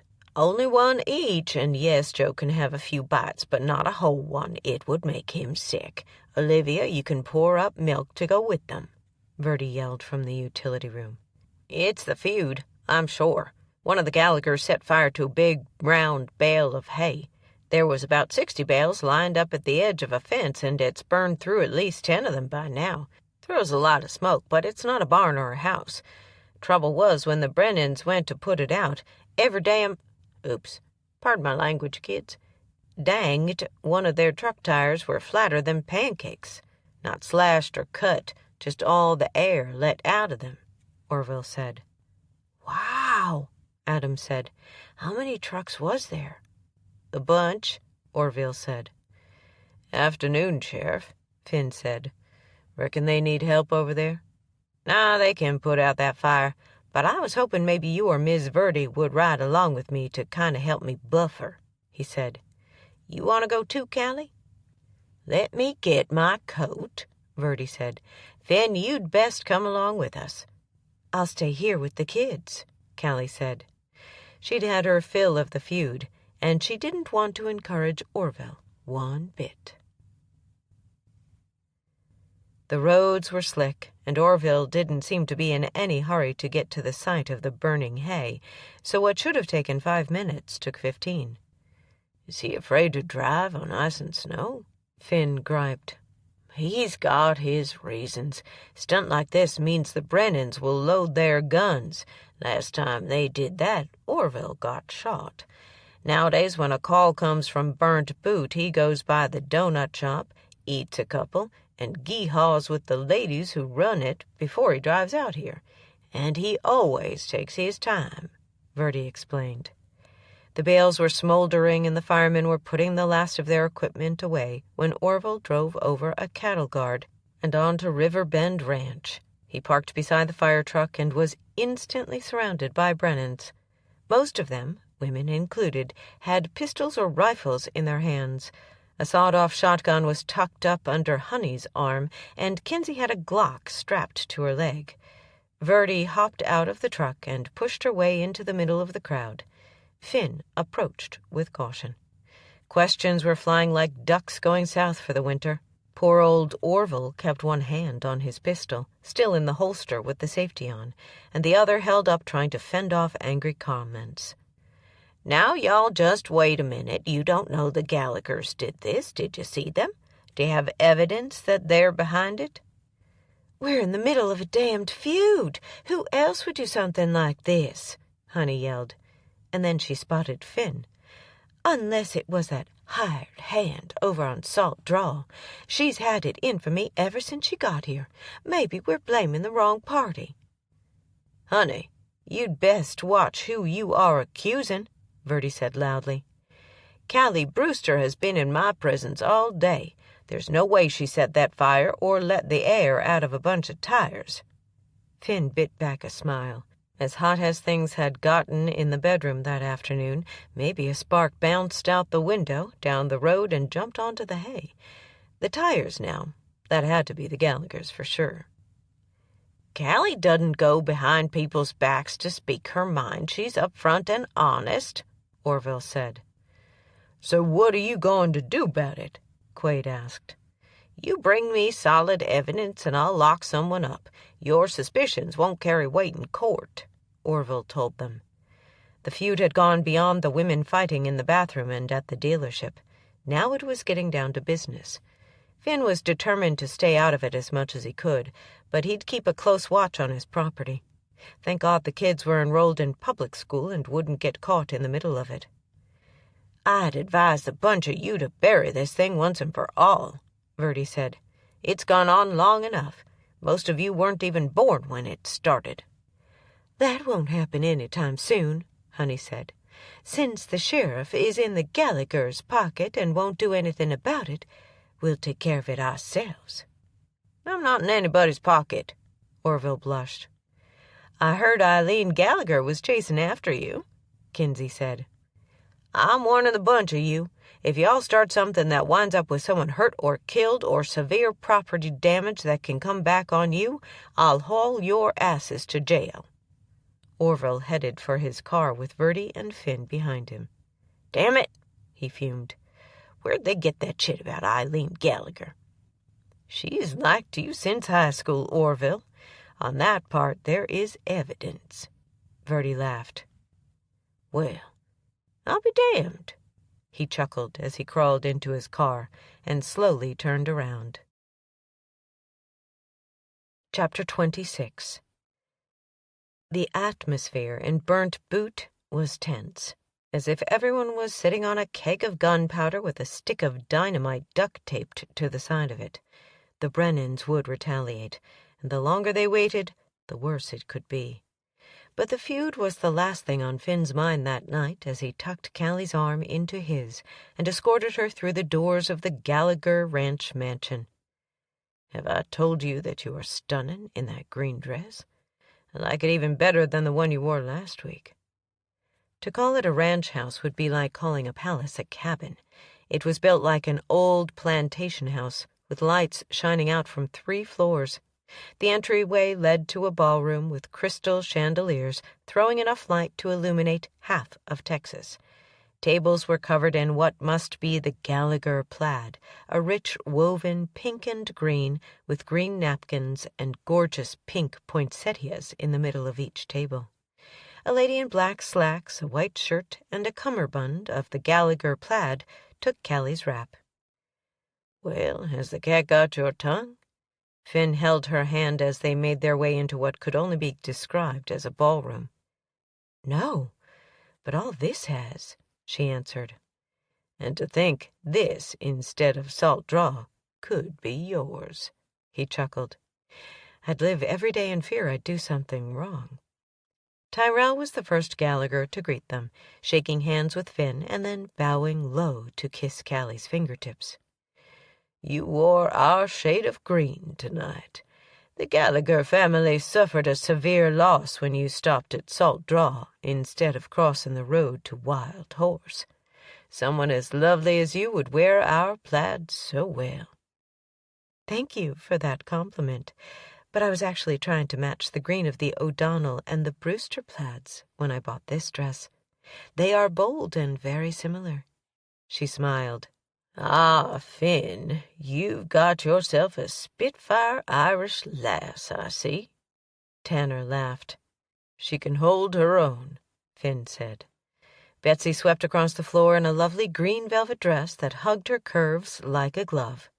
The glow of the chandeliers, the dress, and pure mischief put a sparkle in her dark green eyes.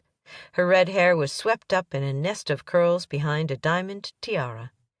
Hello, Finn. Save me a dance. She ignored Callie and smiled at him before she moved on to the next guests. Gladys touched Finn on the shoulder, and he whipped around. Open bar here at this party. I'll take Callie to get a drink and you can talk to the menfolk. She tucked Callie's arm into hers and led her through the maze of people to the bar. You need to meet Naomi Gallagher, Callie. She's the grand matron of the ranch, and she runs Wild Horse with an iron hand. Nothing gets past her," Gladys said. Not even the feud stuff? "Not one thing. She probably instigates 90% of it. She married into the family more than 50 years ago. She dated a Brennan first back in the day, and they had a big fight. She went for a Gallagher next, and believe me, she's made the Brennans pay and pay and pay. She might look like a prissy little old lady with dyed red hair, but believe me, there's horns under that ratted hair," Gladys whispered. A bar stool served as Naomi's throne. Her cowboy boots with lots of flashy rhinestones didn't reach the first rungs. The brilliant diamonds on several of her fingers sparkled even brighter than the enormous crystal chandelier hanging from the vaulted ceiling. Even though she was a small woman, her dark green eyes left no doubt that she was the boss, and everyone in the room would do well to respect that. Her southern voice was soft, but demanded attention. "You'll be Callie Brewster from Salt Draw. I've heard about you. I'm Naomi Gallagher. I understand Verdi has come back home to roost.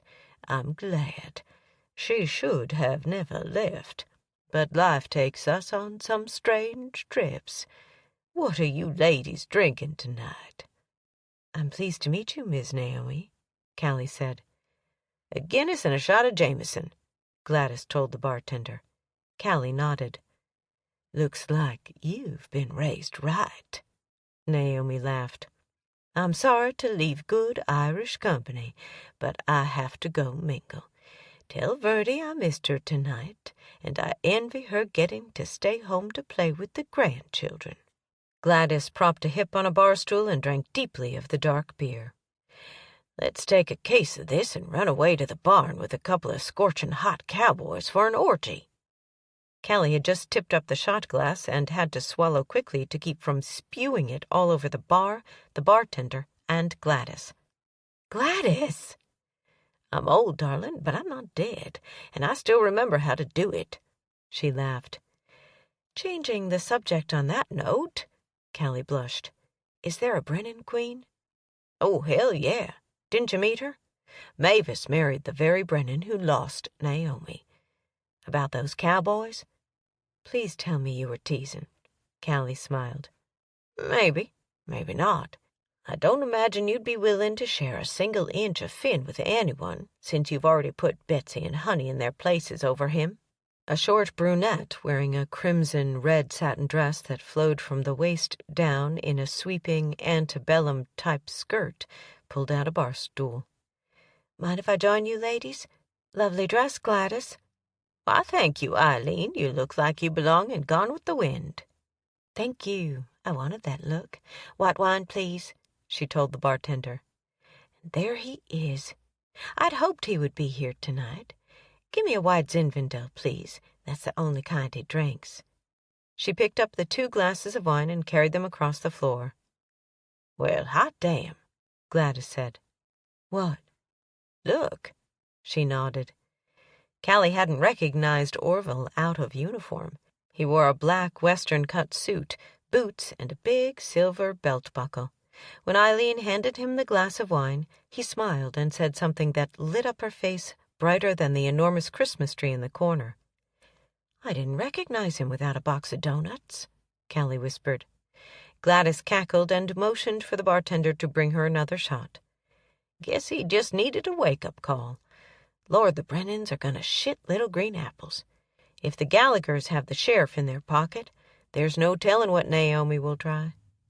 Tyrell claimed the bar stool next to her and said, "I heard you and Finn were together in the army." "I was his spotter." Tyrell pointed toward a long-neck bottle of beer, and the bartender set it in front of him. "I didn't know they let girls do that job." "They can outdo it if they outdo the smart little boys," she said. "Guess nobody much dangles with you, do they?" "Not too many times," Callie said. The dinner bell rang. "There's my cue. Time to go. Nice visiting with you, Callie," he said. That means we go rescue Finn from that group of men and find our seats. I already switched place cards. I'm sitting with y'all. If the Brennans decide to retaliate tonight, and I'm not saying they are, then I want to be by the exit out of this place," Gladys said. "And they've put me and Finn out on the edge by the door?" Callie asked. "Exactly," Gladys answered. "Why?" "You haven't been accepted. You are here because of Bertie. There's an order to the seatin'. The head table where Naomi will reign like a queen is all the way to the back of the room beside that enormous wall of glass looking out over River Bend. Importance starts there and ends up at the back table where we are sitting." Callie smiled. "Strangely enough, I like that idea." "Far away from Betsy as possible, right?" Gladys said. "She'll be up there at the head table." "Where were you supposed to sit?" Callie asked. "About middle of the room with Polly, but I got a feeling she's been spying for the Gallaghers. She's my friend and my sister-in-law, so I'd never ask, but still, they know things from the Brennan camp too quick sometimes," Gladys said. "I just switched places with a hired hand. He'll go home happy thinking he's the ranch glory child because he got to sit closer to the head table than the foreman." When they were seated, Tyrell gave the welcoming speech, and the waiters started moving through the crowd with carts. Warming dishes held steaks, baked potatoes, fried sweet potatoes, and green beans. Salads were already on the table, along with fancy crystal plates filled with stuffed olives, mushrooms, celery sticks, and radishes. Callie heard the noise above the buzz of conversation. But surely to goodness there wasn't a helicopter right above the ranch. Why would there be? Finn had his head cocked to one side, which meant he'd heard it too. "Is that what I think it is?" She squeezed Finn's thigh under the table, more in fear than in flirtation. "Sounds like it. Maybe it's a medical chopper headed to Dallas, but it's definitely a helicopter," he said. "It's hovering right outside the house," Callie whispered, and noticed two of the waiters quietly slip through the big double doors and run outside. 1 second it was warm and everyone was bragging on steaks. The next, the big glass window was gone. It didn't shatter to the inside or the out. Callie watched it rise up into the sky and fly off into the darkness. The room felt like the eye of a tornado, and then the north wind shot through the open space, bringing cold, sleet, and snow with it.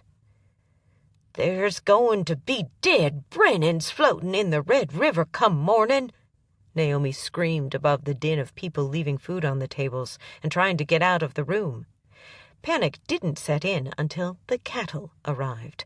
An old bull led the stampede into the room, crushing the head table and knocking Eileen into Orville, both of them landing on the floor at the same time. Then he plowed his way into the room like he was hunting for a big green pasture right there in the middle of winter. There were about 20 cows behind him, and the whole crowd started running when they jumped over the short wall that had held the glass window and plowed right into the ballroom. Callie figured the best she could do was get out of the way, especially when the old bull came at her with what looked like a medium-rare steak hooked on his left horn. She backed up into a corner, and the bull ran past her. His eyes were wild as he threw back his head and bawled at the big crystal chandelier, pawed a couple of times, and charged the Christmas tree in the center of the room. Trying to help the people would be like herding feral cats. Betsy, bless her heart, was doing her damnedest to get them all gathered up and out of the room, right up until she slipped in a nice warm pile of bullshit right there on the carpet and fell backward.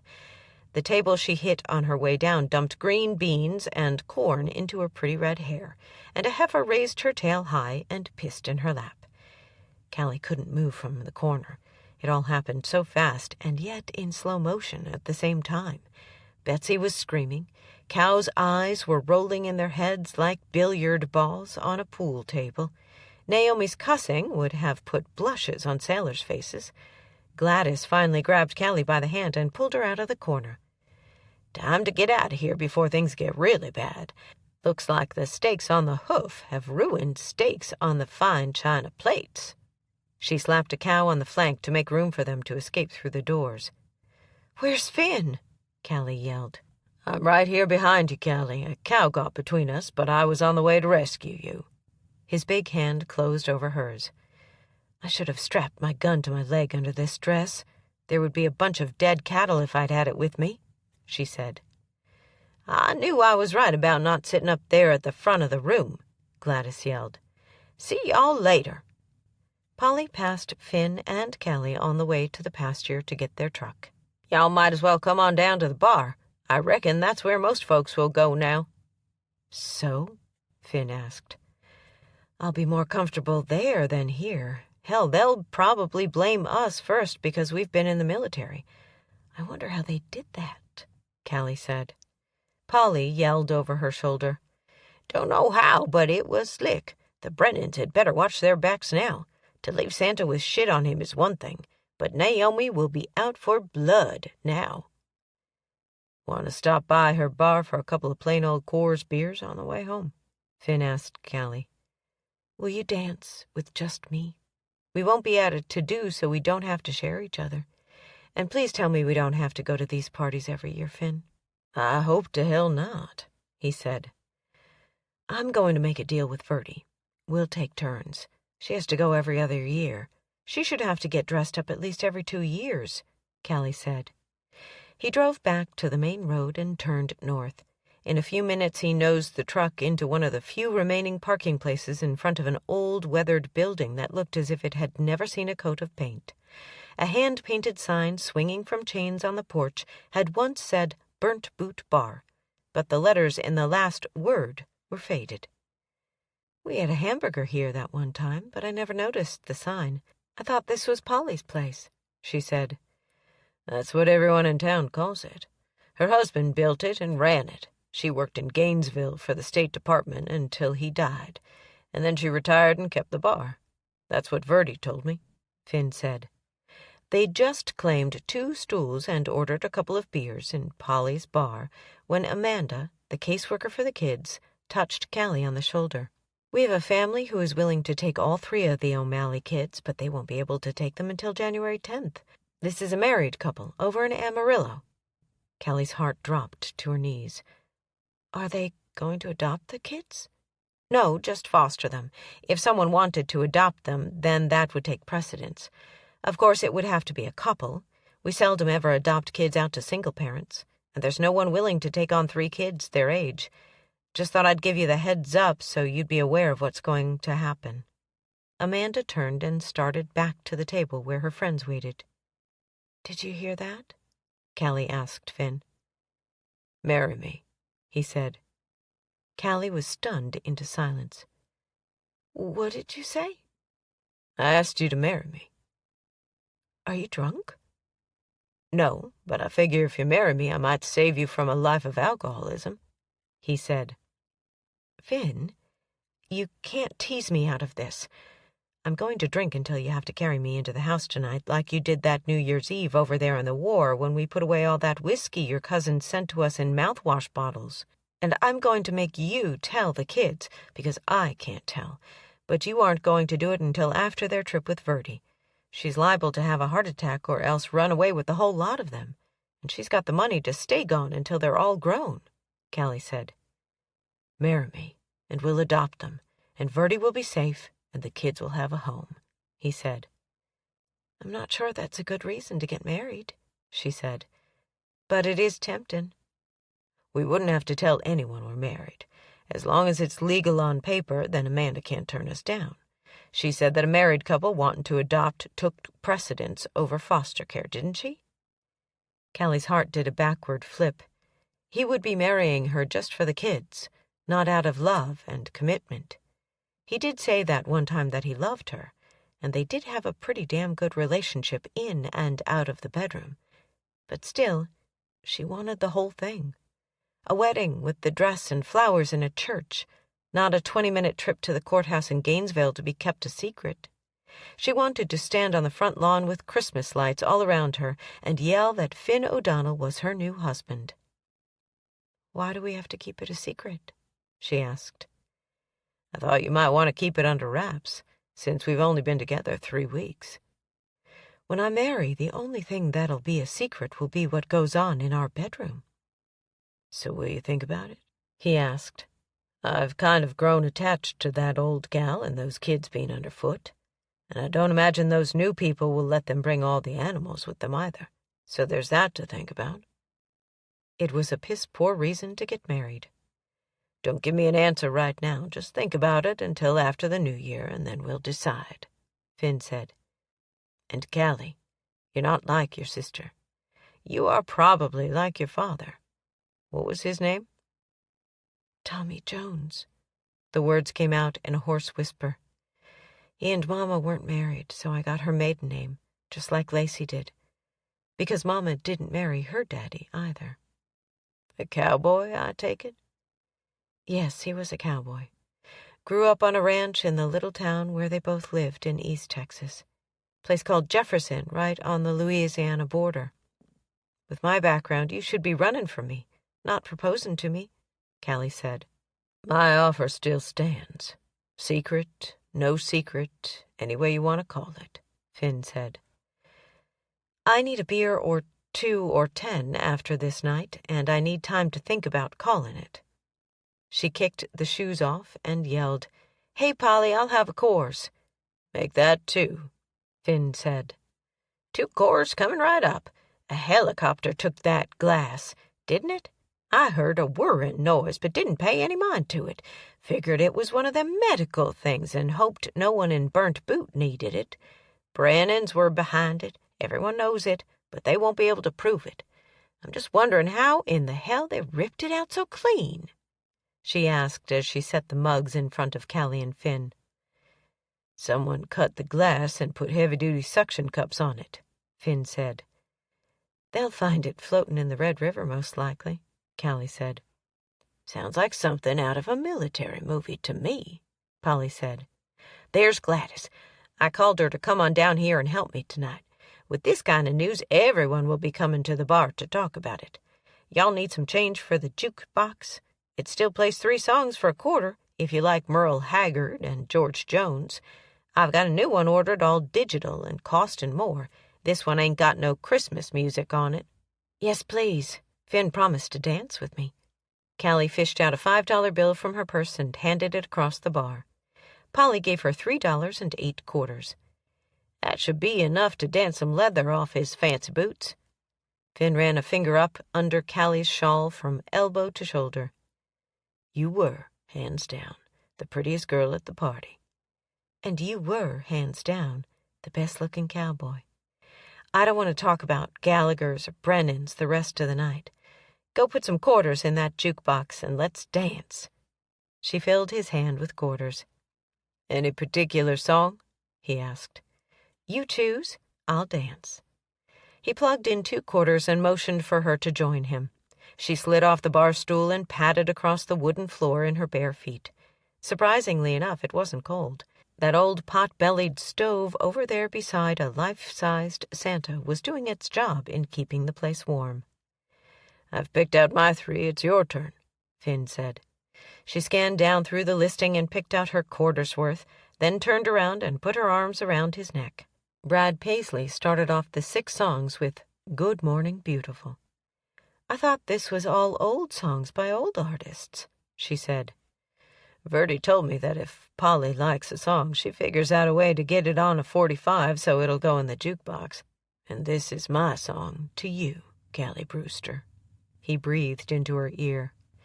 The lyric said that he never worried if it was raining outside, because inside with her the sun always shined, and his night was wonderful with her by his side, that when he opened his eyes to see her beside him, it was a good morning, beautiful day. He twirled her and brought her back to his chest as the song ended. "Well, this one is my song to you," she said, as Sammy Smith sang, "Help Me Make It Through the Night." The first lyric in Finn's body when the lyric said that the weeds were high in the land where corn don't grow. It said that hard times were real, and dusty fields were there no matter where you go. It was dusty, and corn damn sure didn't grow over there in Afghanistan, she said. "Our kids might want to get away from it, Callie, but if we give them a good foundation, they'll come back," he said. "I don't think Martin will ever leave the ranch. He's seen the world where corn don't grow, and he didn't like it," she said. "And this one is definitely for both of us." Merle Haggard's "That's the Way Love Goes" started, and she looped both her arms around Finn's neck. Haggard sang that he'd spent his whole life searching for that four-leaf clover, that she'd run with him chasing that rainbow, and that's the music God made for the world to sing. "I do love you, Finn," she said. "That's enough for tonight. Let's drink the rest of our beer before it goes flat and gets warm." He led her back to the bar.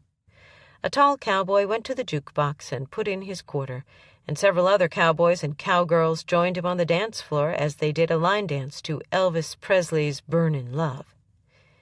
"Guess they're ready to shake it up a little, but y'all sure looked cute out there making love with your eyes," Polly said. "And here come the Brennans. Okay, folks, let's get something straight. This is neutral ground. One nasty little trick, and me and my shotgun will take care of it," Polly yelled. Gallagher's, some still dressed in fancy clothing, plowed in behind them. "That goes for the whole lot of you. Be civil or get the hell out of my bar," Polly said. "Now, where were we? Oh, I was saying that y'all looked cute out there. I bet you could do some fancy fast dancing, too." The Brennans claimed the south end of the bar, and the Gallaghers took the north end. Wicked looks went back and forth, and for damn sure they did not dance with one another, but no one started anything. Evidently Polly and her shotgun were a formidable couple. "Okay, woman, let's show them how it's done," Finn said. "We're not going to let them ruin our night. Besides, Honey and Betsy are both here, and I want them to know that I'm taken so they'll stop this shit."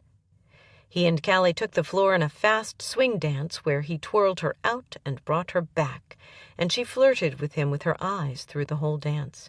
When it finished, the tall cowboy sitting beside the jukebox said, "Don't leave yet, we've got more on the way." The first sounds of jailhouse rock started, and Callie and Finn danced so fast that she was panting worse than she did during wild sex. Finn's cowboy boots were a blur, but she'd be damned if she'd let him get ahead of her, even if she got blisters on her feet. "One more," the cowboy hollered.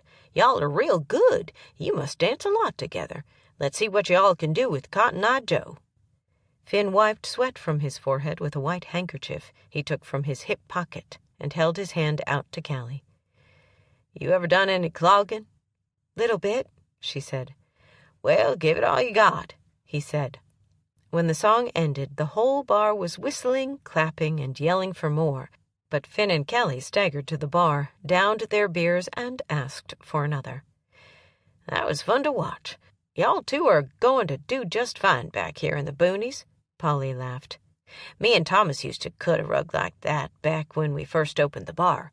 He taught me to dance Irish style. Looks like you two already know it." Finn clicked his mug against Callie's. "To the Irish." "To us," she said.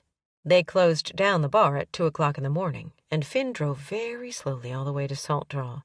They left clothing all over her bedroom floor, fell into bed, and he made such sweet love to her that she almost cried again.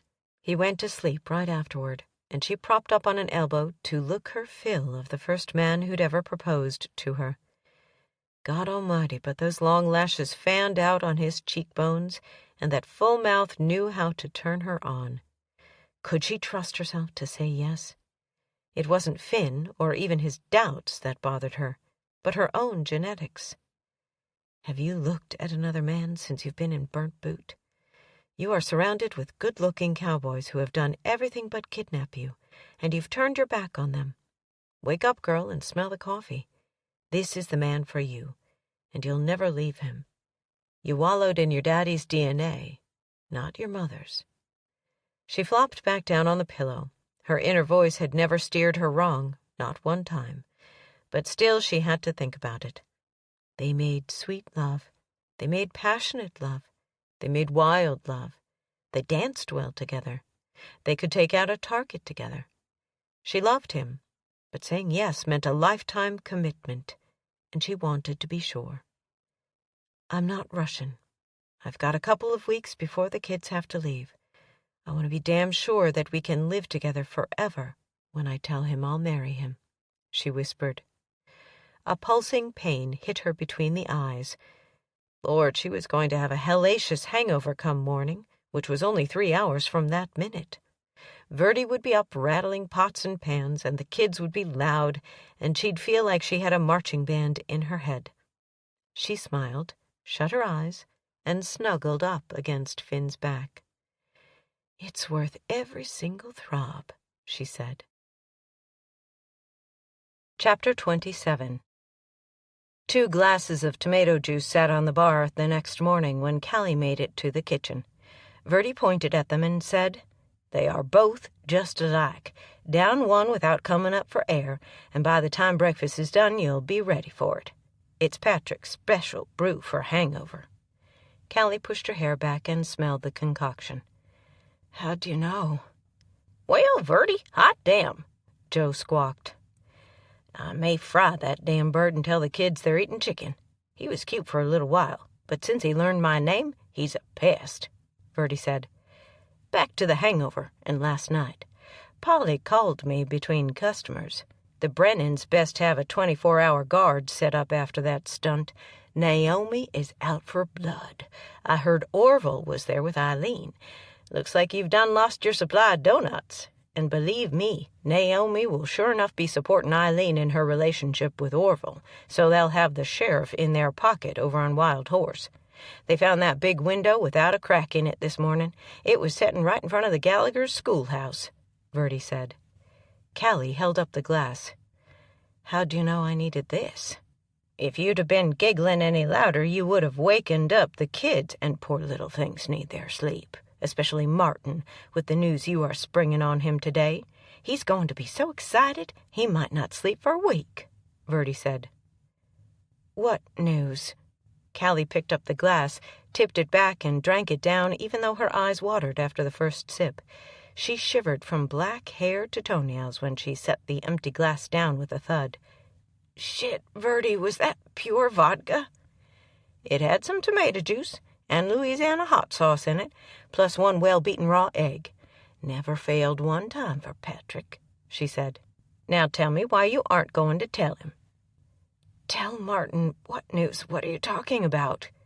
Callie's whole body quivered like a dog shaking water one more time. "Polly heard Finn propose to you last night. Didn't you say yes?" Callie fanned her mouth until it cooled enough that she could speak. "I did not. My mama had 2 girls by 2 different cowboys and never married either of them. She died when I was 16, and I lived with my sister, who followed in her footsteps. It's in my genes, Verdi. Finn deserves better than that." "You aren't your mother or your sister, girl," Verdi said sternly. "If you were, you wouldn't be doing the work of 5 hired hands, raising 4 kids who aren't yours, and putting up with a bitchy old woman like me. Any one of those things would have already put you on the run. Trust me. You've got roots, and you are a settler, not a runner," she said. "That's what Finn says. I want to believe him," Callie said. "We don't get a whole lifetime of days, Callie. We get them doled out to us one at a time. At my age, I open my eyes in the morning and just tell the big man thank you. And if I'm still breathing come night, I have a drink of Jack, and I hope I get to start all over tomorrow, because I'm happier than I've been since my boys were little kids. Don't question. Just follow your heart, girl. It won't lead you down the daisy path." "How do you know that?" "You don't. That's where faith comes in," Verdi answered. "You're in love with Finn. You wouldn't love him if you couldn't trust him or believe him." Callie hugged Verdi tightly. "Thank you." "Who's in love with who?" Finn stumbled into the kitchen, took one look at the tomato concoction, and downed it in 4 big gulps. "Tastes just like what Grandpa used to mix up. Hell in a glass, but it works." He kissed Callie on the forehead. Callie was glad that the kids came out of their bedrooms in a whirlwind. Olivia's hair hadn't been braided and hung in strings down in her face. The boys were still in their pajamas and clamoring for breakfast. "We're starving," Adam and Ricky said at the same time. "What's in that? Do we have to drink tomato juice for breakfast? I really don't like it too good. It's too thick," Olivia said. "No, it was just for Callie and Finn. They had headaches after the party last night," Verdi said. And next year, Verdi is going to the party and we're keeping the kids, Callie announced. Not me. I'm too old for parties. I'm the granny, and the granny gets to call all babysitting duties and decisions about parties, Verdi said. Bacon, eggs, and biscuits for breakfast. Olivia, it's your turn to set the table. You boys go get dressed for chores.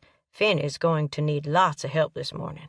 Why don't you kids watch cartoons this morning? I'll do the chores, Callie said. You serious? We can't let you do that. We need to make the money for our Christmas shopping on Monday, Martin said. We done been talking about the things we want to buy. Okay, then, Callie smiled. Who's going to the barn today, and who's helping with the housework and laundry? Olivia raised her hand. I'll be staying in the house with Granny. Can I please dust? I'd rather do that than fold clothes, and I love to dust off the pretty Christmas things. Well, that's a good thing, because I hate to dust, Verdi said. Now let's have some breakfast so the whole bunch of you can get your work done. You know what I want for Christmas? I want some new hot pads. Mine are looking like they should go to the rag bag, and I have to use two just to keep from burning my fingers. Callie would have pasted a gold star on Verdi's forehead if she'd had one. She had just provided the kids with something useful and inexpensive that would thrill her for Christmas. Callie decided to use the opening and do the same. Well, I need some good warm socks, and I would really like a stocking hat so I don't have to borrow one of Martin's. And I just bet you that Finn would like some new work gloves, those brown kind that he uses out in the barn. He's constantly putting them down and the puppies chew holes in them, she laughed. The kids' minds were working like gears in the backside of an old wristwatch. Bless Verdi's heart. She was a genius. Or maybe a Christmas angel. Finn nodded and added 2 or 3 things to his list when he caught on to what Verdi and Callie were doing, but his mind wasn't on presents or kids that morning. He'd been serious when he asked Callie to marry him the night before. She might think it was just so they could adopt those kids, but it was because he'd fallen head over heels in love with the woman, and that little conversation just proved why. She'd make a wonderful mother, whether she'd birthed the children or not. Oh, my sweet Jesus. His mother's words when she was worried shot through his mind. Children. They'd been going at it hot and heavy, sleeping together in every sense of the word, and he hadn't even asked her about birth control. Surely to God she would have said something if he'd needed to provide protection. Hey, it's the boss's day to give the kids a day off. With pay, of course. If all you guys will help Verdi and Olivia with the inside chores until Callie and I get the feeding done, then all 4 of you can come out to the barn to help with the horses. I might even throw in $5 extra for each of you for your Christmas shopping money on Monday if you'd consider that, Finn said. We'd sure earn it, 'cause I don't like to fold clothes either, and I hate to make up beds, Martin said. Not me, I'll do it, Ricky said. I don't mind making up beds or even mopping if I can have more Christmas money. I'm not just giving you the money. You'll have to do whatever Verdi tells you to do, and she's one tough boss when it comes to Saturday morning chores, Finn said. But if you think you're not big enough to do what Olivia can do, well, then you can go with me, and Callie will do the tough stuff. Adam puffed out his chest. I can do anything Olivia can do, and I'm tough enough to do whatever Granny tells me to do. I'll stay in the house. Pass me the bacon. I need lots of bacon for energy. Well, Verdi, the bird yelled. Everyone's heads jerked around to look at the cage. Damn it, Verdi, Joe needs a drink, he said loudly. Where did he learn to ask for a drink? Finn asked. Who in the hell knows? Verdi said. Who in the hell knows? Joe quipped. Guess I'd better watch what I say, Verdi laughed. It appears he's broadening his vocabulary daily. Well, hot damn, Verdi. Joe pranced from one end of the cage to the other. Then he stopped abruptly, tucked his head under his wing, and went to sleep. Think we could teach him some new things to say? Adam asked. I guess he's upset because we play with the cat and the dogs more than we do him, Olivia answered. I think he's plumb took up with Verdi. He can be her pet, Martin said. Finn laughed. Well, Verdi. Verdi shook a potholder at him. That'll be enough out of you. Woman can't have a damn secret in the world with that tattletale watching her every move. She might be scolding him, but the twinkle in her eyes said that she liked the parrot, and Finn would be surprised if he didn't learn even more new phrases in the next few weeks. He and Callie both finished breakfast at the same time.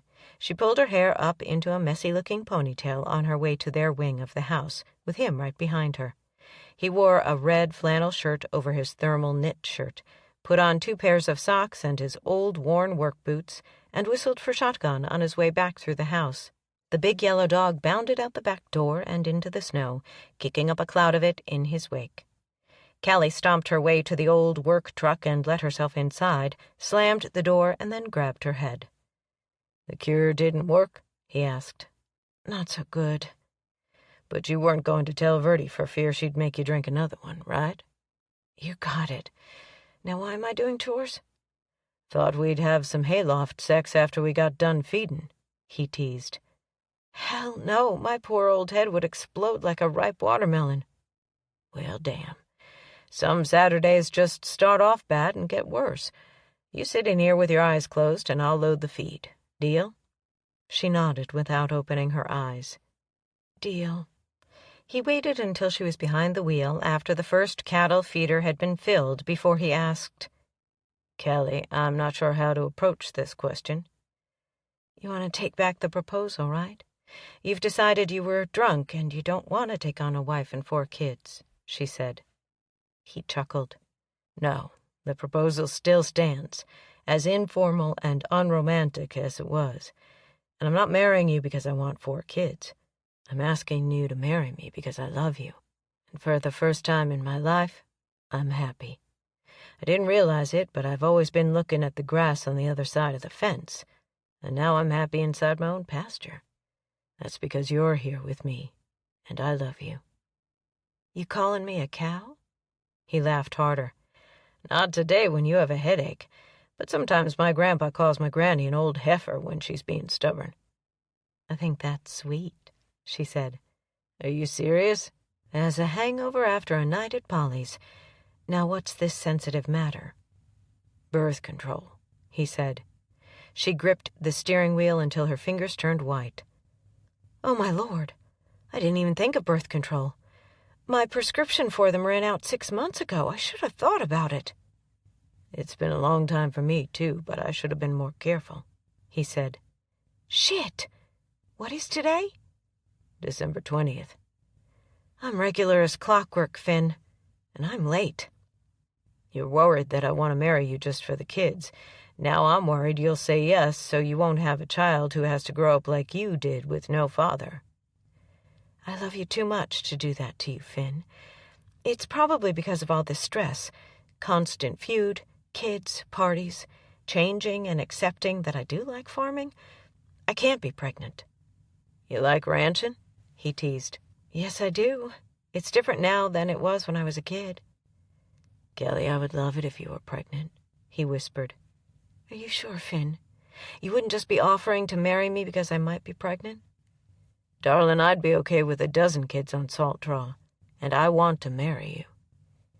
"I'm going to marry you, Finn, whether I'm pregnant or not, and whether we adopt kids or not.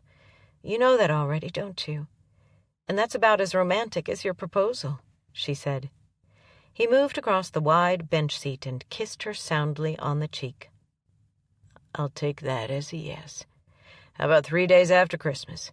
That's on Sunday, and we can have it at the church, and we won't even know for sure if you are pregnant, so you won't feel like I'm marrying you because I'm responsible," he said.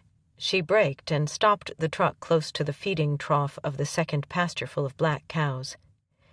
"Sometimes being your best friend is tough."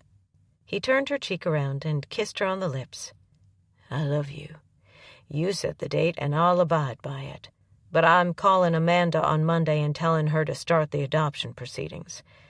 And, Callie, I don't feel like you're my best friend when I come through that closet door." "Oh, yeah, cowboy? What am I at that time?" "The woman I intend to marry and grow old with. The amazing lady who just said yes to this country bumpkin. When are we going to buy rings?" "Rings? I don't want rings. I want a gold band. Diamonds aren't for feeding cattle and rounding up stray puppies.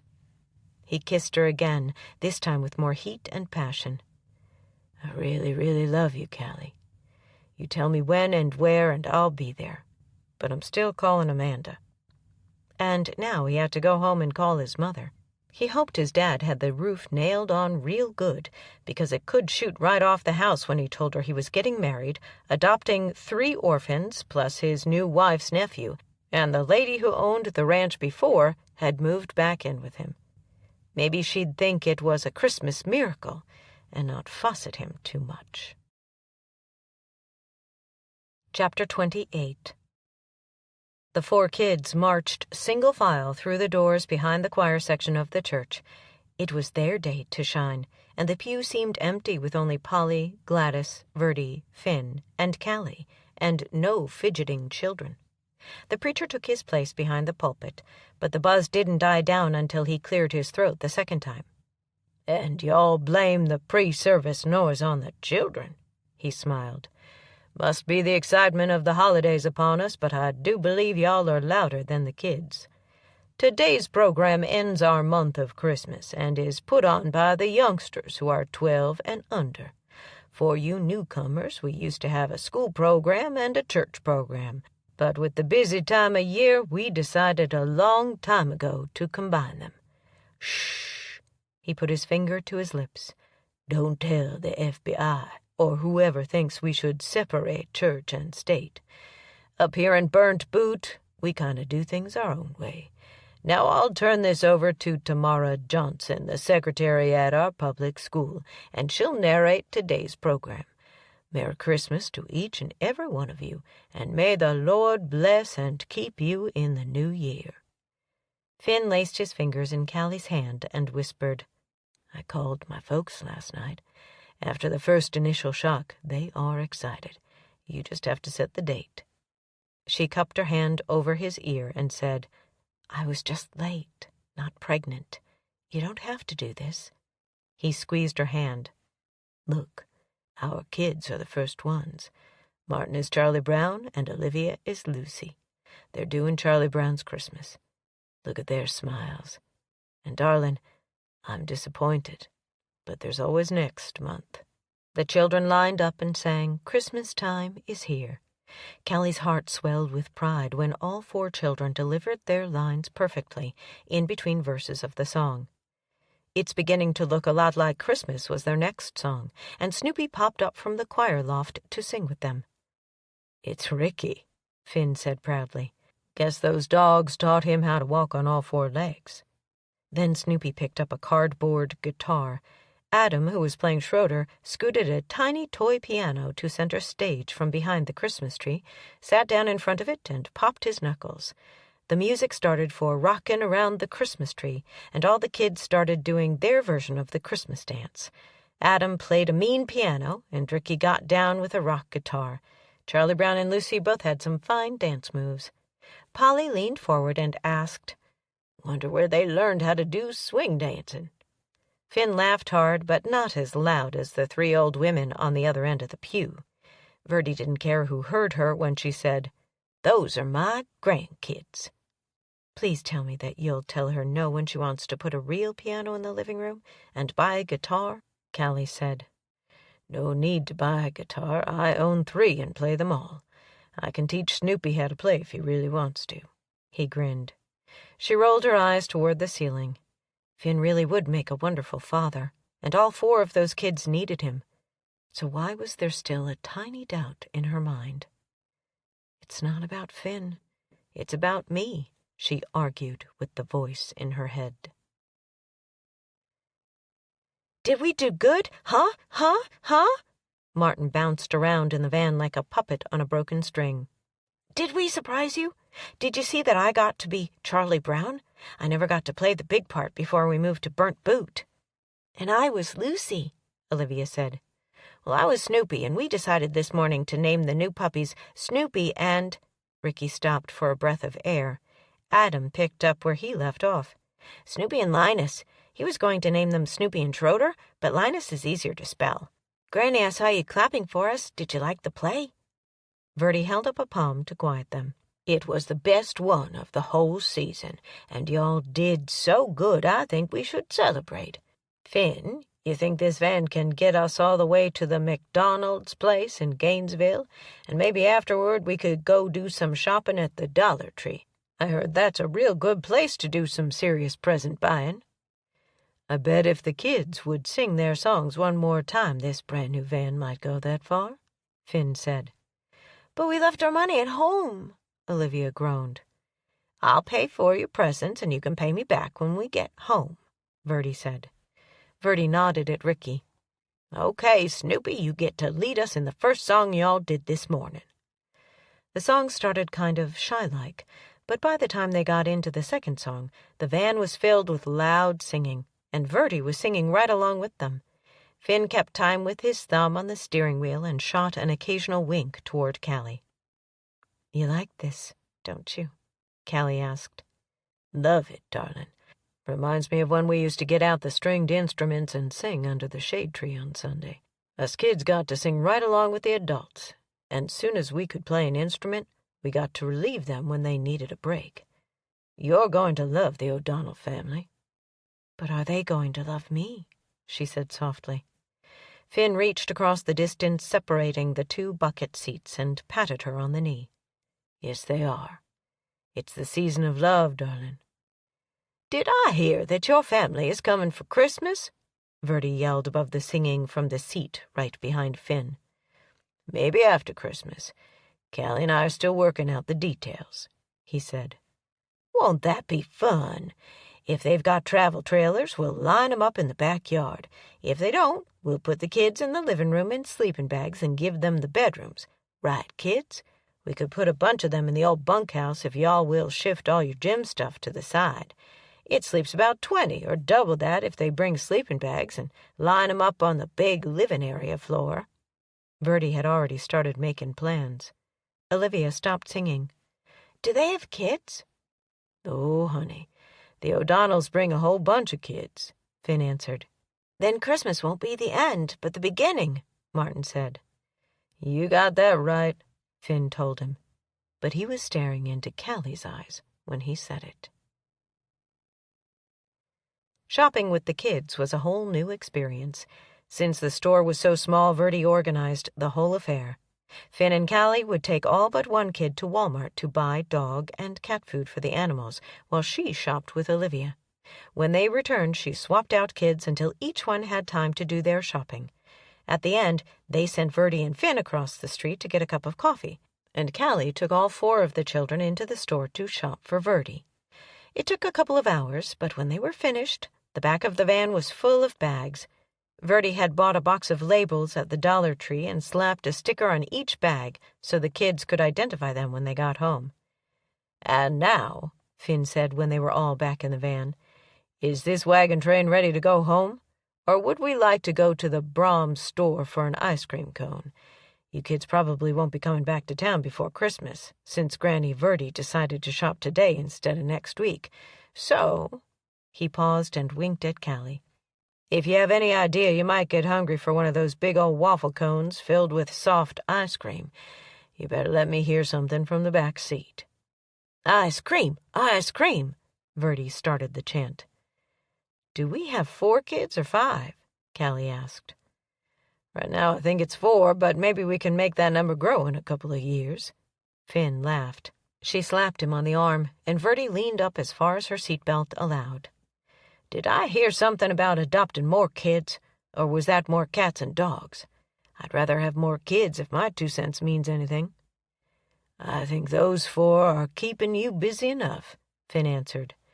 But if you want us to go over to the Walmart parking lot and see if anyone has tossed out any kittens or puppies, or maybe a kid or 2, we could go back, Finn said. Don't you be sassy with me, Verdi grinned. They were pulling off the road and into the lane at Salt Draw when Finn heard a gasp from the back seat. We've got company. I wonder who it could be, Verdi said. You won't let Amanda take us away before we get our presents wrapped, will you? Olivia asked. Verdi patted her on the leg. Honey, nobody is taking you anywhere. We'll see who gets out of the truck, and if we don't like his looks, we'll send him or her on their way." Finn parked and waited for someone to crawl out, but no one did. He raised the hatchback on the van so the kids could unload their bags, and then opened the truck's passenger door to see a back seat full of suitcases, boots, and a very familiar saddle. "Sawyer O'Donnell," Finn said. A tall cowboy rounded the end of the house with Snoopy and Linus at his feet. "In the flesh. I checked out the bunkhouse. Good-looking Jim you got in there. But there's plenty of room for a tired old cowboy to rest his aching bones." "We've got a spare room in the house," Finn said as the two cousins bypassed the handshakes and did a man-hug right there in front of 4 gaping kids and 2 women. "Everyone, this is my cousin Sawyer. Sawyer, this is Verdi, Martin, Olivia, Adam, and Ricky. And this right here is Callie. Remember me talking about her when we did the cattle run last year?" "I do, and I'm right pleased to meet the whole bunch of you." Verdi stepped forward first and opened the front door. "Ain't no use in standing out here in the cold. I bet you'd love a cup of decent coffee and some cookies. Then you can unload your things. You'll have a choice of the old nursery. It's got a twin-sized bed in it, or there's one spare bunk bed in the boys' room. But for now, you bring your gear inside, and we'll get all this Christmas shopping unloaded, and then we'll sit down and get acquainted." The kids all raced inside with Callie right behind them, directing traffic to separate rooms to wrap their presents. Olivia would be in her own room, Martin would have the bunk room, Adam would be in the living room, and Verdi offered her room to Ricky. Callie was glad she didn't have to give her bedroom to anyone, because she wasn't sure that Finn had taken all his clothing with him that morning when he left. Sawyer was as tall as Finn, but a slightly toasted look to his skin said there was probably some American Indian or some Latino blood in there somewhere. His eyes were deep dark brown, and his hair so black that it had a blue cast in the sunlight. "Looks like you've been a busy man." Sawyer followed Finn down the hallway to the old nursery. "Little bit." Finn set the boot bag inside the bedroom door. "Mama sent you, didn't she?" "Oh, yeah, she did." Sawyer grinned. "And I'm to report back to her by Christmas morning. Done your shopping yet?" "Just got a little left to do. Why?" "Well, since I'm going to be here until after Christmas, I guess maybe I should do some shopping for the folks in the house. And you're going to help me," Sawyer said. Finn crossed his arms over his chest. "What makes you think I'm helping you? You didn't even tell me you were coming to visit." "You are happy, Finn O'Donnell. I swear to God you are happy. Never thought I'd see you like this again after what happened in Afghanistan. It's written all over your face. To answer your question, you're going to help me shop because I'm the one who's talking to your mama every evening. I already called her and told her that there are 2 big old pups in the barn, that the horses look great, that you've got a damn fine gym and a shitty shooting range that I'll have to help you build up, and that Shotgun is happy. I didn't know about the cat and the rat dog in the living room, or I would have reported on them as well. Tonight I'm telling her about Callie and the kids and Verdi. She reminds me of Grandma O'Donnell." "Callie?" Finn asked. "Oh, Verdi reminds me of Grandma. I can't believe that little bitty beautiful woman was your spotter. Lord, I expected a woman who was at least 6 feet tall and maybe weighed in at 200 pounds, not one who looks like Jennifer Lopez's sister or cousin." Finn chuckled. "I guess I forgot to tell Mama what she looks like. I could send a few pictures of Callie, Verdi, and the kids." "It might be a good idea. It would put your mama's mind at ease," Sawyer said. "So you're really staying until after Christmas?" Finn asked. "Is there a problem with that?" "Truth is, my old girlfriend is back in town, and I don't want to deal with her. Not after the stunt she pulled, breaking up with me and marrying someone else when we were on that cattle run." Sawyer removed his black felt hat and ran a hand through his jet-black hair. "No problem at all. You're welcome to stay as long as you like. You interested in relocating permanently?" Finn sat down in a rocking chair and set it in motion. "You offering me a job?" Finn shook his head. "I got a crew that's working out pretty good right now, but Gladys Cleary has a nice little spread and the general store here in Burnt Boot. I heard she was looking for a foreman, but I gotta warn you, There's a feud going on here, and believe me, right now it's hot as hell between the families." He went on to tell Sawyer what had happened in the last few weeks. The Gallaghers and the Brennans pretty much own the land in Burnt Boot. Only other 3 folks who have any property to speak of is Gladys, who has Fiddle Creek Ranch, and her sister-in-law Polly, who has the bar and runs a few cattle on her small acreage. "A feud, huh? Got any good-looking women in this Hatfield and McCoy mix?" Sawyer asked. "Dozens of them, and both sides want Fiddle Creek to get at the water rights, but I don't reckon that would have to worry you none. You'd be working for Gladys if she hired you." "It's something to think about. I'll talk to her this week," Sawyer said. "You like it here? For real? Be honest with me." "Love it. And it would be nice to have an ornery old spy cousin around," Finn said. "Well, I have been looking for a place to light for a while, and feuds don't scare me none. They can fight, and I'll stay out of it. Now, tell me just how serious it is between you and Callie. Your mama said you mentioned marrying her. Is that true?" Finn nodded. "It's not like we just met, Sawyer. We've known each other for years." Martin poked his head into the room. "Granny Verdi sent me to tell y'all that there's coffee made and cookies on the table, and to ask if Sawyer has had dinner, so she'll know whether to stir up some real food." "Cookies and coffee is plenty," Sawyer said.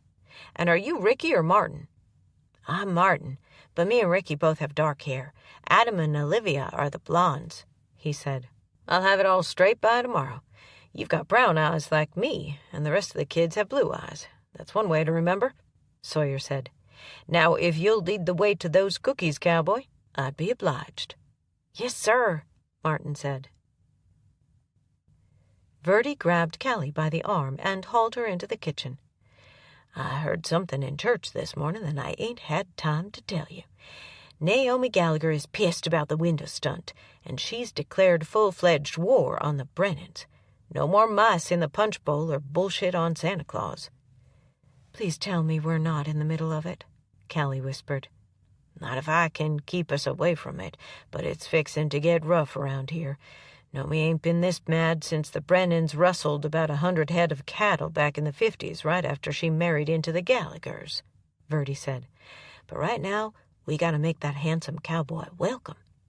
Finn and Sawyer pushed their way into the kitchen before Callie could say another word. It wasn't hard to see the family resemblance between Sawyer and Finn. They had the same tall, muscular build, the same square jaw and full mouth, and they even had the same swagger. But Sawyer's mother had to have some Latino in her for his skin to have that pretty, permanent tan, and those deep, dark, brooding eyes. Or maybe he came from gypsy blood. Whatever it was, it made for a damn fine-looking cowboy. In Callie's eyes, he wasn't nearly as good-looking as Finn, and it didn't take a genius to know that Sawyer had been sent to Burnt Boot to check her out. It was in his eyes when he scanned her out by the truck, and again when he sat down at the kitchen table, and the whole family gathered around it for a visit. "Are you one of Finn's cousins who went on the trail ride with him?" Martin asked. "He told us a little about it when we was cleaning horse stables." "Yes, I am. We went from North Texas all the way up across the whole state of Oklahoma and into Kansas to Dodge City. It was a real fun trip," Sawyer said. "Man, I wish I could do that someday. Just sleep out under the stars and ride a horse all day," Martin said wistfully. "Horses? Get the rope. Hang the bastard," Joe hollered. Verdi pushed the platter of cookies toward Sawyer. "Meet Joe, our crazy parrot. We never know what's going to come out of his mouth. What is it they say in Mexico? Welcome to our crazy world? Well, this place is even crazier than what they've got south of the border. These kids are waiting for you to take the first cookie, but if I was you, I'd go ahead and get 2. They've been shopping all afternoon, and even though they had ice cream on the way home, they're probably starving again." Sawyer picked up 2 cookies and slid the platter back to the middle of the table. 4 little sets of hands reached toward it. "So you were Finn's spotter. He talked about you on the trail drive." Sawyer looked over at Callie. "I was," she nodded. "We planned to start target practice once a week, but we've been pretty busy here lately. Maybe after the holidays and the kids get back in school, we'll get a schedule worked out for it. My spotter skills are rusty, but my aim is still pretty good with a pistol." Finn slipped his hand under the tablecloth and rested it on her knee. "She's now my right hand again. Turns out she can tear down a tractor and put it back together just as well as she can spot for me in the desert. And I have to work to keep up with her on the morning workout." "Good God Almighty, you don't expect me to run and work out every morning, do you?" "Good God Almighty, Joe needs a bourbon," the bird yelled. "Does he mimic everything?" Sawyer asked. "Yes, and he's smart enough to know how to use it," Verdi said. Martin picked up another cookie. "Us hired hands don't have to work out. They won't even let us target practice, but next year I'm asking Santa Claus for a BB gun, and I'm going to be as good of a shot as Callie when I grow up." "Gun? Run, dog," Joe squawked. "Wait until your mama hears about Joe the parrot," Sawyer grinned. "You better watch what you say. Like I said, he'll repeat anything," Verdi warned. "Thanks for warning me, Ms. Verdi. And if you get tired of Salt Draw, my mama would hire you as a cook on my word about these cookies." Sawyer turned up the charm. "Only way I'm leaving Salt Draw again is feet first as they carry me out the door and put me in a hearse," Verdi said seriously. "Oh, that won't be for a very long time," Callie said quickly, when Olivia's chin started to quiver. "I dang sure hope not, now that I've found these cookies," Sawyer said. "Y'all sure got this place all prettied up for Christmas. That tree is just plain beautiful." Callie could have kissed him for changing the subject. Olivia's little blue eyes went from misty to sparkly in seconds. "It's the prettiest tree in the whole world. It's even prettier than the ones down on Main Street that the Gallaghers and the Brennans put up for the town of Burnt Boot. And did you see all the presents under it? And guess what? After chores tonight, we get to finish our wrapping, and there'll be even more. We ain't never had so many presents under the tree with our names on them. This is the best Christmas ever," Olivia said. "It looks like it just might be," Sawyer said. "Oh, no." Adam slapped his forehead and whispered to Verdi. She winked at Adam. "We'll be needing to go do some more shopping tomorrow, Callie." Callie read Adam's mind. There were no presents for Sawyer under their tree, and even the dogs, Cat, and Joe had presents. "I was planning to go to Gainesville myself. Maybe we could all make one more trip before Thursday." "Can I go too? I'll help with the chores this evening and in the morning, if you kids will let me go with you," Sawyer said. "Yes, sir," Ricky said. "We go everywhere as a family, and if you're going to live here, then you're family too." Callie had barely gotten into bed that night when the closet door opened and Finn crawled in beside her. She snuggled up to his side, and his arm went around her, drawing her so close that her body was plastered against his. "I like Sawyer, and Verdi has already called Gladys. She says that if he's anything like you, she wants to talk to him on Tuesday," she said. "He's not really like me. He's a lot more outgoing and a hell of a lot better looking. The Gallagher and Brennan women are likely to fire up the feud even more because of him." "Good. It'll take the pressure off me and you," Callie laughed. Finn's fingertips moved up and down her bare arm, thoughtlessly, softly, driving her crazy. "I'd like it if he moved to Burnt Boot. His girlfriend ditched him while we were on the cattle drive and married someone else. Now she's back around Comfort. He needs a new start." "Hire him on Salt Draw if he doesn't like Fiddle Creek. We'll need more help come spring," she said. "But right now I've got something to say, Finn. Before he calls your mama, and before she calls you, I want to marry you, and I want to adopt those kids. And even more, I want you to adopt Martin, so that we'll all have the same last name. I don't imagine Verdi would let you adopt her, though." "Okay," Finn said softly. "To all of it?" "Yes, ma'am. I was going to suggest it myself, but I was going to take a step at a time so I didn't spook you so bad you'd leave me. I'd die without you, Callie. My heart would just flat stop beating." "Next Sunday, then. Call your family, and Verdi can put out the word in Burnt Boot. We'll have a 5 o'clock wedding and a big potluck dinner in the fellowship hall for our reception." She looked up into Finn's clear blue eyes and saw a solid future in them, one that included more than 4 kids, and that would always be rooted right there on Salt Draw. Finn pushed back the covers and went back through the closet doors to his bedroom. Lord, what had she done? Scared him away by agreeing to marry him in 1 week? She was stunned into silence until the door opened again, and he was crossing the room. You scared the shit out of me. I thought you were running away just when I decided that you were right about me having roots. He dropped on one knee in front of the bed, took her hand in his, and said, Callie Brewster, my heart loved you long ago, but I wouldn't listen to it. But now that we have found each other, I never want to be apart from you again. I want to live the rest of my life knowing that you are my wife and soulmate. So will you marry me? He popped open a small red velvet ring box with a set of gold bands inside. I didn't buy an engagement ring because you told me not to, so we'll have to wait to put these on each other until next Sunday. Yes, yes, yes. He cupped her cheeks in his hands, and it seemed like an eternity passed before his lips found hers. I love you, Callie. Her arms slid around his neck as she whispered hoarsely around the lump in her throat. I love you, Finn, and that wedding band is exactly what I wanted, and I want all those things you said, and I want to have them with you. Now will you please get into this bed with me? Chapter 29.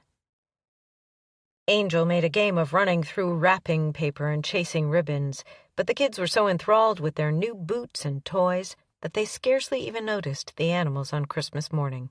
Is this the Christmas you'd planned when you moved to Salt Draw? Callie asked Finn over the noise and confusion of 8 people talking at once. This is the Christmas I've always dreamed about, but I damn sure didn't think it was possible in such a short time. He leaned over a stack of boot boxes and kissed her. Verdi held up her hand and whistled. The only noise in the house was that of Pistol snoring beside the fireplace and the rustling of paper when Angel poked her head out to see why things had gotten so quiet. What is it, Granny Verdi? Olivia asked. I found another present hiding back behind the tree. It's got Callie's name on it, so I thought maybe she should open it. Verdi pulled out a big box and handed it to Sawyer, who'd claimed the recliner that morning. He handed it off to Finn, who passed it on to Callie with a twinkle in his blue eyes. Open it, Callie, Martin said. Is it from you? She asked. No, you already opened up my gloves and stocking hat, remember? Martin said. Yes, I remember, but I thought maybe you'd drawn a picture for me. I did, but I couldn't get Shotgun and Pistol to look like dogs. They looked more like sheep, Martin said. Callie looked at all 4 children who had put on their new boots from Verdi the minute they opened them. She'd taken a picture of them in their pajamas, hair uncombed, little faces smiling so brightly that it dimmed the bright sun just rising over the horizon. Well, Sawyer said, if you don't open that last present, Verdi won't let us at those homemade cinnamon rolls she made special for Christmas morning, and the kids and I won't get to go out and build a snowman before dinner time.